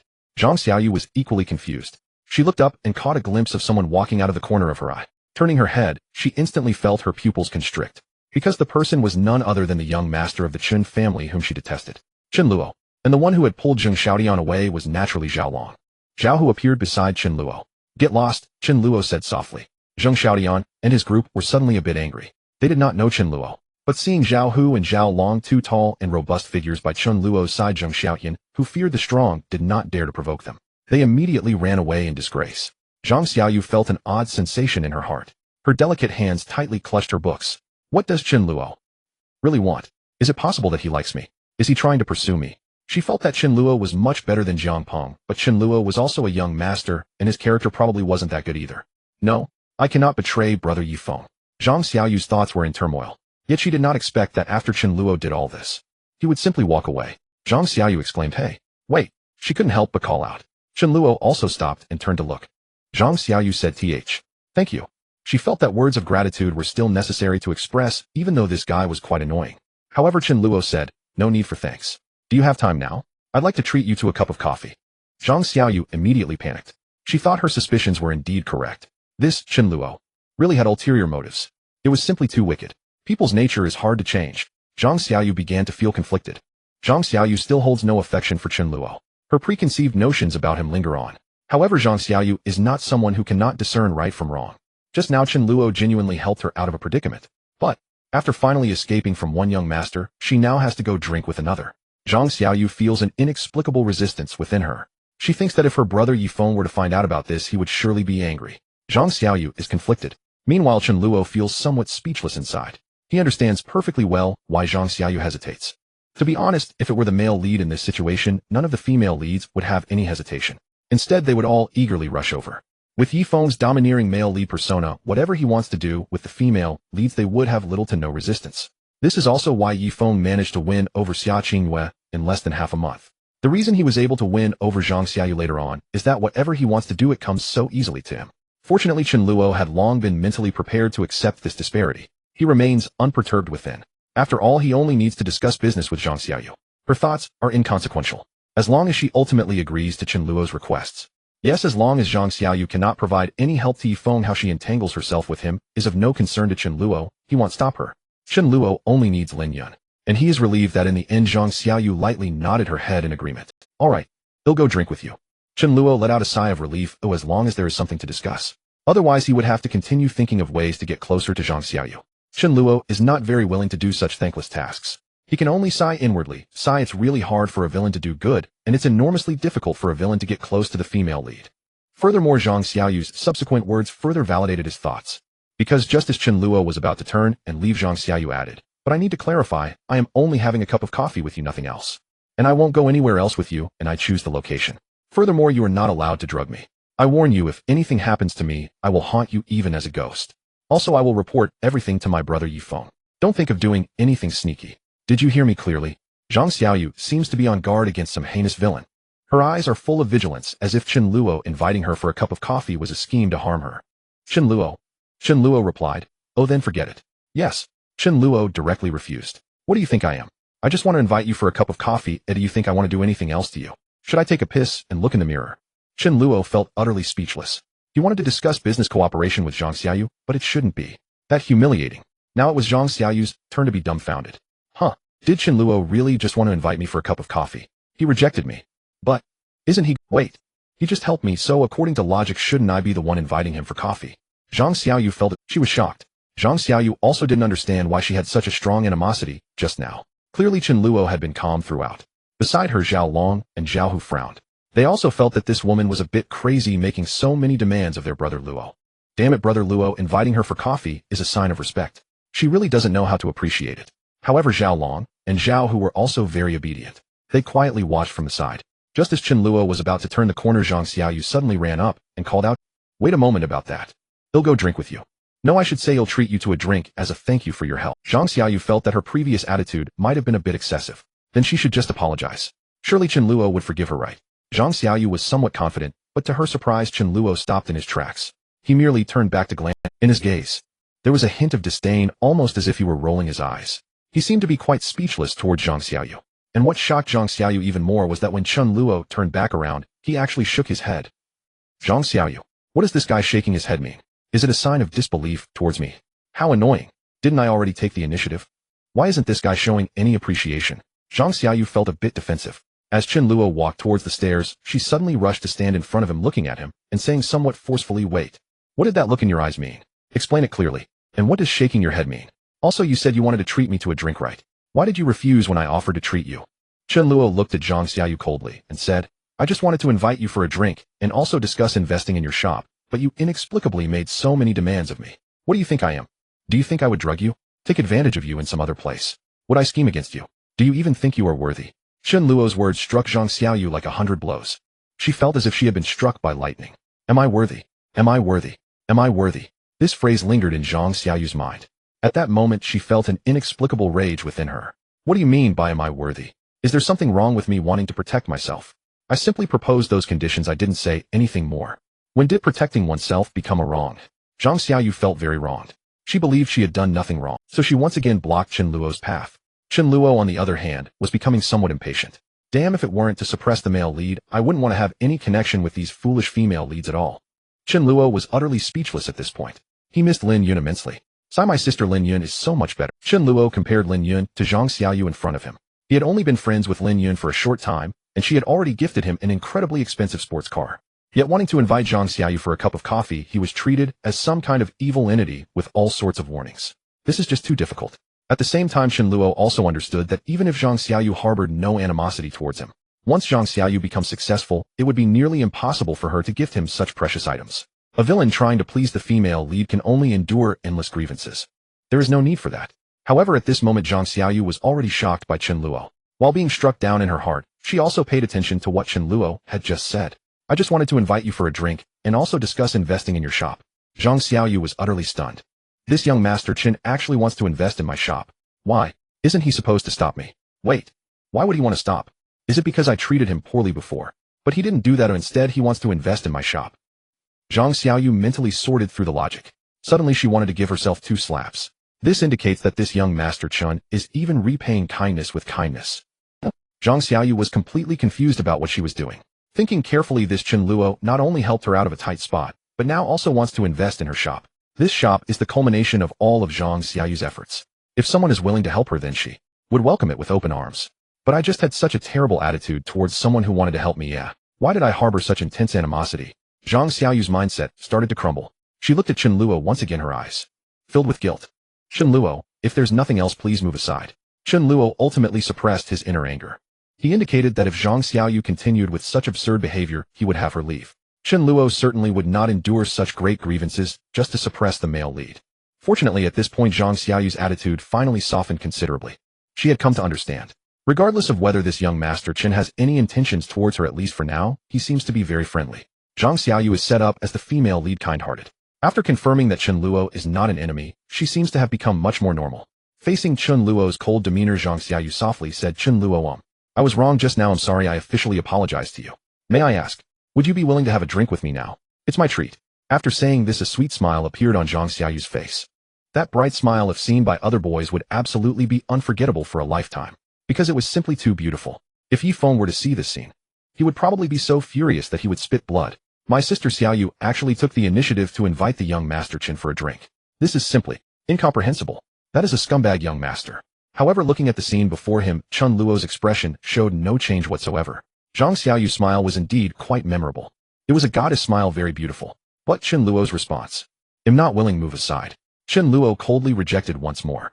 "Damn, how many times have I given you face? If you don't appreciate it, do you think I, Chen Luo, am some kind of person? Get lost." Hearing Chen Luo's words, Zhang Xiaoyu's smile instantly froze. Zhang Xiaoyu, huh? The atmosphere on the scene suddenly became extremely awkward. Before this, Zhang Xiaoyu would never have imagined that Chen Luo would refuse her again. She felt that she had already sincerely apologized and extended an invitation. What? Does Chen Luo still not agree? Didn't he want to invest in my shop? Is he really going to give up this opportunity? Wait. If Chen Luo gives up, wouldn't I be the one losing out? Zhang Xiaoyu began to realize this. Her intelligence seemed to be increasing at an astonishing speed. She pondered in her mind. The more she thought, the more she felt like she was being unreasonable. Zhang Xiaoyu was already troubled about opening a shop on campus. So when she heard Yifeng say he would help, Zhang Xiaoyu was so happy. At the same time, she felt that the burden on her shoulders had lightened a bit. It felt like she was getting closer to her dream. But now Yifeng had been hospitalized. Jiang Peng's troubles had not yet. It even seemed that the troubles had escalated. Yet Zhang Xiaoyu was clearly anxious about this. And then Master Chen Luo wanted to help her, but she had actually rejected him. Zhang Xiaoyu really wanted to slap herself. At this moment, she felt incredibly regretful. This time her inner feelings were not of grievance, but rather, she felt that her thinking was flawed. Yet Zhang Xiaoyu knew very well that even if she gave everything, she could not miss this opportunity. Master Chen might truly be her last hope.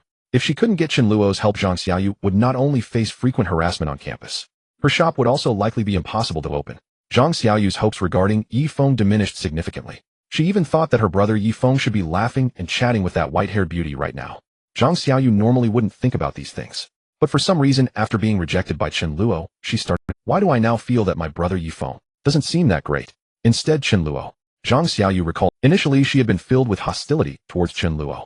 But after spending some time together, she had already discovered that this Master Chen did not seem like a bad person.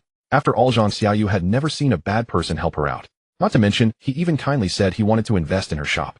And if it were someone else, Zhang Xiaoyu might not think much of it. But this Master Chen must be quite wealthy, right? If he sincerely wants to help, then this matter would be much easier. The more Zhang Xiaoyu thought about it, the more excited she became. However, Chen Luo's refusal was not just mere words. While Zhang Xiaoyu was lost and thought Chen Luo had already gone downstairs, her heart trembled. "Hey, Chen Luo, wait a moment." Zhang Xiaoyu was extremely anxious at this moment. She no longer harbored any hostility toward Chen Luo. On the contrary, she really wanted to retain him, whatever means necessary. "Chen Luo, what should I do for you to agree to forgive me?" Zhang Xiaoyu hurriedly ran in front of Chen Luo. But Chen Luo only cast her a cold glance. He did not respond and continued walking forward. Zhang Xiaoyu grew even more anxious. "Chen Luo, say something." "I'm sorry, I was wrong just now. I didn't know that you wanted to invest in my shop. We can talk, I'll buy you a drink. Alcohol is fine. How about going to that Menghuan? Otherwise, I'll apologize or I'll drink 3 cups myself. Or else. Chen Luo, I'll wear black stocking." Zhang Xiaoyu saw that Chen Luo had no reaction at all. She was completely out of options now. Zhang Xiaoyu's inner thoughts, no matter what, I have to seize this opportunity with Chen Luo. At this moment, she no longer felt that Chen Luo was some scheming young master.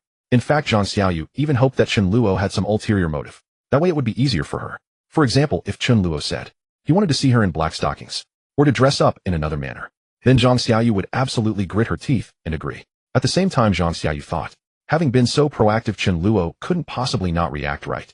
In Zhang Xiaoyu's stereotype, these young masters should be very lecherous, especially since she was quite confident in her own charm.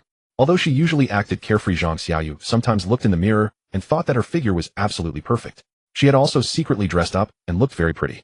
It was just that Zhang Xiaoyu didn't like to dress up often. But what made her heartbroken was that Chen Luo still responded coldly, saying not interested. In an instant, Zhang Xiaoyu was almost in tears. At that moment, she fully realized how different this young master of the Chen family was. "No way. You won't agree even if I wear black stockings." This.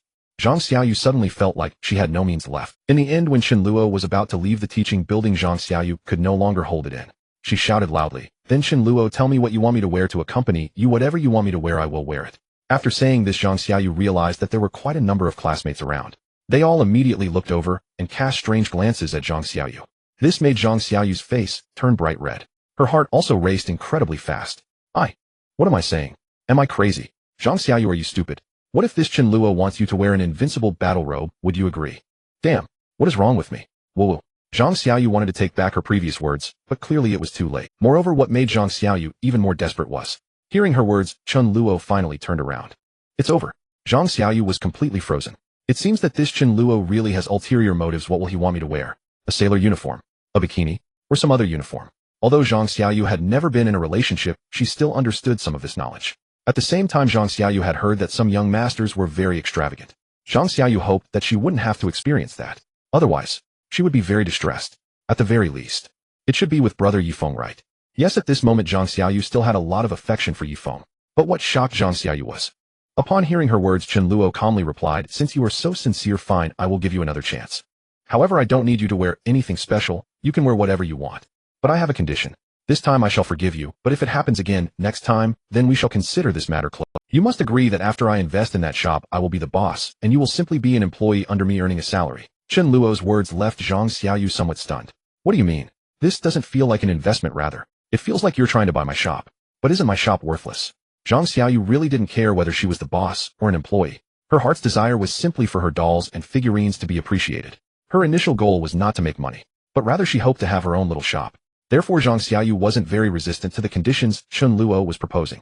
But what she was concerned about was, I don't need you to wear anything special, you can wear whatever you want. Zhang Xiaoyu, she simply couldn't believe that these words came from the mouth of the young master of the Chen family. He doesn't care what I wear at all. Yet I just said I wanted to wear black stockings or a sailor uniform. How vulgar was that? And it was actually me. Boom. Zhang Xiaoyu was completely stunned. She never expected that this young master of the Chen family had no interest in her whatsoever. His goal was merely my shop. Did this young master of the Chen family take a fancy to my dolls? This is too kind-hearted, isn't it? Could he be some kind of treasure boy? Why do I suddenly feel that this is even better than brother Yifeng? Zhang Xiaoyu calmed herself, blinking her beautiful eyes. Looking at Chen Luo, her watery big eyes suddenly became incredibly gentle. Chen Luo quietly waited for Zhang Xiaoyu's response. Regardless, even if he didn't go down Zhang Xiaoyu's path, he had other methods. It was just more troublesome. Fortunately, it was easy for Chen Luo. Zhang Xiaoyu quickly replied, okay, I agree with you, but Chen Luo, you have to ensure that my shop can open smoothly, and I also need to tell you in advance that my shop might encounter many troubles. In fact, there's a young master named Jiang Peng who has been obstructing me from opening the shop. Yesterday, he even injured Yifeng, so are you sure you want to continue helping me? Zhang Xiaoyu was conflicted. She didn't know whether Chen Luo could handle Jiang Peng. Zhang Xiaoyu didn't have a clear concept. She was also worried that if she dragged Chen Luo into this, and in the end Chen Luo also got hospitalized, Zhang Xiaoyu felt that she would be heartbroken. However, what shocked Zhang Xiaoyu was, when she finished speaking the first few words and continued with her later words, she lifted her head and found that Chen Luo had already placed a contract in front of her. Moreover, his expression remained calm. It was as if he had not heard the latter half of her sentence. Zhang Xiaoyu, what is this? Chen Luo, a contract. Didn't you say you agreed? Zhang Xiaoyu, I did agree. But didn't you hear what I said afterwards? Zhang Xiaoyu was somewhat annoyed. Why was this guy so impatient? I heard. Just a small Jiang Peng, nothing to worry about. Just sign it quickly, I have other matters to attend to later. Chen Luo said indifferently. Zhang Xiaoyu was stunned. She thought to herself, a small Jiang Peng. Is Chen Luo really that powerful? Is he really not afraid of Jiang Peng at all? If there are no objections, just sign it quickly. Chen Luo urged. He wanted to reach his goal quickly. Chen Luo, I think you should reconsider. I won't refuse your conditions, but Jiang Peng is from the underworld and he fights really well. I don't want you to get hospitalized as well. Quickly sign, you don't need to worry about anything else. Chen Luo didn't want to listen to this nonsense anymore. Zhang Xiaoyu, Chen Luo. This woman really talks too much. Chen Luo could understand that Zhang Xiaoyu was worried about him, which was why she was so chatty. But Chen Luo didn't need Zhang Xiaoyu's concerns at all. He directly said, just sign it, then come with me to the Rose Bar tonight. Zhang Xiaoyu was shocked. Zhang Xiaoyu, what for? Yifeng was hospitalized there by Jiang Peng. You're not going to seek trouble with Jiang Peng, are you? Chen Luo, seek trouble with Jiang Peng. Ha, what a joke. I'm going to help you resolve this Jiang Peng hassle. Don't worry, after tonight you won't receive any harassment, and your shop will open very smoothly. Chen Luo spoke with great confidence. But upon hearing this, Zhang Xiaoyu was extremely shocked.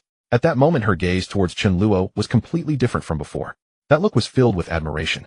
But in truth Zhang Xiaoyu couldn't be sure if Chen Luo really had that kind of ability. After all, she had previously trusted Yifeng very much. Yet her brother Yifeng was beaten to a pulp by Jiang Peng and ended up hospitalized. To be honest, Zhang Xiaoyu was somewhat reluctant to let Chen Luo take risks for her again, especially now that he was also going to invest in her shop. Zhang Xiaoyu felt that Chen Luo didn't seem to be a bad person. Then it was even more reason not to let him take risks. But was he really not? Deep down Zhang Xiaoyu still had some resistance. She recalled that some of those rich young masters were quite perverse. Could it be that Chen Luo was the type who could endure things? On the surface they treat you well, but in the end it all erupts. Zhang Xiaoyu suddenly shook her head. She was somewhat horrified, not understanding why she had such emotions. In the end, Zhang Xiaoyu still signed the contract. Of course, before signing, she carefully read through it. She originally thought that there might be some traps set by Chen Luo within. But unexpectedly, Zhang Xiaoyu saw that Chen Luo wrote on the contract that her salary was a base salary of 10,000 plus commission. Zhang Xiaoyu was a bit shocked, because she believed that even if she opened that shop and became the boss, the net income for a month might not even reach 10,000. After all, university students still preferred to enjoy meals, milk, tea, and various delicacies. Even if you opened a coffee shop, it would be very popular. But now Chen Luo had essentially solved her worries. A base salary of 10,000 each month plus commission. The work she would be doing was still her favorite, running a doll shop. This was simply fantastic. Zhang Xiaoyu didn't even know what she was hesitating about. At this moment, she even found it hard to believe that this was real. And after Zhang Xiaoyu finished signing the contract, Chen Luo finally let out a sigh of relief. Damn, talking to the female lead is truly exhausting. At this moment, Chen Luo missed Lin Yun immensely. Although she was set up as a female antagonist, Lin Yun was something else to Chen Luo. She was simply too appealing. After encountering the likes of Xia Qingyue and Zhang Xiaoyu, Chen Luo felt that Lin Yun was 100 times, even 1,000 times better than them. Fortunately, he had just mentioned something else to Zhang Xiaoyu. In fact, it was about how Chen Luo was going to have lunch with Lin Yun. Today, Lin Yun had found another high-end restaurant. She planned to take Chen Luo to try it out. Chen Luo was of course more than willing. So after receiving the contract, he directly turned and left. He showed no sign of lingering attachment. This left Zhang Xiaoyu somewhat stunned. Zhang Xiaoyu said, "Hey Chen Luo, are you really going to the Rose Bar tonight? Chen Luo, are you sure everything you said is true? You will invest in my shop, right?" Chen Luo, Zhang Xiaoyu called out, but Chen Luo had no intention of looking back. This time Zhang Xiaoyu finally didn't chase after him. However, she felt something unusual in her heart. Could it be that Chen Luo really likes me? But I like my brother Yifeng. How do I reject him? I hope he won't get into any trouble tonight. Zhang Xiaoyu only briefly admired Chen Luo. In her heart, the one she loved the most was of course still Yifeng. After class, Zhang Xiaoyu went directly to the hospital to visit Yifeng. However, when Zhang Xiaoyu opened the door to the hospital room, she was somewhat stunned, because she saw that in addition to Yifeng, 3 beautiful women, aside from the white-haired cute girl named Chen Luo that she had seen before, the other 2 were one with sexy long waves and exquisite makeup. The other one even had pink hair and was dressed in a Lolita outfit. She looked like a little rich woman. The most crucial point was that after Zhang Xiaoyu entered, she felt that strange atmosphere. It was a tense atmosphere known as the Shura field. But Zhang Xiaoyu suddenly felt, seeing Yifeng's awkward yet warm smile, Zhang Xiaoyu had an impulse to turn around and leave. In fact, if this were the original plot, Zhang Xiaoyu should have joined this so-called Shura field. Then the male lead Yifeng would appear innocent, while the several female leads would seem calm on the surface. Yet inside they were in turmoil, secretly at odds with each other. They were all silently observing one another. For example, Chen Luo would look at Shen Yun's impressive figure with dissatisfaction. Shen Yun would then look at the lowly faces of Chen Luo and Zhao Shihan, pondering, so my brother Yifeng likes this type. So annoying. Looks like I need to let Yifeng feel what it means to be impressive. Yes, these female leads would be vying to outdo each other. In the original story, Zhang Xiaoyu was similar. However, none of them wanted to back down. So from Yifeng's perspective, he had done nothing but receive affection from various beauties. Those days were simply blissful like a god. Chen Luo fed Yifeng grapes, Shen Yun fed him strawberries. When Shen Yun fed him strawberries, Zhao Shihan would bring out her lovingly prepared bento. And Zhang Xiaoyu went even further, directly feeding him with her mouth. This made the other female leads furious. But if Chen Luo were to comment on it, he would say, "Damn, are you all crazy? Seeing the man you like being treated like this by other women, and you're not angry, just jealous." The treatment of this harem male lead was indeed excessively indulgent. And throughout, Yifeng just waited passively with a cheerful demeanor. Only when the atmosphere reached its coldest point would Yifeng finally speak, saying, "Ahem, I say you all stop making noise. Don't worry, I'm fine." Then afterward, it would be Yifeng slowly comforting the female leads while continuing to flirt with different female leads being pounced on by them. They were also crazily scheming for themselves. At this moment in the hospital room, Yifeng saw Zhang Xiaoyu push the door open and felt even more delighted. He never expected that today the one who came to visit him was not just Luo. Shen Yun and Zhao Shihan had also come. Shen Yun was the beautiful president of the student council. Yifeng met her during a reading meeting.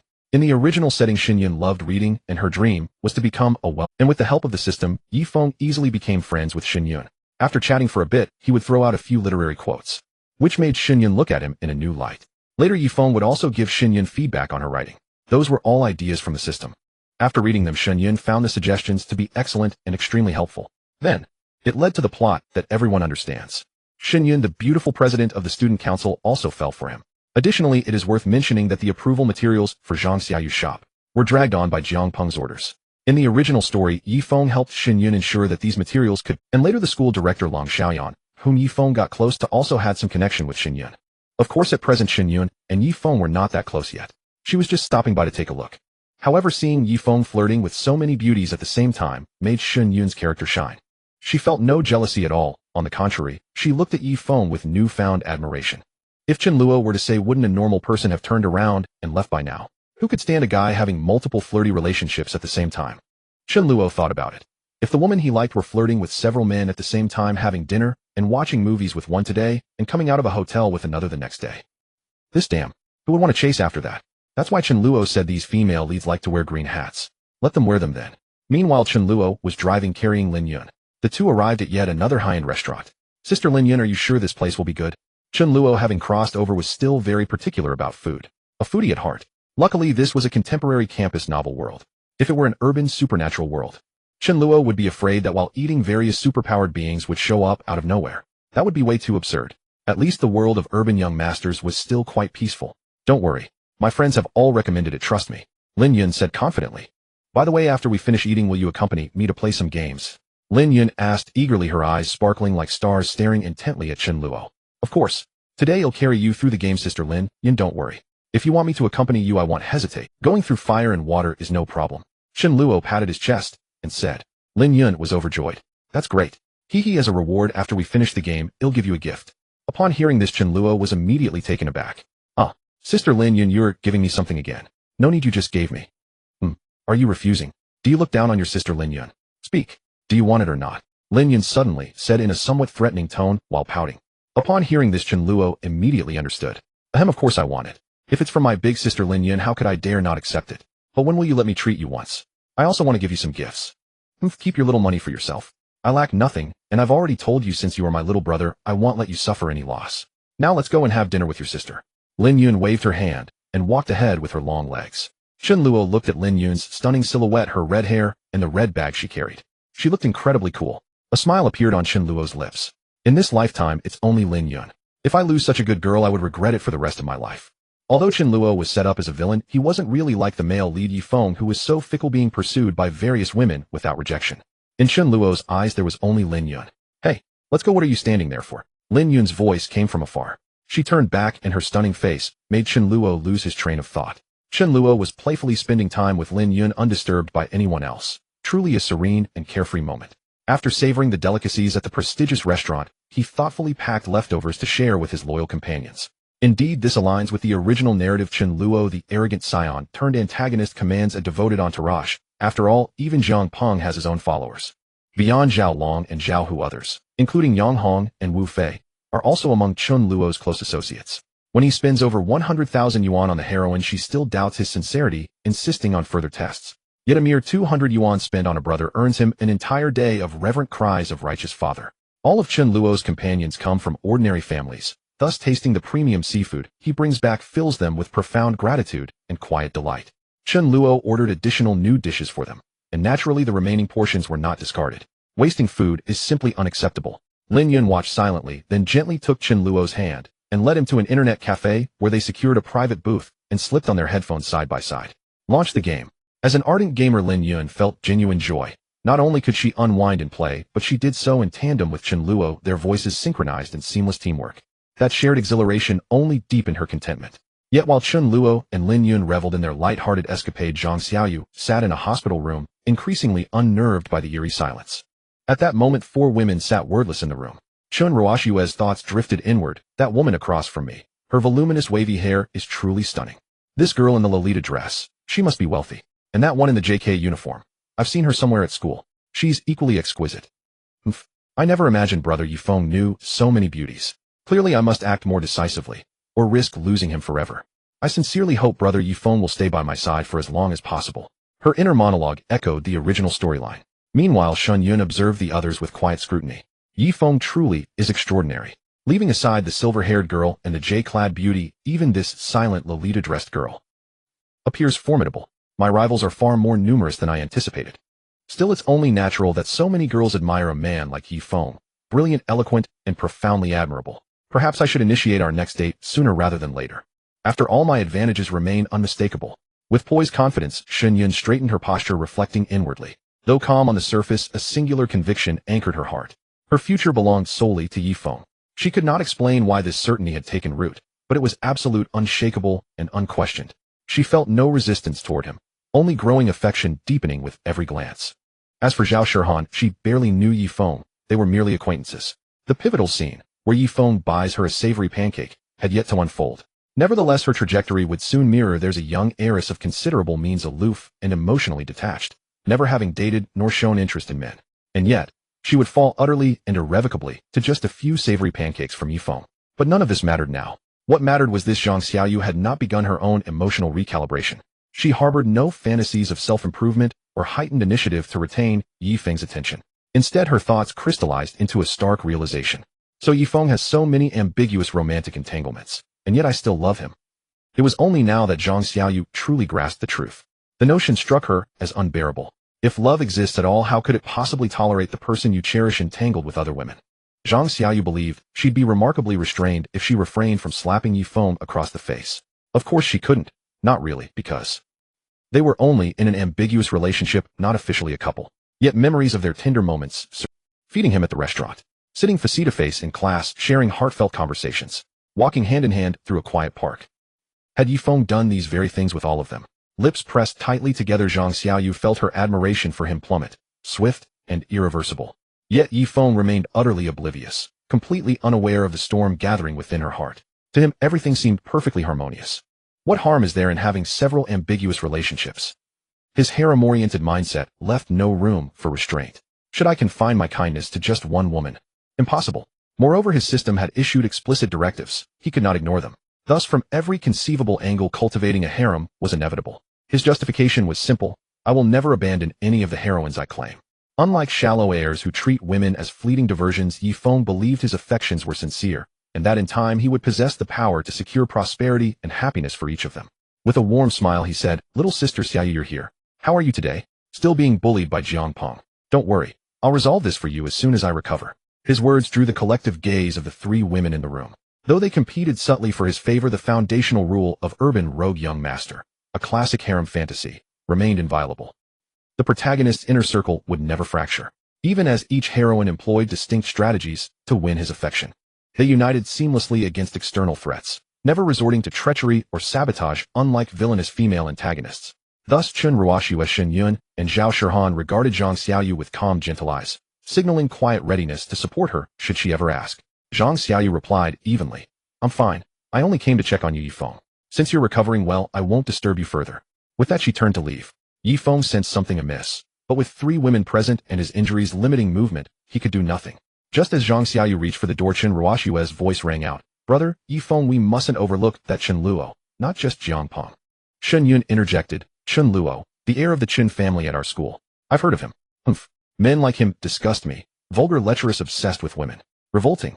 Hearing this, Shen Yun dismissed petty rivalries entirely, especially upon learning Yifeng had once been assaulted on Chen Luo's orders. She sprang to her feet, fists clenched. "What? You were beaten by Chen Luo? Unbelievable. How dare he act with such impunity? Rest assured, Yifeng, if Chen Luo ever falls into my hands, he'll learn the true cost of harming my beloved young." In that instant, Shen Yun declared Chen Luo her sworn enemy. Zhao Shirhan, ever reserved and socially anxious, remained silent, but inwardly branded him her most detested person. Zhao Shirhan's inner voice whispered, daring to order thugs to beat brother Yifeng. How utterly loathsome. Outside the door, Zhang Xiaoyu froze, stunned. Zhang Xiaoyu murmured, "Chen Luo isn't like that." She longed to burst in and protest, but lacked the courage. And though her feelings for Yifeng hadn't fully vanished, his words shattered her last illusion. Inside the room, Yifeng's gaze hardened with unwavering resolve, his figure seeming to glow with quiet authority. Calmly he declared, "Don't worry. Once I've recovered, neither Jiang Peng nor Chen Luo will stand a chance against me. Little sister Ruoxue, our mini-game, once launched, will generate tremendous profits. Then I'll have even greater leverage to confront Chen Luo. Senior sister Yun, I'd love to revisit your manuscript with you soon. I had some ideas after reading it last time, though I haven't shared them yet. Shirhan, don't fret. I will take you to the seaside.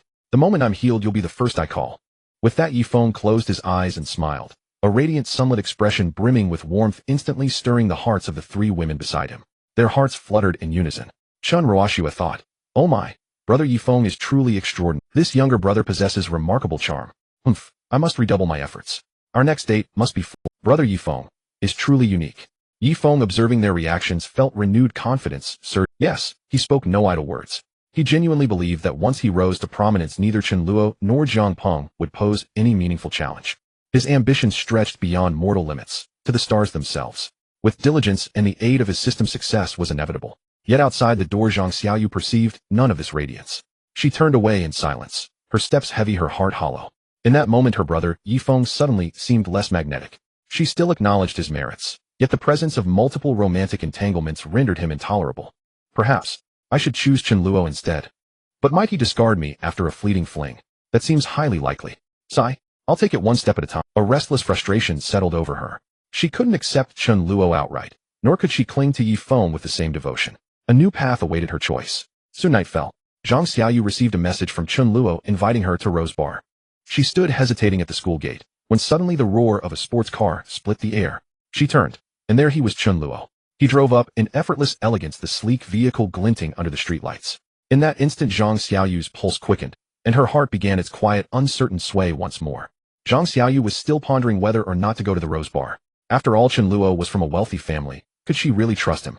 Yet Zhang Xiaoyu also understood that she seemed to have no other options left. Yifeng was unable to help her resolve the trouble with Jiang Peng. But for now it seemed that Chen Luo was treating her quite well, even expressing intentions to invest in her shop. He even offered to help her deal with the threats posed by Jiang Peng. However, the deepest resistance within Zhang Xiaoyu's heart still lingered. She thought about whether she should tell Yifeng about this. Yifeng would surely disapprove, right? Zhang Xiaoyu believed he would definitely advise her. Should she listen to Yifeng's opinion? Just as Zhang Xiaoyu was hesitating, Chen Luo drove past her in a sports. To be honest, if Chen Luo knew about Zhang Xiaoyu's thoughts, he would only become more resolute in wanting to distance himself from such foolish notions surrounding female protagonists. Damn it, the male protagonist says he wants to help you, and you don't doubt him at all, immediately falling for him. But when I say I want to help you, you're still questioning my sincerity. Fortunately, Chen Luo was already accustomed to the treatment of a villain. It couldn't be helped that after all he was a villainous young master. So as Chen Luo drove past Zhang Xiaoyu, he noticed Zhang Xiaoyu, but Chen Luo had no intention of slowing down. Whoosh! The sports car whizzed past. Zhang Xiaoyu, Chen Luo. Zhang Xiaoyu initially intended to express her concerns to Chen Luo, hoping to receive a more definitive answer from him. But unexpectedly Chen Luo clearly saw her. Yet he simply drove away. Zhang Xiaoyu stood there in a daze, utterly confused. Zhang Xiaoyu, wait, what's going on with Chen Luo?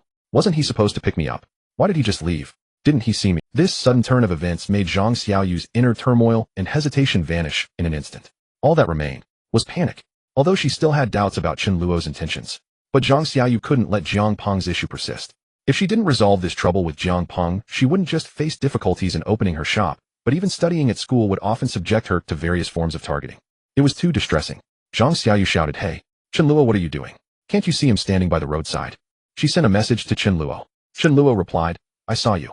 Zhang Xiaoyu, you. If you saw me, then why didn't you stop?" Chen Luo, why should I stop? Chen Luo felt puzzled. Zhang Xiaoyu, didn't you tell me to go to the Rose Bar?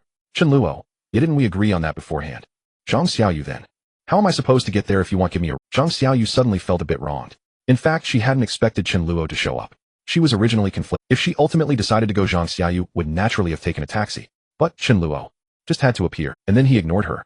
How could Zhang Xiaoyu tolerate that? She subconsciously believed that Chen Luo was trying to pursue her, which was why he was being so nice to her. Otherwise, how valuable could her shop be for investment? Even if Chen Luo was a wealthy young master, he shouldn't be.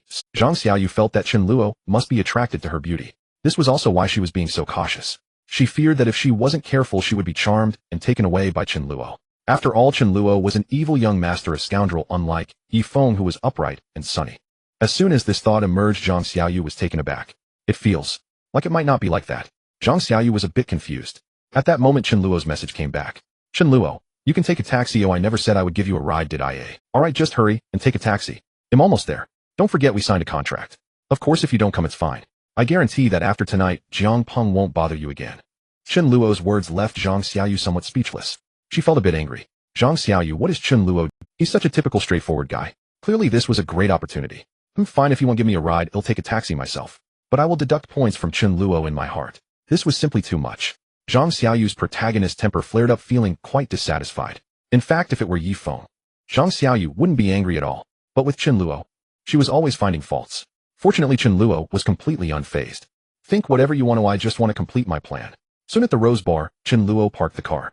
He knew Zhang Xiaoyu was coming, so he waited for her at the entrance. Although Chen Luo could easily resolve the trouble with Jiang Peng himself. However, it was better for Zhang Xiaoyu to witness it firsthand to avoid her conjuring up any conspiracy theories. In fact, now that Chen Luo had signed a contract with Zhang Xiaoyu, everything was basically settled. He did this to prevent any potential troubles later on.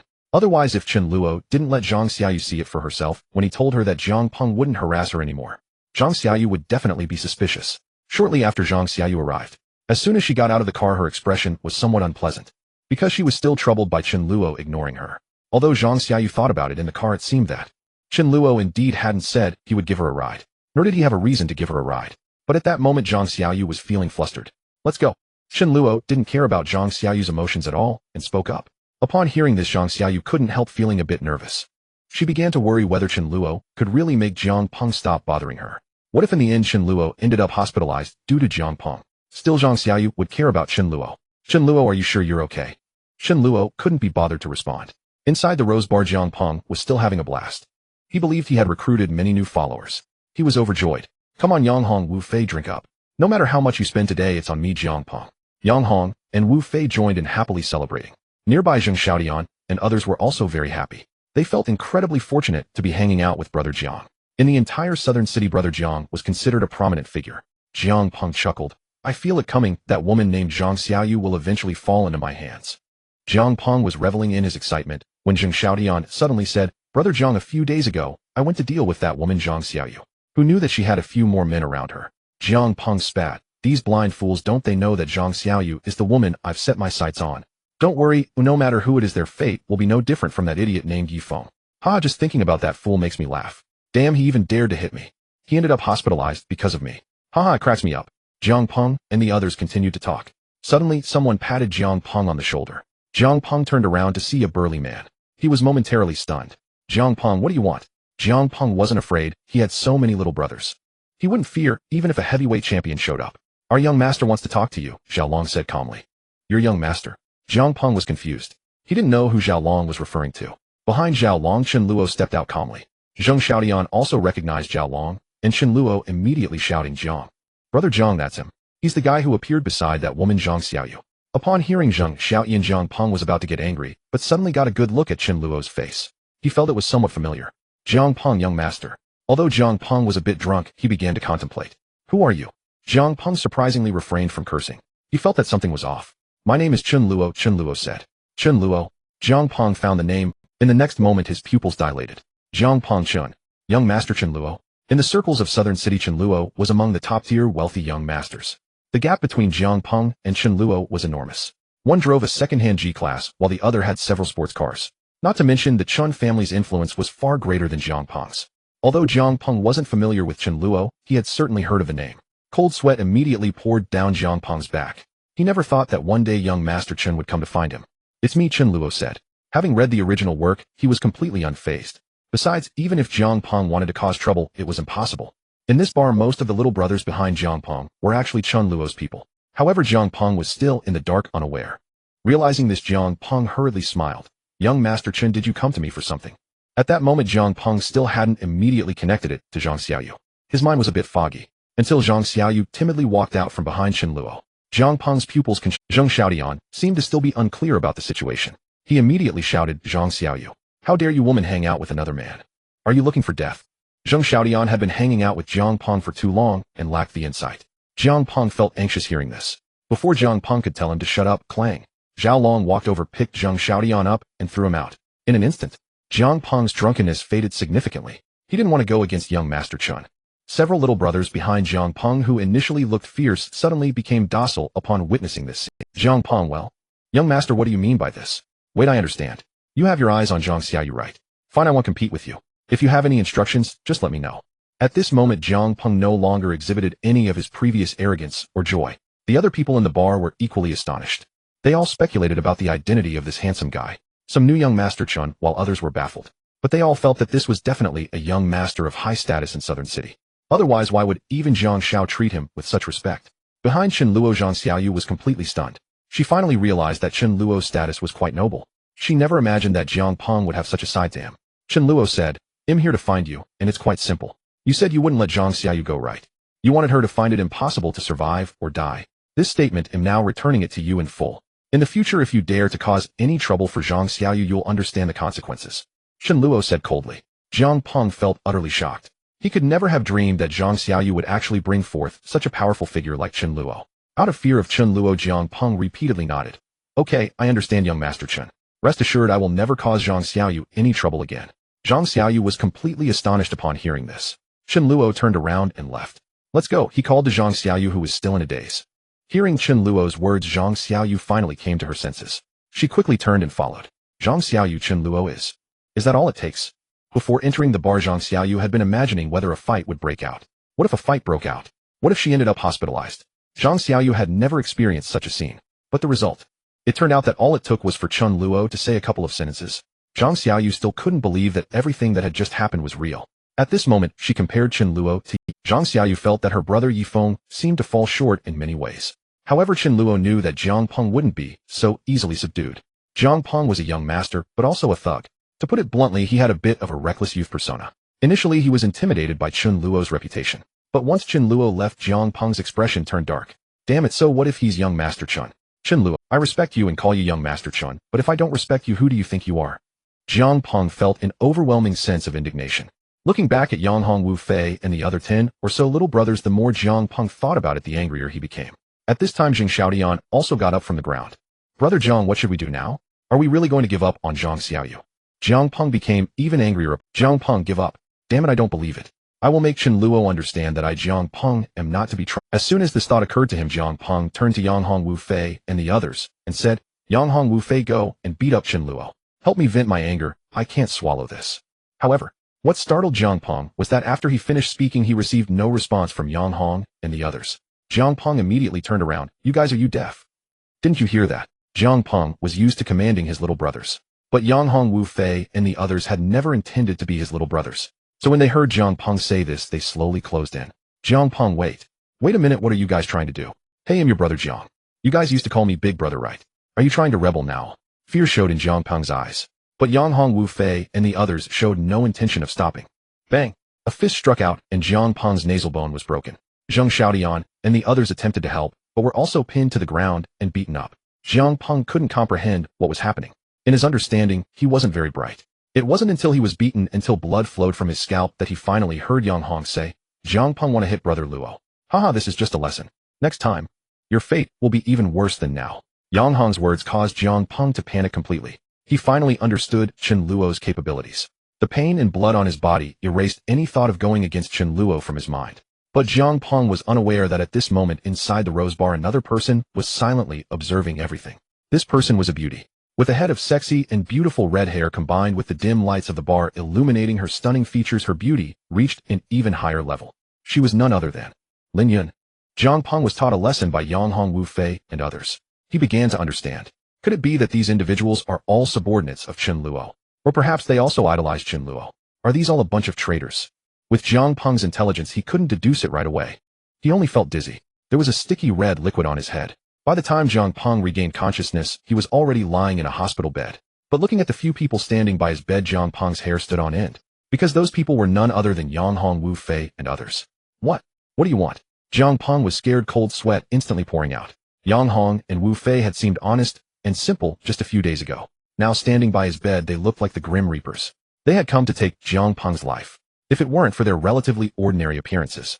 If they were a bit more ferocious, Jiang Peng would probably instinctively think that he had come to hell. Yang Hong. It's nothing, we are just here to take care of you on behalf of Luo Ge. Jiang Peng, you remember what Luo Ge said to you, right? If you don't remember, we don't mind helping you recall. As he spoke, Wu Fei formed a palm with his left hand and a fist with his right, cracking his knuckles. A sinister smile appeared on his face. Jiang Peng panicked. He hadn't felt so helpless in a long time. Zheng Xiaodian and the others had no idea where they had gone. Jiang Peng was genuinely afraid that these few would kill him. At the same time, he truly understood the consequences of opposing that young master of the Qin family. He hurriedly said, I remember, of course I remember. Don't worry, everyone, I absolutely won't trouble that Zhang Xiaoyu again. Rest assured, absolutely not. Please let me go. Jiang Peng spoke very sincerely. He couldn't determine to what extent these people would go for Chen Luo. What if they went crazy and took his life? That would be completely unnecessary. Although Jiang Peng was reckless, he was not a complete fool. At this moment, he was truly yielding. He dared not have any thoughts about Zhang Xiaoyu. Damn, the woman of young Master Chen, how could I still think about snatching her? Now when Jiang Peng thought back, he felt a wave of regret. Yang Hong Wu Fei and others were not pushing too hard. Seeing that Jiang Peng was genuinely afraid, Wu Fei reached out, patted Jiang Peng's shoulder and smiled. Yes, that's right. As long as you don't oppose Luo Ge, we won't trouble you. But if you dare to provoke Luo Ge, I guarantee you won't even know how you died. Wu Fei directly issued a threat. Jiang Peng almost wet himself from fright. Gulp. His eyes were filled with panic and fear. His hands trembled. Rest assured, I absolutely won't dare again, absolutely won't dare. If Jiang Peng still dared to have ideas about Zhang Xiaoyu after such a threat, he would truly be thick-headed. Between a woman and his life, Jiang Peng chose the latter without hesitation. Yang Hongwu Fei and the others also left directly, leaving Jiang Peng alone on the hospital bed, having survived a disaster. He felt as if he had snatched back a life. But this was far from over. Just then Jiang Peng's phone rang. It was actually his father's call. Jiang Peng was suddenly a bit dazed. Has my dad already found out about me being beaten? He didn't dare to tell his family. After all, getting beaten wasn't that bad.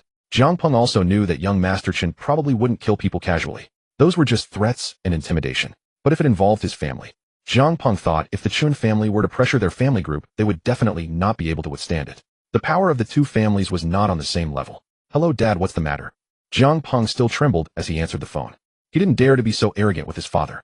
Jiang Peng's father, Jiang Qingyue, was known for his bad temper. As soon as Jiang Peng picked up the phone, he immediately scolded. You little brat. What did you do at school? I didn't do anything, Dad, what's wrong? Jiang Peng felt guilty and didn't dare to admit it.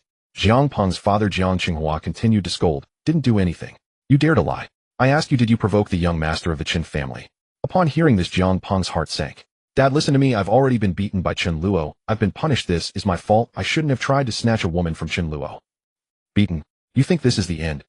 You little brat, I've told you countless times, don't be so arrogant at school. Although our family is quite wealthy, there are some people we cannot provoke.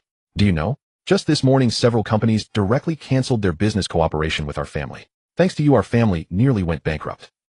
Jiang Qingyue was so angry that his nose almost twisted. A family business that was developing quite well. But because of such a rebellious son, if he weren't his own flesh and blood, Jiang Qingyue would have wanted to hand Jiang Peng over to the Chen family for them to deal with as they pleased. Damn. But in reality, Jiang Qingyue could never have imagined that the Chen family surprisingly knew nobles. Those big figures personally came to the Jiang family to discuss this matter, leaving Jiang Qingyue dumbfounded. Nobles, a presence Jiang Qingyue had only heard about occasionally. It was said that in big cities like Shanxing and Longqing there were these top figures. Their background and power were astonishingly high. In front of them, the Jiang family was completely a small fry. They might have a small child in their family that spends tens of millions every month. There's no way to compare. With just one word from them, the Jiang family could go bankrupt in an instant.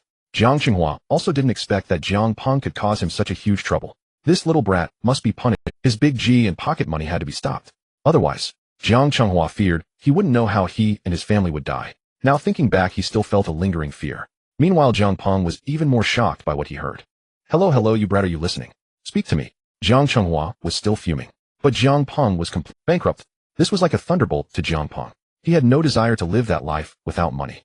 Jiang Peng was genuinely scared. This young master of the Chen family was too powerful. He regretted immensely. Perhaps if he hadn't harbored thoughts of revenge last night, this matter might have passed. But it was all too late. You brat, speak to me. Jiang Qinghue's voice entered Jiang Peng's ears. He suddenly snapped back to reality and hurriedly said, Dad, I'm sorry, I was wrong. What should we do now? Our family won't really be out of money, right? Jiang Qingyue, nonsense. What do you think? Offending the Chen family, it's already a blessing that our family can still operate in the business circle. I warn you, brat, you need to go apologize to that young master of the Chen family.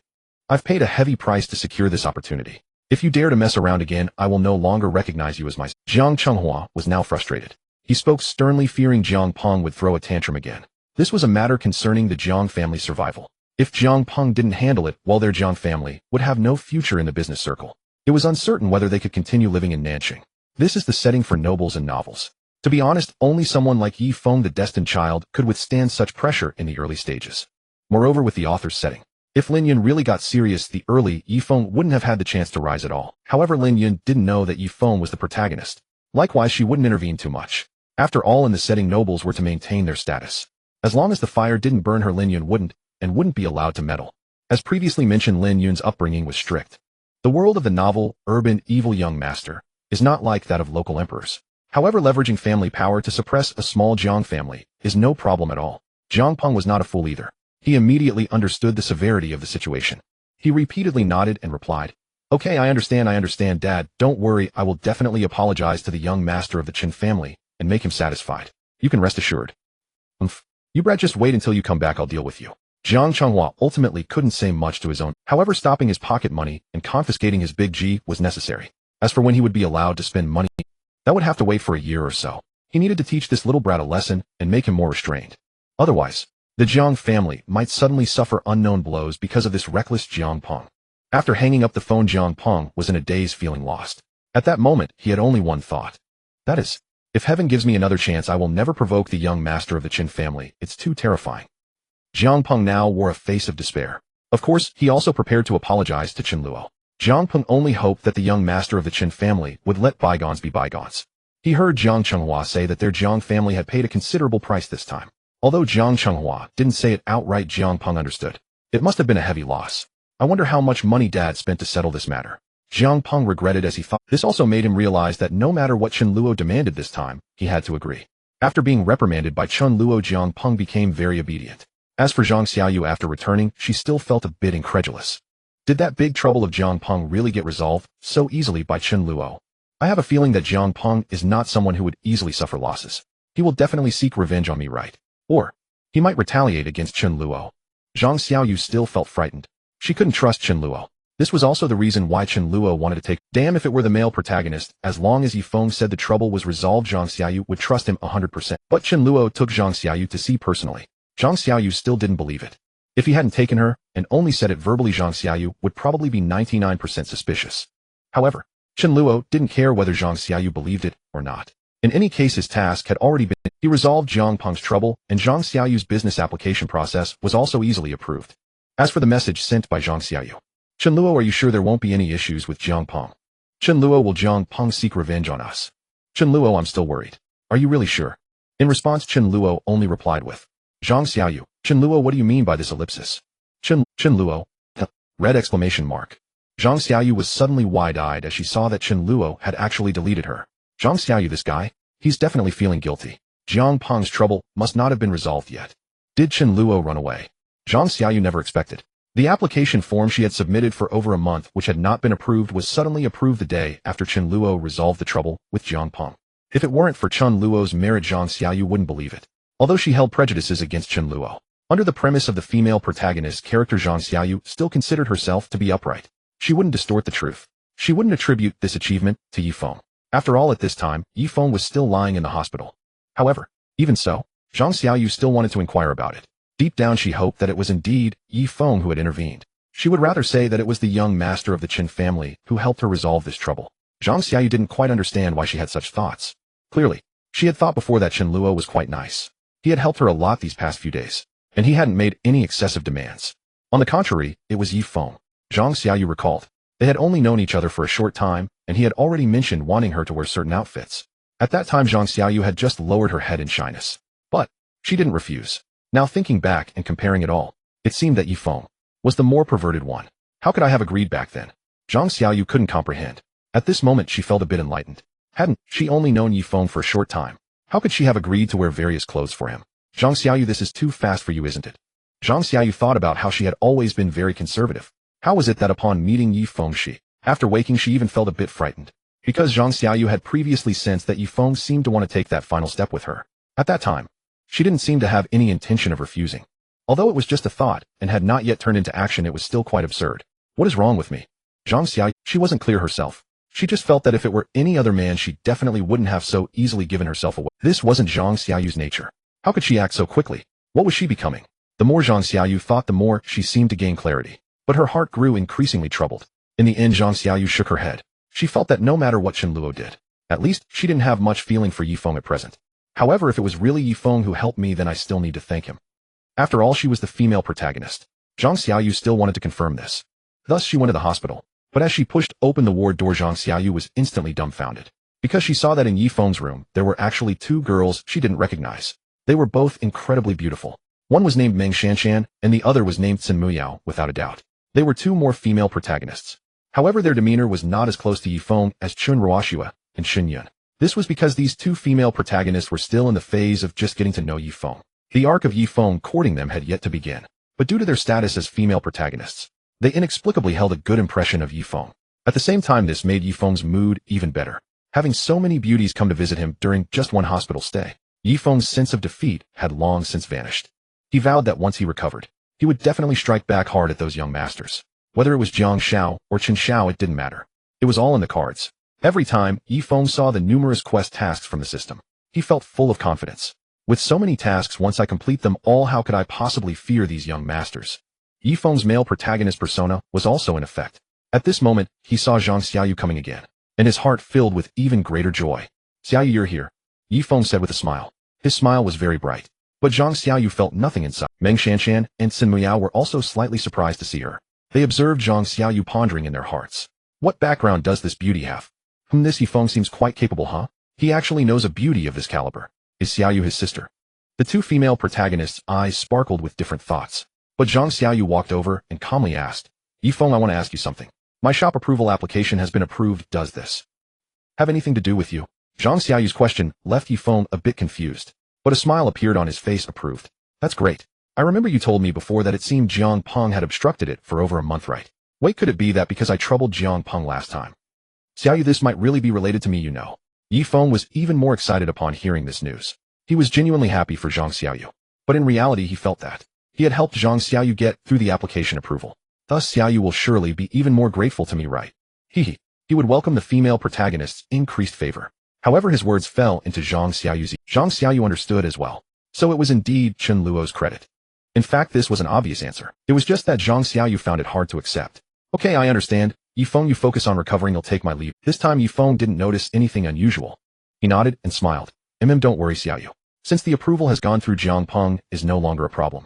Once I recover, I will definitely help you resolve it completely. And when your shop opens, I will be there. Just wait for me patiently. At this moment, Zhang Xiaoyu really wanted to complain. She suddenly felt what was with Yifeng's blind confidence. Why should she wait for him patiently? She felt a bit greasy about it somehow. Zhang Xiaoyu didn't nod and just walked away. This left Yifeng somewhat astonished. He felt that something was off. But when Yifeng thought about how because of him Xiaoyu's approval had gone through, he couldn't wait to recover quickly, then go to Zhang Xiaoyu's doll shop's opening ceremony. Meanwhile, the two girls, after hearing about Meng Shanshan, curiously asked, Yifeng, what shop approval application are you talking about? Yifeng, seeing that someone was curious, also revealed a confident smile. Then he recounted what had happened a few days ago. Upon hearing this, the two female protagonists revealed a peculiar light in their eyes. They thought this Yifeng was indeed capable. Meng Shanshan, I didn't expect you to dare to confront Jiang Peng, so that's why you ended up hospitalized. Xin Muiyao, awesome Yifeng, I have a newfound respect for you. I might need to ask you for help later. The two female protagonists also had different stories. In the original plot, they spent a beautiful period of time. Of course, it was just a period. Once that plot passed, they were basically abandoned by Yifeng. After all, there were many other female protagonists waiting for Yifeng to approach, and these two naturally didn't mind at all. They merely felt that being able to become so close to brother Yifeng was already sufficient. Yifeng of course smiled and agreed. Don't worry, as long as it's something I can help with, just ask. Yifeng felt even happier. He thought his future path would be incredibly brilliant. But after Zhang Xiaoyu left, her impression of Yifeng once again declined. At this moment, an unfamiliar image of Chen Luo suddenly surfaced in her mind. Perhaps, after I test Chen Luo again, maybe he really is quite good. Zhang Xiaoyu felt she should give Chen Luo a chance. Having held so many prejudices against him before was indeed not right. Of course a test was necessary. After all, Chen Luo was a young master. If he wanted to pursue her, he certainly had to show some sincerity. Otherwise, if it was just for fun, wouldn't she be at a loss? At least that was how Zhang Xiaoyu thought. Once this thought arose, her mood lightened considerably. Zhang Xiaoyu recalled the things Chen Luo had done for her these past few days. She felt that this test shouldn't be a big deal for Chen Luo. Chen Luo should be sincere, right? As Zhang Xiaoyu pondered, her heart unexpectedly filled with a hint of sweetness and anticipation. A smile appeared on her face. Especially the next day, when Zhang Xiaoyu was walking on campus. She suddenly ran into Jiang Peng and Zheng Xiaotian. Zhang Xiaoyu's good mood was instantly ruined. Why am I so unlucky?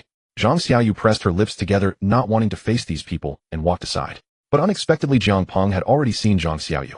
He even walked directly up to her. Zhang Xiaoyu's heart immediately began to panic. The first person to appear in her mind was no longer Yifeng, but Chen Luo. At this moment, Zhang Xiaoyu really wanted to call Chen Luo, to have Chen Luo come to save her. But there are so many people here, Jiang Peng wouldn't dare to do anything to me, right? Zhang Xiaoyu felt a bit panicked. She stood her ground, but she was also ready to resist. If Jiang Peng dared to act recklessly in public, then she would throw her bag at his head, to let him know what knowledge is power, especially since Jiang Peng's head was still wrapped in a bandage. However, what shocked Zhang Xiaoyu was that she never expected that when Jiang Peng walked up to her, he suddenly stood before her, bowing respectfully. The next second, he, along with Zheng Xiaotian and the others, performed an exceptionally standard 90-degree bow, while simultaneously exclaiming, "Hello, Sister Zhang." This completely left Zhang Xiaoyu dumbfounded. Zhang Xiaoyu, Zhang. Sister Zhang. Who is your sister Zhang? What is going on? Could it be Chen Luo? Zhang Xiaoyu wasn't stupid. She quickly figured it out in her mind. It must be that Jiang Peng had become Chen Luo's subordinate. So, He was calling her sister Zhang. Damn, who is your sister Zhang? I haven't even acknowledged it yet. Zhang Xiaoyu's heart suddenly felt a mix of sweetness and arrogance. But she unexpectedly found that she didn't seem to mind very much. This feeling didn't seem bad. This Jiang Peng who had bullied her before was now so respectful. So Zhang Xiaoyu was of course happy. No more Jiang Peng coming to trouble her every day. Her shop was also about to open. Chen Luo seemed to be using all kinds of methods to pursue her indirectly. This Jiang Peng must also be instructed by Chen Luo, right? The more Zhang Xiaoyu thought about it, the sweeter her heart felt. If it seems Chen Luo has a bit of conscience. Since he has done this, then I might as well be proactive. Zhang Xiaoyu began to daydream. Then she took out her phone and sent a friend request. Originally Zhang Xiaoyu wanted to wait for Chen Luo to add her. But now she decided to take the initiative. However, what dumbfounded Zhang Xiaoyu was that she quickly received a new Chen Luo rejected your friend request. In an instant Zhang Xiaoyu was left stunned in place. Zhang Xiaoyu, what is going on? Zhang Xiaoyu was bewildered. She originally thought that Jiang Peng's actions were instigated by Chen Luo. This guy was using this method to apologize to her. But could it be that it isn't like this at all? Zhang Xiaoyu was somewhat confused. However, after some contemplation, a smile appeared on Zhang Xiaoyu's face. This guy must still be sulking, right? Forget it, I'll wait for the next opportunity to apologize to him. Zhang Xiaoyu's mind also conjured up some new ideas. She thought that perhaps she could dress up nicely. By then I won't believe this guy can still act aloof in front of me. Zhang Xiaoyu even displayed a look of pride. She felt that she and Chen Luo were basically together. After all, upon careful reflection, Chen Luo's behavior these past few days had been too obvious. Whether it was helping her drive away Zheng Xiaodian and others, or proactively offering to help her deal with Jiang Peng and his gang, or even taking her to the Rose Bar to have Jiang Peng and the others apologize in person. All of this made Zhang Xiaoyu feel a hint of ambiguity. Not to mention now, Jiang Peng was even calling her sister Zhang. Do I need to say more about the relationship between Chen Luo and me? Zhang Xiaoyu believed that it was basically a done deal. After Jiang Peng and the others finished speaking, they left respect. Seeing this, Zhang Xiaoyu was even more delighted. Her steps became much lighter. Thus filled with joy, Zhang Xiaoyu carried her books and walked into the classroom. Her spring-like, pure, and lovely appearance instantly attracted the attention of countless male classmates. Wow, Goddess Xiaoyu looks really beautiful today. The Goddess Xiaoyu smiled. Is it because she saw me? I'm so happy. Good morning, Goddess Xiaoyu. Some people shyly greeted her in their hearts. However, Zhang Xiaoyu paid no attention to these gazes. She felt that she had an extraordinary relationship with Chen Luo. Of course, she had to exercise some restraint. Besides, she never looked at other boys. However, the image of Yi Feng flashed through Zhang Xiaoyu's mind. She thought that if Yi Feng came to her, she could help him if she could just a little. Chen Luo probably wouldn't mind this, right? After all, I haven't done anything with Yi Feng. Zhang Xiaoyu was influenced by the female protagonist, setting lost in her thoughts. But little did she know, Chen Luo was completely unaware of this. He didn't care about such matters at all. In fact, after Jiang Peng was taught a lesson by Jiang Qingyue, he really found Chen Luo. He suddenly knelt down. Chen Luo was somewhat astonished as he listened to Jiang Peng continuously expressing his apologies. He said he knew he was wrong and pleaded with Chen Luo to spare his family. He claimed that he would henceforth be Chen Luo's little brother and would absolutely obey him. Chen Luo felt puzzled. Spare Jiang Peng's family. Chen Luo knew that he had just instructed Yang Hong Wu Fei and others to handle it. If Jiang Peng had thoughts of revenge against him, then let him regret it. However, Chen Luo indeed had not sent anyone to harass Jiang Peng's family. But he quickly figured out what was going on. Chen Luo had not forgotten that the woman he liked was the female antagonist in the book Lin Yun. What status did Lin Yun have? Noble. She was several realms above Chen Luo, the young master. So this must be Lin Yun's doing right. Chen Luo didn't think much and went directly to find Lin Yun. The latter showed a sly smile. Chen Luo, my little brother, you must remember to continue playing games with me today. We almost cleared the level yesterday, and today we need to keep the momentum going. Chen Luo, upon hearing this, said seriously, Sister Lin Yun, did you send someone to threaten Jiang Peng's family? Lin Yun then pretended to be confused. Jiang Peng. Who is Jiang Peng? Why would I threaten them? Chen Luo stared closely at Lin Yun, getting closer. This made Lin Yun's eyes immediately show a hint of panic. Her small face involuntarily turned red. Eventually she had no choice but to say, Alright, it was me, but don't worry, I absolutely did not send anyone to follow you. It's just that day I happened to pass by the Rose Bar, saw your car, and went in to take a look. What did you see? Chen Luo asked with a smile. Upon hearing this, Lin Yun's face immediately revealed a satisfied smile. I saw you directly abandon that beauty and drive away in your sports car.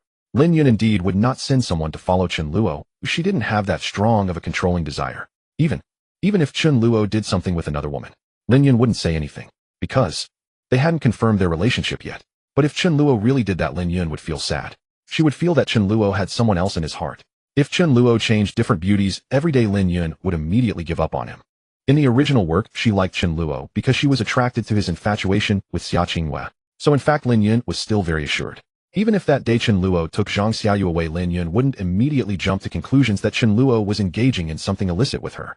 This is the good thing about the female antagonist. Compared to the female protagonist, even if Chen Luo was completely harmless and wholeheartedly helping, they would still suspect this and that. So such a treasure of a girl, could Chen Luo let her go? He wouldn't choose those female protagonists unless his mind went haywire. Moreover, Chen Luo felt that if he made Lin Yun feel wronged, he would want to slap himself a few times. Fortunately, in the end, Chen Luo's performance made Lin Yun very satisfied. This also increased Lin Yun's fondness for Chen Luo. She felt that Chen Luo's refusal to take that beauty and leaving was simply too cool. Thus, Lin Yun wanted to continue rewarding Chen Luo. Good boy, keep up the good work. Lin Yun gently stroked Chen Luo's hair and smiled. Chen Luo raised an eyebrow with a smile. He didn't mind Lin Yun's request. Since she was the girl he liked, of course he wanted to give her enough preference. Moreover, Lin Yun had actually given more to Chen Luo. Even without mentioning the several million investments she initially gave him, just that incredibly flashy diamond sports car afterward was enough to make Chen Luo devoted to Lin Yun. Such a good girl, Chen Luo didn't want to lose her. Plus, Lin Yun's emotional value was also at its peak. She wouldn't casually doubt Chen Luo, nor would she be bored enough to test him by making various demands. What Lin Yun wanted was only Chen Luo's loyalty and companionship. Such a girl, isn't she charming? Why would he want to lick the female protagonist? That's something the antagonist Chen Luo in the book would do. Now this Chen Luo knows very well how to choose what is most comfortable. At this time Lin Yun spoke again. By the way, Chen Luo, regarding Jiang Peng's matter. I'm sorry I took the liberty to act. Mainly I couldn't stand it anymore. Jiang Peng actually wanted to retaliate against you. If I didn't show him some color, I would. In the original work, Lin Yun often did this. For instance, when she saw Chen Luo being bullied by Yifeng and Xia Qingyue, Lin Yun would find trouble with Yifeng. Although she often failed, Xia Qingyue was not so lucky. However, the result was also Lin Yun bullying Xia Qingyue. After the antagonist Chen Luo found out, he would blame and scold Lin Yun. This made Lin Yun feel extremely wronged every time. When reading the book, Chen Luo thought that Lin Yun was quite silly. But now, that kind of scene would no longer happen. Don't worry, Sister Lin Yun, I won't blame you. I should thank you for dealing with Jiang Peng if it saves me from worrying that my intimidation isn't enough. Chen Luo's words left Lin Yun stunned. She truly acted out of concern. But after doing so, Lin Yun was also a bit afraid that Chen Luo would blame her for meddling. But to her surprise, Chen Luo was so understanding. Lin Yun immediately said, really? That's good. Chen Luo, you can rest assured that if I need to help you again in the future, I will definitely ask for your opinion in advance. Lin Yun felt that this was indeed not very good. However, it wasn't a big deal. After all, in Chen Luo's heart, he had long regarded Lin Yun as one of his own. She could meddle in her own affairs however she wanted. Chen Luo trusted Lin Yun's abilities. She was much stronger. With such a female antagonist covering him in the early stages, Chen Luo basically didn't need to worry too much. Not to mention Lin Yun had previously sent him another incredibly valuable gift after dining at another restaurant. Until now, Chen Luo was still somewhat in a daze. He thought he was dreaming. Afterwards, Chen Luo continued to accompany Lin Yun to play games. Today they aimed to clear that new game. Lin Yun was full of confidence about it. Chen Luo was also very happy to be able to accompany Lin Yun. However, on the other side, Zhang Xiaoyu seemed a bit anxious and restless. Because, for several consecutive days, Chen Luo had not contacted her at all. What's going on? Has Chen Luo disappeared? What is this guy doing? My shop is about to open, why hasn't he shown up yet? Zhang Xiaoyu was getting a bit angry. She felt that Chen Luo was how could he avoid her? Next time I see Chen Luo, I'll definitely punish him properly. This is really too much. Zhang Xiaoyu thought to herself. However, she forgot that Chen Luo had no need to meet her anymore, since Jiang Peng's issue was resolved and the shop's application was approved. Zhang Xiaoyu could handle the shop entirely on her own. After all, she had already signed a contract with Chen Luo. Next, it was just silently working hard to make money for Chen Luo. As for the value of those dolls, Chen Luo wouldn't waste it. He still had to interact with Yuan later. Let this female protagonist buy the copyright of those dolls. This was another troublesome matter. But Chen Luo couldn't avoid it, and he had no intention of dodging it. Moreover, several days went by. Yifeng had also been discharged from the hospital. The returned Yifeng could be said to be radiating confidence. He stood at the entrance of South City University, looking at the 4 characters of South City University. A sunny smile appeared on Yifeng's face, resembling a male protagonist. He stretched out his hand, blocking the glaring sunlight, and then tightly clenched his fist. Yifeng thought to himself, South City, I am back. Dragon King. The return. Yifeng looked at the tasks released. Ding. Please squeeze Zhao Shihan's face. Task completed. Reward RMB 10000. Ding. Please kiss Zhao Shihan's cheek. Task completed. Reward a designer handbag worth RMB 200. Ding. Please hold Meng Shanshan's hand for more than 10 seconds. Task completed. Reward a fruit phone worth RMB 1000. Ding. Please wear couple outfits with Xinyan for a day. Task completed. Reward enhancement of drawing skills. Yifeng expressed his feelings about this. He had so many tasks to complete. There were so many rewards waiting for him to claim. Why should he fear any young man? Those young masters will ultimately be trampled under my feet. 30 years in the east and 30 years in the west, by Yifeng will definitely become the strongest. Yifeng swore in his heart. However, at this moment what he wanted to find most was still Zhang Xiaoyu. because Yifeng felt that his relationship with Zhang Xiaoyu was already sufficient to move forward. I inadvertently helped Sister Xiaoyu pass that shop application. She must be eagerly anticipating our meeting right now. The system said that if I could roast Sister Xiaoyu's, I would be rewarded RMB 50000. Hiss, this is too delightful. In fact, if we follow the original plot, Yifeng's idea is completely justified. In the original story, he not only took half a month to win over the school beauty Xia Qingyue. As for the civil engineering department's flower Zhang Xiaoyu, Yifeng can also say that he didn't spend much effort to win her over. Basically, they could hold hands shortly after getting to know each other. In just a few days, they could kiss each other, and as for things like pinching her face or having Zhang Xiaoyu feed him while strolling hand in hand, those were trivial matters. Just as Zhang Xiaoyu had thought before she suddenly realized that Yifeng had been subtly suggesting that he wanted to take the final step with her. At that time, Zhang Xiaoyu only felt shy.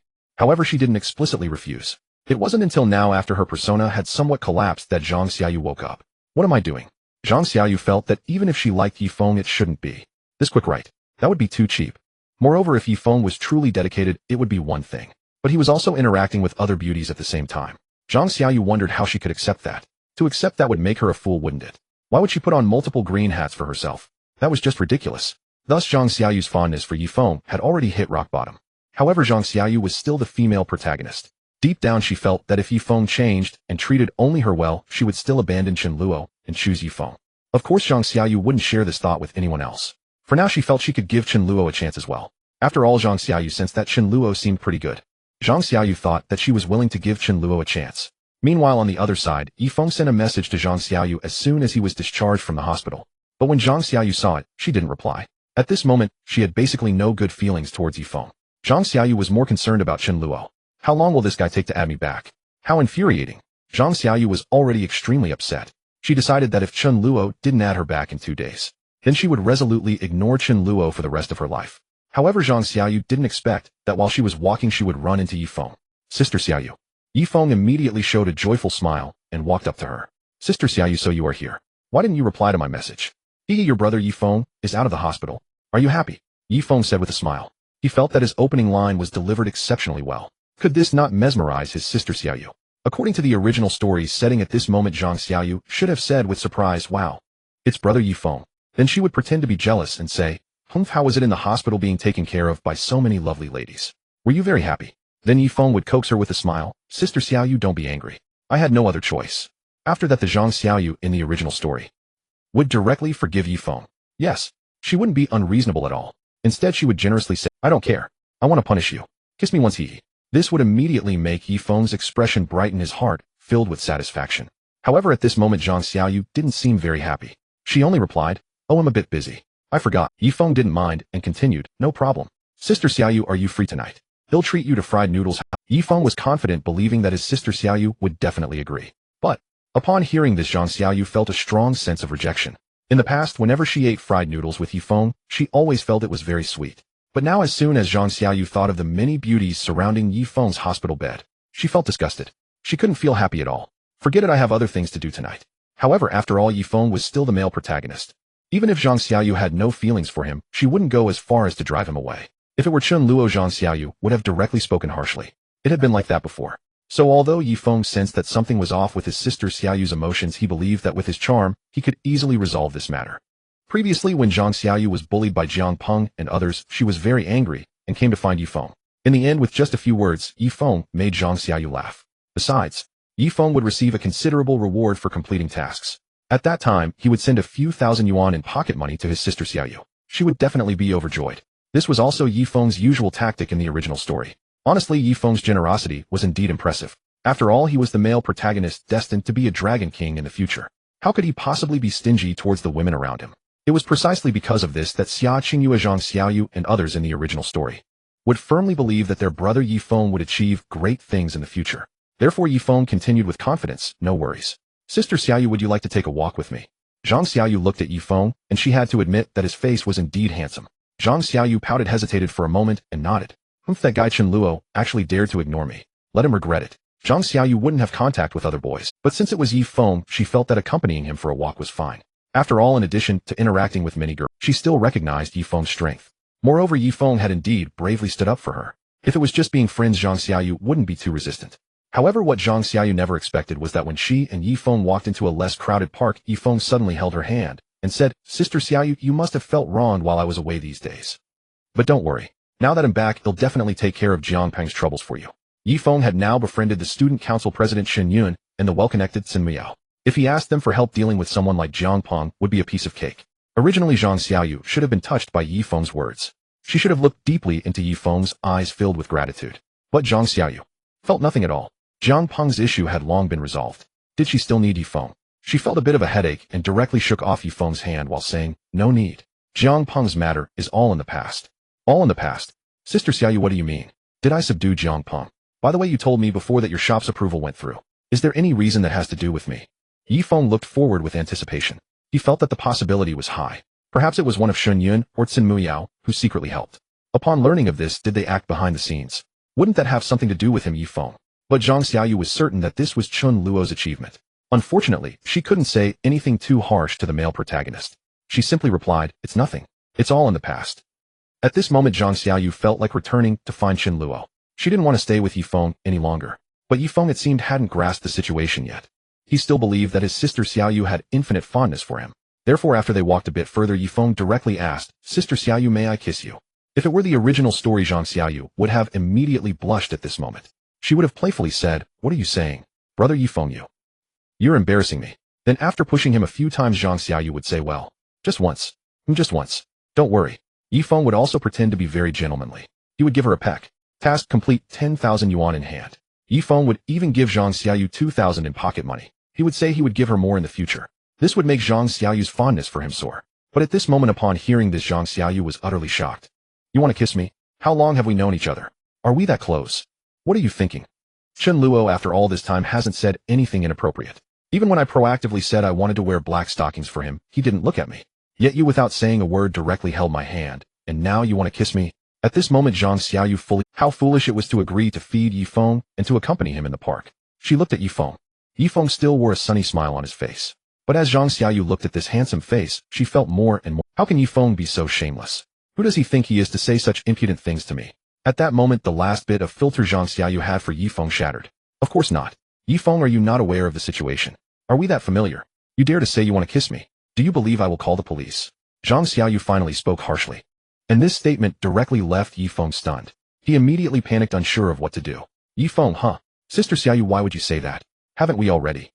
After Zhang Xiaoyu stopped being nice to Yifeng, he immediately became unable to cope. He swallowed hard, unsure. Zhang Xiaoyu glared fiercely at Yifeng before turning to leave. "Hey, Sister Xiaoyu." Yifeng instinctively called out. Zhang Xiaoyu felt even more disgusted inside. Does this guy not feel ashamed at all? Calling me Sister Xiaoyu. But just as Zhang Xiaoyu turned back to angrily suddenly, Jiang Peng's voice came from behind Yifeng. "Is that you, brat? How dare you disturb my Luo guest? It seems that the last time I didn't beat you enough, huh? Brothers, teach him a lesson." Yes. Jiang Peng appeared again. But this time Zhang Xiaoyu felt that Jiang Peng's appearance was quite timely. She felt inexplicably sweet inside. Because Zhang Xiaoyu instantly thought this must be Chen Luo's men secretly protecting her right. I didn't expect Chen Luo to be so considerate, that's great. Zhang Xiaoyu seemed to finally realize Chen Luo's kindness. She couldn't understand why she had such animosity towards him before. Meanwhile, Yifeng also heard Jiang Peng's words. Disturbing Luo guest woman. How did my sister Xiaoyu become Luo guest woman? Wait, Luo Ge. Chen Luo. Yifeng instantly understood. Sure enough, this was another scheme by Chen Luo. This young master from the Chen family is truly something. Yifeng didn't feel anything particularly wrong about it. He just felt the methods of these young masters. For this, Yifeng only resolved to remind himself to work harder, to rise from adversity. After all, he was the destined child of the system. No matter what kind of difficulties arise, Yifeng will not be afraid. Just right, he'll take revenge for the previous incident all at once.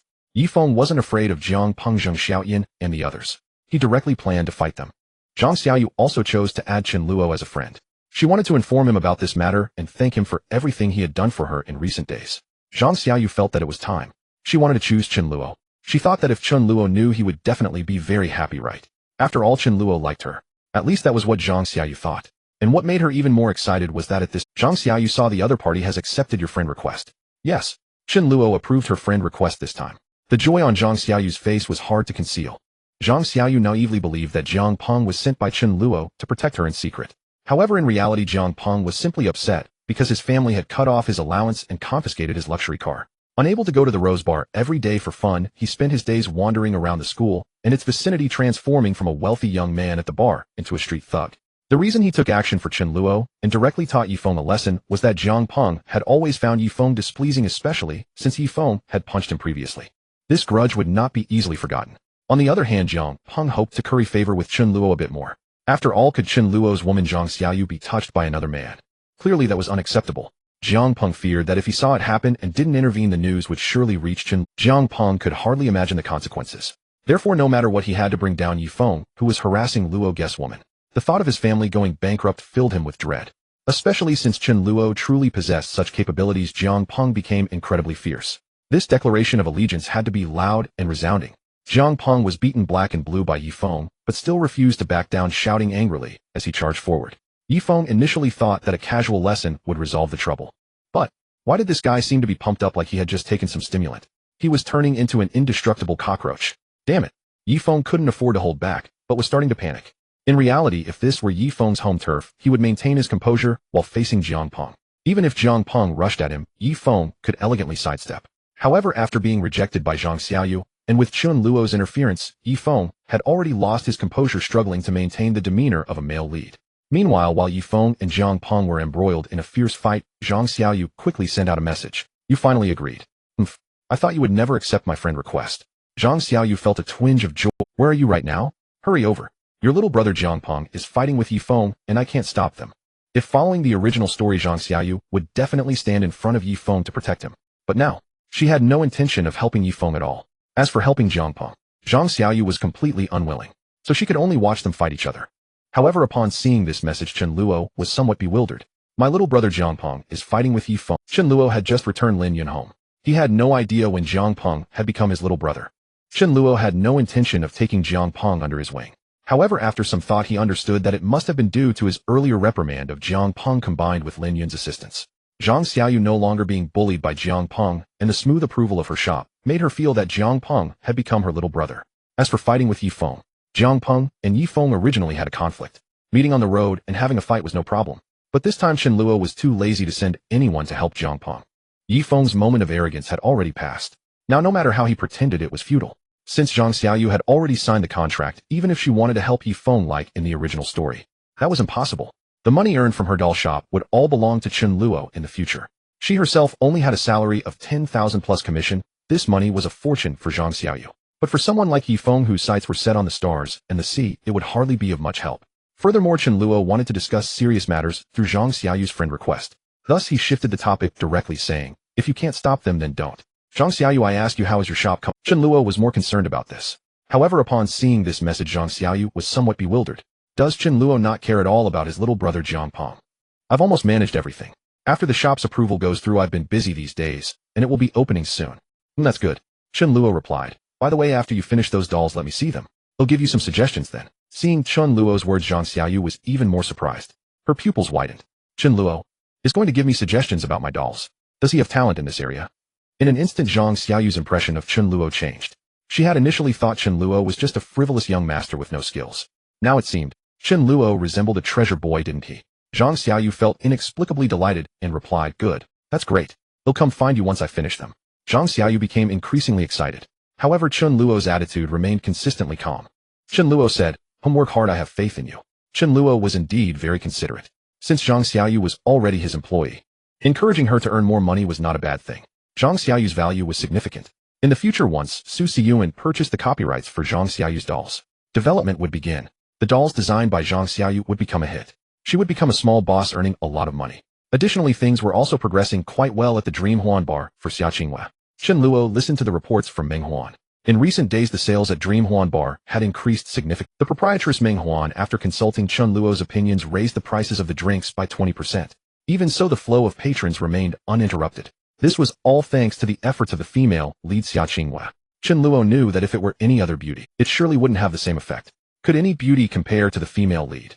The female lead also had her own. In the world of urban rogues, local beauties might have some admirers, but the number of suitors for these female leads was countless. Since he had crossed into the world of a novel, it was only natural to follow the rules set by the novel. This was also why Chen Luo sought out Xia Qingyue and the other female leads. However, upon seeing Chen Luo's message, Zhang Xiaoyu began to overthink. Chen Luo wants me to work hard. Does he think highly of me? I didn't expect Chen Luo to be so gentle and considerate. He truly is a good man. Maybe we will soon have new I believe Chen Luo will perform well in the future. Perhaps he will prepare various gifts for me. Zhang Xiaoyu's expectations of Chen Luo were clearly higher than those for Yifeng. This was understandable as he was the male lead, and Zhang Xiaoyu felt that these requests were not too much to ask of Chen Luo. However, Zhang Xiaoyu had yet to realize that Chen Luo had no interest in her at all. The brawl among Yifeng Jiangpeng and Zheng Xiaodian quickly came to an end. Jiangpeng and Zheng Xiaodian were both beaten black and blue. But Yifeng was not in a much better state. It was his first time facing so few opponents and being so helpless. Damn, are these guys all crazy? Yifeng couldn't help but internally complain. Fortunately, in the end, he still emerged victorious. Yifeng, dragging his weary body, walked towards Zhang Xiaoyu, hoping to elicit some words of concern from her. But he didn't expect that as Zhang Xiaoyu saw him approaching, she would actually turn around and leave. Hey Xiaoyu, where are you going? Yifeng was somewhat confused. He felt that something was off. Why had Xiaoyu's attitude changed? In the next moment, Yifeng recalled what Jiangpeng had just said. Wait, Luo, that's right, it was Chen Luo. It must be that guy Chen Luo playing tricks again. He didn't know what kind of evil means he had used. How Yifeng thought to himself that he could not let Chen Luo succeed. With this in mind, he directly chased after her, grabbing Zhang Xiaoyu's wrist. Xiaoyu, listen to me. Chen Luo is not a good person. If you encounter any trouble, if Chen Luo threatens you with something, don't be afraid, just tell me. Is it that he made some deal with you regarding the shop application, and that's why the approval went through? Or perhaps he threatened you with your dolls. Don't be scared, just tell me, Xiaoyu. I will definitely help you. Yifeng felt that he had performed brilliantly. His gentle and sincere words were enough to make Zhang Xiaoyu extremely grateful. However, Yifeng never expected. Zhang Xiaoyu was completely bewildered by these words. What is Yifeng talking about? Chen Luo made some kind of deal with me for my shop's approval. Chen Luo threatened me with my beloved dolls. That's such a dark thought. From an outsider's perspective, Zhang Xiaoyu realized how absurd Yifeng's view of Chen Luo was. She couldn't understand why. But Zhang Xiaoyu seemed to notice that she had also thought of Chen Luo like that before. Once this thought emerged, it immediately made Zhang Xiaoyu feel a bit guilty towards Chen Luo. So, I have been so harsh towards Chen Luo. But even so, Chen Luo had repaid hatred with kindness and helped me so much. Well, in that case, I should give Chen Luo another chance. I believe he will satisfy me. Zhang Xiaoyu's prejudice against Chen Luo had not completely dissipated, but it had significantly improved. As for Yifeng, Zhang Xiaoyu rolled her eyes at him. No need, there is nothing between Chen Luo and me. Also, don't call me Xiaoyu's sister anymore. We are not that close yet. Lastly, let go of me. Zhang Xiaoyu was a bit angry. She felt that Yifeng was being too presumptuous. How long had they known each other? Why did he act as if she was already his woman? And a very obedient, non-troublesome woman at that. What kind of spring and autumn dream was Yifeng having? But after thinking about it, it seemed that the women around Yifeng were all like that. Zhang Xiaoyu's thoughts became a bit chaotic. She only knew that she would never let herself be treated that way again. Would Zhang Xiaoyu be so cheap as to be easily taken down by Yifeng? Zhang Xiaoyu's attitude left Yifeng even more stunned. But he became increasingly certain that Chen Luo was a wicked person. Yifeng would not shamelessly cling to her and ultimately let go. Watching Zhang Xiaoyu leave, he secretly vowed in his heart. Chen Luo, I will definitely defeat you. When the time comes, I will unveil your true face. Qingyue and Xiaoyu will know who the real good man is. You are just a young master who only knows how to squander. I, Yifeng, have a system. How could I lose to you? Yifeng felt disdain in his heart. He turned to look at Jiangpeng, indicating that Jiangpeng had already been defeated by him. As for finances, forget it. If things aren't going well with Xiaoyu, then I will go find Zhao Shihan instead. Yifeng was not in a hurry. He had just sent Zhang Xiaoyu away and immediately picked up his phone to contact Zhao Shihan. Such an astonishing action seemed perfectly normal to Yifeng. What was wrong with that? The system was making him pursue them, and besides, these girls all liked him. Yifeng certainly couldn't pass up such a good reward, could he? Meanwhile, Zhang Xiaoyu had finally arranged to meet Chen Luo. In her phone, she deliberately said she wanted to report to Chen about the progress of her shop. In reality, Zhang Xiaoyu wanted to tell Chen Luo that she was willing to give him another chance. Chen Luo, as long as you try a bit harder, I will be won over by you, so keep it up. Zhang Xiaoyu practiced the lines. She felt this was her gift to Chen Luo. Surely Chen Luo will be very happy, right? I agreed to be. However, Zhang Xiaoyu's thoughts were destined to be in vain, because Chen Luo had no interest in her whatsoever. You think too much, don't you?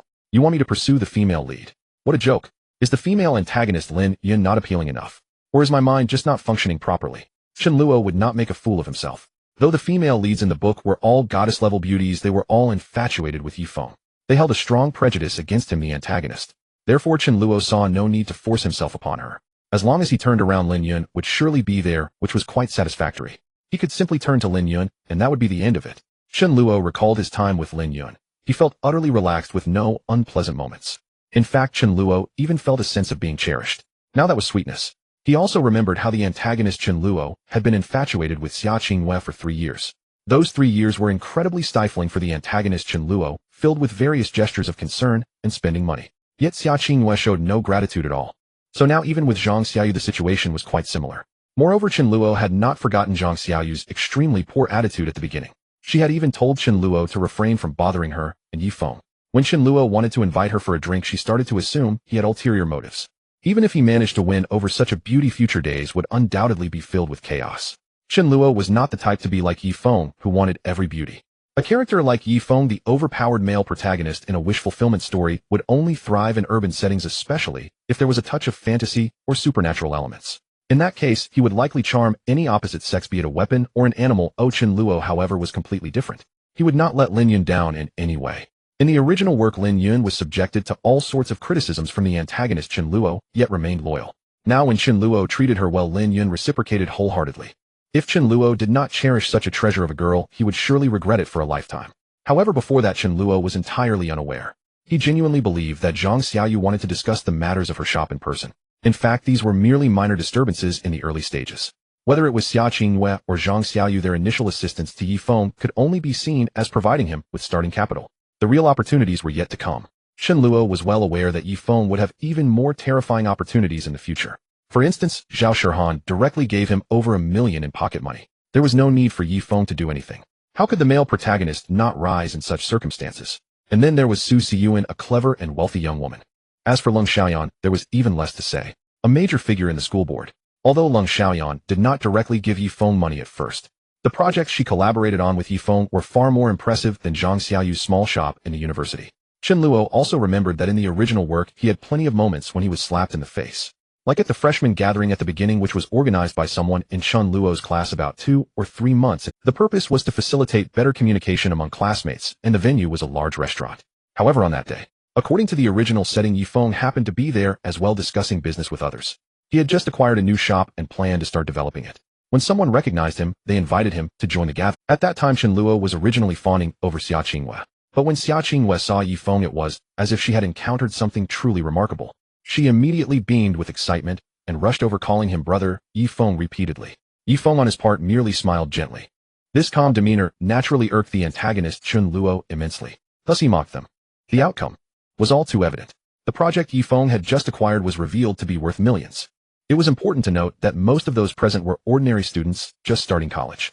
How could Yifeng after such a short time sign a contract worth millions? Wasn't that a clear indication of his genius? As a result, Yifeng gained fame in Chen Luo's business class. Many female classmates cast affectionate glances at him, and Xia Qingyue wanted nothing more than to cling to him, to assert her ownership. Most astonishingly, that day Zhang Xiaoyu was also dining in the restaurant with a few good friends. Upon seeing Yifeng, she rushed over and gave him a big hug. This made the onlookers gasp in astonishment. Wow, Yifeng is so lucky, he has 2 beauties vying for his affection. How enviable. That Chen family young master must have been slapped in the face for his mockery, well deserved. After all, Yifeng built his fortune from scratch, while Chen Luo relies on his family. The future will clearly show who is stronger and who is weaker. This was the quintessential scene of the antagonist Chen Luo being thoroughly humiliated. From the reader's perspective, it was genuinely satisfying. Signing $1 million contract, participating in a gathering unnoticed, being mocked by the antagonist without needing to retaliate, and achieving a shocking outcome. Afterward, he even received warm attention from the female lead Xia Qingyue, leaving countless male peers dumbfounded. Even the belle of the civil engineering department actively threw herself at him. The perfect, overpowered male protagonist. But after some thought, Chen Luo stated directly that such a scenario was absolutely impossible. How could Xia Qingyue and Zhang Xiaoyu possibly get close to Yifeng? Chen Luo didn't care, but could merely signing a $1 million contract be enough for him to be overshadowed? What a joke. That was simply how the author depicted it. In reality, as long as Chen Luo was willing, he could easily ask his family for several million in pocket money. However, the author had no choice but to write it this way to allow the male protagonist to slap the antagonist in the face. However, Chen Luo would never accept such a conclusion. He wouldn't allow himself to be humiliated by a dragon-like male protagonist like Yifeng. Therefore, he would have to intervene with those orders. Chen Luo remembered it was also related to a certain female lead.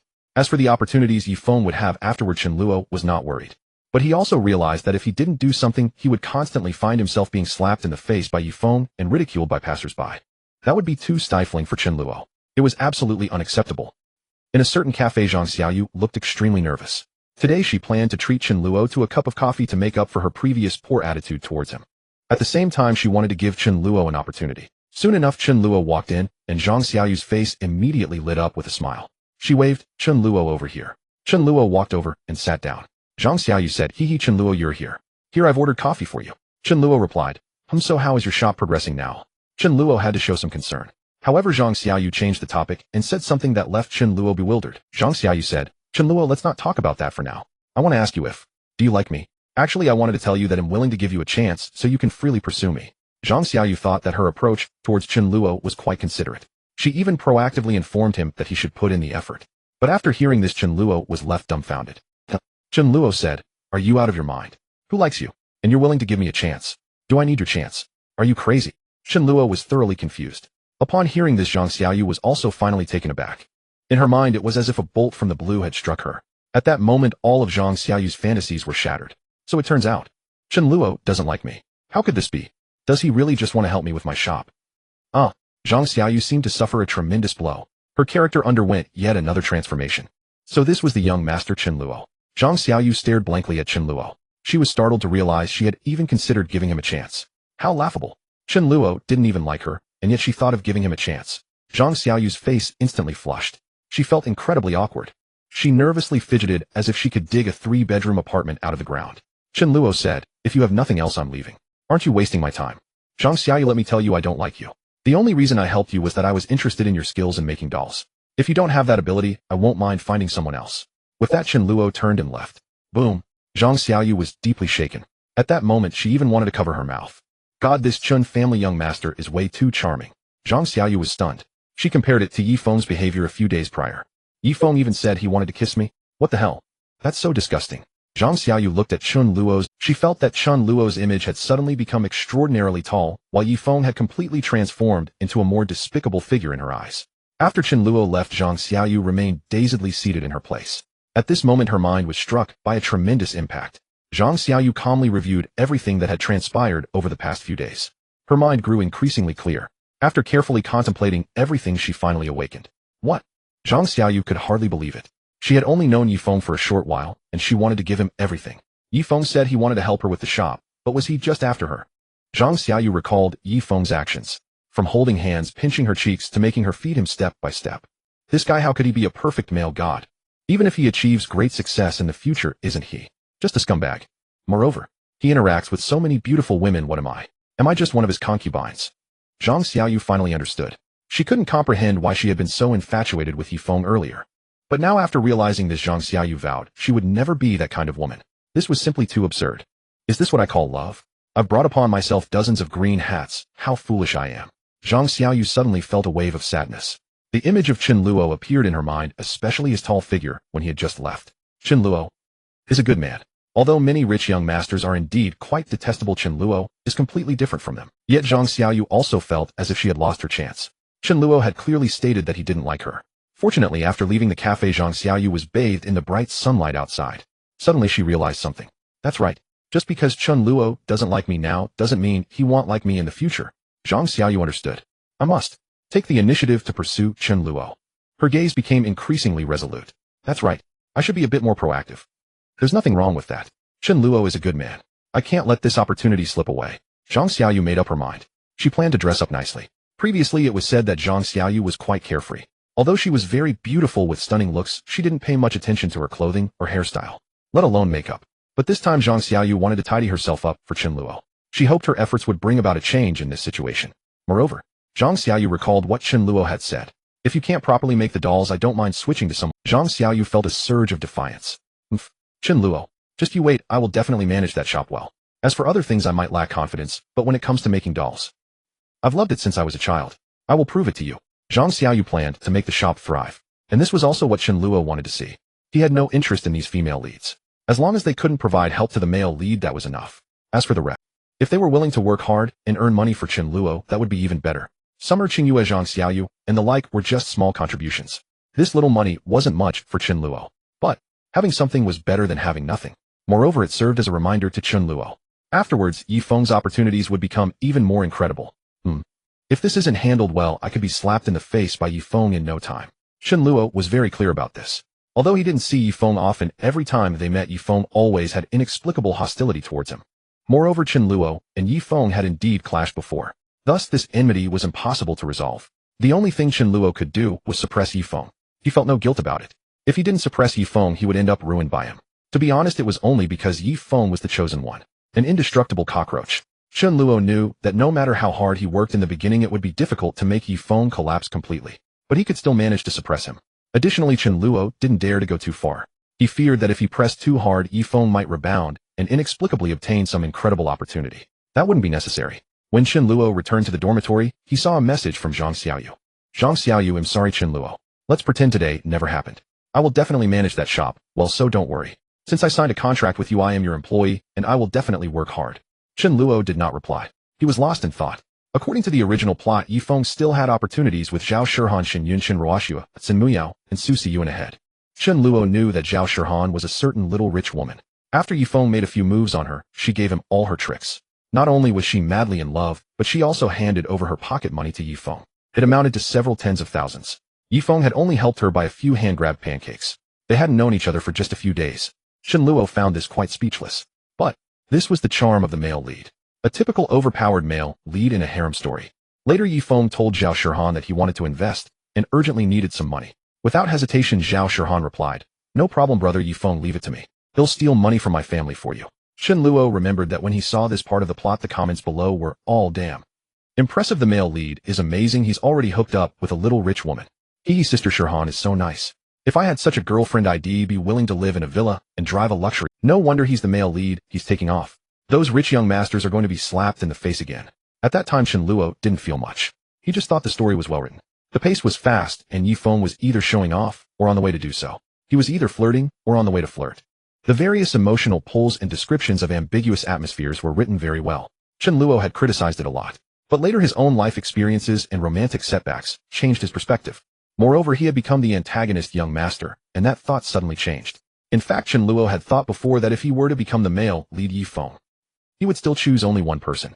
This was the realization Chen Luo had in his previous life. Pure love is eternal. When he was studying, he read harem stories to relieve pressure. But it was nothing after all, it was all virtual. But for Chen Luo, everything he faced now was real. Therefore, he couldn't love one while also loving another. Loving dozens, or even hundreds of women. That's too absurd. In Chen Luo's heart, there was only Lin Yun. Even if better women appeared in the future, Chen Luo would not abandon Lin Yun. In his heart, Lin Yun was the best. However, speaking of Zhao Shihan, if she were to directly give Yifeng $1 million, Yifeng would definitely rise to prominence. Chen Luo remembered that the investment Yifeng mentioned was a project he wanted to collaborate on with the beautiful school director of Nan Cheng University, Leng Xiaoyan. He didn't recall the details very clearly yet, but Chen Luo believed that in a few days he would remember. This was also a golden finger he acquired after crossing over. Knowing the plot was Chen Luo's greatest advantage against Yifeng. Otherwise, with Yifeng being the destined child with a system which antagonist could compete. Of course, Chen Luo was aware that not only Zhao Shihan, but also Xinyun Shinruoxua, Sun Muyao, and others would provide great help to the male lead Yifeng. This male lead is just too incredible. Chen Luo felt the terror of Yifeng. From the perspective of the male lead, he felt the antagonist was formidable. But once he stood from the antagonist's perspective, the male lead was like an indestructible cockroach. It was as though he had a cheat code that unlocked infinite lives. In fact, the antagonists were far more tragic. Fortunately, Chen Luo still had the help of his family. His 5 sisters were all big shots. And this female antagonist Lin Yun was also Chen Luo's support. Chen Luo vaguely remembered that Lin Yun would become a crucial figure in the later stages. So for Chen Luo to have such a good female antagonist in this book and not take advantage of it was truly foolish. Licking the boots of those female leads. Chen Luo couldn't do such a thing. Those female leads, whether it was Xia Qingyue or Zhang Xiaoyu, would all be hostile towards Chen Luo and create various difficulties. Since that's the case, then I won't serve anymore. You all go accompany that fool Yifeng. Go find yourselves dozens of green hats to wear. Isn't that just delightful? Chen Luo organized his thoughts. His next target was Zhao Shihan. Chen Luo and Zhao Shihan were her family also owned a house bought in Phoenix No. 1. However, Chen Luo hadn't seen Zhao Shihan in the setting. Zhao Shihan was a homebody. I wonder what kind of sight it will be. Chen Luo was quite looking forward to it. And just as Chen Luo imagined, although Yifeng had experienced several setbacks, he showed no signs of wanting to give up. Instead, he became more courageous with each setback. After failing with Zhang Xiaoyu, Yifeng didn't mind. He was indeed a bit sad. But, upon seeing the new female lead, Yifeng's confidence immediately returned. Sister Shihan, so you... At Nan Cheng University, in a certain part of the campus, Yifeng wore a sunny smile as he waved and walked towards a girl dressed in a beautifully detailed Lolita outfit. Zhao Shihan, hearing that familiar voice, turned around, and her delicate face immediately flushed red. Is it brother Yifeng, she thought. What a coincidence, I didn't expect to run into you here. What are you up to, Sister Shihan?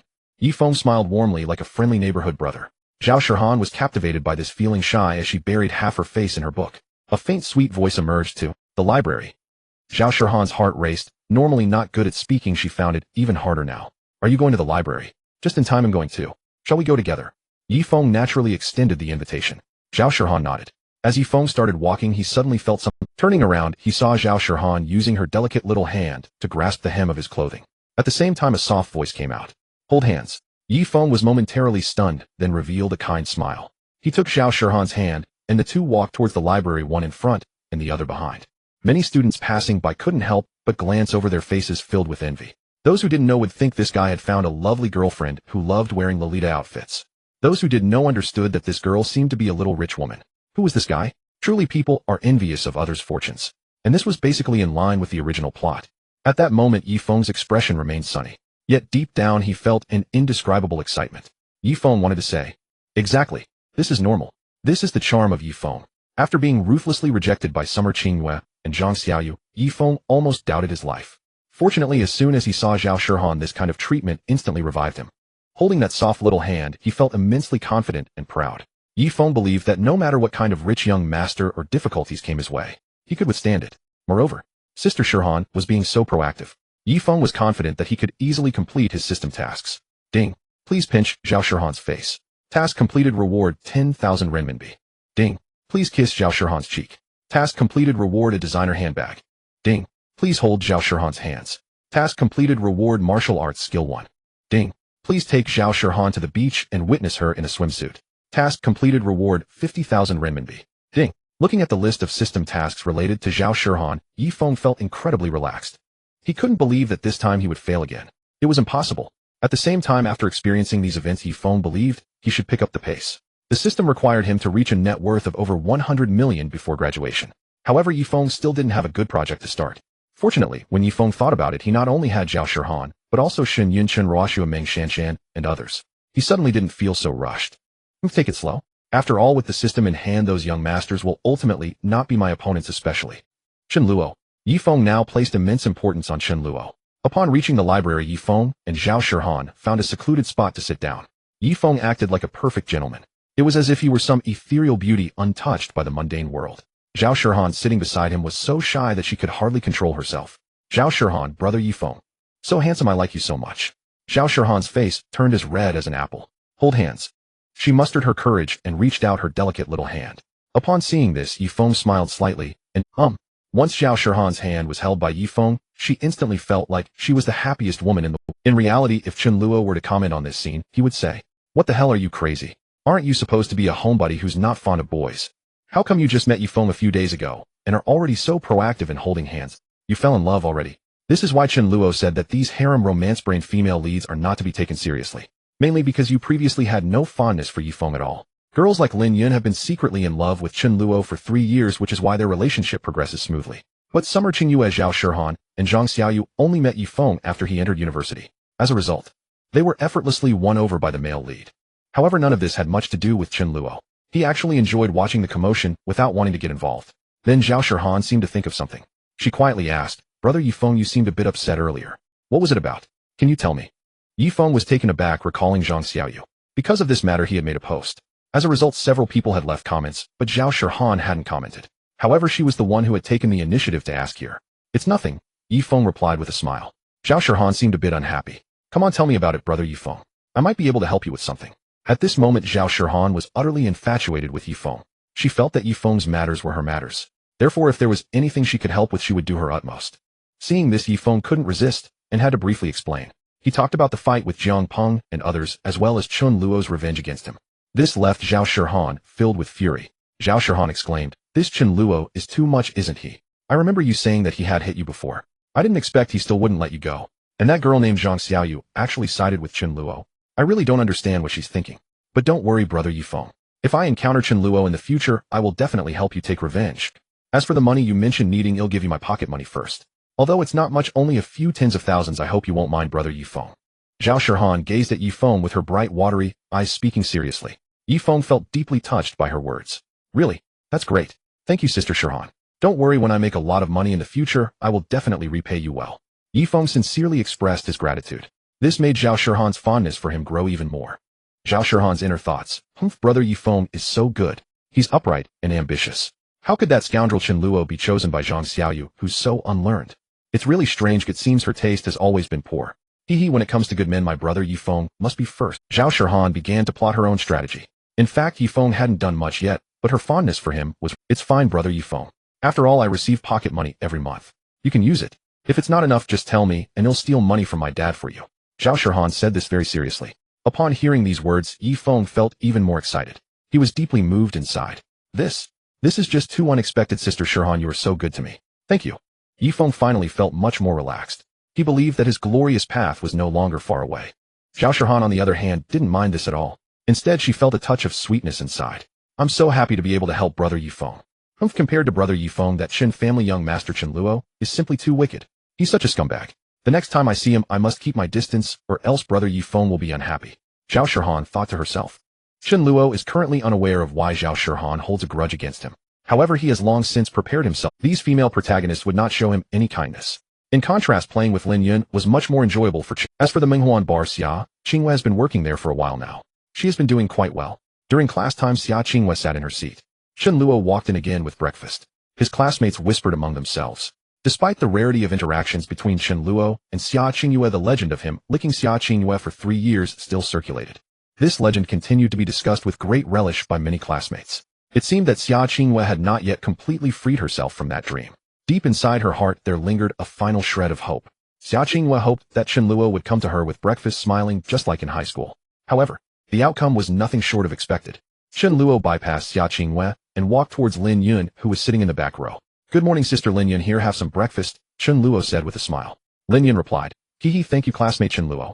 Wow, there are my favorite meat buns today, that's awesome. Lin Yun looked at the breakfast and immediately lit up with excitement. She eagerly picked up the steaming buns and stuffed one into her mouth. With a satisfied bite, she exclaimed, delicious. Classmate Chen Luo, you work hard to bring me breakfast every day. Lin Yun smiled. Chen Luo replied, it's nothing, if Sister Lin Yun wants, I would gladly make breakfast for you every day for the rest of my life. Lin Yun felt her heart warm at his words. Once again she thought that Xia Qingyue had truly missed out on a great man. However, Lin Yun felt no sympathy for Xia Qingyue. Lin Yun remembered all the things she had done to Chen Luo in the past. Alright, then Chen Luo, after school today will you accompany me to the seaside? Lin Yun suddenly said. Go to the seaside? Chen Luo was somewhat astonished, but he immediately smiled and replied, sure, no problem at all. Lin Yun exclaimed, yay, that's great. She felt very happy. In fact, she had been planning this for a long time, but only today mustered the courage to invite Chen Luo. Lin Yun indeed had feelings for Chen Luo, which is why she would actively give him gifts. Thus this invitation was complete. Chen Luo didn't think much of it. Even if Lin Yun hadn't said anything, he would find opportunities to take her out to different places. Otherwise, constantly being cooped up in the box playing games would become stale. Moreover, many games had already been completed by Chen Luo and Lin Yun. They were currently feeling a bit fatigued. An afternoon stroll by the seaside with Lin Yun would undoubtedly be very sweet. Chen Luo was also looking forward to it. He felt an immense calmness within. He temporarily cast aside thoughts of the female and male leads. After school, Xia Qingyue would continue her part-time job at the Minghuan bar. As for Zhang Xiaoyu, although she had not received a reply from Chen Luo, she had already made up her mind. She began to fervently work on her shop. Currently the shop was nearly ready. Zhang Xiaoyu had previously made a lot of dolls. Looking at the beautifully decorated little store, she felt a deep sense of accomplishment. And she was grateful to Chen Luo for all of this. The image of Chen Luo floated in her mind. She inexplicably felt a bit shy. Chen Luo, I will definitely prove to you that I am very capable, and I will win you over. Zhang Xiaoyu had no intention of giving up on Chen Luo. Meanwhile, at Yifeng and Zhao Shihan's side, they saw Zhao Shihan completely engrossed in something. Yifeng, however, felt it was time. He directly said, Sister Shihan, I have something to attend to, so I'll be leaving. As he spoke, Yifeng gently patted Zhao Shihan's head. A visible glimmer of disappointment flashed in Zhao Shihan replied, oh, okay, I understand brother Yifeng, you go ahead. As the obedient female lead, she naturally didn't throw any tantrums. However, she was unaware that Yifeng's departure was to accompany another female lead, Xinyun. He had promised to attend a book club with Xinyun tonight. Even if Zhao Shihan knew, she wouldn't mind. She would only quietly wait for the next opportunity to spend time with Yifeng, and secretly told herself, next time I see brother Yifeng, I will definitely be bolder. I can't let him slip away like this, otherwise our relationship will be hard to deepen, and that won't do. This is the self-strategy of the female protagonist. In Chen Luo's view, it was utterly ridiculous. What did Yifeng do? He didn't do anything, yet you fell more in love. And you love him to such an extent. Chen Luo felt speechless. So every time he thought of this, he felt that no matter how beautiful these female protagonists were, he had no interest. And as for Yifeng, he certainly felt no guilt. In reality, at this moment, Yifeng was in quite a good mood. Ding. Congratulations to the host for completing the task. Reward RMB 10000 ding. Congratulations to the host for completing the task. Reward martial arts skill 1. Ding. Congratulations to the host for completing the task. Reward painting skill 1 ding. Yes, Yifeng and Zhao Shihan went to the library. They completed several tasks. Not only did he receive monetary rewards, but other skills also improved. This greatly boosted Yifeng's confidence. That evening he planned to gain some rewards from Shen Yun as well. Yifeng thought this shouldn't be too difficult. Everything would go smoothly. In the evening by the seaside, Chen Luo stood barefoot in the water, feeling the refreshing coolness wash over his feet. The sea breeze blew in, bringing a refreshing chill. Beside him, Lin Yun was also barefoot. Her feet, incredibly fair and delicate, looked even more crystal clear under the water. Today Lin Yun wore a dark green floral dress with a pink fisherman's hat adorned with 2 bows. Her red hair hung down her back, appearing less fierce and more innocent. The sunset cast a glow on Lin Yun, enhancing her beauty. However, she seemed to have something on her mind today. Chen Luo silently watched her, and after a moment he directly asked, "What's wrong, Sister Lin Yun? What are you thinking about?" Lin Yun bit her lip as if she had been pondering for a long time. Finally she spoke. "Classmate Chen Luo, let me ask you, if one day many people tried to stop you from being my little brother, what would you do?" As soon as she said this, Chen Luo immediately understood. Lin Yun's meaning was quite clear. She wanted to be with him. But it wasn't that simple. In the original story, the antagonist Chen Luo had little interaction with Lin Yun. It was always Lin Yun helping the antagonist Chen Luo, who was seen as an outsider by Lin Yun's family. Thus they had not intervened. But now things were different. Chen Luo and Lin Yun spent every day together, and this fact was undoubtedly known to Lin Yun's family. Defeat those people. Chen Luo's answer was quite cliché, but it was very firm. Lin Yun was taken aback, seemingly surprised. It was not the answer that surprised her, but rather, there was no hint of hesitation, doubt, retreat, or cowardice. When Lin Yun looked at Chen Luo again, his gaze was equally sharp. This was not a false statement. What if those people are very powerful? Lin Yun couldn't help but ask again. Then I would become stronger than them, Chen Luo said with a smile. Lin Yun's eyes became a bit misty. This answer. She was very satisfied. Lin Yun thought Chen Luo simply didn't understand anything. That's why he answered so simply and lightly. But seeing his resolute demeanor, Lin Yun was already content. Her fondness for Chen Luo increased once again. Her heart ached for Xia Qingyue even more. Chen Luo is truly wonderful. Lin Yun clasped her hands behind her back, gazing at the distant sea. Her gloomy feelings dissipated significantly. After all, that was still a matter for a long time in the future. The family had not prohibited Lin Yun from dating. However, Lin Yun did not want her relationship with Chen Luo to stop at just dating. Deep down, she hoped to achieve a lasting bond with Chen Luo. But at that time, the resistance Chen Luo would face would be immense. Nevertheless, Lin Yun was determined. No matter what, she would firmly stand by Chen Luo's side. Even if it meant going against her entire family, she would not hesitate. This was Lin Yun's feeling for Chen Luo, and also the reason Chen Luo felt he should choose Lin Yun. Such a treasured girl, why would he want to pursue the female protagonist? That would be utterly unworthy. Sister Lin Yun, let's take a picture for a keepsake. Chen Luo suddenly took out his phone and said, "Sure." Lin Yun revealed a sweet smile. Click. The camera blinked, capturing Chen Luo's handsome face alongside Lin Yun's stunning beauty. Set against the backdrop of the setting sun, this moment was immortalized as an eternal point in time. Chen Luo had no qualms about it, and directly posted a status. Accompanying text, a seaside journey with Sister Lin Yun. Likes began pouring in immediately. Most of Chen Luo's friend circle consisted of wealthy young masters.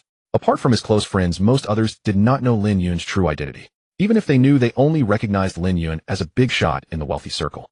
As for her being at the level of nobility, they could never have imagined. However, even so, that was already quite impressive. Many comments surfaced. Wow. Envious of Chen Xiao's life. Chen Xiao is truly carefree. Your life is my dream. Chen Xiao is amazing. Chen Luo put away his phone. He was dragged by Lin Yun to have a meal. Afterward, he sent Lin Yun back. Walking through the campus, Chen Luo, he had to become stronger quickly. Relying solely on his identity as the young master of the Chen family would not allow him to penetrate Lin Yun's circle, let alone marry her. Since he had made up his mind about Lin Yun, not being able to win her over would be a huge joke. Chen Luo did not want to lose this battle. Yifeng, your path. Let me borrow it for a while. Chen Luo thought to himself. However, what Chen Luo did not know was that after he posted that status, Xia Qingyue, who had just finished work, opened her friend's circle. As she scrolled, she suddenly came across Chen Luo's post. Her heart trembled instantly as she looked at the picture. In the image, Chen Luo's handsome face was visible, and behind him Lin Yun posed gracefully, one hand on her hat, looking very ladylike and stunning. Xia Qingyue felt a pang of jealousy. She felt a heart-wrenching pain. Tears uncontrollably welled up, dampening her eyes. Even though Chen Luo and Lin Yun did not have any substantial relationship, yet just the fact that they were playing together was enough to make Xia Qingyue envious. At that moment, Xia Qingyue once again regretted how she had treated Chen Luo in the past. He treated me so well, yet I didn't cherish him and kept trying to make things difficult for him. How could I have been so unreasonable back then? Xia Qingyue was filled with guilt towards Chen Luo. Her mind also began to churn with more thoughts. Meanwhile, Zhang Xiaoyu, who had just finished organizing her store, also closed the shop door. She wore a relaxed expression. Soon my shop will officially open. Chen Luo, just you wait, I will work hard.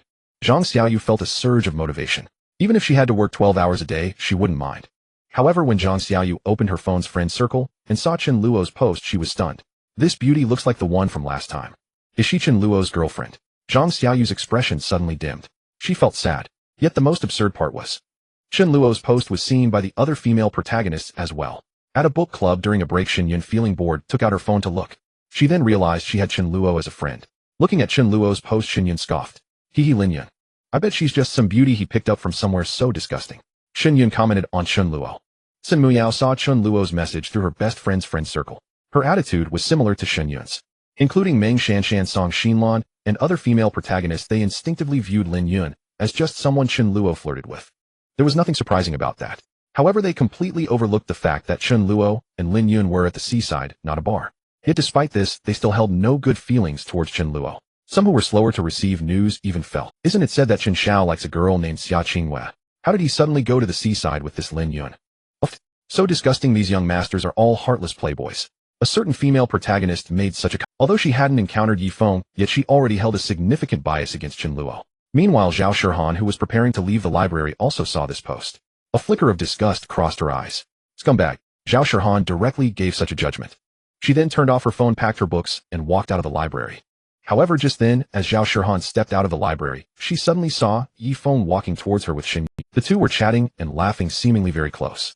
But Zhao Shihan did not feel any disgust towards Yi Feng. Yi Feng, of course, was very generous. Upon seeing Zhao Shihan, he not only did not hide, but actively approached her. Hey Sister Shihan, are you leaving now? Yi Feng was in a great mood. He had just completed several tasks with Xin Yun that night. He had earned quite a few rewards. At this rate, he would soon accumulate enough funds to enjoy a big adventure. Zhao Shihan nodded. Come, let me introduce you. This is Shun Yun, the student council president. I attended the book club with her today, and I remember you two have met before, right? I didn't get to properly introduce you last time. Xin Yun, this is Zhao Shihan, a freshman from the arts department. Yi Feng introduced the two. Xin Yun extended her hand graciously. Hello. Zhao Shihan silently gazed at a certain spot. Hello. Yi Feng then suggested, Sister Shihan, why don't you wait for me here? They'll take Miss Xin Yun back and come back for you. How does that sound? Zhao Shihan naturally did not refuse. Instead, she felt a warm feeling inside. Okay, brother Yi Feng is really a good man. Let's go, Sister Xin Yun. Yi Feng thought this was very normal. Xin Yun had no objections either and left with Yi Feng. Watching the two leave, Zhao Shihan felt quite envious. At the same time, she silently thought, brother Yi Feng seems to be enjoying this conversation with this sister. Does he prefer this kind of girl? Chen Luo remembered many stories about Yi Feng and Zhao Shihan. Those plots were quite similar to those involving Su Siyuan, Zhang Xiaoyu, and Xia Qingyue. The level of defiance was the same. For instance, it was mentioned earlier that in the original work, Yi Feng took Su Siyuan to Zhang Xiaoyu's shop for an on-site investigation. While Zhang Xiaoyu was not looking, Su Siyuan secretly gave Yi Feng a kiss. After she left, this kiss was discovered. As a result, although Zhang Xiaoyu clearly liked Yi Feng, she didn't feel jealous. Instead, did she also go for it? Was she secretly pleased? She asked Yi Feng whose kiss was sweeter, hers or that of the girl from earlier. Yi Feng was naturally immersed in the joy of being pursued by the heroines. Yi Feng replied, of course it's sweeter coming from you, Sister Xiaoyu. Upon hearing this, a smile appeared on Zhang Xiaoyu's face. Zhang Xiaoyu teased, then Yi Feng, do you want to try more? Yi Feng immediately put on a clueless, innocent boy expression. Yi Feng responded, huh? Zhang Xiaoyu smiled slightly and took the initiative to approach him. The same could be said for Zhao Shihan. Chen Luo recalled Zhao Shihan in the original work. Once during a heavy rain outside, both she and Yi Feng got soaked. Thus this heroine, who was supposed to be incredibly pure and uninterested in men, directly took Yi Feng home. Yes, she took him home directly. In Chen Luo's opinion, how long had she known Yi Feng? And she brought him home already. Is this what one calls pure? Which innocent girl would bring a boy home so quickly? Of course this couldn't be helped, because in the setting Yi Feng was a gentleman. The heroines had no defenses against him. Moreover, this was the plot described by the author. Zhao Shihan's own will couldn't control it either. But what was even more outrageous was that Zhao Shihan at home acted in front of Yi Feng. She was completely unreserved. After taking a shower, she wore only a cute nightgown. At that moment, the description of Zhao Shihan towards Yi Feng was. Yi Feng finally realized that although Zhao Shihan looked cute, she was not small at all. From the reader's perspective, this was undoubtedly very enjoyable. Wow, the male lead is so lucky, feels like finding a treasure. My Shihan is so cute. Lowly power rules. Cheering for Sister Shihan. Chen Luo thought the reader's reactions were on point. They were outsiders. But in the world of the novel urban rogue, was it really okay for Zhao Shihan to do this? Behind her parents' backs, If Xiao's father and mother found out in advance that their obedient daughter had known Yifeng for only a short time and had already picked that beautiful fruit at home, they would probably go crazy with anger. However, due to the charm of the dragon hero male, lead Zhao Shihan's parents when they learned of this later in the story were not angry.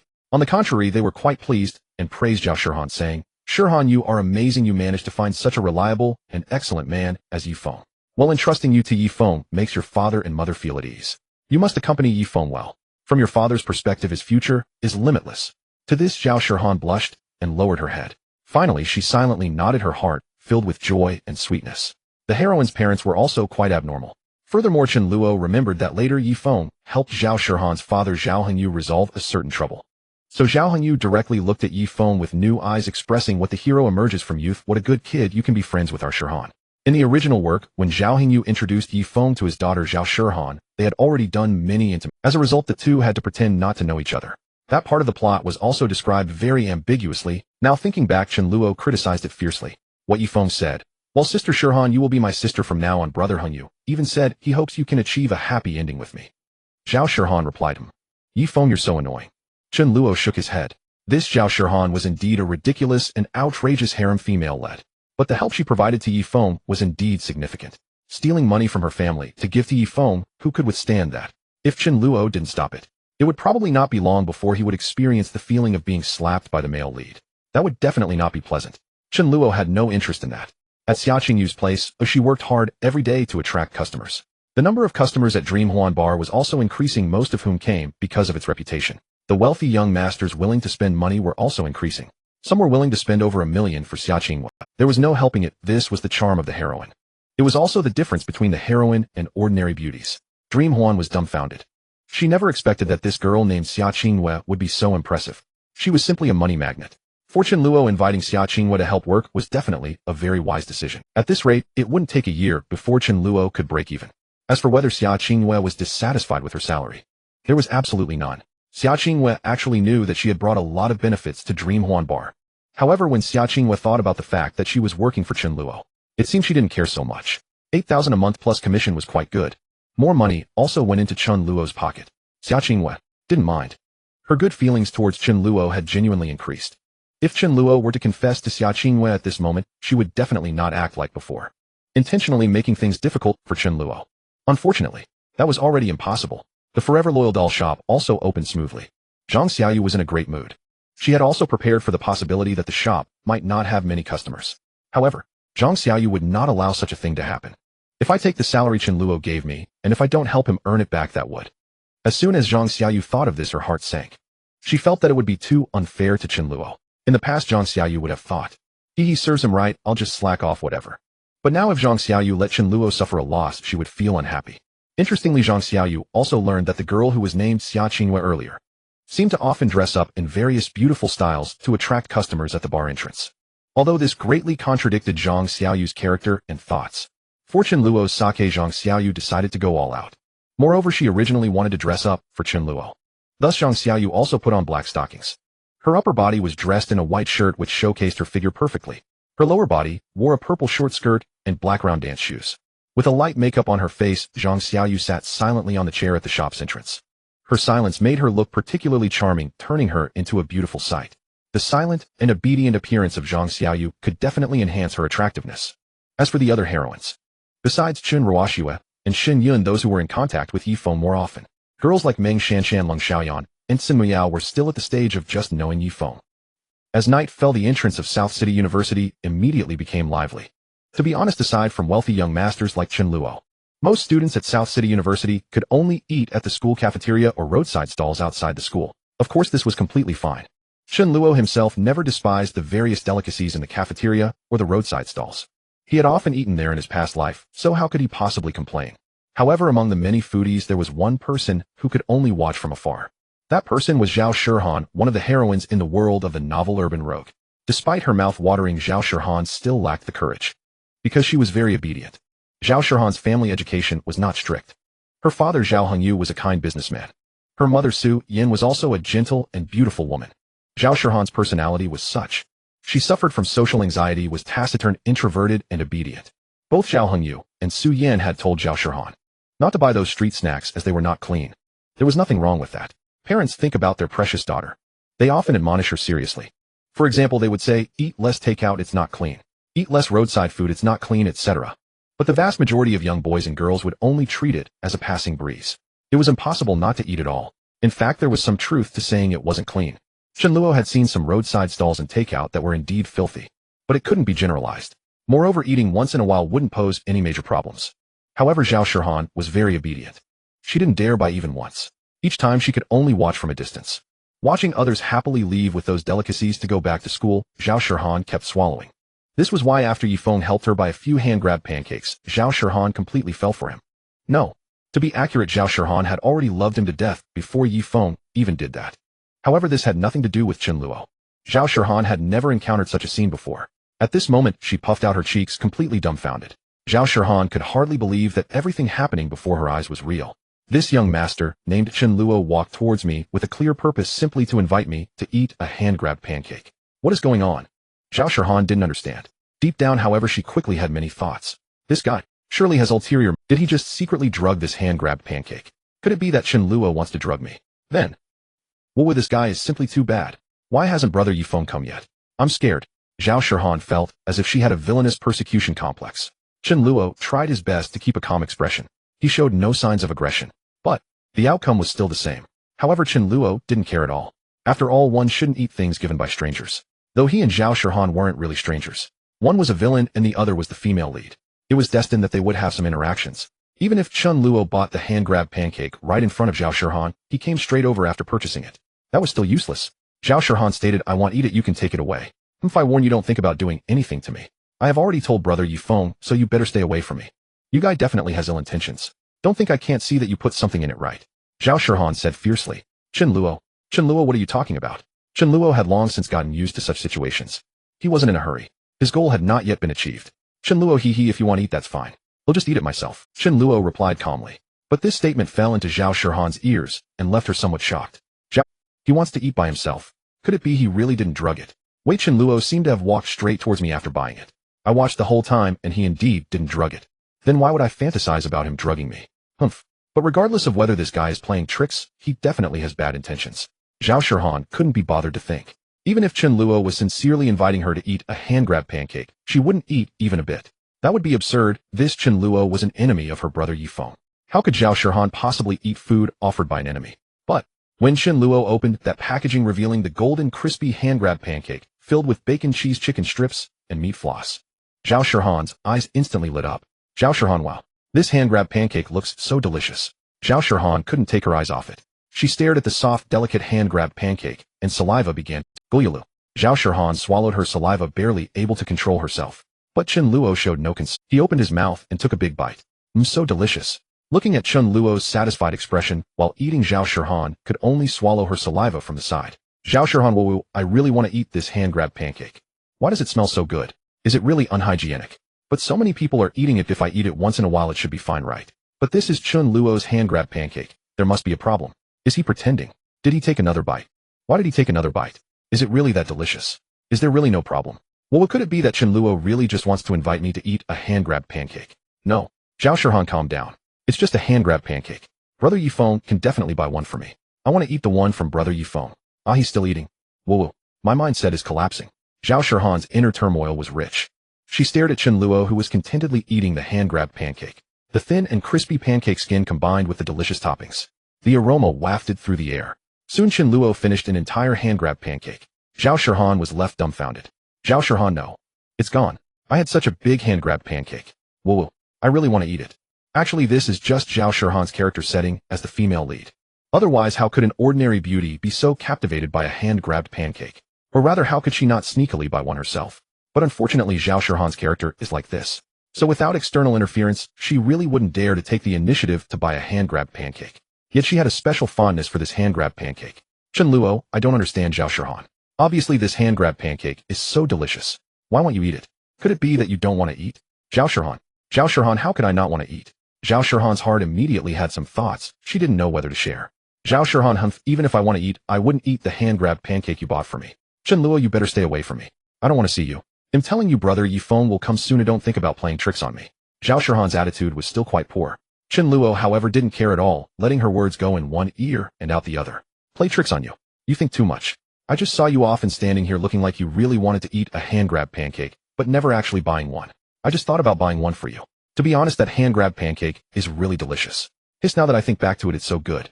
No, I need to buy another one. Chen Luo's words made Zhao Shihan somewhat unsettled. Zhao Shihan, you're buying another one. But Chen Luo was incredibly fast. He walked straight over and bought another deluxe hand-grab pancake for 25 yuan. Then he walked in front of Zhao Shihan, this time not asking.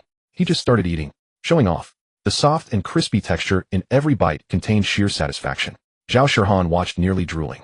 Zhao Shihan, whoa, with this Chen Luo is bullying me. Soon Chen Luo finished another hand-grab pancake. Chen Luo burp, I'm so full. Zhao Shihan, Chen Luo, what exactly are your intentions? What do you want to do? Zhao Shihan was somewhat unable to. She felt that Chen Luo was being too excessive. What could his purpose be? Chen Luo, didn't I just say? I saw you standing here looking like you wanted to eat, yet never buying. I thought you had some concerns. I didn't expect you wouldn't eat. Well, if you want to eat, just consider my kindness as being treated like a donkey's liver and lung.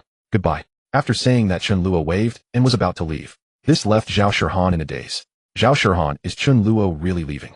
Really? Could what he said? Impossible. How could this guy with such a bad nature really just want to invite me to eat a hand-grab pancake? There must be some other purpose. Zhao Shihan certainly wouldn't easily develop any feelings for Chen Luo. She was very vigilant. But Chen Luo was in no hurry at all. Dealing with these female leads, how could someone in his villain role succeed so easily? He wasn't like Yi Feng, the protagonist of a typical harem story. Just a few casual moves, and the female lead would surrender. After Chen Luo left, it wasn't long before seeing Zhao Shihan standing there, he immediately ran over with a worried expression. Sister Shihan, are you alright? Did Chen Luo do anything to you? Where is he? Zhao Shihan felt relieved upon seeing Yi Feng, and her inner anxiety disappeared instantly. She even felt a bit wronged.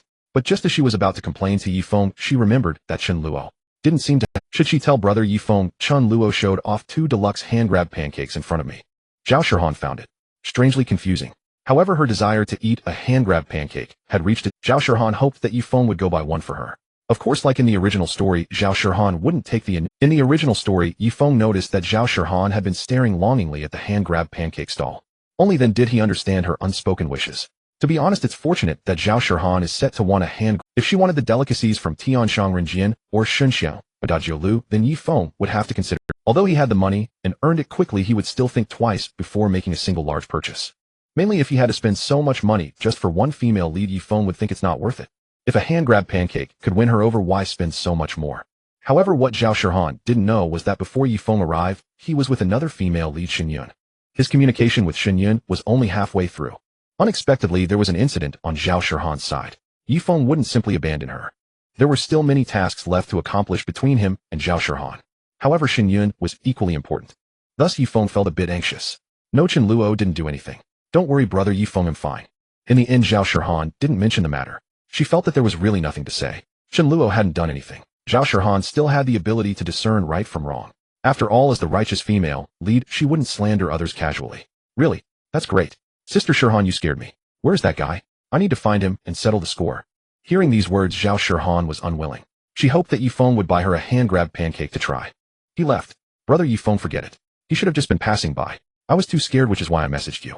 Don't. After saying that, Zhao Shihan looked towards the hand-grab pancake stall. It was still crowded with many students. However, this time the anxious Yi Feng clearly didn't notice the changes on Zhao Shihan's side. He looked around filled with resentment towards Chen Luo. At the same time, he thought coldly in his heart. Hee, young Master Chen, just you wait. After angrily scolding Chen Luo in his heart, Yi Feng looked at Zhao Shihan and smiled. Alright, Sister Shihan, he'll take you home. Don't worry with me around, even if we run into Chen Luo again, don't be concerned. I will definitely protect you well. As soon as these words were spoken, Zhao Shihan's fondness for Yi Feng rose significantly. However, compared to the original story, it wasn't as much. Because Zhao Shihan wanted to eat a hand-grab pancake. She didn't want to go home. But Yi Feng was in a hurry to go back and find Xingyue. As the male lead, he couldn't simply leave Zhao Shihan behind in this situation. Moreover, Zhao Shihan, as the female lead, wouldn't cause unnecessary trouble for the male lead. She was very sensible. So in the end, Zhao Shihan could only silently nod. But in Yi Feng's eyes, he was quite satisfied. To be honest, if Zhao Shihan didn't agree to go back now, Yi Feng would actually feel a headache. Because he couldn't choose between Zhao Shihan and Xingyue. For the protagonist of a harem story, Yi Feng's principle is only one. I want them all. Yi Feng would never give up on any of them. Zhao Shihan's obedient nature also increased Yi Feng's fondness for her. Yi Feng secretly vowed in his heart, in the future, I will definitely provide Sister Shihan with a good life. I won't let her down. Yi Feng felt that as long as he became strong enough and had a place for Sister Shihan in his heart, it wouldn't count. As for loving Zhao Shirhan while being ambiguous with other female leads in Yifeng's view, that was a very normal move. It didn't count as anything at all. Soon Yifeng took Zhao Shirhan back to the dorm. He then immediately ran to the reading club venue to continue his conversation with Shen Yun. Naturally, Shen Yun didn't care about these trivial matters at all. She just smiled slightly, all done. Yifeng nodded MHM. Shen Yun, hee, you really are a busy person. Her words clearly carried a hint of jealousy. But if Chen Luo heard this, he would say, are you being jealous? Have you fallen in love? This Shen Yun had the high-cold senior sister setting. Yes, Zhao Shirhan never expected this. Chen Luo has appeared again. What is going on? Could it be? He hasn't given up on me. Did he come yesterday just to lower my guard? Yes, that's right. Chen Luo must have ulterior motives. Otherwise, how could he have shown up at the school gate twice in a row? He must definitely be after me. Zhao Shirhan steadied herself, embodying the role of the female protagonist. In her mind, she instantly regarded Chen Luo as an enemy. Naturally, she felt a sense of looming danger in her heart and began to feel anxious. I hope Chen Luo doesn't dare to do anything too outrageous in public, or else wouldn't that mean I would be letting down Yifeng Gij? Wait, should I call out for Yifeng Gij again? But that would trouble him, wouldn't it? But I can't do anything that would betray Yifeng Gij, because if I did, he would definitely abandon me. Zhao Shirhan thought according to the logic of a typical female protagonist in a light novel. She also didn't want to put a green hat on Yifeng. After all, in these light novels, the female lead can be bullied by various characters, such as being whipped by a female antagonist or being verbally teased by a male antagonist. But there must never be any physical contact. Otherwise, for the male protagonist, that would mean being cuckolded. Zhao Shirhan was quite aware of this. Without much hesitation, she thought for a moment and sent a message to Yifeng. Zhao Shirhan, Yifeng Gij Chen Luo is back again at the school gate, hurry over. As soon as Yifeng saw this message, he was immediately filled with rage. His eyes instantly burned with fury. Yifeng, Chen Luo, I will not let you off. How dare you disturb my Shirhan's sister again? Yifeng also displayed the characteristics of a male protagonist in a light novel. He did not blame the female protagonist. Instead, he placed all the blame on the antagonist Chen Luo. As long as the female protagonist didn't betray the male protagonist, Yifeng could forgive anything. Of course, even if the female protagonist really did betray the male protagonist here, Yifeng would still grit his teeth and continue to pursue those female leads, aiming for the ultimate goal of I want them all. How could a harem male protagonist genuinely give up? Not giving up just means being briefly cuckolded. Giving up would mean that every time Yifeng thought about it in the future, the woman who should have belonged to him was now accompanying another man. Yifeng would feel the pain of being cuckolded. This feeling would accompany him throughout his life. Yifeng certainly didn't want that. However, Chen Luo was completely unaware of this. He wasn't as Zhao Shirhan imagined. What about drugging ulterior motives, or deliberately letting Zhao Shirhan lower her guard? This woman was simply overthinking it. Zhao Shirhan's gaze fixed intensely on Chen Luo, trying to see what he was up to. Chen Luo continued to walk towards Zhao Shirhan. Halfway there, he bought a fragrant deluxe hand-grab pancake. But this time Chen Luo also bought some other snacks. For instance, there were pan-fried buns, octopus balls, and egg burgers. After buying them, Chen Luo walked up to Zhao Shirhan. He repeated the same line. Chen Luo, wanna eat? It's on me. Zhao Shirhan's gaze was sharp. Zhao Shirhan, no. Chen Luo, what are you up to? I said I will never eat your food. Zhao Shirhan stubbornly refused. In reality, she was completely drawn in by those snacks. That's right. Chen Luo knew that in the story Zhao Shirhan not only loved hand-grab pancakes, she also had a strong craving for other street food. However, because Yifeng had bought her hand-grab pancakes, she had been eating only those. But Zhao Shirhan wanted to eat everything. Chen Luo, alright, if you want to eat something so delicious, I don't know what you're thinking. Chen Luo said with a suspicious expression. That expression seemed to say, are you alright? You clearly want to eat, yet you want to eat. Well, there's nothing I can do. After saying that, Chen Luo didn't ask again. He once again in front of Zhao Shirhan tore open the packaging and started eating heartily. Chen Luo, delicious. The fragrant aroma didn't need Chen Luo to describe it. Zhao Shirhan could smell it right beside him. Her mouth started, her throat gurgled. Zhao Shirhan's inner monologue, so fragrant. Why is this hand-grab pancake so aromatic? I'm so hungry, sob, sob, sob, I want to eat, but it's Chen Luo's hand-grab pancake, can I eat it? Eating it would definitely lead to trouble, right? But what kind of trouble could it be? Chen Luo is eating it himself. He came over right after buying it, so he couldn't have drugged it. No, I must resist. This Chen Luo must have ulterior motives. I cannot fall for it. In the end, her willpower prevailed. Zhao Shirhan's gaze was resolute. She made a decision in her mind to refuse Chen Luo. But Chen Luo crunch. Chen Luo bit into the crispy pancake, taking a big mouthful filled with a bit of meat floss, bacon, cheese, chicken strips, and other toppings. The aroma wafted, making Zhao Shirhan unable to remain calm. Zhao Shirhan, damn Chen Luo. He's clearly here to tempt me, right? Sob, sob, sob, I hope Yifeng Gij will buy me one to taste later. If Yifeng Gij buys it, I will definitely eat it. Zhao Shirhan's heart was still stubborn. Gurgle, gurgle. As Chen Luo ate heartily, he also bought a cup of milk. The milk tea in this urban bad boy world is completely different from what Chen Luo drank before he crossed over. In this world, there are no shops like ancient name Ti Qian Dao or Water Annie. Therefore Chen Luo had new plans in mind. However, to be fair, even though it was an unheard-of brand, the taste was still quite nice. However, it was completely different from what Chen Luo drank in his previous life. Therefore Chen Luo believed that he could also achieve something in this regard in the future. As for Zhao Shihan, even if she tried not to look, she couldn't help but smell that delicious aroma. Chen Luo was just, moreover, given Zhao Shihan's social anxiety and shy personality, she couldn't just run away while dressed in Lolita. If she just fled, it would be too unseemly and wouldn't fit her character. So Zhao Shihan could only silently endure. Zhao Shihan, sob, what kind of earthly torture is this? It's too painful, isn't it? Zhao Shihan felt quite aggrieved inside. But fortunately she soon endured until Chen Luo finished that hand-grab pancake. Zhao Shihan, this guy finally finished eating. Sob. This is the first time I felt so tormented watching someone eat.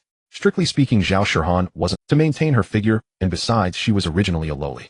Zhao Shihan's appetite wasn't big. She wasn't tempted. Even if you ate cream cakes, ice cream, or lamb heads in front of her, she would be completely unaffected inside. But in her character, only this hand-grab pancake and other snacks were her lifeline, her Achilles heel. This was also the reason why Zhao Shihan felt so tormented now. However, what made her widen her eyes even, Zhao Shihan saw Chen Luo after finishing one hand-grab pancake, leisurely take out octopus balls. Then right in front of Zhao Shihan, he happily started to eat. Zhao Shihan, demon. This guy is simply a demon. Zhao Shihan was not good with words. But now she was almost pushed to the point of wanting to curse. Zhao Shihan even made a pouting expression in anger. However, even if Zhao Shihan wanted to hit someone, it would only be at the level of a small fist pounding on your chest. The lethality was almost zero. This led Zhao Shihan to only fume silently in place, stamping her feet in her heart. Chen Luo, hey Zhao Shihan, don't you really want to eat one?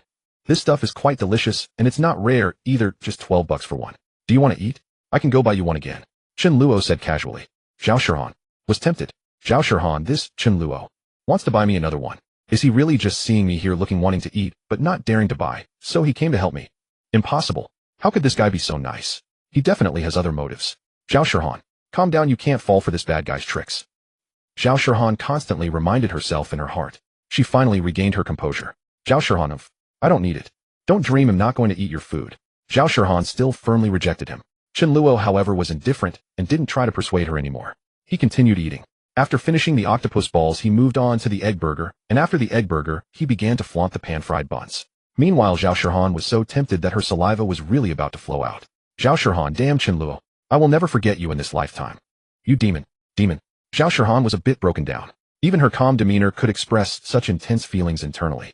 One can imagine how much damage Chen Luo's insensitive actions had on Zhao Shihan's young heart. Zhao Shihan had a look of wanting to cry without tears. At this moment, she didn't feel hatred towards Chen Luo. She only thought, this guy is too despicable. Is this human behavior? Knowing full well I can't eat, yet flaunting it in front of me. If Zhao Shihan had a worse temper, she would probably spit out all kinds of curses.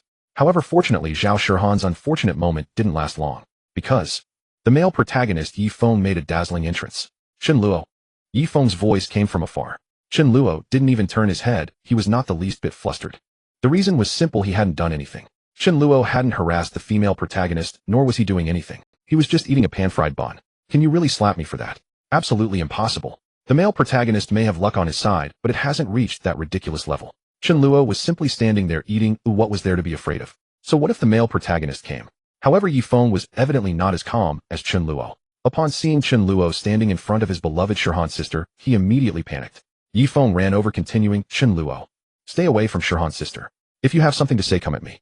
Yi Feng ran up to Zhao Shihan and stood in front of her. But Chen Luo just looked at Yi Feng with a gaze that said, are you an idiot? Come at you. Are you sick? I'm eating a pan-fried bun, what are you barking about? Chen Luo had no good feelings for Yi Feng, who seemed to want to slap him at every turn. Of course the feeling was mutual. However, when Yi Feng heard Chen Luo say he was just eating a pan-fried bun, Yi Feng looked closely, and indeed it seemed Chen Luo was just eating a pan-fried bun. He was a bit stunned. At this moment, Zhao Shihan's voice weakly came from behind Yi Feng. Zhao Shihan, Yi Feng Gijai. I'm fine.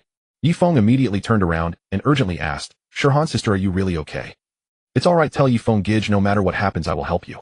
I ask you, did this Chen Luo threaten you? Speak up. Yi Feng, having had experiences with the previous two Xia Qingyue and Zhang Xiaoyu, now he seemed to be suffering from a kind of paranoia. He always felt that Chen Luo was either threatening the woman he liked, or was on the way to do so. Otherwise, how could his Qingyue sister and Xiaoyu sister treat him so poorly? Yi Feng even narcissistically thought that it was to protect him that Xia Qingyue and Zhang Xiaoyu had intentionally turned against him. One could say that Yi Feng's self-importance had reached its peak. There was no way around it. He was the male protagonist who attracted all kinds of beauties. It's normal for Yi Feng to have such a narcissistic personality. However, upon hearing this, Xiao Shihan was a bit confused. Threaten? Chen Luo. Where's the threat? Yifeng Gij, how could you think like that? Xiao Shihan still felt a bit unfair for Chen Luo. However, at this moment, she naturally stood unconditionally on Yifeng's side. Xiao Shihan shook her head and said, No, Yifeng Gij, don't worry, I'm fine. Upon hearing this, the stone in Yifeng's heart finally fell. He also understood that it was definitely his timely arrival that prevented Chen Luo from succeeding. Chen Luo, just you wait, I will definitely become stronger than you. Right now, Yifeng still didn't have the strength to confront the Chen family. Hence, until Chen Luo made a move, Yifeng wouldn't actively provoke him. That wouldn't align with his role of pretending to be weak while secretly gaining strength. Interestingly, at this moment, Xiao Shihan was still not good at expressing herself. She looked at the hand-grab pancake stall. In her mind, she kept recalling how Chen Luo looked when he was eating the hand-grab pancake. Her desire to eat one At this moment, Xiao Shihan really hoped that her Yifeng Gij could see through her thoughts. Then gently say, Come on, Shihan sister, I'll go buy you a hand-grab pancake to eat. You must really want to eat it, right? Thus, one of Xiao Shihan's wishes could be fulfilled. But Xiao Shihan was unaware that this time Yifeng had, just like yesterday, he was still communicating his feelings with other female leads before coming here. This time it was so at this moment Yifeng still wanted to return quickly. He felt that his Shihan sister wouldn't blame him. Yifeng took this for granted. Yifeng, Shihan sister, then let me take you back. Don't worry with me here, this guy definitely wouldn't dare to do anything to you. After saying that, Yifeng shot a glance at Chen Luo. His eyes were filled with an unyielding meaning. Chen Luo, however, ignored this gaze. Xiao Shihan felt a chill in her heart upon hearing this. Xiao Shihan, okay. Xiao Shihan's response was a bit weak. However, Yifeng clearly didn't notice the disappointment in her tone. Yifeng only felt that his Shihan's sister was indeed, how nice that is. Thus, Yifeng carefully escorted Xiao Shihan back to the dormitory. He himself then immediately ran to find Chen Luo. After finishing eating, Chen Luo didn't forget to bring a portion for Lin Yun. Lin Yun was very happy with it. Lin Yun, this hand-grab pancake is really delicious, thank you, Chen Luo, little brother. Chen Luo smiled back. In the future, there will be many delicious things, I want to eat them, with sister Lin Yun. Lin Yun felt sweetness in her heart upon hearing this. Chen Luo thought this is how it should be. I kindly brought someone hand-grab pancakes, yet they didn't appreciate it.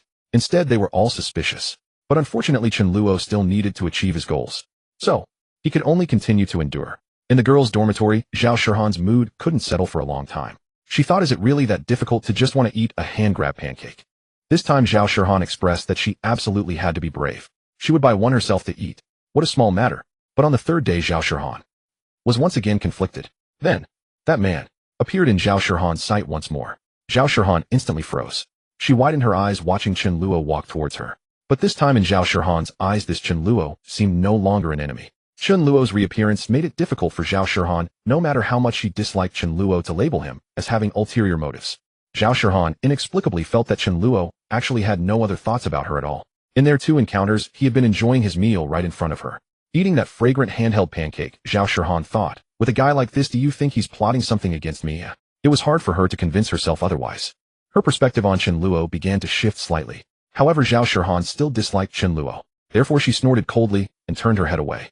She didn't want to look at Chen Luo. Yet for some reason, Xiao Shihan found it hard to resist sneaking glances at him. She saw that Chen Luo was just the same as before. Approaching her, as usual, he bought another handheld pancake. Soon he calmly walked up to Xiao Shihan and asked, do you? Once again he inquired. This was already the third time. Xiao Shihan was taken aback, surprisingly, not directly refusing him. Because she hesitated. Yes. Xiao Shihan stared at the handheld pancake in Chen Luo's hand. She couldn't help but swallow. Right now, Xiao Shihan really wanted to take that handheld pancake and quietly put it in her mouth. But this was Chen Luo's handheld pancake. Xiao Shihan felt that if she ate it, wouldn't that be unfair to her brother Yifeng? However, her brother Yifeng had already failed to buy her a handheld pancake twice. Xiao Shihan was really craving. This absurd setup turned a roadside delicacy that ordinary people could enjoy freely into an exquisite treat that Xiao Shihan had never tasted before. If only that handheld pancake didn't smell so good. The key was, it was incredibly fragrant. Xiao Shihan really wanted to try it. But in the end, reason prevailed. Xiao Shihan even felt her cheeks flush and her heart race, as if she had undergone some intense internal struggle. Chen Luo, don't get your hopes up, I said I want to eat. Before Xiao Shihan could finish her sentence, she froze, her eyes widening. Because Chen Luo had heard part of it, and directly took a bite of the handheld pancake. Xiao Shihan, no. She was suddenly a bit angry. Chen Luo, what's wrong? Xiao Shihan, you rascal. Why did you eat it? Xiao Shihan was a bit frantic. Chen Luo looked completely confused. Chen Luo, didn't you say you weren't going to eat? If you're not eating, then I'll eat it. Xiao Shihan was momentarily. Xiao Shihan, you despicable guy. Chen Luo must be doing this on purpose. It's driving me crazy. Xiao Shihan was mentally cursing Chen Luo. She was so frustrated that she kept pouting looking at the half-eaten handheld pancake in Chen Luo's hand. Zhao Shihan was about to drool. She watched eagerly. To her surprise, Chen Luo suddenly offered the half of the handheld pancake to her. Chen Luo, there's still half left, do you want to eat it? That half was specially separated by the vendor at Chen Luo's request. So Chen Luo hadn't bitten into it. He wouldn't offer Zhao Shihan something he had already bitten. Chen Luo wasn't interested in that, and besides it wouldn't be right to Lin Yuan. Hearing this, Zhao Shihan felt an unexpected surge of joy in her heart. She had originally regretted refusing Chen Luo. If only Chen Luo had persisted a little longer, Zhao Shihan would not have hesitated. She truly did not believe that Chen Luo had eaten 3 times in a row.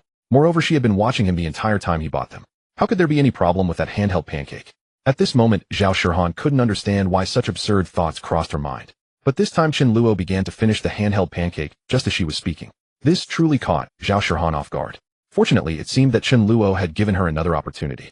Zhao Shihan wanted to accept it in her heart. However, when the words were on her lips, she hesitated again. Her willpower prevailed once more. Zhao Shihan, if I'm not eating, it's impossible for me to eat yours. Before Zhao Shihan could finish her sentence, Chen Luo crunch crunch. That handheld pancake was completely devoured in front of Zhao Shihan's shocked gaze. Chen Luo picked up his milk tea and quietly took a sip. Then with a wise look as if he were saying, is this girl out of her mind? Clearly wanting to eat, yet refusing to do so. I just don't get it. Drinking, Chen Luo shook his head silently. Zhao Shihan, what does this guy mean by shaking his head? Is he mocking? Zhao Shihan, damn it. Zhao Shihan felt another explosion of emotions within her. She immediately came up with, Zhao Shihan, I don't believe it.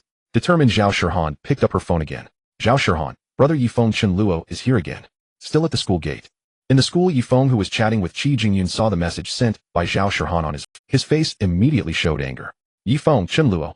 Yifeng, Sister Qingyue, I have something to attend to, excuse me for a moment. The elegant Xia Qingyue was taken aback for a moment, then smiled, and said, it's fine, go ahead Yifeng. Xia Qingyue was another female lead from the novel, Urban Evil Young Master. She looked like a gentle wife with a hairstyle that was dangerously sophisticated. Wearing round-framed glasses, she had the charm of an intelligent beauty despite being in her early 20s. However, Xia Qingyue's skin was completely that of a youthful girl. Perfectly flawless complexion and an incredibly perfect figure. Xia Qingyue's dressing style leaned towards that of a gentle, mature woman in her 30s.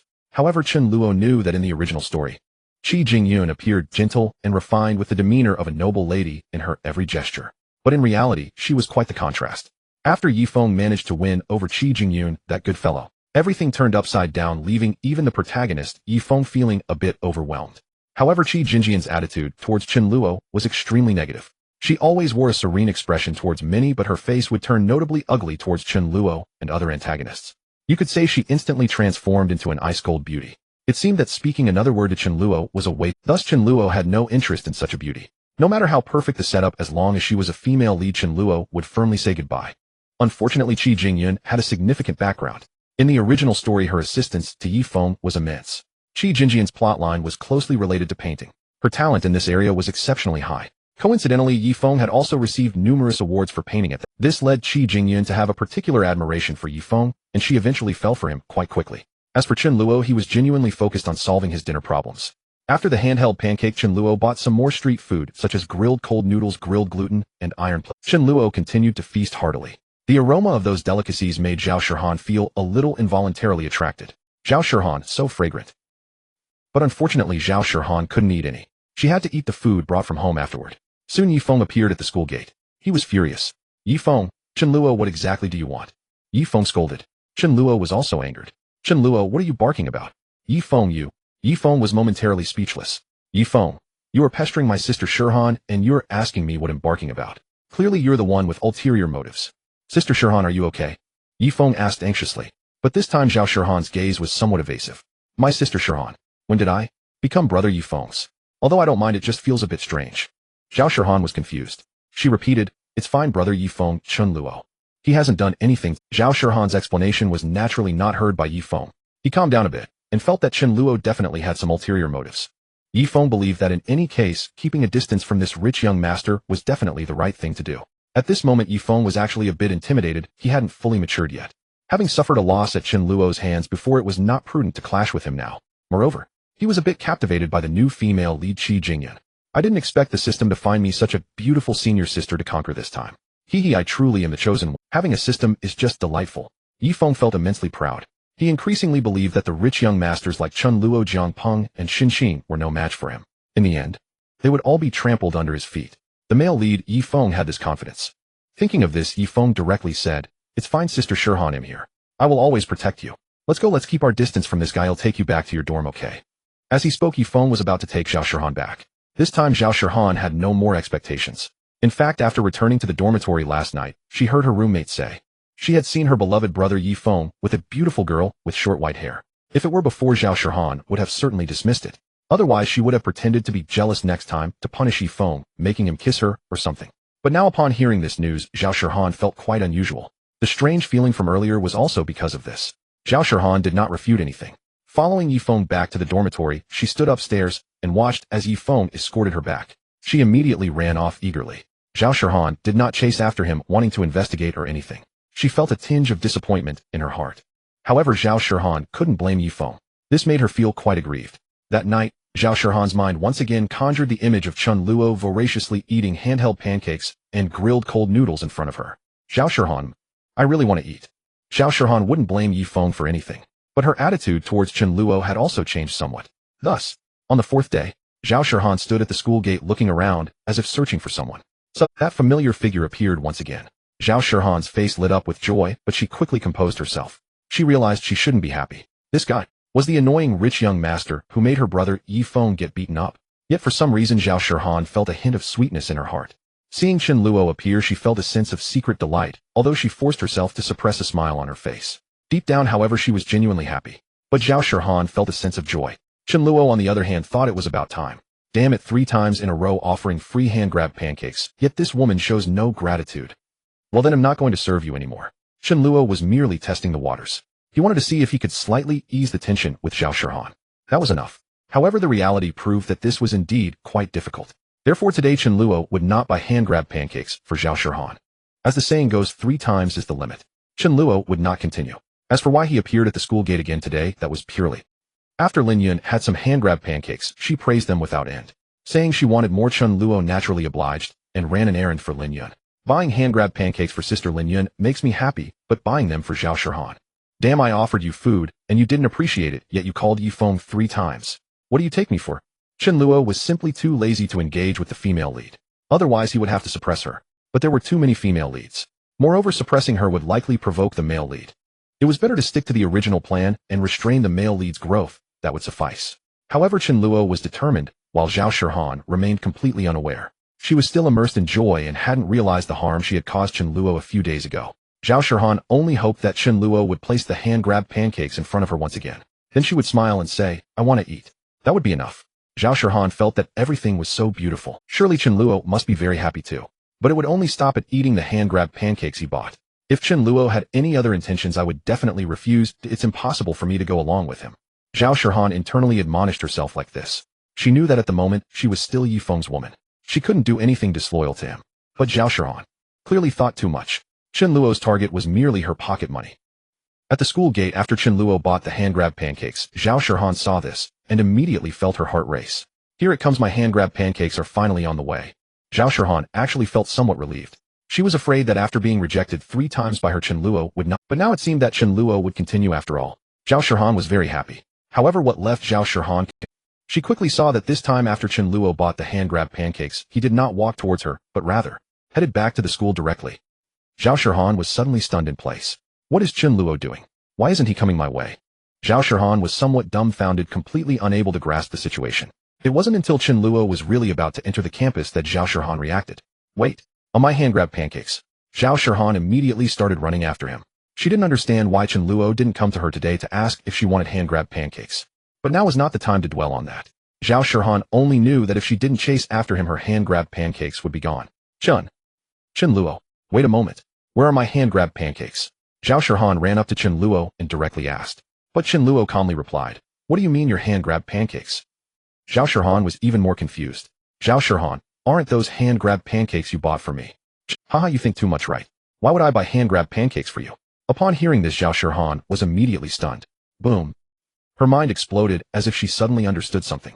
Right, why would Chen Luo insist on buying hand-grab pancakes? He is under no obligation to do so. Chen Luo was treating me to food for free, but I kept refusing him over and over.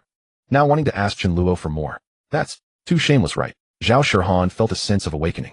She also recalled what Chen Luo had said a couple of days ago. He bought hand-grabbed pancakes for her purely because he saw her standing there looking like she really wanted to eat them.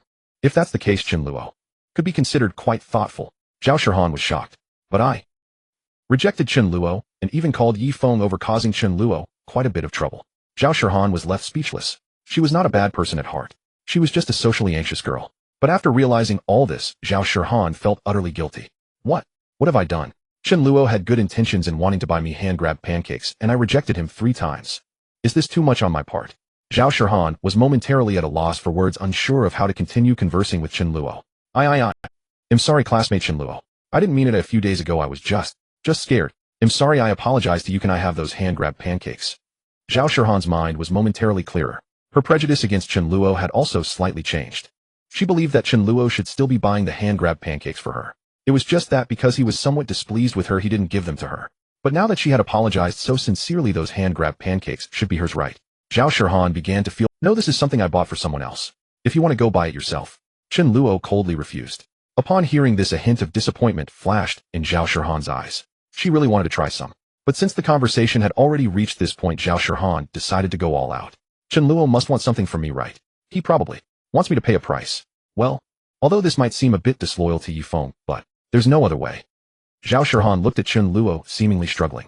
After a moment she spoke. How about this, classmate Chen Luo? I'll share some of my private photos, the ones I took myself, with you. Can you give me those hand-grabbed pancakes? After Zhao Shihan finished speaking, her face turned as red as an apple. She felt that this move was definitely a trump card.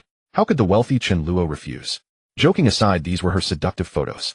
Who could refuse? Zhao Shihan believed even Yi Feng, a gentleman, couldn't resist, let alone other men. According to Zhao Shihan's expectation, when Chen Luo heard this, he should immediately light up. Then he would show an eager expression. Chen Luo, really? Really?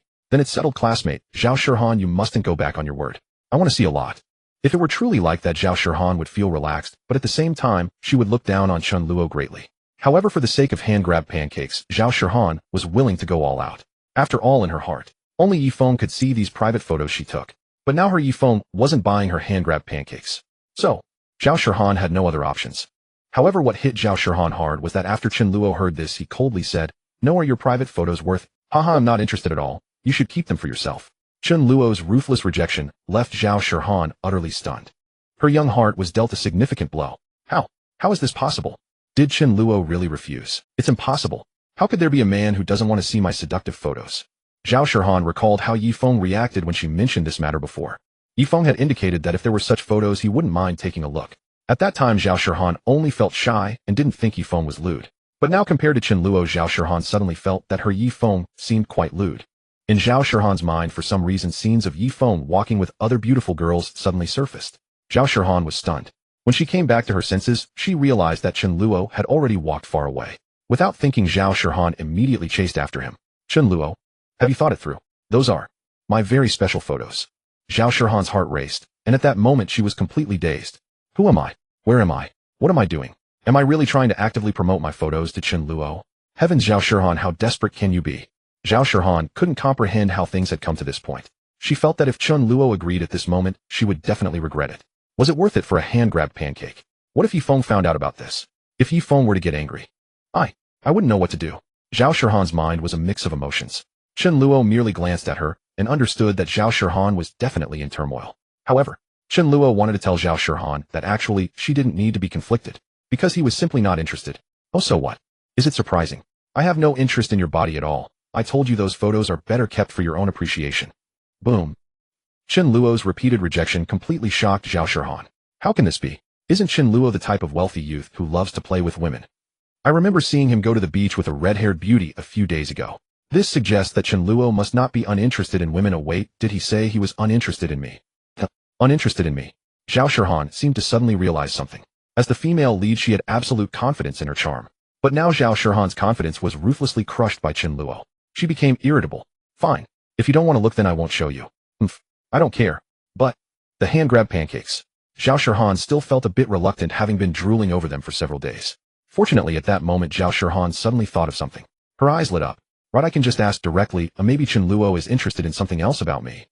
Zhao Shihan felt somewhat nervous. She thought she shouldn't take the initiative to ask Chen Luo these kinds of questions. But now Zhao Shihan felt that it seemed alright, it was just a question. So she chased after Chen Luo again and said, "Alright, what do you want in order to give me hand-grab pancakes?" You've helped me buy them 3 times before, just help me once more. You can ask for any condition, and as long as I can fulfill it, I will definitely help you. After Zhao Shihan finished speaking, she intertwined her fingers. She was somewhat anxious, fearing that Chen Luo would make some outrageous request, such as, "Really? Then you need to accompany me for a night." Or, "I want to see all of you." And so on. Zhao Shihan still couldn't believe that Chen Luo could really be such a gentleman so dedicated. Zhao Shihan was unaware of the term Sigma male from the world Chen Luo came from. He would never fall into the trap of beautiful women. For Chen Luo, these female leads were best avoided. And to look at their seductive photos, Chen Luo had no desire for that. Besides, he had Lin Yun, which was enough. However, if he wanted to get something from Zhao Shihan, then Chen Luo indeed had something he wanted. He finally stopped and silently looked at Zhao Shihan. Zhao Shihan, on the other hand, felt somewhat uneasy under Chen Luo's gaze. "It's over. Chen Luo really has ulterior motives towards me. Whoa, I regret it. Yifeng, where are you? Come quickly to save me." Zhao Shihan's mind inexplicably came up with this thought. She was extremely anxious, fearing that Chen Luo would make some outrageous request. But what Zhao Shihan didn't expect was that Chen Luo simply said, "Then give me all your pocket money. If you give me your pocket money, I will buy you hand-grab pancakes, and in the future, you must give me all your monthly pocket money. In return, I promise you will get plenty of hand-grab pancakes and other delicious food. Before you graduate from college, I will buy you as many as you want so you won't have to worry about communicating with others anymore. Even if you encounter other troubles, I can help you. How about that?" As soon as these words came out, Zhao Shihan was immediately a bit dazed. Zhao Shihan, what? Zhao Shihan never expected that Chen Luo would make such a request. "Zhao Shihan, you want my allowance?" Chen Luo, yes.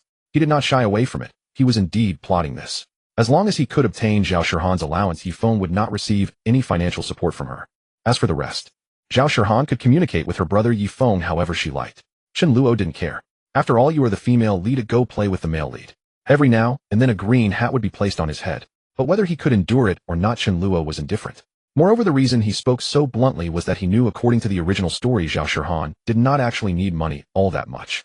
Otherwise, she wouldn't have given her allowance to Yifeng so soon after they met. She even mentioned stealing money from her parents for Yifeng's expenses. Unlike Lin Yun, who had too much money, Zhao Shihan had no need for it. Her food, clothing, and housing were all arranged by her family. Whatever clothes Zhao Shihan wanted, she could just tell her. She had no need to spend money at all. To her, this money was like waste paper. But ultimately, Zhao Shihan didn't quite understand. From her perspective, Zhao Shihan, is Chen Luo not a rich young master? Why would he care about my little allowance? Zhao Shihan's allowance was only a few thousand a month. Chen Luo, on the other hand, could easily have hundreds of thousands. Although they both could be considered rich second generation, Zhao Shihan was evidently the lowest tier. Despite not quite understanding, she still nodded. As she mentioned earlier, her allowance was indeed like waste paper to her. In comparison, she was afraid Chen Luo. This condition was much better than having to send private photos. Zhao Shihan could hardly wait for Chen Luo to agree. All right, it's settled then. In Zhao Shihan's innocent eyes, exchanging a pile of monthly waste paper for the ability to have a hand-grab pancake whenever she desired was simply a bargain. As for Zhao Shihan's prior agreement to give her allowance to Yifeng, Zhao Shihan thought that her brother, Yifeng, certainly did not lack this little money. In her eyes, Yifeng was undoubtedly excellent. If her help was essential for Yifeng to make a fortune, then Zhao Shihan wouldn't be so infatuated with him. In fact, according to the original plot, that was indeed the case. Zhao Shihan's money was merely an added bonus. But now, her money could very well be Yifeng's lifeline. A few days ago, Yifeng heard this news and was overjoyed. At the same time, he sneered inwardly. Hee Chen Luo, you didn't see this coming, did you? Soon I will have my first million. No matter how capable you are with the power of my companions and friends, you can never. And due to his trust in the female lead, Yifeng did not need to maintain his relationship with Zhao Shihan by becoming. However, right now, Yifeng's money was running out, and he was completely unaware of it. Chen Luo, let's sign a contract. Chen Luo nodded with satisfaction, slightly changing his attitude towards Zhao Shihan. Since the goal had been achieved, he no longer cared about her previous extraordinary performance. Zhao Shihan, we have to sign a contract. She was even more confused. Was her few thousand yuan really that attractive to a young master of the Chen family? Could it be that Chen Luo has fallen on hard times? Zhao Shihan's expression suddenly turned a bit strange. However, she quickly dismissed this thought. It didn't seem likely Chen Luo was still driving around in luxury cars every day. How could he be down and out? Zhao Shihan was well aware of the Chen family's wealth. After pondering for a long time, she still couldn't come up with an answer. Zhao Shihan decided to give up. Forget it, it doesn't matter. Anyway, I will have that much allowance every month, and I don't. She didn't feel like she was losing out. Chen Luo, of course we have to sign. This is a proper transaction.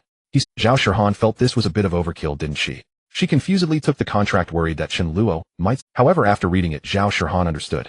The contract required her to hand over all her allowance every month to allow Chen Luo to help her buy hand-grab pancakes, pan-fried buns, grilled chicken wings, grilled cold noodles, and provide other assistance. The duration was 4 years, almost until after she graduated from university. If this contract were seen by others, they would surely drop their jaws. Wait, how can buying just this little bit of stuff cost tens of thousands? The key was the person asking for it was a rich young master of the Chen family, who was completely not lacking in money. If passers-by knew about this, they would find it ridiculous, utterly ridiculous. The world of the wealthy was completely incomprehensible. But Zhao Shihan really didn't care. She felt there was no trap, so she signed.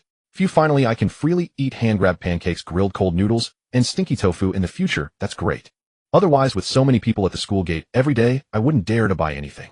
Zhao Shihan's mood suddenly became much more cheerful. So Chen Luo, can you help me buy it now? Zhao Shihan said proudly. This Chen Luo had not asked her to pay with her. Zhao Shihan didn't care at all. Let's talk about it tomorrow. I'm going back to school today. I'm too lazy to go out again. The contract also states that it takes effect tomorrow. Joking aside, Chen Luo still had to go play with Lin Yun. If he returned now, the hand-grabbed pancakes would be cold. After saying that, he left directly. Zhao Shihan was furious.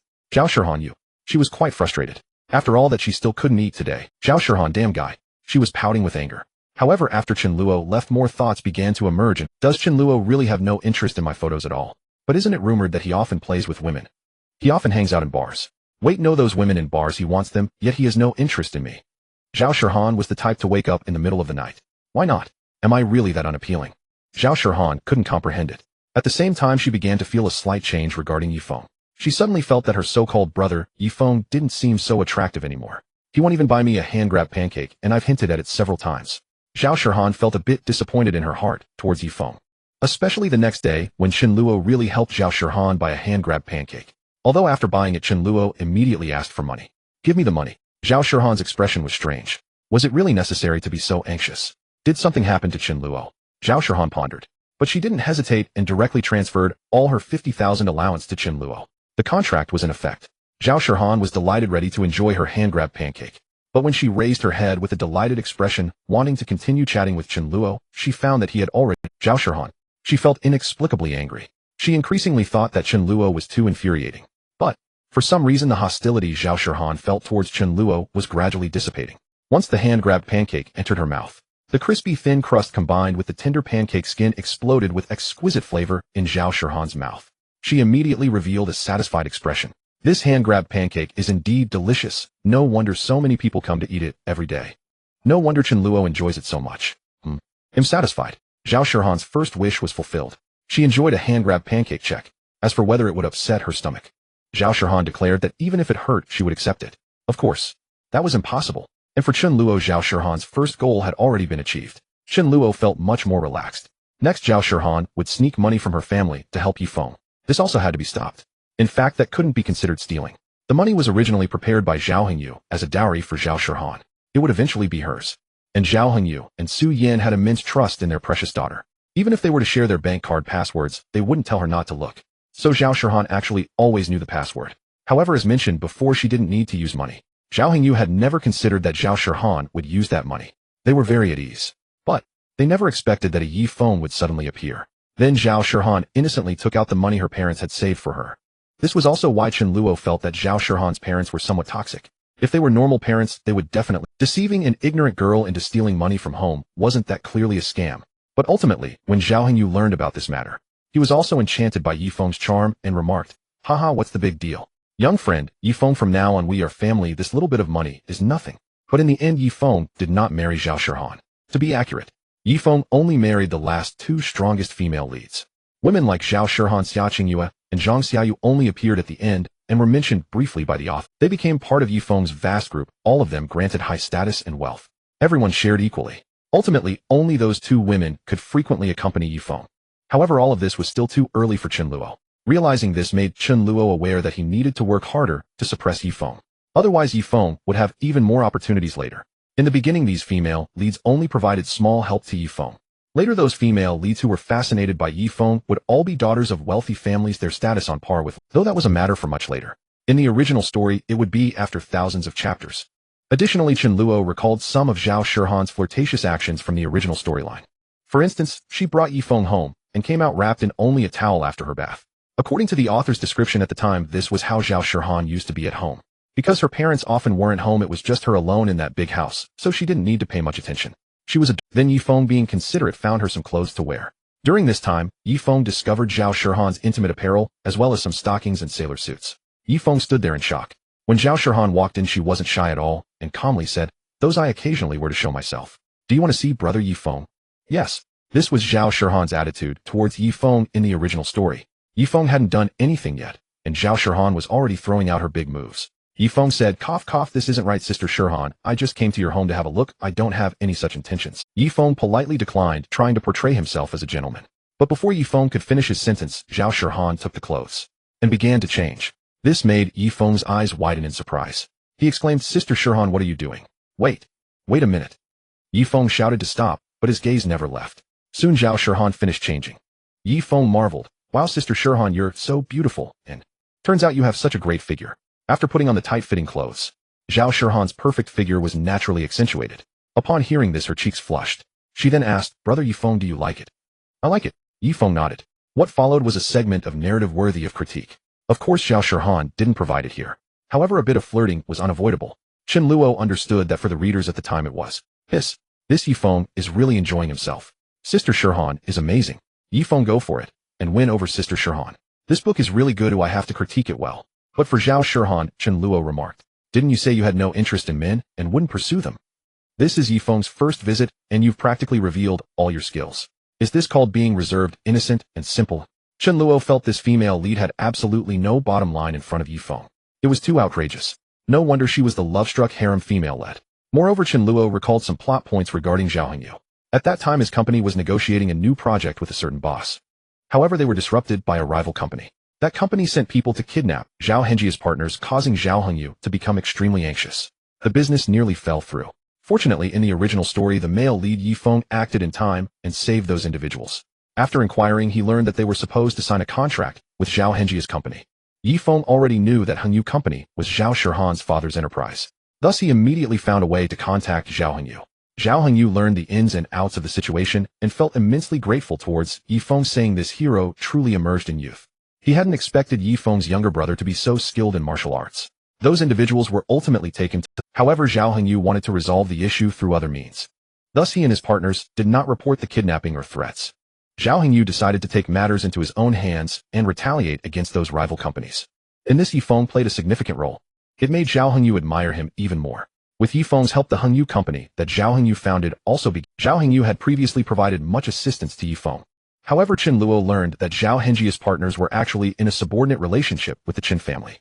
This meant that if Chen Luo wanted, he could completely ensure that they would not cooperate with Zhao Hengji's company. However, Zhao Qingyue needed their help desperately. Things were beginning to get interesting. Chen Luo effectively had leverage over Zhao Qingyue. Since he was the antagonist, he certainly couldn't be too polite in this regard. Zhao Shihan's 100,000 had to be. The Qingyue group's assistance to Yifeng also had to be stopped. Chen Luo believed this wouldn't be too difficult.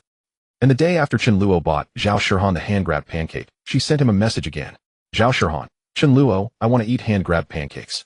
Since Zhao Shihan had already handed over her money, she wouldn't refuse this service. Chen Luo was of course happy to oblige. After all, he hadn't gotten everything he wanted from Zhao Shihan yet. He still had to provide for the female lead Zhao Shihan. Here, he skillfully bought the deluxe version of the hand-grabbed pancake.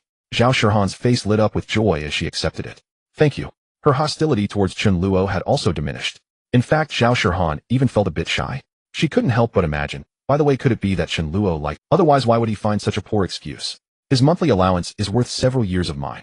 He doesn't need my little money, does he? Chen Luo was naturally unaware of Zhao Shihan's thoughts. He only felt that his plans were proceeding very smooth, as Zhao Shihan had imagined 50,000 was merely a trivial amount to Chen Luo.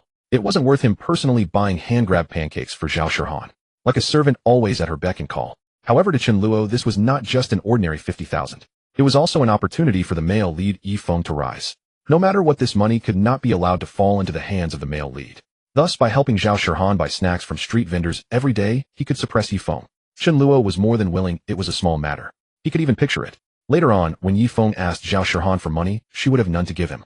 I believe the expression on the male lead's face will be quite spectacular. Chen Luo thought with a hint of malice. He didn't feel guilty at all. If he didn't suppress Yifeng, it would ultimately be Chen Luo himself who would have his family ruined and be slapped in the face. As for how to trick Zhao Shihan out of her future dowry of 1 million, Chen Luo had long since made up his mind. He knew that in the original story, Zhao Shihan not only had a fondness for hand-grabbed pancakes from street vendors, but she also dreamed of going to the seaside. Indeed, Zhao Shihan yearned for the ocean immensely. But in the author's setting, due to her social anxiety and her parents' busyness, she had never been able to go. In the end, with the help of the system, Yifeng discovered this blind spot. He brought Zhao Shihan to the seaside, allowing her to see the vast ocean. In her eyes, the clear blue sea was reflected. Zhao Shihan was moved. According to the description in the original story, she turned to look at Yifeng. Her eyes quickly filled with admiration for Yifeng. At that moment, Zhao Shihan felt that her brother, Yifeng, was simply a sunshine boy, a treasure boy. He was the man she loved the most. So outstanding and charming. Zhao Shihan couldn't help but lean in. Our male lead, Yifeng, merely smiled gently. He stroked Zhao Shihan's head and said, "So Shihan, how do you—" Zhao Shihan obediently nodded. Afterwards, Yifeng took Zhao Shihan to sit on the beach. The two began to chat idly. In the end, Yifeng inadvertently mentioned wanting to invest in a certain project. Due to a lack of funds, the current situation was somewhat awkward. Zhao Shihan silently noted these words. A few days after returning, Zhao Shihan brought a bank card. She handed it to Yifeng and said, "Brother Yifeng, there is 1 million in here. You can take it and spend it for now." Yifeng was utterly shocked upon hearing this. 1 million. Shihan, where did you get so much money? I took it from my dad. Don't worry, my dad won't find out, and he won't care. You can use it, and when you earn money, just pay me back later. Yifeng was touched by this. He asked, "Aren't you afraid I might squander your money, Shihan?" Zhao Shihan, like a lovesick girl, didn't care at all, and replied, "Not at all. Even if I lose it, it's fine. I still have some. Brother Yifeng, don't worry." Yifeng was even more astonished, and directly pulled Zhao Shihan into his arms. Zhao Shihan was shy, but did not resist. If it were Chen Luo, he would recall this and think it was another plot worth mocking. You mean to say you had only just met Yifeng, and you directly gave him 1 million? Zhao Shihan, if I were your parents, I would have to beat you. There is no way to be that reckless. Although Lin Yun had given Chen Luo several million to spend upon his return, it was established that Lin Yun had secretly loved Chen Luo for 3 years. If Zhao Shihan had liked Yifeng from the beginning, Chen Luo could accept it. After all, there would be feelings involved. But that wasn't the case. According to the description in the original work, Zhao Shihan had known Yifeng for less than half a month before she was completely taken by him. Otherwise, Chen Luo wouldn't have been so eager to critique this once he stepped into the perspective of the villain. It seems that this domineering male lead is indeed extraordinary. So exaggeratedly powerful. Who could resist such charm? After pondering, Chen Luo increasingly felt that he needed to suppress the male lead even more vigorously. Zhao Shihan had developed quite a fondness for Chen Luo's recent behavior. She felt that he not only bought her various street snacks every day, but he also didn't act like other wealthy playboys with smooth words and surrounded by beautiful women. Zhao Shihan noticed that Chen Luo seemed to always be alone. Zhao Shihan wondered, shouldn't he have many beautiful women accompanying him? Not only that, she saw Chen Luo buying street snacks every day. He would arrive in his sports cars. As a result, many beautiful girls from Nan Cheng University were constantly trying to curry favor with Chen Luo, hoping to catch his eye. They wanted to exchange contact information with him. However, Chen Luo rejected them all. Zhao Shihan, witnessing this from a distance, couldn't help but slightly open her mouth in disbelief. She thought she must be seeing things. Is this Chen Luo really that devoted? Is he not interested in these beautiful girls? Zhao Shihan couldn't help but remember. Earlier, in a moment of haze, she had suggested showing Chen Luo some of her sexy photos. But Chen Luo also rejected her. Zhao Shihan was astonished. Could it be that this young master of the Chen family is really not that kind of scoundrel? Her thoughts about Chen Luo began to change. Especially as Zhao Shihan noticed that every time Chen Luo bought her various delicious foods like hand-grabbed pancakes, pan-fried buns, and grilled chicken wings. If she had nothing to do, he would just turn and leave without a word. That feeling indeed seemed like he had no interest in her at all. Initially, Zhao Shihan felt a bit relieved. It was better that Chen Luo left after buying, saving her from anxiety. Yes, Zhao Shihan still harbored some doubts about Chen Luo and held some prejudice against him. She feared that he still had some ill intentions towards her. However, as they interacted more, Zhao Shihan's feelings began. One day after Chen Luo left, Zhao Shihan felt a bit downcast. She silently ate the grilled cold noodles that Chen Luo had bought for her. Delicious. Zhao Shihan couldn't help but exclaim. But after finishing and returning to campus, she unexpectedly saw the brother she liked, Yifeng. However, Yifeng was surrounded by other beautiful girls. The beautiful girl was none other than Xinyun. Yifeng was currently in a phase of interaction with Xinyun. Thus his pursuit of Zhao Shihan appeared weak. After all, according to the description in the original work, it wasn't yet time for Yifeng and Zhao Shihan to be happy together. Brother Yifeng. Zhao Shihan instinctively called out with joy. But immediately after, she felt inexplicable because Zhao Shihan saw Yifeng laughing and chatting with Xinyun. If it were the previous character setting of Zhao Shihan, she wouldn't have cared. However, after interacting with Chen Luo, Zhao Shihan's character setting began to crumble. She stared at Yifeng, and the more she looked, the more disgusting it became. Brother Yifeng said he liked me before, but now he's so close to another woman. Does he really like me? Is he really that great? Zhao Shihan questioned herself, but found no answer. Yifeng, Shihan, what are you doing here? Yifeng was completely unaware of Zhao Shihan's changes. He was in a very good mood because he had completed numerous tasks with Xinyun these past few days. And after Xinyun, Zhao Shihan, Meng Shanshan, and Sin Muyao were all waiting for him. How could Yifeng not be full of vigor? Although he still owed Chen Luo over 100,000. However, Yifeng now felt that he could pay this back very soon. With a month left, it was more than enough. It's nothing. I just came out for a walk. Zhao Shihan repressed her enthusiasm and replied. Oh, do you want me to take you back? Yifeng asked. No need. Zhao Shihan refused Yifeng for the first time. Yifeng found it a bit strange. He watched as Zhao Shihan left like that. Beside him, Xingyun said, thoughtfully, Brother Yifeng, it seems your friend is feeling a bit down. Did something happen? I don't know. He'll find a time to ask. Yifeng kept this matter in mind.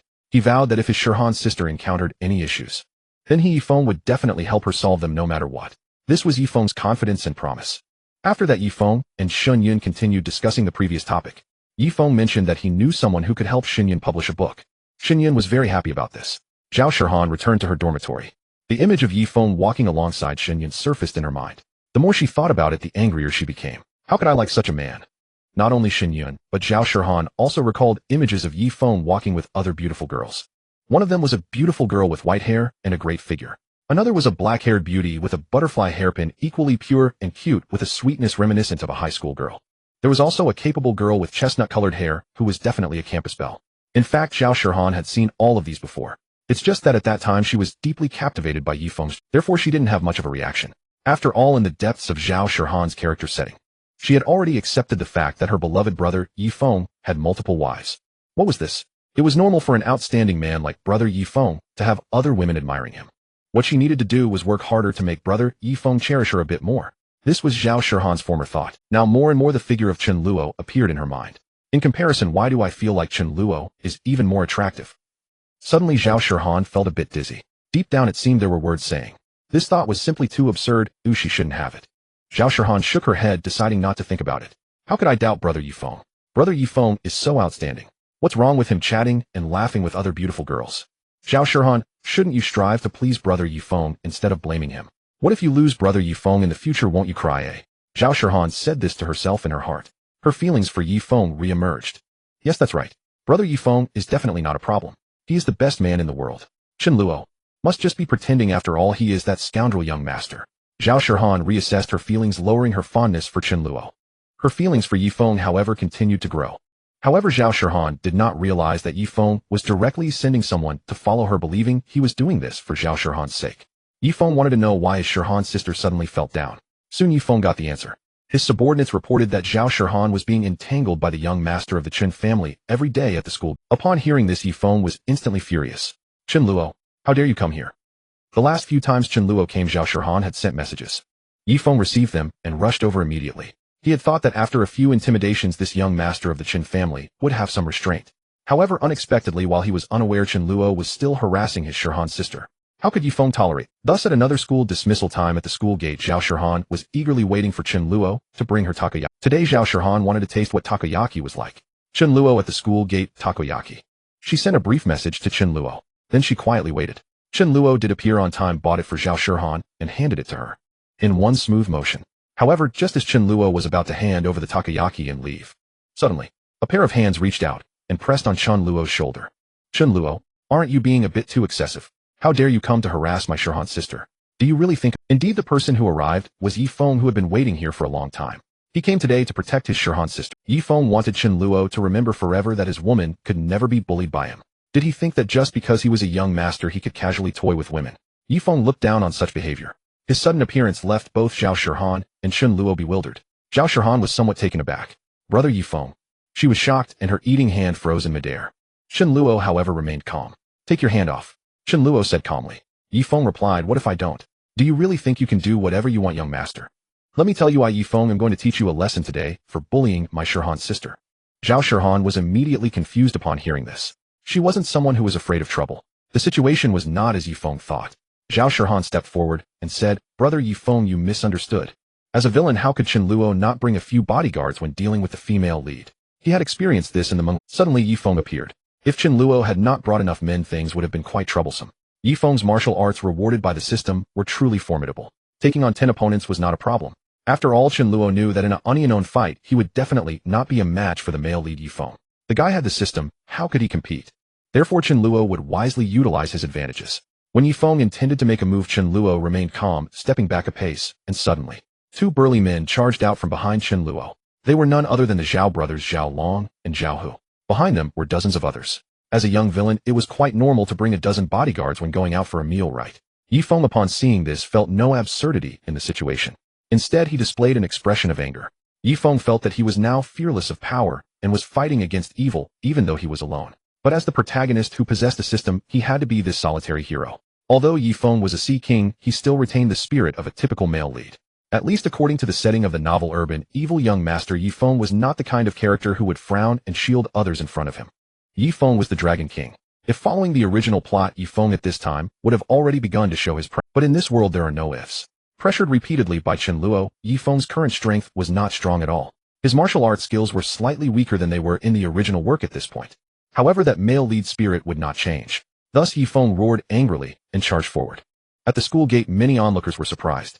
They were quite willing to watch. Chen Luo remained calm behind them. He was well aware that at this point Yifeng would definitely not be a match for the Zhao brothers, not to mention they had more than a dozen capable subordinates. Yang Hong Wu Fei and others were also among them. Zhao Shihan, however, was frightened and hid to the side. Although she was the female lead, Zhao Shihan did not know how to fight. Being a good girl, she had never thought of fighting. However, at this moment, Zhao Shihan felt quite strange. Wait, Yifeng, I was just eating takoyaki, and Chen Luo didn't do anything, why are you? Zhao Shihan felt speechless at her brother Yifeng. But the female lead setting was in play. Zhao Shihan found it hard to blame Yifeng at the moment. On the contrary, when she saw Yifeng being thrown out by Zhao, who she felt a pang of heartache. She couldn't help but shout, brother Yifeng. She rushed over. The female lead, though not good at fighting and not wishing to fight, was never afraid of trouble. Yifeng coughed twice, feeling a surge of blood. He wore a determined expression, wanting to get up and fight again. Zhao Shihan, however, said beside him, don't fight anymore, brother. Yifeng, Chen Luo hasn't done anything to me, don't go looking for trouble again. Hearing this, Yifeng was greatly shocked. He couldn't help but say, Sister Shihan, I've heard that this Chen Luo has been buying you food these days. How could he have done nothing to you? Don't be afraid. If anything happens, just tell me, brother. Yifeng will protect you. Yifeng still felt that Zhao Shihan was being threatened by this evil young master Chen Luo. But Zhao Shihan, upon hearing this, was nearly rolling her eyes. Haven't I said it several times? Chen Luo hasn't done anything. Zhao Shihan finally realized that the Yifeng she liked seemed to be a bit out of touch. Zhao Shihan even wondered if she had been the one with a problem earlier. Otherwise, how could she have fallen for such a man? However, seeing Yifeng's painful expression, Zhao Shihan inexplicably felt a bit reluctant. After all, he was the first man she had liked. No, brother Yifeng, I mean it, you have to believe me. Zhao Shihan repeated once more. Yifeng was greatly astonished. He thought, wait, this Chen Luo. Could it be that he got the script wrong? Is he really so kind-hearted as to buy food for Sister Shihan for free? In those foods, could it be that Chen Luo didn't secretly drug them? In Yifeng's eyes, Chen Luo was the kind of ruthless young master who would do anything to achieve his goals. Even if that guy were to drug someone, it wouldn't be out of the question. However, seeing Zhao Shihan's anxious and sincere expression, he found it hard to say anything further. Although his character was a bit outrageous, Yifeng, after all, was still a relatively normal person. He only appeared abnormal when dealing with Chen Luo and the other female leads. In the end, Yifeng stood up and shot Chen Luo a fierce glare. Then he said, all right, Sister Shihan, let me take you home. Don't worry, with brother Yifeng here, nothing will happen. Zhao Shihan, upon hearing this, was left speechless. Wait, I was just enjoying my takoyaki, and you decided to create a scene in front of me, and now you want to take me home. I haven't had enough yet. Zhao Shihan had only just thought of this, since Chen Luo really didn't mind helping her buy various delicious foods. Then Zhao Shihan was of course happy to order Chen Luo to buy a few more items. One serving of takoyaki couldn't fill her up. Zhao Shihan had been craving pancakes for a long time now. But now it seemed there would be no chance. After Yifeng's words, Zhao Shihan, with her female lead Halo, found it hard to refuse. She could only silently nod all right. In reality, Zhao Shihan had 1,000 frustrations running through her mind. My pancakes! Zhao Shihan cried. Yet Yifeng felt quite satisfied. My sister Shihan is so good, don't worry, once I finish my tasks with your sister Xingyue, I'll come to accompany you right away. At that time, brother Yifeng will definitely take good care of you. Yifeng displayed his inexplicable confidence once more. Supported by Zhao Shihan, he walked back into the campus. This farce quickly spread. Many female leads learned that Chen Luo had sent people to beat up Yifeng at the school gate. After hearing this, Xin Yun, Xin Muyao, Meng Shanshan, Qi Jingyun, and others were furious. Xin Yun said, this Chen Luo? He is simply lawless. How outrageous. Xin Muyao exclaimed, that despicable. This time I will help brother Yifeng. Xin Muyao gritted her teeth, feeling that she couldn't stand it any longer. After all, she was also a quirky young lady. Although her family's power was not comparable to Chen Luo's, it wasn't too far off. Xin Muyao hadn't planned to confront Chen Luo initially. But now the Yifeng she had feelings for was being bullied like this, how could she endure it? She immediately decided to find a way to take revenge on Chen Luo. Meng Shanshan said, I really can't understand how there can be such a wicked person in this world. I feel sorry for my brother. Once my new play is on, and I earn some money, I will definitely help brother Yifeng well. He mentioned to me before that he needs money. With money, he won't fear these young masters. Meng Shanshan, a sophomore in the acting department of South City University, eventually became one of the top stars in the country with Yifeng's help in the later part of the original work. She was beautiful and had great acting skills. She was a popular actress. However, to Chen Luo, Meng Shanshan was merely a surface-level star. Behind the scenes, she was just one of many concubines of the male lead Yifeng without much status. In the later part of the story, Yifeng probably wouldn't even remember that there was such a woman. Xia Qingyue said, "What an annoying guy. When Yifeng returns, I will take good care of him." Xia Qingyue was also lost in thought. She wasn't so impulsive regarding Chen Luo. Xia Qingyue was more calm. She believed that her chosen brother Yifeng would definitely turn the tables and take revenge on Chen Luo. What Xia Qingyue needed to do was to invest in this Yifeng. She was confident that her judgment was absolutely correct. Although she had only just met Yifeng not long ago, she already liked him quite a bit. What a cute little brother. Xia Qingyue took off her glasses and her demeanor instantly changed. Her entire aura became much more charming. Of course, there were also female leads who heard this news, but felt no fluctuation in their hearts. For instance, Xia Qingyue was reading when she heard about a fight at the school gate. It was said that the young master of the Chen family beat up a male student named Yifeng from the software department. A roommate ran to inform Xia Qingyue, saying the Yifeng you like was beaten. After hearing this, Xia Qingyue blandly replied, That's good. The person was stunned. What? In a doll shop, Zhang Xiaoyu was enthusiastically introducing her handmade dolls to several classmates when she suddenly heard people discussing this matter in the store. Hey, have you heard? Someone was beaten at the school gate, and it seems like that person's name is Yifeng. I know he's a new student from the software department and quite handsome. The one who beat him is the young master of the Chen family. Goodness, this young master of the Chen family is too arrogant. Isn't there anyone who can control him? Exactly, this is too much. No matter what, you can't just hit someone like that, right? This Chen Luo will definitely get into trouble sooner or later. He doesn't really think that South City University is his family business, does he? These two girls were clearly among Yifeng's little fans. Although they weren't even side characters, they were slightly captivated by Yifeng's male-led charm. Strictly speaking, they had good taste. After all, Yifeng indeed becomes very powerful in the original work. This conversation fell on Zhang Xiaoyu's ears. Her expression turned cold as she walked over to the two and said, "Please leave, I won't do business with you anymore." Yes, Zhang Xiaoyu actually started to chase customers away. Previously, she had desperately hoped someone would appreciate her dolls and buy them. But now seeing someone slandering Chen Luo, Zhang Xiaoyu couldn't tolerate it. She was quite concerned about this. Chen Luo will definitely get into trouble. Chen Luo is so arrogant. To be honest, had it not been for her interactions with Chen Luo, Zhang Xiaoyu might have had the same. But this guy, even when I wore black stockings to accompany him for coffee, he showed no interest at all. The shop had been open for so long, yet Chen Luo hadn't even shown his face. With a person like this, you say he's arrogant. Zhang Xiaoyu was very clear that if it weren't for Yifeng, Chen Luo probably wouldn't have gotten into this situation. She was quite aware of that. Although the two girls were also somewhat baffled, this was still Zhang Xiaoyu's shop. After muttering a few words, they left. Zhang Xiaoyu looked at the shop and her feelings for Chen Luo deepened considerably. After all, Zhang Xiaoyu knew that without Chen Luo, her shop wouldn't be able to operate at all. Interestingly, over at Zhaoshi, when she left with Yifeng, she saw Chen Luo ordering a serving of the pancakes she wanted. Then, in front of her, under her reluctant gaze, he took a big bite. Delicious. Chen Luo seemed to be sprinkling salt on Zhao Shihan's wound. This nearly brought Zhao Shihan to tears. What with that guy is too despicable. Zhao Shihan felt once more the fear she had experienced at Chen Luo's hands a few days ago. This Chen Luo was a devil. At the campus, Zhao Shihan escorted Yifeng back. Yifeng smiled and said, "Thank you, Sister Shihan. Don't worry, you can go back. I'm fine, no need to worry." Yifeng thought that his sister Shihan was now worried sick about him. After all, Yifeng had been hospitalized recently, and Zhao Shihan had visited him. Plus, earlier Zhao Shihan had actively offered to give all her pocket money to Yifeng to help him start a business, even wanting to steal money from her family for him. How could Yifeng not regard Zhao Shihan as a woman deeply in love with him? But at this moment, Zhao Shihan felt calm inside, even a bit disgusted. If it weren't for Yifeng suddenly appearing to cause trouble, I would still be happily at the school gate commanding Chen Luo to help me buy things. Zhao Shihan was quite annoyed. Alright, goodbye. In the end, she didn't tear her face with Yifeng. She just couldn't continue chatting with him any longer. If it were in the original work, Zhao Shihan would definitely have anxiously said, "No way, brother, Yifeng, you need medicine, Sister Shihan will help you apply it." But now, Yifeng said, "Huh?" Yifeng was a bit confused. He hadn't expected that his sister Shihan would just leave directly. However, before Yifeng could make amends, he saw Zhao Shihan already walking far away. Yifeng could only sigh, just as Zhao Shihan wouldn't blame Yifeng. Yifeng naturally wouldn't reproach his sister Shihan.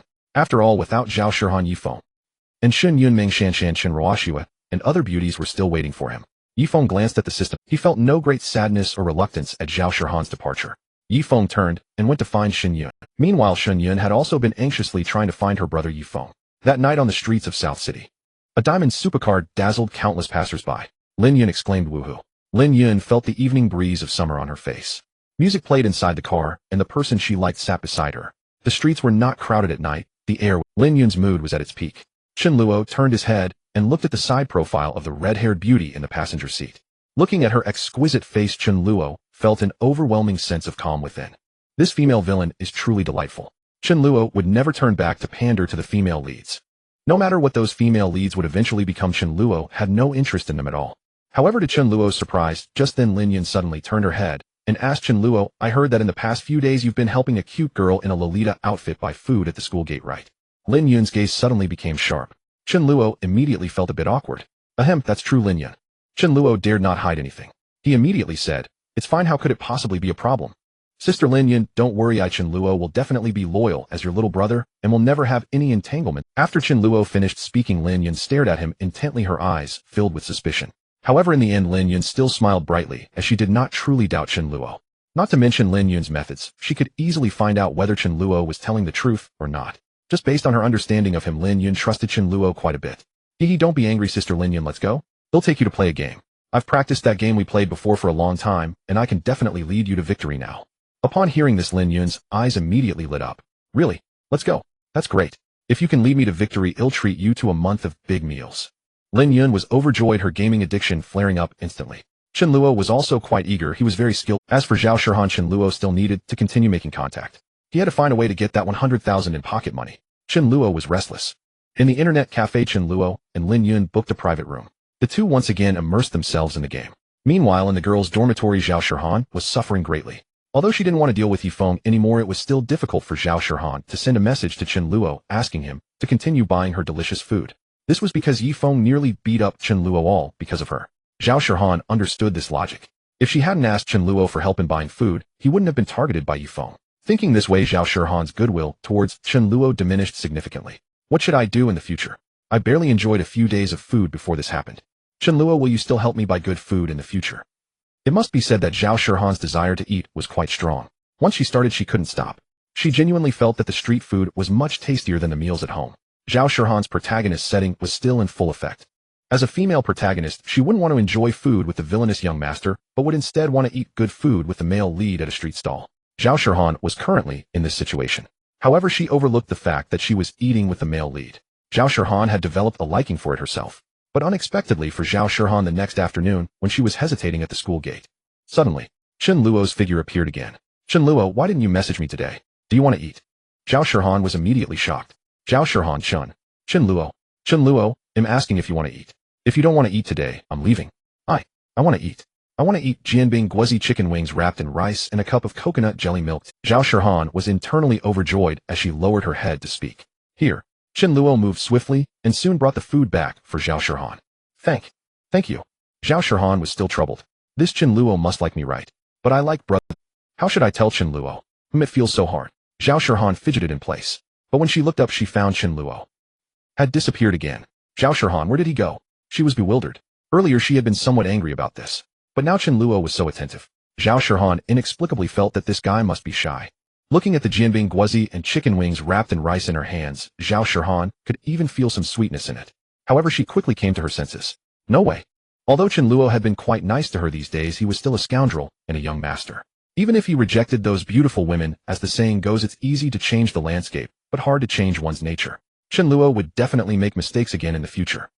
Zhao Shihan knew very well that many men are very good at pretending before they win a woman's heart. They appear very serious and proper.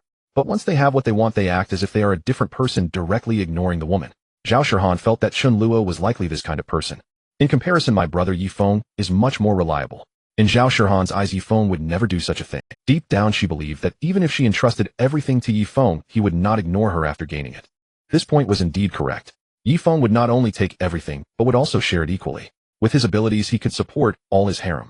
After all, in the future, he would be the richest man in the world and the reincarnation of the Dragon King. For Yifeng, these matters were nothing. In the original work, however, after these female protagonists were won over by Yifeng, they all behaved very obediently, completely like a harem. They wouldn't cause trouble for Yifeng. Each of them was very obedient, waiting in their designated places for Yifeng to come and favor them. However, Zhao Shihan's thoughts were clearly misguided. Chen Luo was completely unconcerned about this. After finishing the jianbing guozi and chicken wings wrapped in rice, he happily drank the milk tea. Zhao Shihan returned to her dormitory by herself. No matter how one looked at it, although she had prejudices against Chen Luo, his performance these days had indeed been good. After some comparison, Zhao Shirhan felt a little reluctant to see Yifeng. But if Yifeng came to find her, she would still go. If Yifeng wanted something, Zhao Shirhan would not refuse. Because deep down she still felt that Yifeng was the one suitable for her. However, as mentioned earlier, according to the current plot, Yifeng was communicating with Xingyue. He simply had no time to care about Zhao Shirhan.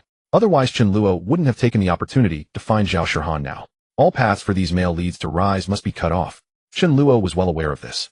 That night, while Zhao Shirhan was happily thinking about what to eat the next day, suddenly, her phone vibrated. Zhao Shirhan picked it up and saw that it was a message from Chen Luo. Zhao Shirhan, do you have time tomorrow? He'll take you to... Chen Luo's intentions were clear. He needed to find an opportunity to trick Zhao Shirhan's pocket money. But for Zhao Shirhan, this message was truly impactful. Zhao Shirhan, see the sea. Her eyes widened in shock. No way. How does Chen Luo know that what I want the most is to see the ocean? Wait. Zhao Shirhan suddenly remembered that when Chen Luo first came to find her, he mentioned seeing her often standing at the school gate. Watching the stand selling hand-grabbed pancakes, she seemed to really want to eat them, but did not dare to buy them. He had even helped. Could it be that Chen Luo has really liked me for a long time? He actually knows something like this about me. Zhao Shirhan felt a warmth in her heart. She was touched by Chen Luo, and her goodwill towards him increased a bit. But Zhao Shirhan immediately realized, no, what if there's some conspiracy in this? Chen Luo wouldn't be pretending to invite me to see the sea while having another purpose. Could it be that he really has ulterior motives towards me? Zhao Shirhan's mind wandered to this outrageous thought, but she failed to notice this point. She simply felt that it was very likely. Thus Zhao Shirhan hesitated. In the end, she once again displayed the characteristic of the female protagonist towards the villain. She felt that she should test Chen Luo to see if he was sincere. I'll refuse first. If Chen Luo is sincere, he will surely invite me again, right? If he truly likes me, this little test should mean nothing. After thinking this, Zhao Shirhan replied proudly, sorry Chen Luo, I don't have time tomorrow. Zhao Shirhan originally wanted to see Chen Luo's reply. However, what left her bewildered was that afterward Chen Luo didn't send any more messages at all. Zhao Shirhan felt a bit panicked. She suddenly thought, should I not have refused? Damn it. I really wanted to see the sea, why did I refuse? Is it just because he is the young master of the Chen family? Zhao Shirhan finally realized her absurdity. She was angry with herself, but now the message couldn't be recalled. Fortunately, the next day Zhao Shirhan ran into Chen Luo on campus. A smile immediately appeared on her face, but then it turned somewhat proud. This Chen Luo will surely invite me, right? If he asks me again to see the sea, I will reluctantly agree. As Zhao Shirhan thought this, what left her dumbfounded was that when Chen Luo walked over, he merely glanced at her calmly. Then, he just brushed past her. Zhao Shirhan, who was originally full of pride, was instantly stunned in place. Zhao Shirhan, this Chen Luo has directly ignored me. In the schoolyard, Zhao Shirhan felt a pang of grievance. She couldn't help but call out Chen Luo. Chen Luo of course noticed Zhao Shirhan. With her pure innocent face, who could ignore her? However, Chen Luo indeed had no reason to seek her out. He certainly wouldn't engage the female lead in idle chatter. To be honest, if it weren't for his own goals still unmet, he wouldn't mind circling around these female leads. He originally intended to remain behind the scenes. At least for now, Chen Luo's plan seemed quite successful. The male lead Yifeng had been in school for 2 months without significant progress. He probably had only a little over 100,000 on him. And soon it would be time to pay back Chen Luo. Essentially, this money of the male lead also belonged to Chen Luo. In this regard, Chen Luo was certainly more than happy. This was manageable. Otherwise, if he gave Yifeng a little chance, the male lead would soar in strength like a rocket. At that point, there would be no stopping him. Didn't you say you would take me to the seaside? I have time today. Zhao Shirhan had just rejected Chen Luo yesterday. She wanted to test his sincerity. Yet unexpectedly, Chen Luo only asked once. Zhao Shirhan felt that was rather insincere. I just rejected you once, and you're not going to invite me again. What woman would be willing to go out with you like that? Zhao Shirhan's character as the female lead came into play. But if Chen Luo knew her thoughts, test me. You're overthinking it. In this world, only the party and the people can test me. You, a mere female lead, don't have that privilege. After seeing Zhao Shirhan's rejection yesterday, Chen Luo naturally gave up immediately. He had already taken Zhao Shirhan out for several meals. That was his limit. But unexpectedly, this female lead was still so outrageous up to now. Chen Luo originally thought his performance had been commendable. At least it should have reduced Zhao Shirhan's animosity towards him, right? But the result reinforced Chen Luo's understanding. The female lead was not to be trifled with. After all, as a villain, even if he were to pursue the female lead, it would undoubtedly end badly for him in the future. There was no need. Having Lin Yun was enough. In response to Zhao Shirhan's words, Chen Luo coldly replied, "Oh, but I don't have time. If you don't have anything else, then goodbye." After saying this, Chen Luo turned to leave, infuriating Zhao Shirhan. She pouted and exclaimed, "Chen Luo, I want to eat grilled squid, iron plate tofu, rock candy stewed pear." Zhao Shirhan said somewhat angrily. Hearing this, Chen Luo didn't refuse. He turned around and went to the school gate to buy one for Zhao Shirhan. His service could be considered very attentive. "Here," Chen Luo said. This made Zhao Shihan's anger soften a bit. Oh, thank you. Zhao Shihan was taken aback. She originally thought Chen Luo would be angry, saying, "Who do you think you are? Just because you asked me to buy something I would. You don't know how far it is to the school gate." But this Chen Luo, is he really this easygoing? Impossible. This guy must be pretending. If he confessed to me now, I would definitely refuse. Zhao Shihan, you need to stay alert. Be careful not to fall for Chen Luo. His true nature will be revealed. Maybe by the time I agree to be Chen Luo's girlfriend, he will make some unreasonable request, or even I will discover his secret. Zhao Shihan looked at Chen Luo, her mind racing with wild thoughts. Fortunately, Chen Luo couldn't read minds, otherwise he would be exasperated. Sometimes knowing less is not necessarily a bad thing. At least for now, Chen Luo still controlled the situation. He had knowing the plot and understanding the personalities and preferences of these female leads was Chen Luo's greatest asset. After buying, he left directly. Since his goal had not yet been achieved, he still needed to treat the female lead Zhao Shihan cautiously. As long as she didn't go too far, Chen Luo wouldn't easily get angry. After all, he wasn't really the kind of fool depicted in the book. Being provoked by the male lead with just a few words, he wouldn't be furious and shout, "Get him." Then he would give the male lead a chance to show off, and he would end up getting beaten badly. What Chen Luo needed to do was avoid direct confrontation with Yifeng. But he had to play him to death behind the scenes. Make Yifeng completely unaware of how he was being suppressed. With this thought, he needed to implement it, otherwise it would be mere talk. After handing the food to Zhao Shihan, he noticed she had no other requests. He turned and left. Zhao Shihan watched Chen Luo leave once again. Inside, she felt a slight change. Is Chen Luo really pretending? Why do I feel like he doesn't have any interest in me at all? But Brother Yifeng told me that these rich young masters are cunning and heartless, and I should stay away from them. Zhao Shihan recalled what her brother Yifeng had told her before. In Yifeng's eyes, all these rich young masters were womanizers. The type who get bored of women. Lavish and debauched. Spoiled rich kids without family support are just useless. He also conveyed these ideas to the other female leads. They all nodded in agreement. Whether it was Zhao Shihan Xinyun or Chen Ruoshu, etc., they all felt these young masters were nothing special. Being rich is impressive. In their eyes, the truly impressive ones are those like Yifeng who built themselves up from scratch. That's what makes one formidable. That's the only way to win their favor. Zhao Shihan felt confused again, yet she still couldn't completely let go of Yifeng. She enjoyed the food in her hands. As the tender, fragrant grilled squid entered her mouth, Zhao Shihan became even more confused. Is Chen Luo really a bad person? If he confessed to me, should I accept? Zhao Shihan thought to herself. Meanwhile, Chen Luo was too lazy to ponder Zhao Shihan's thoughts. While he was out buying food, he conveniently brought some for Lin Yun. "Here, Sister Lin Yun, the hand-grab pancake you wanted." Chen Luo handed over the pancake, and Lin Yun smiled sweetly. Chen Luo was somewhat surprised. Today, Lin Yun wore a short JK shirt on top, a green pleated skirt below, along with black stockings and black leather shoes. Her image and aura instantly shifted from a cold, mature woman to a pure, sweet girl. She looked quite like a white moonlight. Chen Luo couldn't help but exclaim, "Sister Lin Yun, you look. I changed my outfit. What do you think? Is it pretty?" Lin Yun twirled around her pleated skirt, fluttering gently in the wind. In Chen Luo's eyes, Lin Yun's beauty had risen to another level. I didn't expect Sister Lin Yun to have this side to her. Chen Luo, you little rascal, truly don't know how to appreciate your blessings. You're missing out. This remark was directed at the Chen Luo in the book. That villain Chen Luo, as per the author's design, was wholly focused on pursuing Xia Qingyue. The author probably hadn't thought it through at the time. He just wanted to shape a villainous sycophant to get slapped in the face by the male lead Yifeng.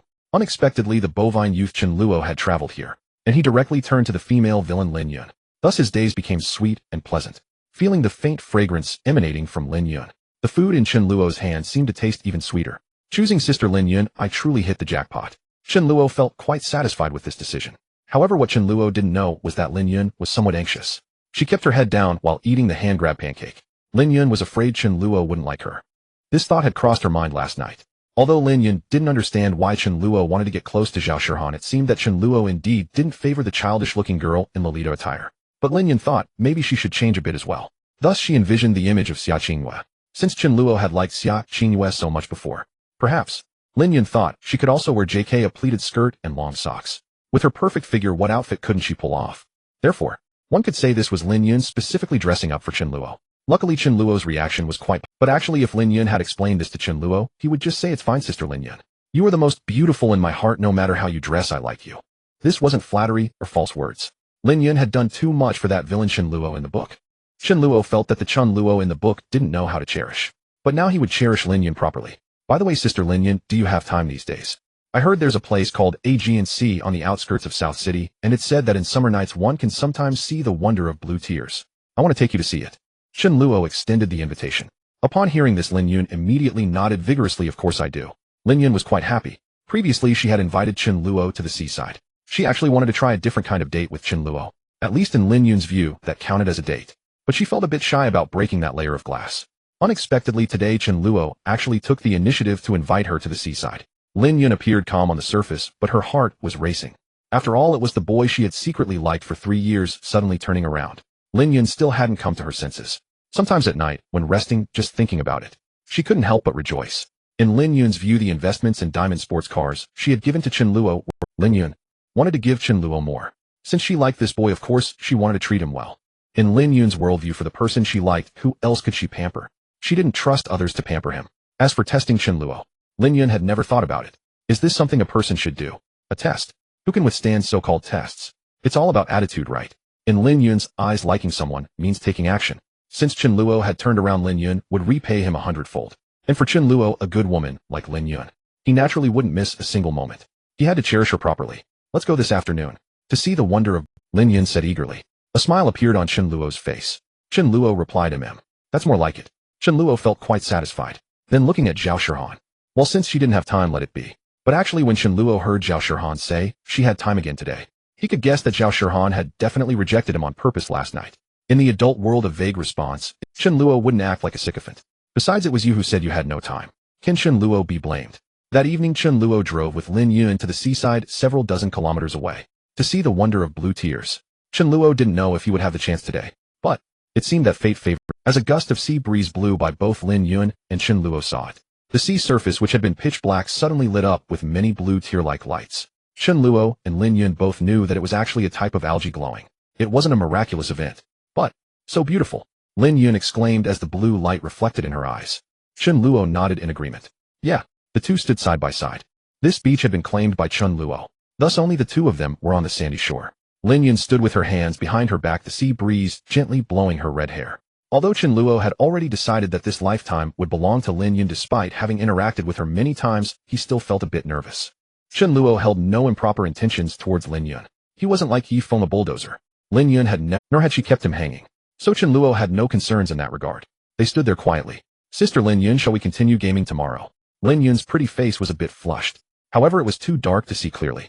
Lin Yun replied, Her voice had become faint. If her little subordinates saw this scene, they would definitely be shocked. What? No way. Sister Lin Yun has transformed into a little woman. Who? So impressive. Could he be some young master from a noble family? Or perhaps someone from a hidden clan? Lin Yun's little subordinates were not ordinary people. They were all trained from Lin Yun's family. Chen Luo, as a young master, could cultivate talents like Zhao Long and Zhao. For someone of Lin Yun's caliber, having even more powerful bodyguards by her side was quite normal. But they likely never imagined that Chen Luo was just another young master from South City. Although for ordinary people this identity was already quite high, driving cars worth millions casually. But in front of Lin Yun, cars worth hundreds of millions could be casually given away. Cough cough, that still made a big difference. However, as long as Lin Yun liked Chen Luo, everything was insignificant. Chen Luo was never cowed. Lin Yun lowered her hand. She didn't mean much by it. Or perhaps she had a bit of that meaning. Chen Luo also let his hand fall. Their hands, to be precise, their pinkies, gently brushed against each other. In that moment, Lin Yun's heart trembled. She felt extremely excited, yet very shy inside. Lin Yun had never thought of holding hands with Chen Luo. But if Chen Luo had that intention, Lin Yun wouldn't refuse. Instead, she would feel sweet. Chen Luo, have you really fallen for me? That's wonderful. Yes. Lin Yun felt joyful. Because in her view, being liked by such a devoted man was the luckiest thing in her life. What she wanted was a devoted man. Chen Luo completely met her expectations. Meanwhile, Chen Luo's heart was also quite stirred. Chen Luo clearly remembered that he had held Lin Yun's hand last night. When their pinky fingers touched, Chen Luo held Lin Yun's delicate hand. At that moment, her entire mind went blank. If it weren't for the darkness, Chen Luo would have definitely seen Lin Yun's face burning with embarrassment. She completely lost her former dominating persona, replaced by the shy demeanor of a girl complemented by her pure JK uniform and pleated skirt from last night. Lin Yun could be said to outshine all the other female leads. Her beauty was fully accentuated, which was only natural given her appearance. The female antagonist Lin Yun was indeed a bit taller, but she usually dressed in such splendid colors that it discouraged boys from looking her in the eye. In comparison, girls like Xia Qingyue and Zhang Xiaoyu fit the mold of a campus goddess much more closely and were more approachable. However, regardless of whether Lin Yun remembered, she knew her relationship with Chen Luo had finally progressed.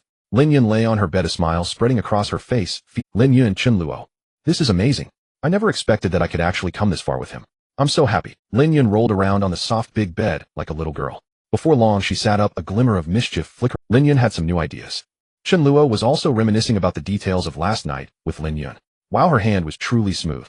This was also his first time touching a goddess hand. Before his transmigration as an ordinary worker, Chen Luo had never had such an opportunity. No wonder they say this transmigration is simply fantastic. Actually, Chen Luo had opportunities to date girls like Xia Qingyue and Zhang Xiaoyu. But doing so would be no different from Yifeng. Moreover, he would lose Lin Yun. In the original story, Lin Yun had always liked Chen Luo, even when he was unapproachable. It was only then that she developed feelings for him. If Chen Luo had secured her, she would not have been so easily won over. After their contact, Chen Luo's evaluation of Lin Yun rose even higher. No wonder in the original story Lin Yun was devoted to Chen Luo. This was true love. Chen Luo recalled the diamond sports car Lin Yun had gifted him and the extravagant gifts. Each of these was astonishing. If he were to lose such a treasure like Lin Yun for the sake of the female leads, Chen Luo would surely be devastated. Moreover, he was the pure love warrior. Thus Chen Luo had no romantic feelings for any of the female leads. However, if they were not to assist Yifeng and were willing to help him make money, then Chen Luo would fully agree. He would not treat them differently just because they were female leads. Additionally, Chen Luo was planning to develop short video. He aimed to promote the internet celebrity industry in the world of the novel urban evil young master.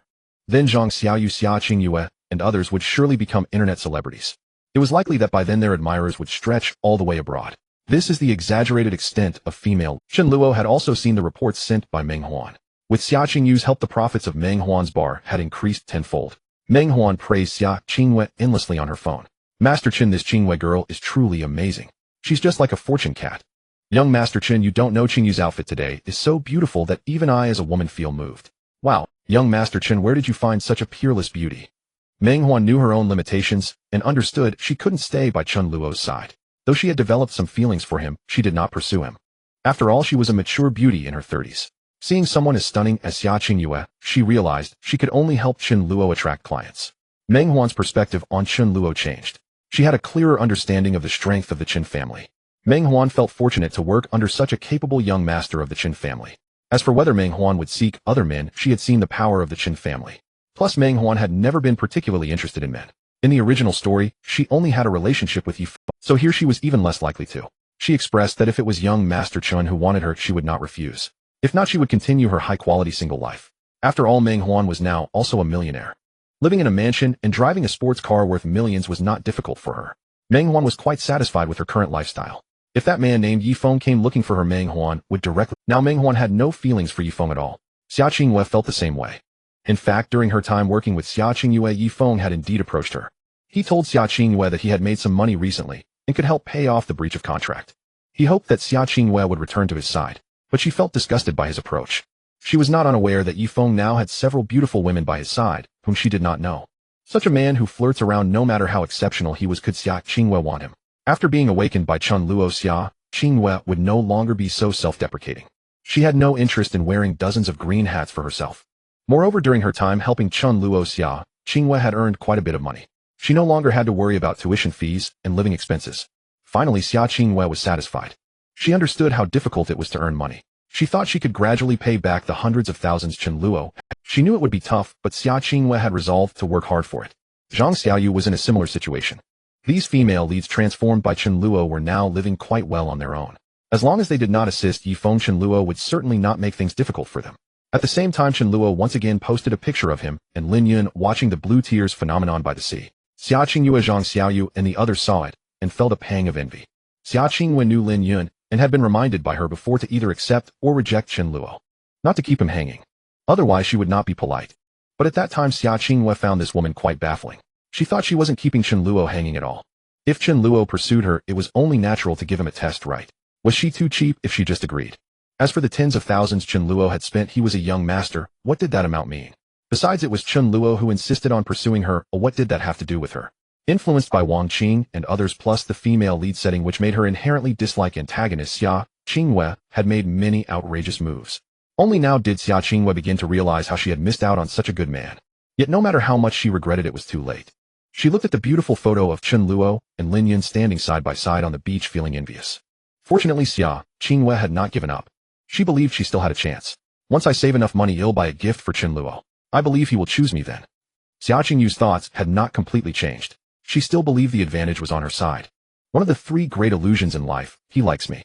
Now it was Xia Qingyue's turn, he likes me. Zhang Xiaoyu was in a similar situation to Xia Qingyue. She planned to manage her doll shop well to impress Chen Luo. Moreover, due to their female lead status, when Zhang Xiaoyu, Xia Qingyue, and others developed some affection for Chen Luo, they would actively pursue him. Both girls had their own thoughts in mind. The most sensational was undoubtedly Zhao Shihan. She stared in shock at the image on her phone. Zhao Shihan had previously rejected Chen Luo's invitation to see the sea. She had intended to test Chen Luo to see his sincerity. Zhao Shihan never expected that Chen Luo would refuse so decisively. This left her somewhat at a loss. Many thoughts raced through her mind. Is Chen Luo approaching me genuinely, without ulterior motives? How come it feels like he doesn't actually like me? If he doesn't like me, then why did he buy me a pancake and say he would take me to see the sea? Isn't this a sign that he wants to pursue me? Zhao Shihan was confused, lost in her own thoughts. She even speculated that perhaps Chen Luo was deliberately teasing her. That despicable Chen Luo must be playing with me. If he doesn't want to take me, then fine. It's not a big deal, I'll ask Yifeng. Yifeng will definitely take me instead. Zhao Shihan had previously not wanted to trouble Yifeng. She knew her brother Yifeng seemed rather busy lately, and in the original text, Yifeng was busy pursuing other female leads. The other female leads would naturally behave themselves. They wouldn't suddenly show up and create trouble for Yifeng. At most, it would just lead to a chaotic scene. On the surface, it appeared quite deadly. In reality, it was just the harem members competing and being jealous of each other.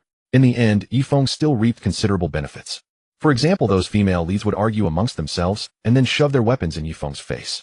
Nonsense, Yifeng Gij clearly likes me. It's me. You giant troll. You stalking fanatic. Then it would continue with each not yielding to the other. They would only calm down once Yifeng appeared to mediate their relationships. However, once they encountered antagonists, these rival female leads would instantly band together, supporting one another like good sisters. This was the harem journey of the male lead Yifeng, simply exhilarating. Zhao Shihan was not much different. She had originally been waiting patiently for Yifeng to find her. But now, with Chen Luo's interference, Zhao Shihan couldn't hold back any longer. However, what made Zhao Shihan even more frustrated was that the next day, when she went to find Yifeng to inquire about the matter, Zhao Shihan asked Yifeng, Gij, do you have time lately? Can you take me to see the sea? Upon hearing this, Yifeng was momentarily taken aback. He didn't refuse outright, but gently said, I'm sorry, Shihan, I said I would take you to see the sea, but I made you wait so long. Don't worry, just wait a little longer, and as soon as I'm done here, I will take you to the seaside immediately. Yifeng meant what he said. He wouldn't overlook any female led. However, for now, it wasn't yet time to pursue. After all, Yifeng still had the task of seeing Zhao Shihan in a swimsuit and enjoying some playful moments by the sea with her. Yifeng would certainly not miss out on that. Yet he had not anticipated that Zhao Shihan was already growing impatient. She didn't want to wait any longer, especially when she saw her brother Yifeng finish speaking and then leave with Xinyun, watching their close departing figures. This time Zhao Shihan's heart was finally filled with some anger. Why do I feel such a strong affection for Yifeng? Zhao Shihan seemed to awaken again. Her character began to return to normal. Naturally, she thought, is it true that in this entire world, Yifeng is the only man left? He is so close with other women, yet I am still willing to wait for him to come and find me. Zhao Shihan felt as if she was losing her mind. Am I really losing my mind? Do I really want a man who is playing multiple sides? It's important to note that Zhao Shihan's original character had a cool and aloof demeanor. Zhao Shihan hardly spoke to other boys. Yet when it came to Yifeng, she was completely taken by him, expressing all, regardless of anything, she felt that her Yifeng Gij was the best. Zhao Shihan couldn't understand why she had such. In short, she would no longer focus her thoughts on Yifeng. Zhao Shihan hoped that Chen Luo could take her instead. After all, what Chen Luo offered was not just a trip to see the sea. It was also to witness the spectacle of the blue tears. Although many people have seen this phenomenon, it is not uncommon. But for Zhao Shihan, who was socially anxious and obedient at school, hardly stepping outside at home, having someone take her to see such a beautiful and romantic scene made her incredibly happy. In fact, from Chen Luo's perspective, Zhao Shihan could be considered a young lady from a wealthy family. She should have higher aspirations. In the original text, Yifeng only brought her to see the sea with a pancake and managed to capture the little Lola's heart. That was simply absurd. It was far too easy. However, still the same old saying applies. Yifeng was a bulldozer type of character. He was determined to pursue the female leads. How could it not be easy? In such harem stories, generally one storyline leads to the introduction of one female lead. One storyline introduces one. For someone like Zhao Shihan, just a few exchanges would significantly boost her favor. That was hardly anything. After Zhao Shihan figured it out, she sent another message to Chen Luo. Zhao Shihan, Chen Luo, take me to the seaside, and he'll give you 50,000 pocket money this month. Zhao Shihan's pocket money was fixed each month. However, given her family background, Zhao Qingyue and Su Yan were generally quite willing to give Zhao Shihan money. They understood that their obedient daughter spent quite a lot on clothes and such. They wouldn't be stingy. However, Chen Luo's ambitions surely exceeded just 50,000. Chen Luo, not enough. Chen Luo said this very bluntly. But this made Zhao Shihan a bit excited. She had just been testing the waters. After all, Chen Luo had previously said he would help her buy all sorts of delicious food. And the cost was merely her having to turn over her monthly pocket money to Chen Luo. That was nothing for Zhao Shihan. Zhao Shihan didn't need the money. If she wanted to buy clothes, she would just inform her family, and Zhao Hongyu and Su Yin would gladly buy them for her. Of course she could buy them herself as well. Moreover, Zhao Shirhan knew that this amount of money was merely pocket change to Chen Luo. This was precisely what puzzled Zhao Shirhan. Chen Xiao can't possibly be short of this 50,000 every month. Zhao Shirhan's level was still capable of seeing through the Chun family's strength more clearly than Meng Huan. Let alone 50,000, even 500,000 would be nothing to Chen Luo. So Zhao Shirhan began to suspect perhaps Chen Luo is just casually looking for an excuse to buy me food. Now, Chen Luo's response further confirmed this point. Zhao Shirhan became increasingly certain that Chen Luo might be someone who needed to save face and was looking for a suitable reason to help her. Zhao Shirhan began to understand. Helping to buy food 50,000 is just a facade. Does Chen Luo really lack this little money? He must find a proper reason if he wants to take me to the seaside. Zhao Shirhan had an epiphany. She believed she had discovered the blind spot. The situation had taken a turn. Zhao Shirhan suppressed her inner excitement, and a hint of pride appeared on her face. Chen Luo, how much do you want before you are willing to take me to see the blue tears? Feeling that Chen Luo had no intention of rejecting her, Zhao Shirhan felt a bit emboldened, regaining the haughty demeanor of a female lead towards the antagonist. However, this time her thoughts weren't too far off. Chen Luo indeed needed Zhao Shirhan's money. Therefore he answered seriously, do you want to know? Zhao Shirhan, of course. Rest assured, as long as I can afford it, I will definitely give it to you. Zhao Shirhan did not want to miss this opportunity. She had already made up her mind. Chen Luo, I want 1 million. Zhao Shirhan, what? At this moment, even Zhao Shirhan, known for her composure, couldn't help but widen her eyes. Zhao Shirhan, no way. Chen Luo, 1 million. My monthly allowance is only 50,000. Even if I ask my parents for money, I can't possibly ask them for 1 million all at once. Are you deliberately making things difficult for me? As a student, how could I possibly have that much money? Zhao Shirhan was getting a bit angry. But Chen Luo wants 1 million. This is all Zhao Shirhan can manage. According to the original setting, Zhao Shirhan gives Yi Feng 2 million. Then Chen Luo would have to make Zhao Shirhan cough up 2 million. Damn it, I can't trust you with that money. What if one day Zhao Shirhan gives it to Yi Feng? Then Chen Luo might inadvertently discover Yi Feng's hand reaching everywhere. After all, he is the protagonist. At that time, Chen Luo would be dumbfounded. So this must be stopped. It absolutely cannot happen. Nan Cheng cannot allow someone so formidable to exist. Oh, if there isn't, then forget it. Chen Luo's response was quite straightforward. Anyway, he had made 2 preparations. Zhao Shirhan needed to put pressure on her father Zhao Hongyu and make contact. Even if she couldn't get money from Zhao Shirhan, doing some work with Zhao Hongyu would lead to the same outcome. As for making Chen Luo lower himself to ask Zhao Shirhan for 1 million, that was absolutely impossible.